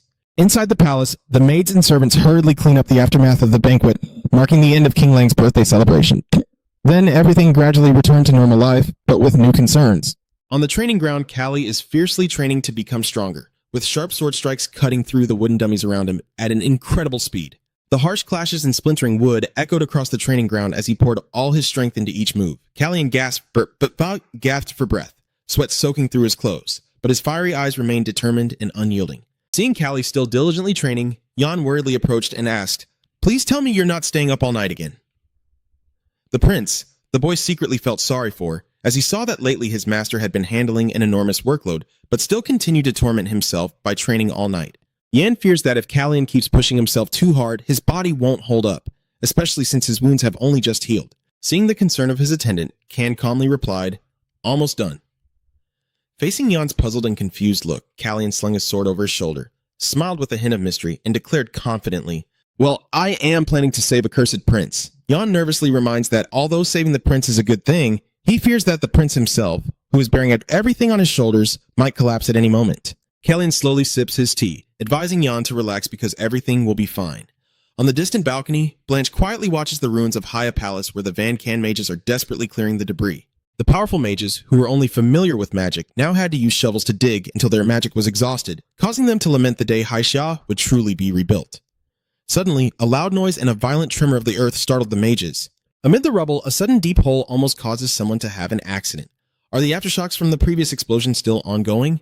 The subordinates hurriedly approached to inquire about the situation, but then all froze in shock at what was revealed beneath the earth and rocks.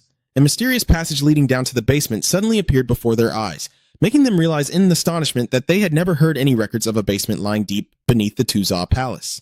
Everyone's eyes focus on the deep, spiral stone staircase leading straight into the mysterious darkness. Realizing the seriousness of the situation, a wizard immediately orders, "Go quickly and inform Lord Manasini." Standing before the newly revealed deep pit amidst the wreckage of Haya Palace, Callian quietly asks if this is the basement his master mentioned. Alan Madison nods softly. He revealed that even the king was completely unaware of the existence of a place like this right beneath the palace. The secret entrance had been hidden for centuries and only revealed itself after C completely destroyed the structure above. If the palace above hadn't been destroyed, perhaps this secret would have remained hidden here forever. Callian still couldn't shake off the strange coincidence. Seeing that, Alan suggested they both go down to explore because he had something extremely important he wanted to show him. Before stepping into the darkness, Alan carefully cast a magic barrier around Sion for protection. They both began descending the winding stone staircase into the depths, leaving behind the fading sunset above. The space below was vast and profound, estimated to be at least 3 or 4 stories deep. When stepping onto the solid stone floor at the bottom, he subtly smirks upon recognizing the familiar markings around him. Looking at the intricately carved giant dragon mural on the wall, he exclaims, "Cispanian, right?" The ancient magical pressure emanating from every corner confirmed the third prince's judgment. Callie reached out and touched the cold stone wall. He concludes that this abyss has surely existed for over 500 years. The miracle is that despite the upheavals of history, the staircase and the murals show no signs of damage, all thanks to the power of Cispanian that pervades this space and has protected them. Alan slowly approached and pushed the heavy stone door that was creaking loudly. He revealed that the reason he brought Callie here was because he believed he would recognize what was behind that door. In the dim, dusty room, a mysterious artifact suddenly burst with a brilliant golden light on the stone pedestal. Callie clenched his fists, stunned to realize that the shining object before him was a fragment of Aku's Tempest. The legendary artifact believed to have vanished without a trace in Secretia now appears right in this secret basement. A big question immediately arose in his mind. How the hell is it here? Where did that old guy buy this stuff? It looks so real. A deep blue aura envelops the body as Sen tries to calm himself down. He slightly smirks, secretly thinking this is quite interesting, but also full of teasing challenges. I wish that damn brother of mine, Planche, would just eat properly. Then I wouldn't have to deal with something falling from the sky like this. Alan Madison quietly approached. He concluded that the only positive point was that history would not repeat itself because it was right in front of their eyes. In response to the master's troubled question about what to do with it, he affirmed that having just one victim like himself was more than enough, and he absolutely could not let it continue killing any more people. Immediately, Callie channeled his magic, the aura sword blazing with power as he swung it fiercely at the relic. The relentless clashes echo on, as Callie fights furiously, screaming that this thing must not exist in this world. It should have been erased and forgotten forever. Why, like some evil spirit, did it suddenly appear before me? A wave of emotional turmoil engulfs C, as he never expected it to suddenly appear like a ghost from the past after a million years. In rage and despair, he screams out in pain. Why? Why does it have to be now? Alan quickly grabbed C's shoulder and urged him to withdraw his sword because even he couldn't break through its formidable barrier. Cien, exhausted and panting, suddenly froze as he realized something unusual. Next to the shining Acus Tempus, a small stone with strange symbols lies still. Alan quietly reveals an important matter he hasn't yet mentioned regarding Miss Ia's investigation results about the stone Cien possesses. He said, there is a possibility that this is a divine relic created by humans. Callie was stunned and speechless. He quickly turned back to ask how she could have reached such a shocking conclusion. Alan sighed thoughtfully. Deep down, he couldn't help but doubt the conflicting idea that divine relics are created by humans. Could he really believe that humans could create such things? He pressed him to confirm if that was everything UA had reported or not. Alan affirmed that was all the available information, and ironically, when comparing the characters on the Acus Tempus section just found with that stone, the result shows that there are no matching characters at all. Allah suggests that it might be the same inscription but expressed using different writing systems. Cien nodded softly in agreement, his eyes gliding over the ancient murals on the wall. The images of brutal battles and the presence of mighty dragons seem to recount a forgotten chapter of tragic history. Cien realizes he must act immediately, because now that he is certain it is here, he has no other choice. When his master anxiously asks if he intends to meet Cispanian, Cien decisively confirms. He is troubled by why a part of Acus Tempus, which had completed its mission in the past, suddenly appeared here after disappearing. And where might the remaining parts be now? I need an answer about these secrets. Cien understands that the only person who can unravel all these mysteries is none other than Cispanian. The crimson eyes of the third prince flash with a determined gaze as he reaches out to touch the glowing relic under the faint crescent moon. Alan Manasan gallops through the dark forest.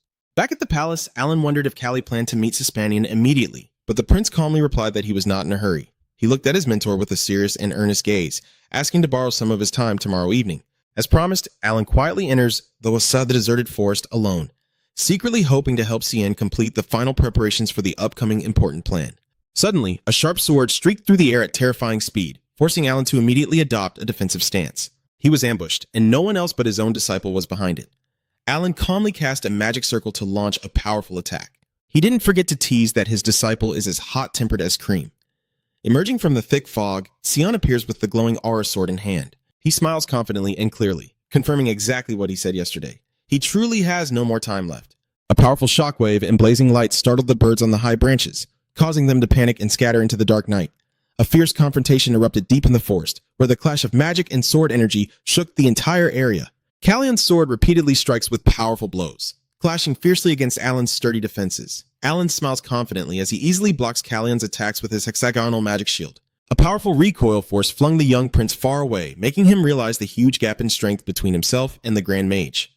He never expected to lose so quickly. Cien quietly lamented that although he knew the opponent was very strong, he never expected himself to become so useless in a direct confrontation. But this was precisely why he sought the master's help to complete the final step in his crucial preparation. Seeing the glowing aura sword in his hand, Cien recalled that night when he poured all his strength into mastering the blade and unleashing all his available energy. But in reality, his magic was much stronger than he had ever imagined. He understands that while mages fight with mana, swordsmen rely on aura to control their enemies. But true sword masters also possess a hidden source of energy called reverse magic. This power could not be converted into ordinary aura. When he was a boy, Cien never paid attention to this reverse magic because its amount was too small to matter. He focused all his strength into his legs, executing a swift jump with his glowing sword to find an opening in Alan's defenses. He tried to improve his skills but still couldn't find a way out. However, Cien's current body is that of a natural-born mage blessed by Cispanian, making his internal reverse mana incredibly immense. Alan suddenly disappeared and reappeared right behind C, startling him in horror. A massive fire erupts fiercely, engulfing the space. Callion grits his teeth and unleashes all his strength, swinging his sword in a defensive stance against the descending flames. He understands that this intense training process is crucial for truly mastering the extraordinary power surging within him. Two streams of energy collide fiercely, creating dazzling sparks that tear through the night. Callie focused intensely to reverse the flow of energy within her body, causing the surrounding space to shatter like broken glass. Alan Manasan couldn't help but be amazed to see his disciple standing up to him without using any aura to fight back. He gently snaps his fingers in admiration. "Well done. I will also fight with all my strength against you." Immediately, a massive column of fire erupted fiercely, swallowing an entire mountain range. Alan wanted his disciple to be pushed to the brink so he could open a way out. Seeing the blazing sea of fire, Alan exclaimed with pride, "Oh my, perhaps I went too far." But Callian still calmly stepped out from the fire, using his magic shield to block the heat and speaking firmly. Keep going. Alan smiles proudly, realizing that Callian has finally managed to hold both types of aura within his body at the same time. Alan silently praises his disciple and continues to press him with even more powerful fiery attacks.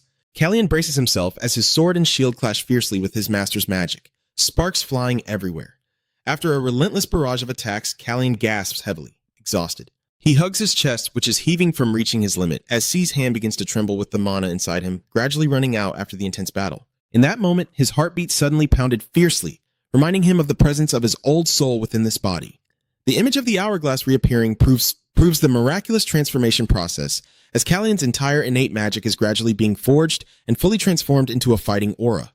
Deep within his body, both souls share a fierce fighting spirit. This is the decisive moment for him to truly transform and master his new source of power. His hands burst into blazing sparks of magic energy, ready for the new variables about to unfold on the journey to claim the throne. The prince with the war god's soul still has a path ahead. As all the aura is completely exhausted, a miraculous transformation begins within Callie's body. Even the magic power that originally only manifested as magic is now starting to fully transform into combat aura. Cien looked at his glowing hand and confidently announced, "It's done." The teacher stood facing him. Alan Madison couldn't help but be amazed, marveling at the incredibly powerful aura erupting right before his eyes. Alan smiles in congratulations as Cien finally masters the technique of using magic like aura. Now his power is no longer inferior to the master. For C, this meant that all preparations for the big plan were officially complete. His eyes grew cold and determined. He silently resolved, "I must take it back, my brother's heart." Returning to the palace, he strides confidently down the grand corridor and stops in front of a large door. He slightly curves his lips into a knowing smile before decisively pushing the door open.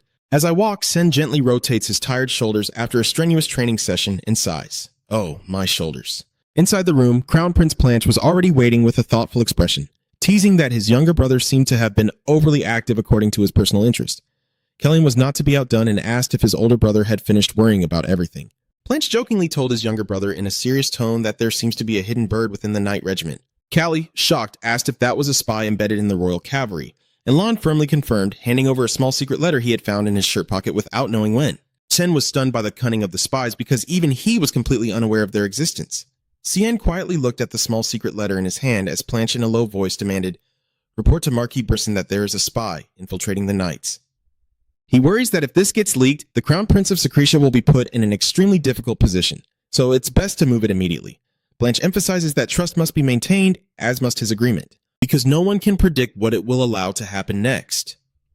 Blanche looked at his brother with suspicion, thinking that Sen might ignore the birds that are just acting as messengers. He asks whether a prince in the series should stay silent upon discovering there is a Secretia spy in the Royal Knight Corps. Callie quietly opens the letter. He suddenly remembered the important things he hadn't been able to say that day. The contents of the letter revealed what had connected the believers and the opponents among the priests who trusted Sarent and the desert warriors who constantly opposed Serenti. The shocking secret about On's disciple's son, who is actually the crown prince and not the king of Ton, prompts Callie to decisively burn the secret letter with fire magic right in front of Branch. He calmly announced that tomorrow, the eldest brother would have to have breakfast alone. The clock quietly ticked by, and for the first time, Callie sat down to chat and drink tea with Crown Prince Randall right in this room. Randall quietly sighs that this is the first time the two of them have truly treated each other without suspicion. But as he lifts his teacup to take a sip, Callie silently affirms in his heart that there is not a single moment when he is not on guard against his eldest brother. And even now, neither of them can maintain the innocence they had as children. It's all because of the desire for power. Cien directly questioned Randall whether he was aiming for Cease or Tannen, and Randall casually replied that either one was fine, but a bigger slice of the pie might be better. Cien immediately sensed the implication and believed that for the eldest brother, the throne was not the ultimate goal, but just a stepping stone for a greater plan. Callian firmly declares that it's time to make the final decision. Calmly picks up the small knife on the table and begins spinning it, announcing he is ready to face head-on and raises his sword towards the eldest brother. This action took Jandel by surprise, leaving him momentarily stunned, as Callian offered an alternative choice for Randall to stand behind him while he would be the one in front, blocking all dangers. Randall silently looked down, as if weighing the significance of his younger brother's words. "It has declared war on me, no longer testing each other like before." Randall slowly lifts his teacup and takes a sip, calmly assessing that this is a challenge he can handle. Cien slightly smirked, admitting that he had always been turning his back on this brother all along. And with cold eyes, he issued a stern warning that Randall should never step out of his shadow again. Faced with that determination, Randall was forced to admit that perhaps it was time to take back his previous words. Randall firmly declared, "I will do that." The light reflecting off the blade signifies an underlying agreement having been made. Soon after, Callian seeks out King Lang in the palace corridor. He quietly approached his father in the silent atmosphere of the late afternoon, while King L wondered why C suddenly called him here for a meeting. Callie respectfully expressed that he had an important matter to ask of his father. Upon the king's approval, Ten placed his hand on his chest and looked towards his mother's portrait. He earnestly requests one last wish, asking your majesty to bestow her with the title of Empress. He wants his mother to have the most noble name in the palace after the king. The sudden proposal left the king stunned and speechless, sweat pouring down his pale face. He couldn't believe his ears and had to ask again to confirm. Are you telling the truth? In response to the surprise, it was just a firm yes from the third prince. In a brutal world of royalty, no matter how remarkable a person's actions or how great their power, mixed blood with commoners is always a stain that cannot be erased. These noble clans think they are the highest, but they are just full of vanity. It is because of this lack of legitimacy that C has endured contempt and coldness all along. King Lang quickly realized the true ambition behind this request. He quietly acknowledged that you have taken an interest in the throne. Callie did not shy away and firmly admitted, "Yes, your majesty." The king sighed softly, understanding his son's intentions but also unable to hide his concern as the current situation was far from safe. He wondered what had happened to make Sen suddenly make such a bold request. Sen quietly looked at the portrait and affirmed that he had no particular reason for making this request. "I'm just asking someone to save her, your majesty." A brutal memory from the past floods back when Sen's mother was betrayed and only managed to deny it through tears of regret. "Please protect the boy." The memory of a tiny, fragile sea needing Hina's magic healing to survive makes the king's heart tighten with regret as Lepeng quietly looks at his hands, breathing heavily from years of helplessness. After a moment of silence, the king softly confirms, "I understand," and gently advises in front of the bright portrait of the late woman, "Be careful, because when your mother is crowned queen, the enemy forces will rise up." The heavy rain poured down on the palace. Inside the dark room, Callian and Planche continued to bury themselves in new plans amidst the silent night. Callie looked through the file folder in his hand, knowing that his majesty had also sought out the hidden relic. Master Aelon assured there was no need to worry about him anymore and urged to proceed as planned. Back to the present, Planche suddenly comments that he hasn't seen the vice commander of the Blue Speed lately. Cian casually replies that he has sent Lord H to a place to carry out a secret mission. Blanche narrowed his eyes suspiciously at his younger brother, thinking that C had been hiding more and more things lately. Cian slightly smirked, asserting that there's nothing wrong with being especially cautious, especially when everything concerns his brother's heart. Planche silently wondered if the mage's constant blocking of his way to Haya Palace was somehow the work of his little brother. When asked why, C simply quietly confirmed and assured that if he could tell his brother, he would have done so a long time ago, leaving another ambiguous answer to his brother's curiosity. Kelly sat quietly by the window frame. He assured that this matter has nothing to do with Brissin or Planche's mother, and advised his brother not to worry too much. Holding the documents in his hand, Callie quietly deduces that the presence of the relic is definitely linked to Suspanian. The notes reveal that after the debris was cleared away, something long concealed has finally come to light. No one expected that the Haciacia Palace would have a secret basement, and its seriousness was enough to force Sen to intervene. Plan stepped closer, curious to ask what was hidden down there that needed to be kept so secret. Seeing his brother's sharpness, Kelly sighed softly and sarcastically remarked that it seemed Planche had been blessed by the gods with a genius mind. Nothing could hide from him. Planche brushed aside the flattery and asked his brother to get straight to the point. He insisted that C couldn't completely control every step he took, so it was better to face it head-on once and for all. Cian quietly looked at the file folder, wondering why his older brother was so stubbornly determined to open something that had already been sealed shut. Blanche looked directly at C and repeated what his younger brother had said about losing everything. With a determined look, Planche asks Callie to tell the whole truth. He is ready to listen to every ounce of resentment his brother is bearing. Both of them move forward together into the darkness, stopping in front of a giant stone door with a majestic dragon carved on it, leading to the mysterious basement of the two cars. Standing before the imposing door, Cian asked in a deep voice one last time. He warns that if he sees what's inside, Planche might recall painful memories from the past, and he doesn't want his brother to be troubled anymore. Although not now, he fears that one day his brother will have to face terrible nightmares or memories even he doesn't know about. Blanche slightly smirked, thinking that his younger brother's words today were long-winded and not like usual at all. He firmly requested, "Open it, I will look at it with you." Callian was silent for a moment before softly replying, "Yes." Planche stood silently in front of the object, emitting a dazzling light right in the middle of the dark room. That is the Axis of Time, a mysterious artifact believed to have the power to send a person back to the past only once. Although considered a divine relic, its existence remains a great question mark, full of doubt. Branch gently raises his hand to his forehead, his mind overwhelmed by Sen's haunting words, raising questions he had never before considered. Callie once posed a tough question. If what Branch desires most is in someone else's hands, what would he do? The Crown Prince warned that because of the presence of this relic, one day a devastating war between Sacritia and Sirius would inevitably erupt. C saw through the passion of the Van Canum Legion and wondered if that was truly the source of the power Branch possessed. The shocking truth was finally revealed after 10 years, the very time when this world had truly turned back. Cien firmly confirms that in his previous life he was the younger brother of Crown Prince Jay, but now he is the younger brother of Planche himself. Faced with this unbelievable confession, Planche can only let out a bitter laugh. Looking at the shining Aus Tempest, a horrifying memory suddenly comes into sharp focus. Blanche is shocked to realize a cruel truth that in the previous timeline, he was the one who mercilessly took his younger brother's life just to seize that divine power. That obsession has haunted me ever since. It all started with a message not sent through the usual messenger, but secretly tied to the leg of a hawk. But less than a month after the bird returned with the rejection, the flames of war erupted mercilessly. Plan pondered with suspicion. He realizes the absurdity of the enemy's rapid troop movements. In just a short month, how could Saris and Secretia, who are not even close to each other, mobilize a large number of knights and mages to move so swiftly? The strangest thing is that the entire extensive spy network at that time remained completely silent, not transmitting any intelligence reports. Cien looked directly at Branch, asking him to imagine the sense of despair experienced by those involved when faced with such terrifying silence. In the end, the commander of the Cretia Cavalry Corps was completely annihilated. Even Sen's master, the Dagger, who fought with all his might, could only hold back Van Canum's advance for 3 days. In the end, Kiri and all those closest to him had to perish in that tragic scene.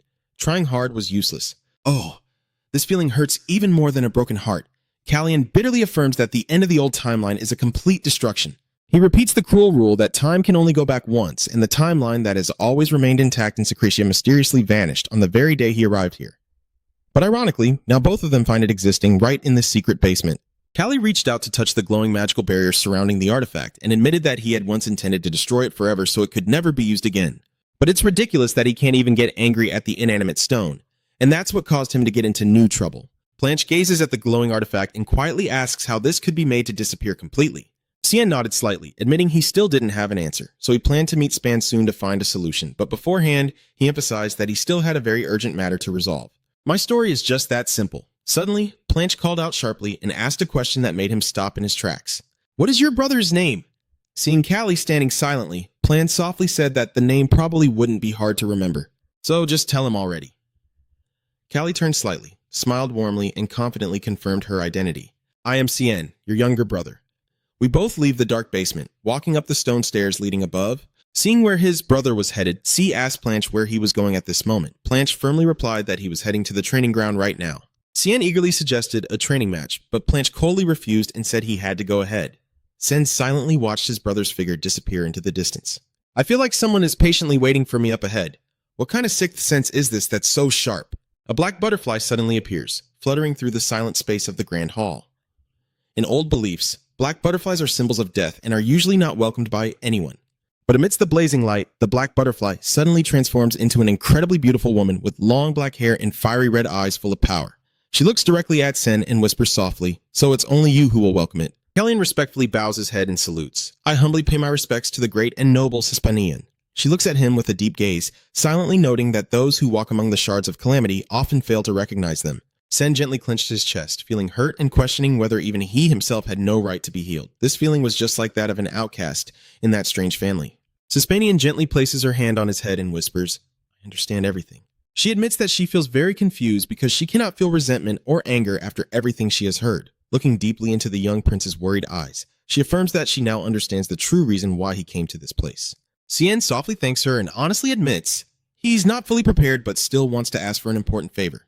When given permission, he immediately inquires whether the black stone is a divine relic created by humans. Hispanian explains that it holds power from the other side and is not tainted by serenity. She points to the glowing relic and asks if he is searching for a fragment of the axis, confirming that she herself placed everything that appears in this world here. Cien wondered about the whereabouts of the remaining fragments, but was told they had not appeared yet. When asked why she found this place and placed it here, Hispanian firmly stated it was all for him because he was the one who had to personally retrieve it. Callian, still overwhelmed and not fully understanding the meaning, was already being watched as she looked into the distance and mentioned the child who believed in him was beginning to move forward. Sispan gazed deeply into Callian's eyes through her reflected image. She whispers that when the time comes, he will also come to understand everything on his own. Meanwhile, under the quiet night sky of the training ground, Second Prince Planche stands silently lost in his own thoughts. Looking into the void, he muttered to himself, Now I understand everything. It's not that he doesn't have a reason, but why does he always look at me with such a face every time we meet? Planche began preparing for his training to release the frustration inside. A knight approached and announced that Prince Callie had said, I will oversee your training in his absence. The fight began with gentle sword exchanges, but the atmosphere quickly grew more intense than ever. Blanche's sword became sharper and more dangerous with each move. The knight facing him couldn't help but be taken aback when he saw Blanche improving by leaps and bounds during their duel. Even more frightening was the completely changed look in Blanche's eyes. It grew cold and its gaze deep and intense enough to make the opponent shiver, wondering what exactly he was seeing. The two swords clashed fiercely, creating dazzling sparks as Blanche pushed his strength against his opponent in the climax of the battle. Despite sweating profusely and gasping for breath from exhaustion, Kiri clenched his teeth and endured, silently telling himself that he had trained rigorously all this time, but it still wasn't enough. He realized he was still too weak compared to Prince Callie. Now, a true master of swordsmanship, Kiri quietly believes that the battles between princes always take place in places he is unaware of. The haunting memory of Callie being seriously injured makes him question himself. If he can't protect his master even in that moment, how can he truly call himself his sword? Kiri clenched the hilt of his sword until he trembled, his eyes showing determination and resolve transforming from innocence to ferocity, driven by the desire to become a steadfast source of strength for Callie as he relentlessly swung his sword in the darkness. The relentless clashing sounds continued. Even as his hands trembled and his breath grew ragged, Kiri desperately begged himself to push beyond his limits.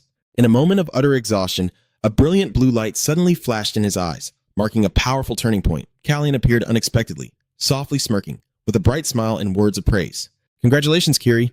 But immediately after, Callie's eyes turned cold as he easily blocked the attack with his blazing sword. He coldly reminds Kiri that aiming straight for his brother's heart was already crossing the line, and in the quiet of the night, Callie leisurely walks as Kiri takes a moment to calm the tense atmosphere. Kirio coldly followed behind, but his mind was still in chaos. Unable to stop questioning the strange phenomenon that just happened to him. In his sight, the fiery red veins suddenly appeared wrapping around the opponent's body, clearly indicating where to cut and how much to strike to finish the target. Everything felt so real that Kiri could hear an invisible voice whispering, guiding his every strike straight into the target's vital points. He shivered, realizing that if he had delayed just a moment earlier, he might have actually killed Prince Blanche. Even more terrifying, now those deadly red veins are clearly visible and targeting Callie's back. Sweat pours down like rain. Kiri painfully covered his eyes with his hands to chase away the horrifying visions. This time, it might stay with him forever, more than even his ex-lover. I secretly resolved to prevent myself from harming my master, willing to do anything to ensure that disaster never happens. Understanding the fear that haunts my subordinate, Callian calmly turns back and confirms that he knows exactly what Kiri has just seen. He calls it the path of the sword and admits he never expected the sword he taught himself would help Kiri reach this level so quickly. C gently reassures him that with enough rest, those red veins will naturally disappear, allowing Kiri to breathe a sigh of relief for shedding the psychological burden. Though he knows he can't be overly confident forever, but deep inside he's deeply shaken, recalling that in his previous life he only saw this path a few months before passing away, yet now he's advanced to a lightning-fast level.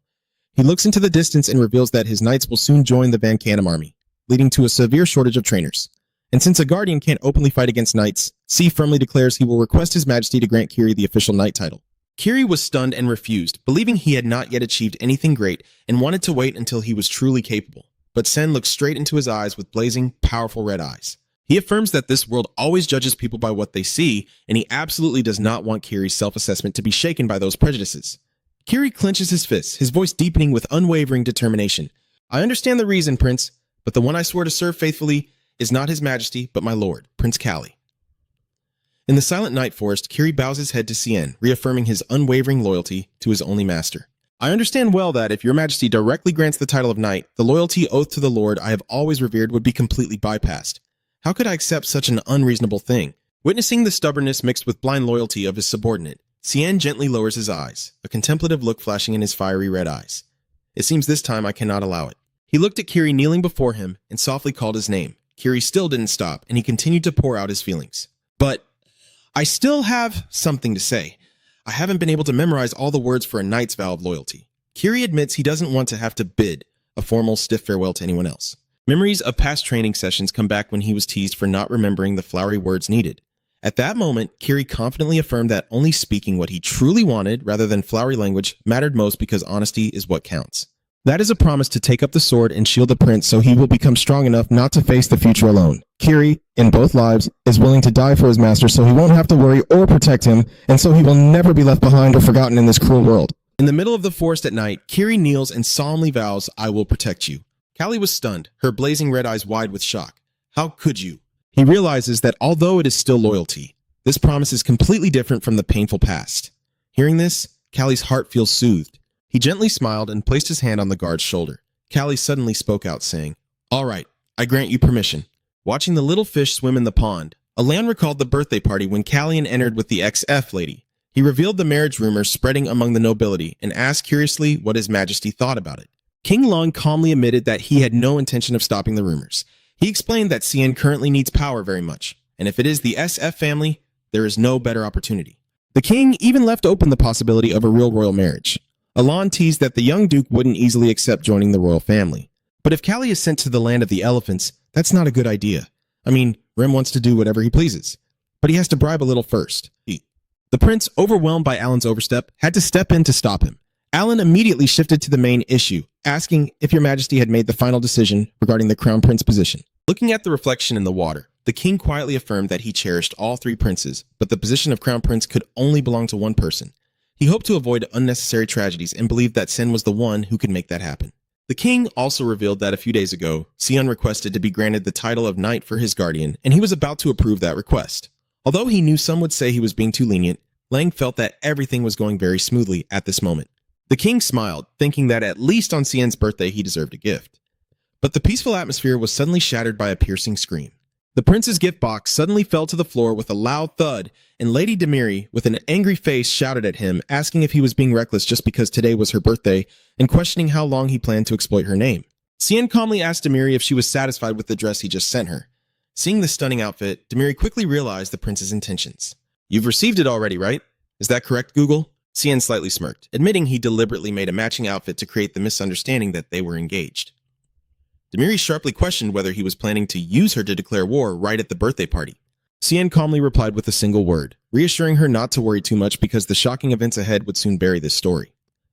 Moreover, the fake engagement helped Demiri escape the trouble of countless marriage proposals from other noble families, so it was clearly a mutually beneficial agreement since he had the emperor's approval. Demiri sighed softly, agreeing to lend her name, but on the condition of receiving a worthy reward in return.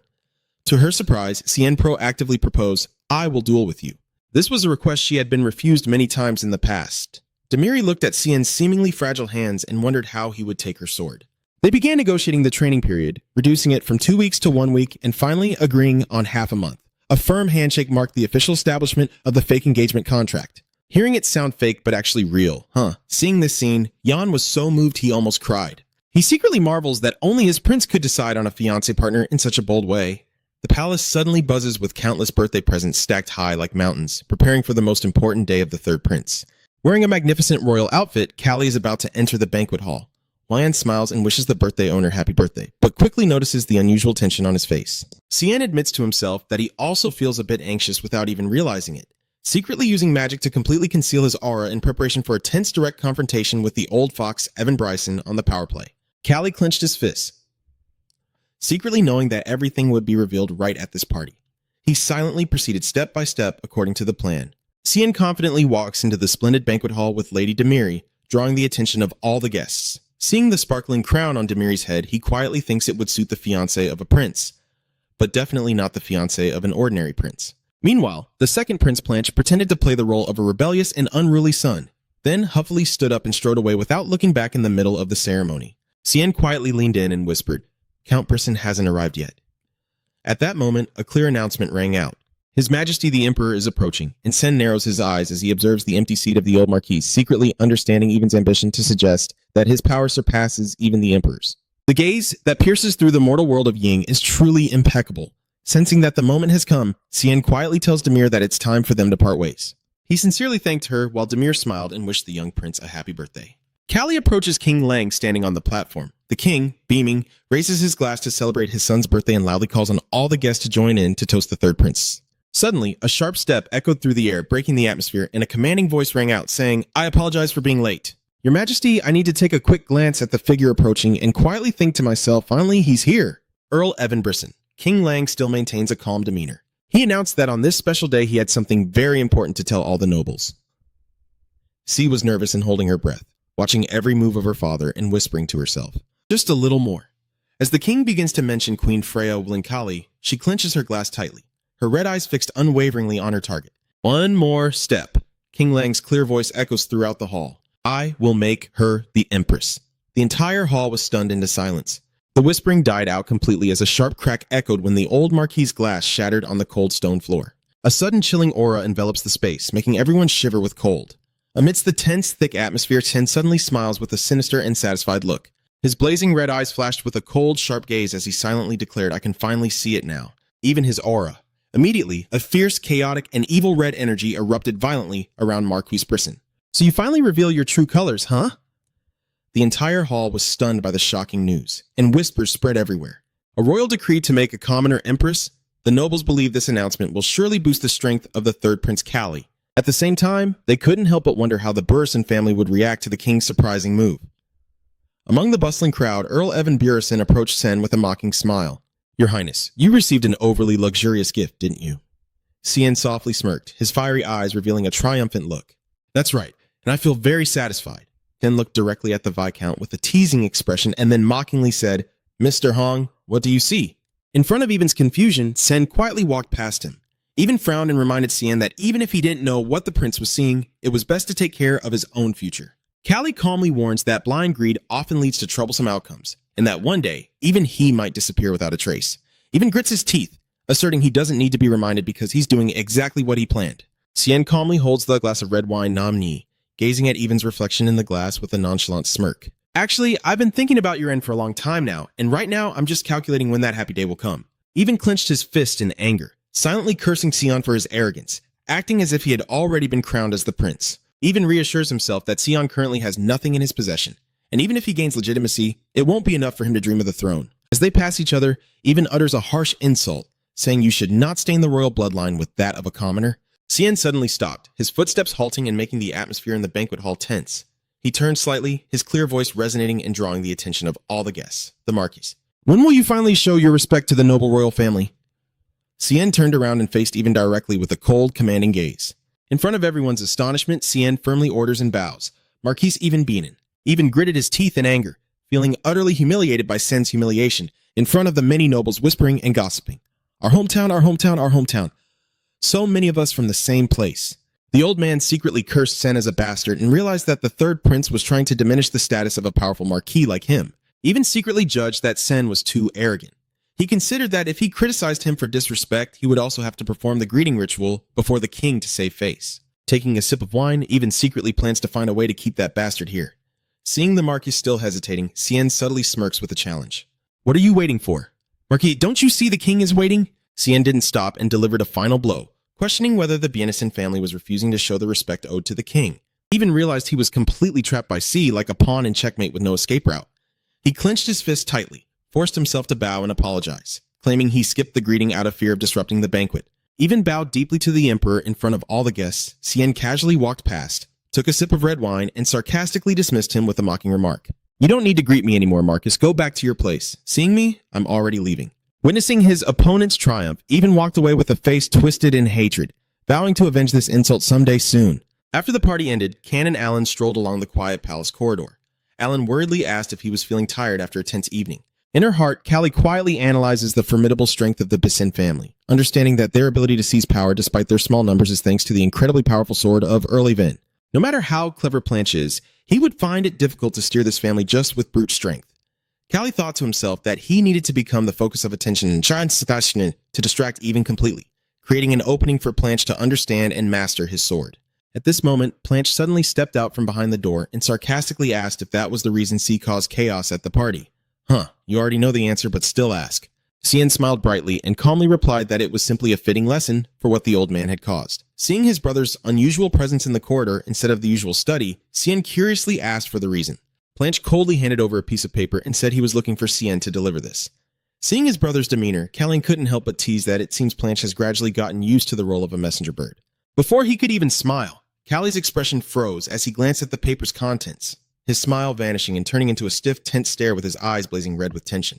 He quietly announces that something bad seems to have happened to Aner. The secret letter reveals that the current wizard is in the large forest leading to the land of the believers. And more concerning, those harboring non-believers are also starting to visit that forest. In the silent room, 3 people gather around a map to analyze the situation. Alan points to the large forest near the road to Tencel and confirms that if you are referring to the large forest near the road to Tencel, then that is the Orange Forest. Callie remains silent. He confirms that he originally sent Lord H to the Marquis's land. His goal is to find out whether Evan and Gray are plotting something together or not. And even if they don't do that, you still need to warn them to stay away from your path. The path I walk is protected by a noble guardian, so I will take care of myself. Alan wonders why Lord Anne was found in Clam Forest instead of the Marquise's land as originally planned. Callie explains that Clam Forest is where a man named Sat was last seen, the one who shockingly claimed that human strength could create holy objects. Meanwhile, in the Dark Clam Forest, Hex is facing a dire situation. He was supposed to be on his way back to the palace, but now he is surrounded by unknown figures lurking in the shadows. Hex was stunned, wondering why everything had turned out this way. Everything went back to 2 weeks ago, when Hex was riding his horse through the streets and was suddenly called back. The kid recognizes the familiar voice, looks up at the balcony, and exclaims in surprise. President immediately, Aurea, the Sorcerer's Guild leader with fiery purple hair, leaps down from the balcony to block his path playfully. He could only sigh when he saw that the guild leader still hadn't stopped calling him kid after so long apart. Aurea crossed her arms, examined him, and praised how well the uniform suited him. She was shocked to see someone as difficult as him willing to work under someone else. Hex scratched his head and explained that he ran away because he was afraid of being mistreated by her, but it seems he still couldn't escape the influence of the chairman. Seeing the packed luggage on the horse's back, Aurea immediately guessed that he was about to go somewhere very far. When she learned he was heading to the Marquis's land, Aurea smiled brightly and declared that she also had some business nearby. The young lady didn't even bother asking for his opinion and insisted on going along, leaving Hex stunned by the overly enthusiastic attitude of this guild leader.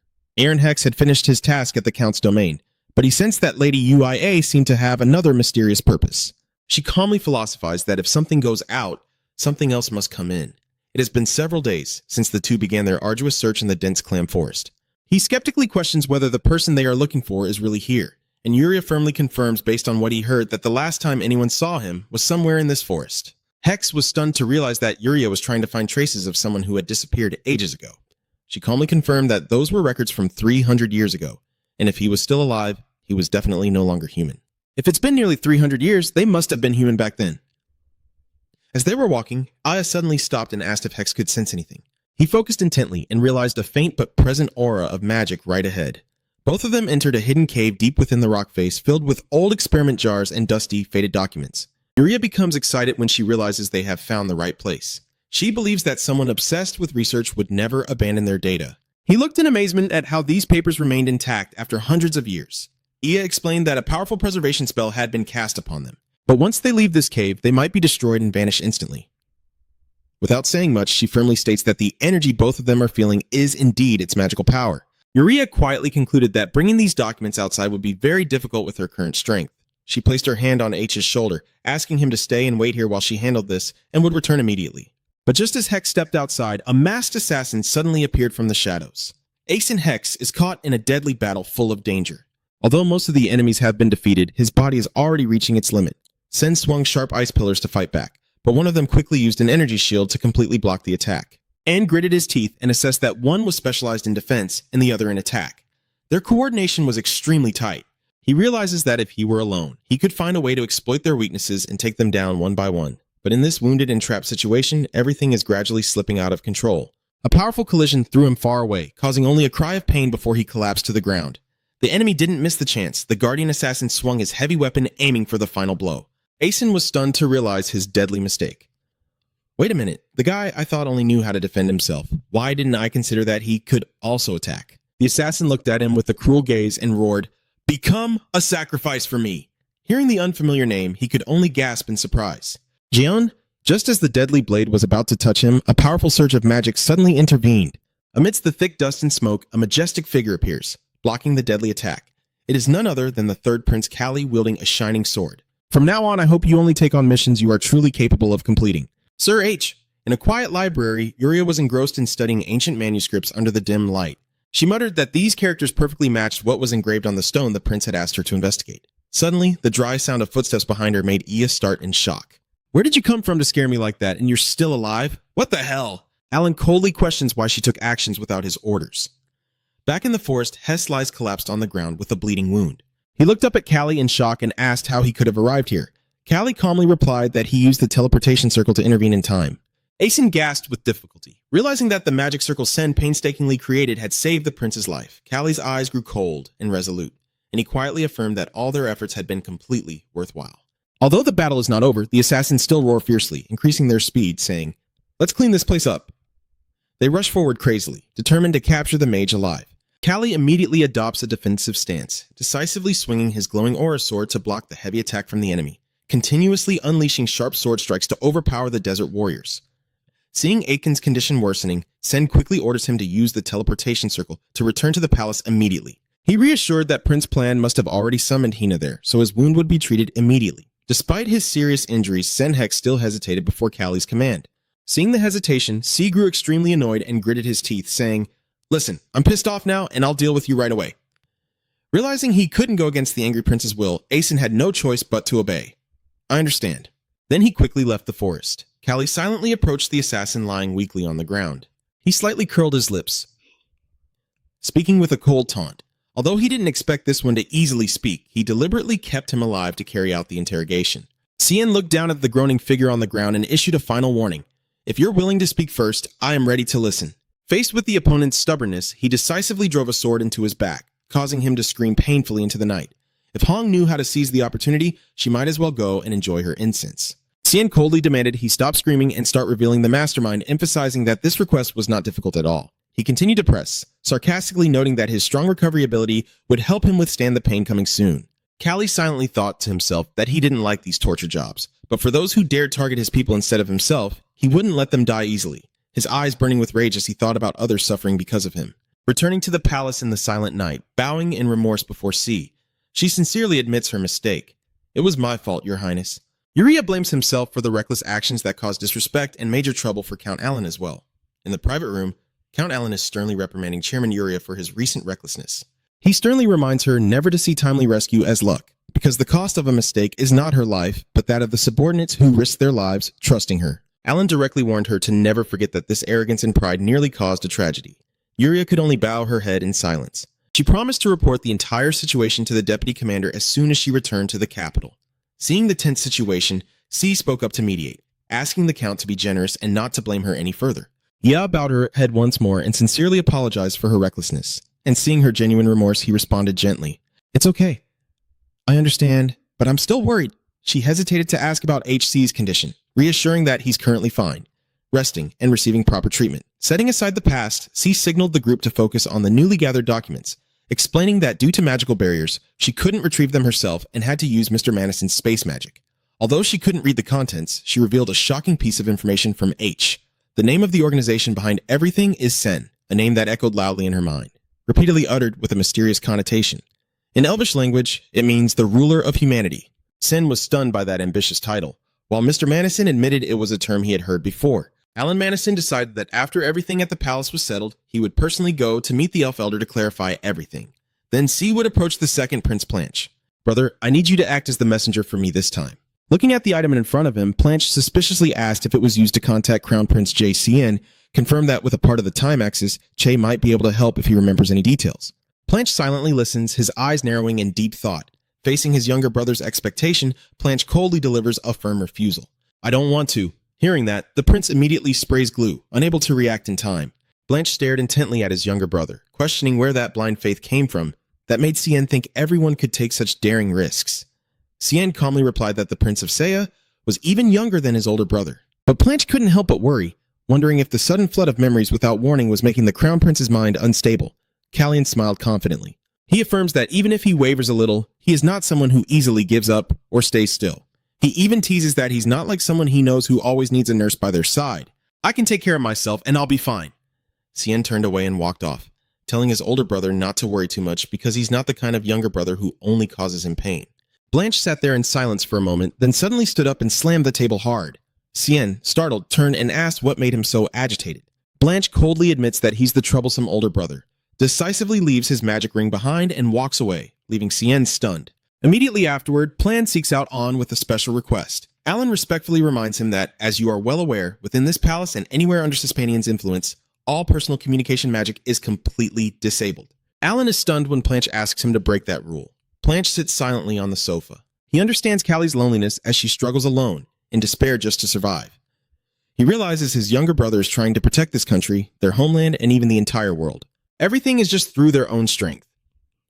Blanche looks directly at the opponent and clearly states the real reason behind this reckless act. "So that's why. I want to protect my little brother." Alan sighed softly, thinking that Prince C had caused another trouble. After hearing the full story from Planche, Alan firmly asked his older brother to give him that bracelet. Planche quietly hands over the magical item while Alan ponders in silence, reflecting on how there are truly all kinds of people with different natures in this world. Alan began to tell about Debron, his cruel father, because he was no different from a deadly, venomous snake. He recalled the horrifying moment when Debron, upon becoming crown prince, immediately ordered the execution of all his siblings without hesitation. Evil is even worse than Cam's mother said. No wonder it leaves such a haunting impression. Growing up under the shadow of such a father, Alan always had to steel himself to protect his siblings from his claws. He deeply understands that C must endure similar pain, as all he knows is how to hurt himself to save others. Alan earnestly hopes Plan won't be too harsh on that younger brother because of those reckless actions. BL clenched his fists so tightly they trembled, his eyes showing clear sorrow as he softly replied, "I know. I understand. Night falls, covering the kingdom, where the crimson-blooded birds still tirelessly spread their wings across the high sky." Walking quietly along the silent palace corridor, his footsteps echoed in the dark space under the moonlight. He stopped in front of a large door, gently knocking to request an audience. Inside the darkened room, King Blandon Lahan Secretius sat silently behind his desk, coughing heavily as he respectfully bowed his head to report his safe return to the mighty ruler. King Jalan looked up at his son and asked if anything unusual had happened in Kiris. Jay remained calm and composed. He confirmed that he had sent his congratulations within the allowed scope and followed the scheduled plan.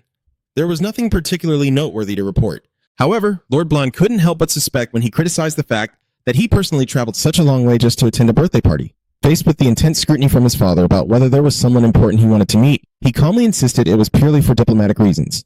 Blonde Now's eyes narrowed with suspicion as he looked deep into his son's heart.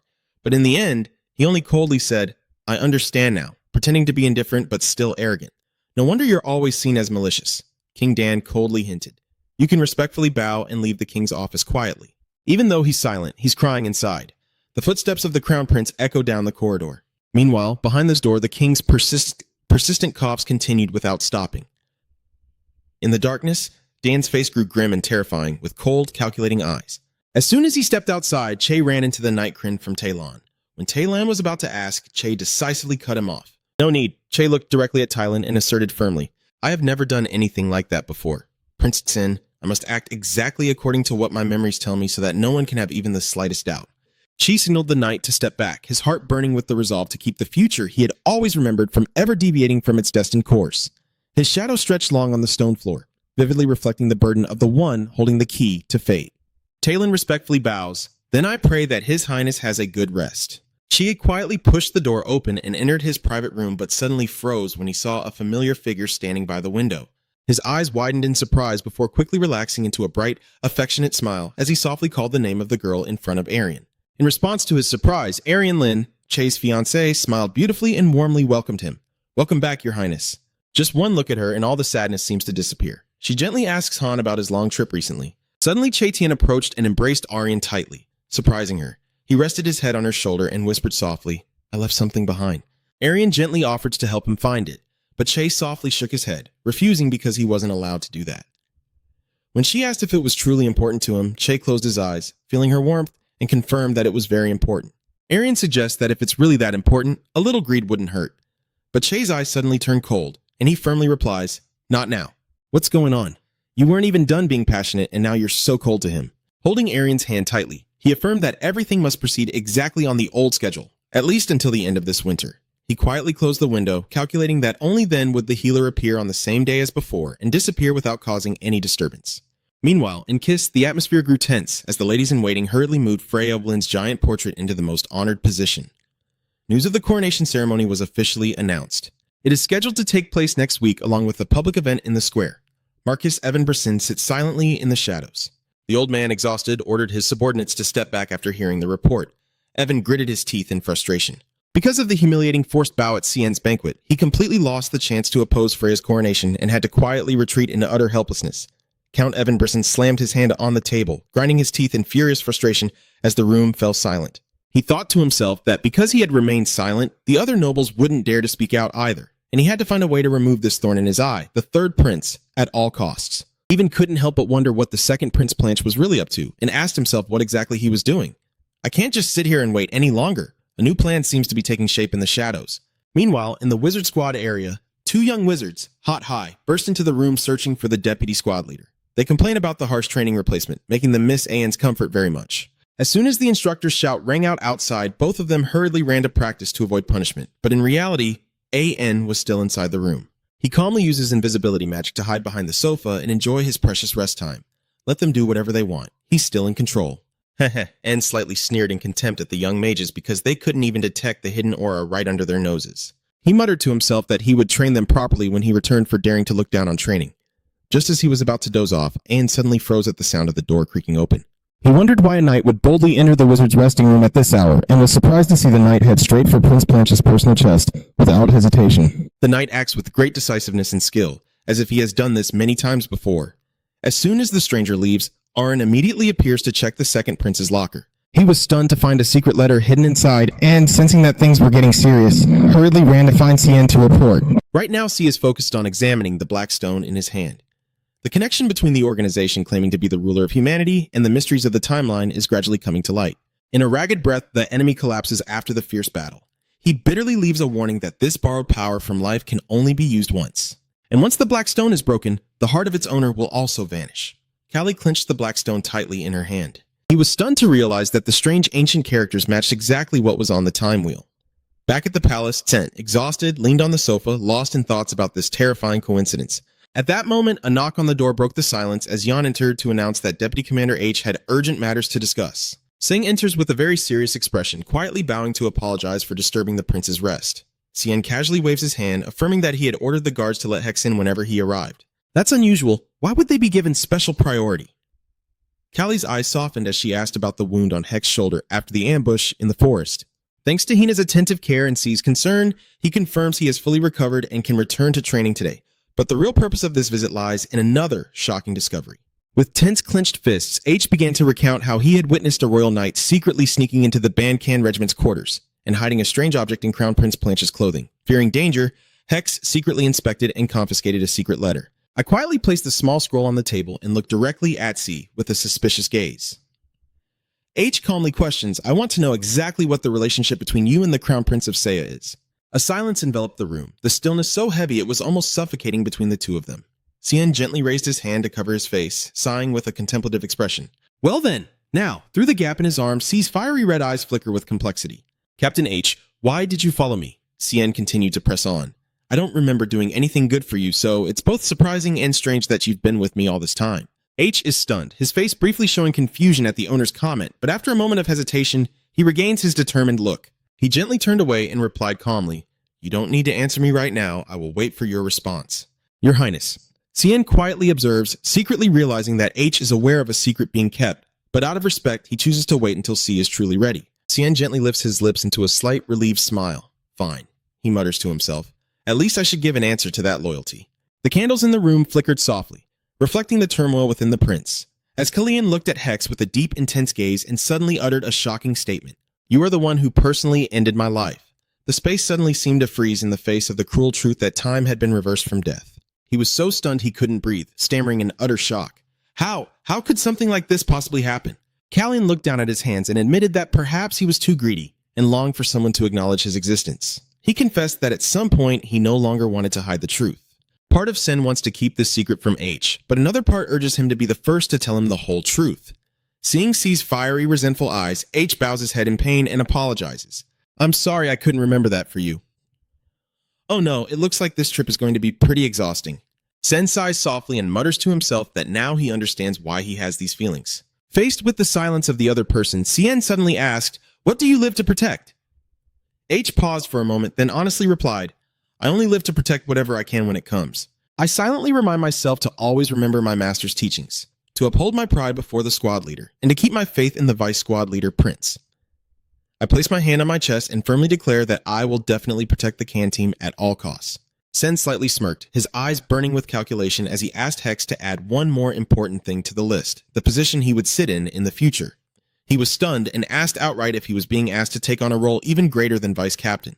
Although aware of the young prince's weakness, in the face of C's unwavering resolve, Hex only saw him nod slightly in confident confirmation. He clenched his fist tightly. I will start explaining to Sen why I have been following you all this time. He looked directly at Sen and affirmed, You are a very good person, Prince. The statement left Sen stunned. He recalled that perhaps the reason was so profound that it was hard to explain precisely, or maybe from the very beginning, there was no need for any special reason at all.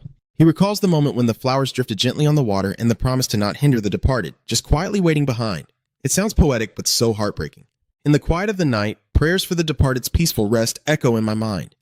H admits he followed Sen simply because he is a good person. Everything started from gratitude, but it was the very path this prince was walking that truly touched his heart. Callie quietly looked out the window and solemnly shared a habit taught by his master, which was always to state his name before every battle. A habit that has become ingrained in his blood and turned into an instinct.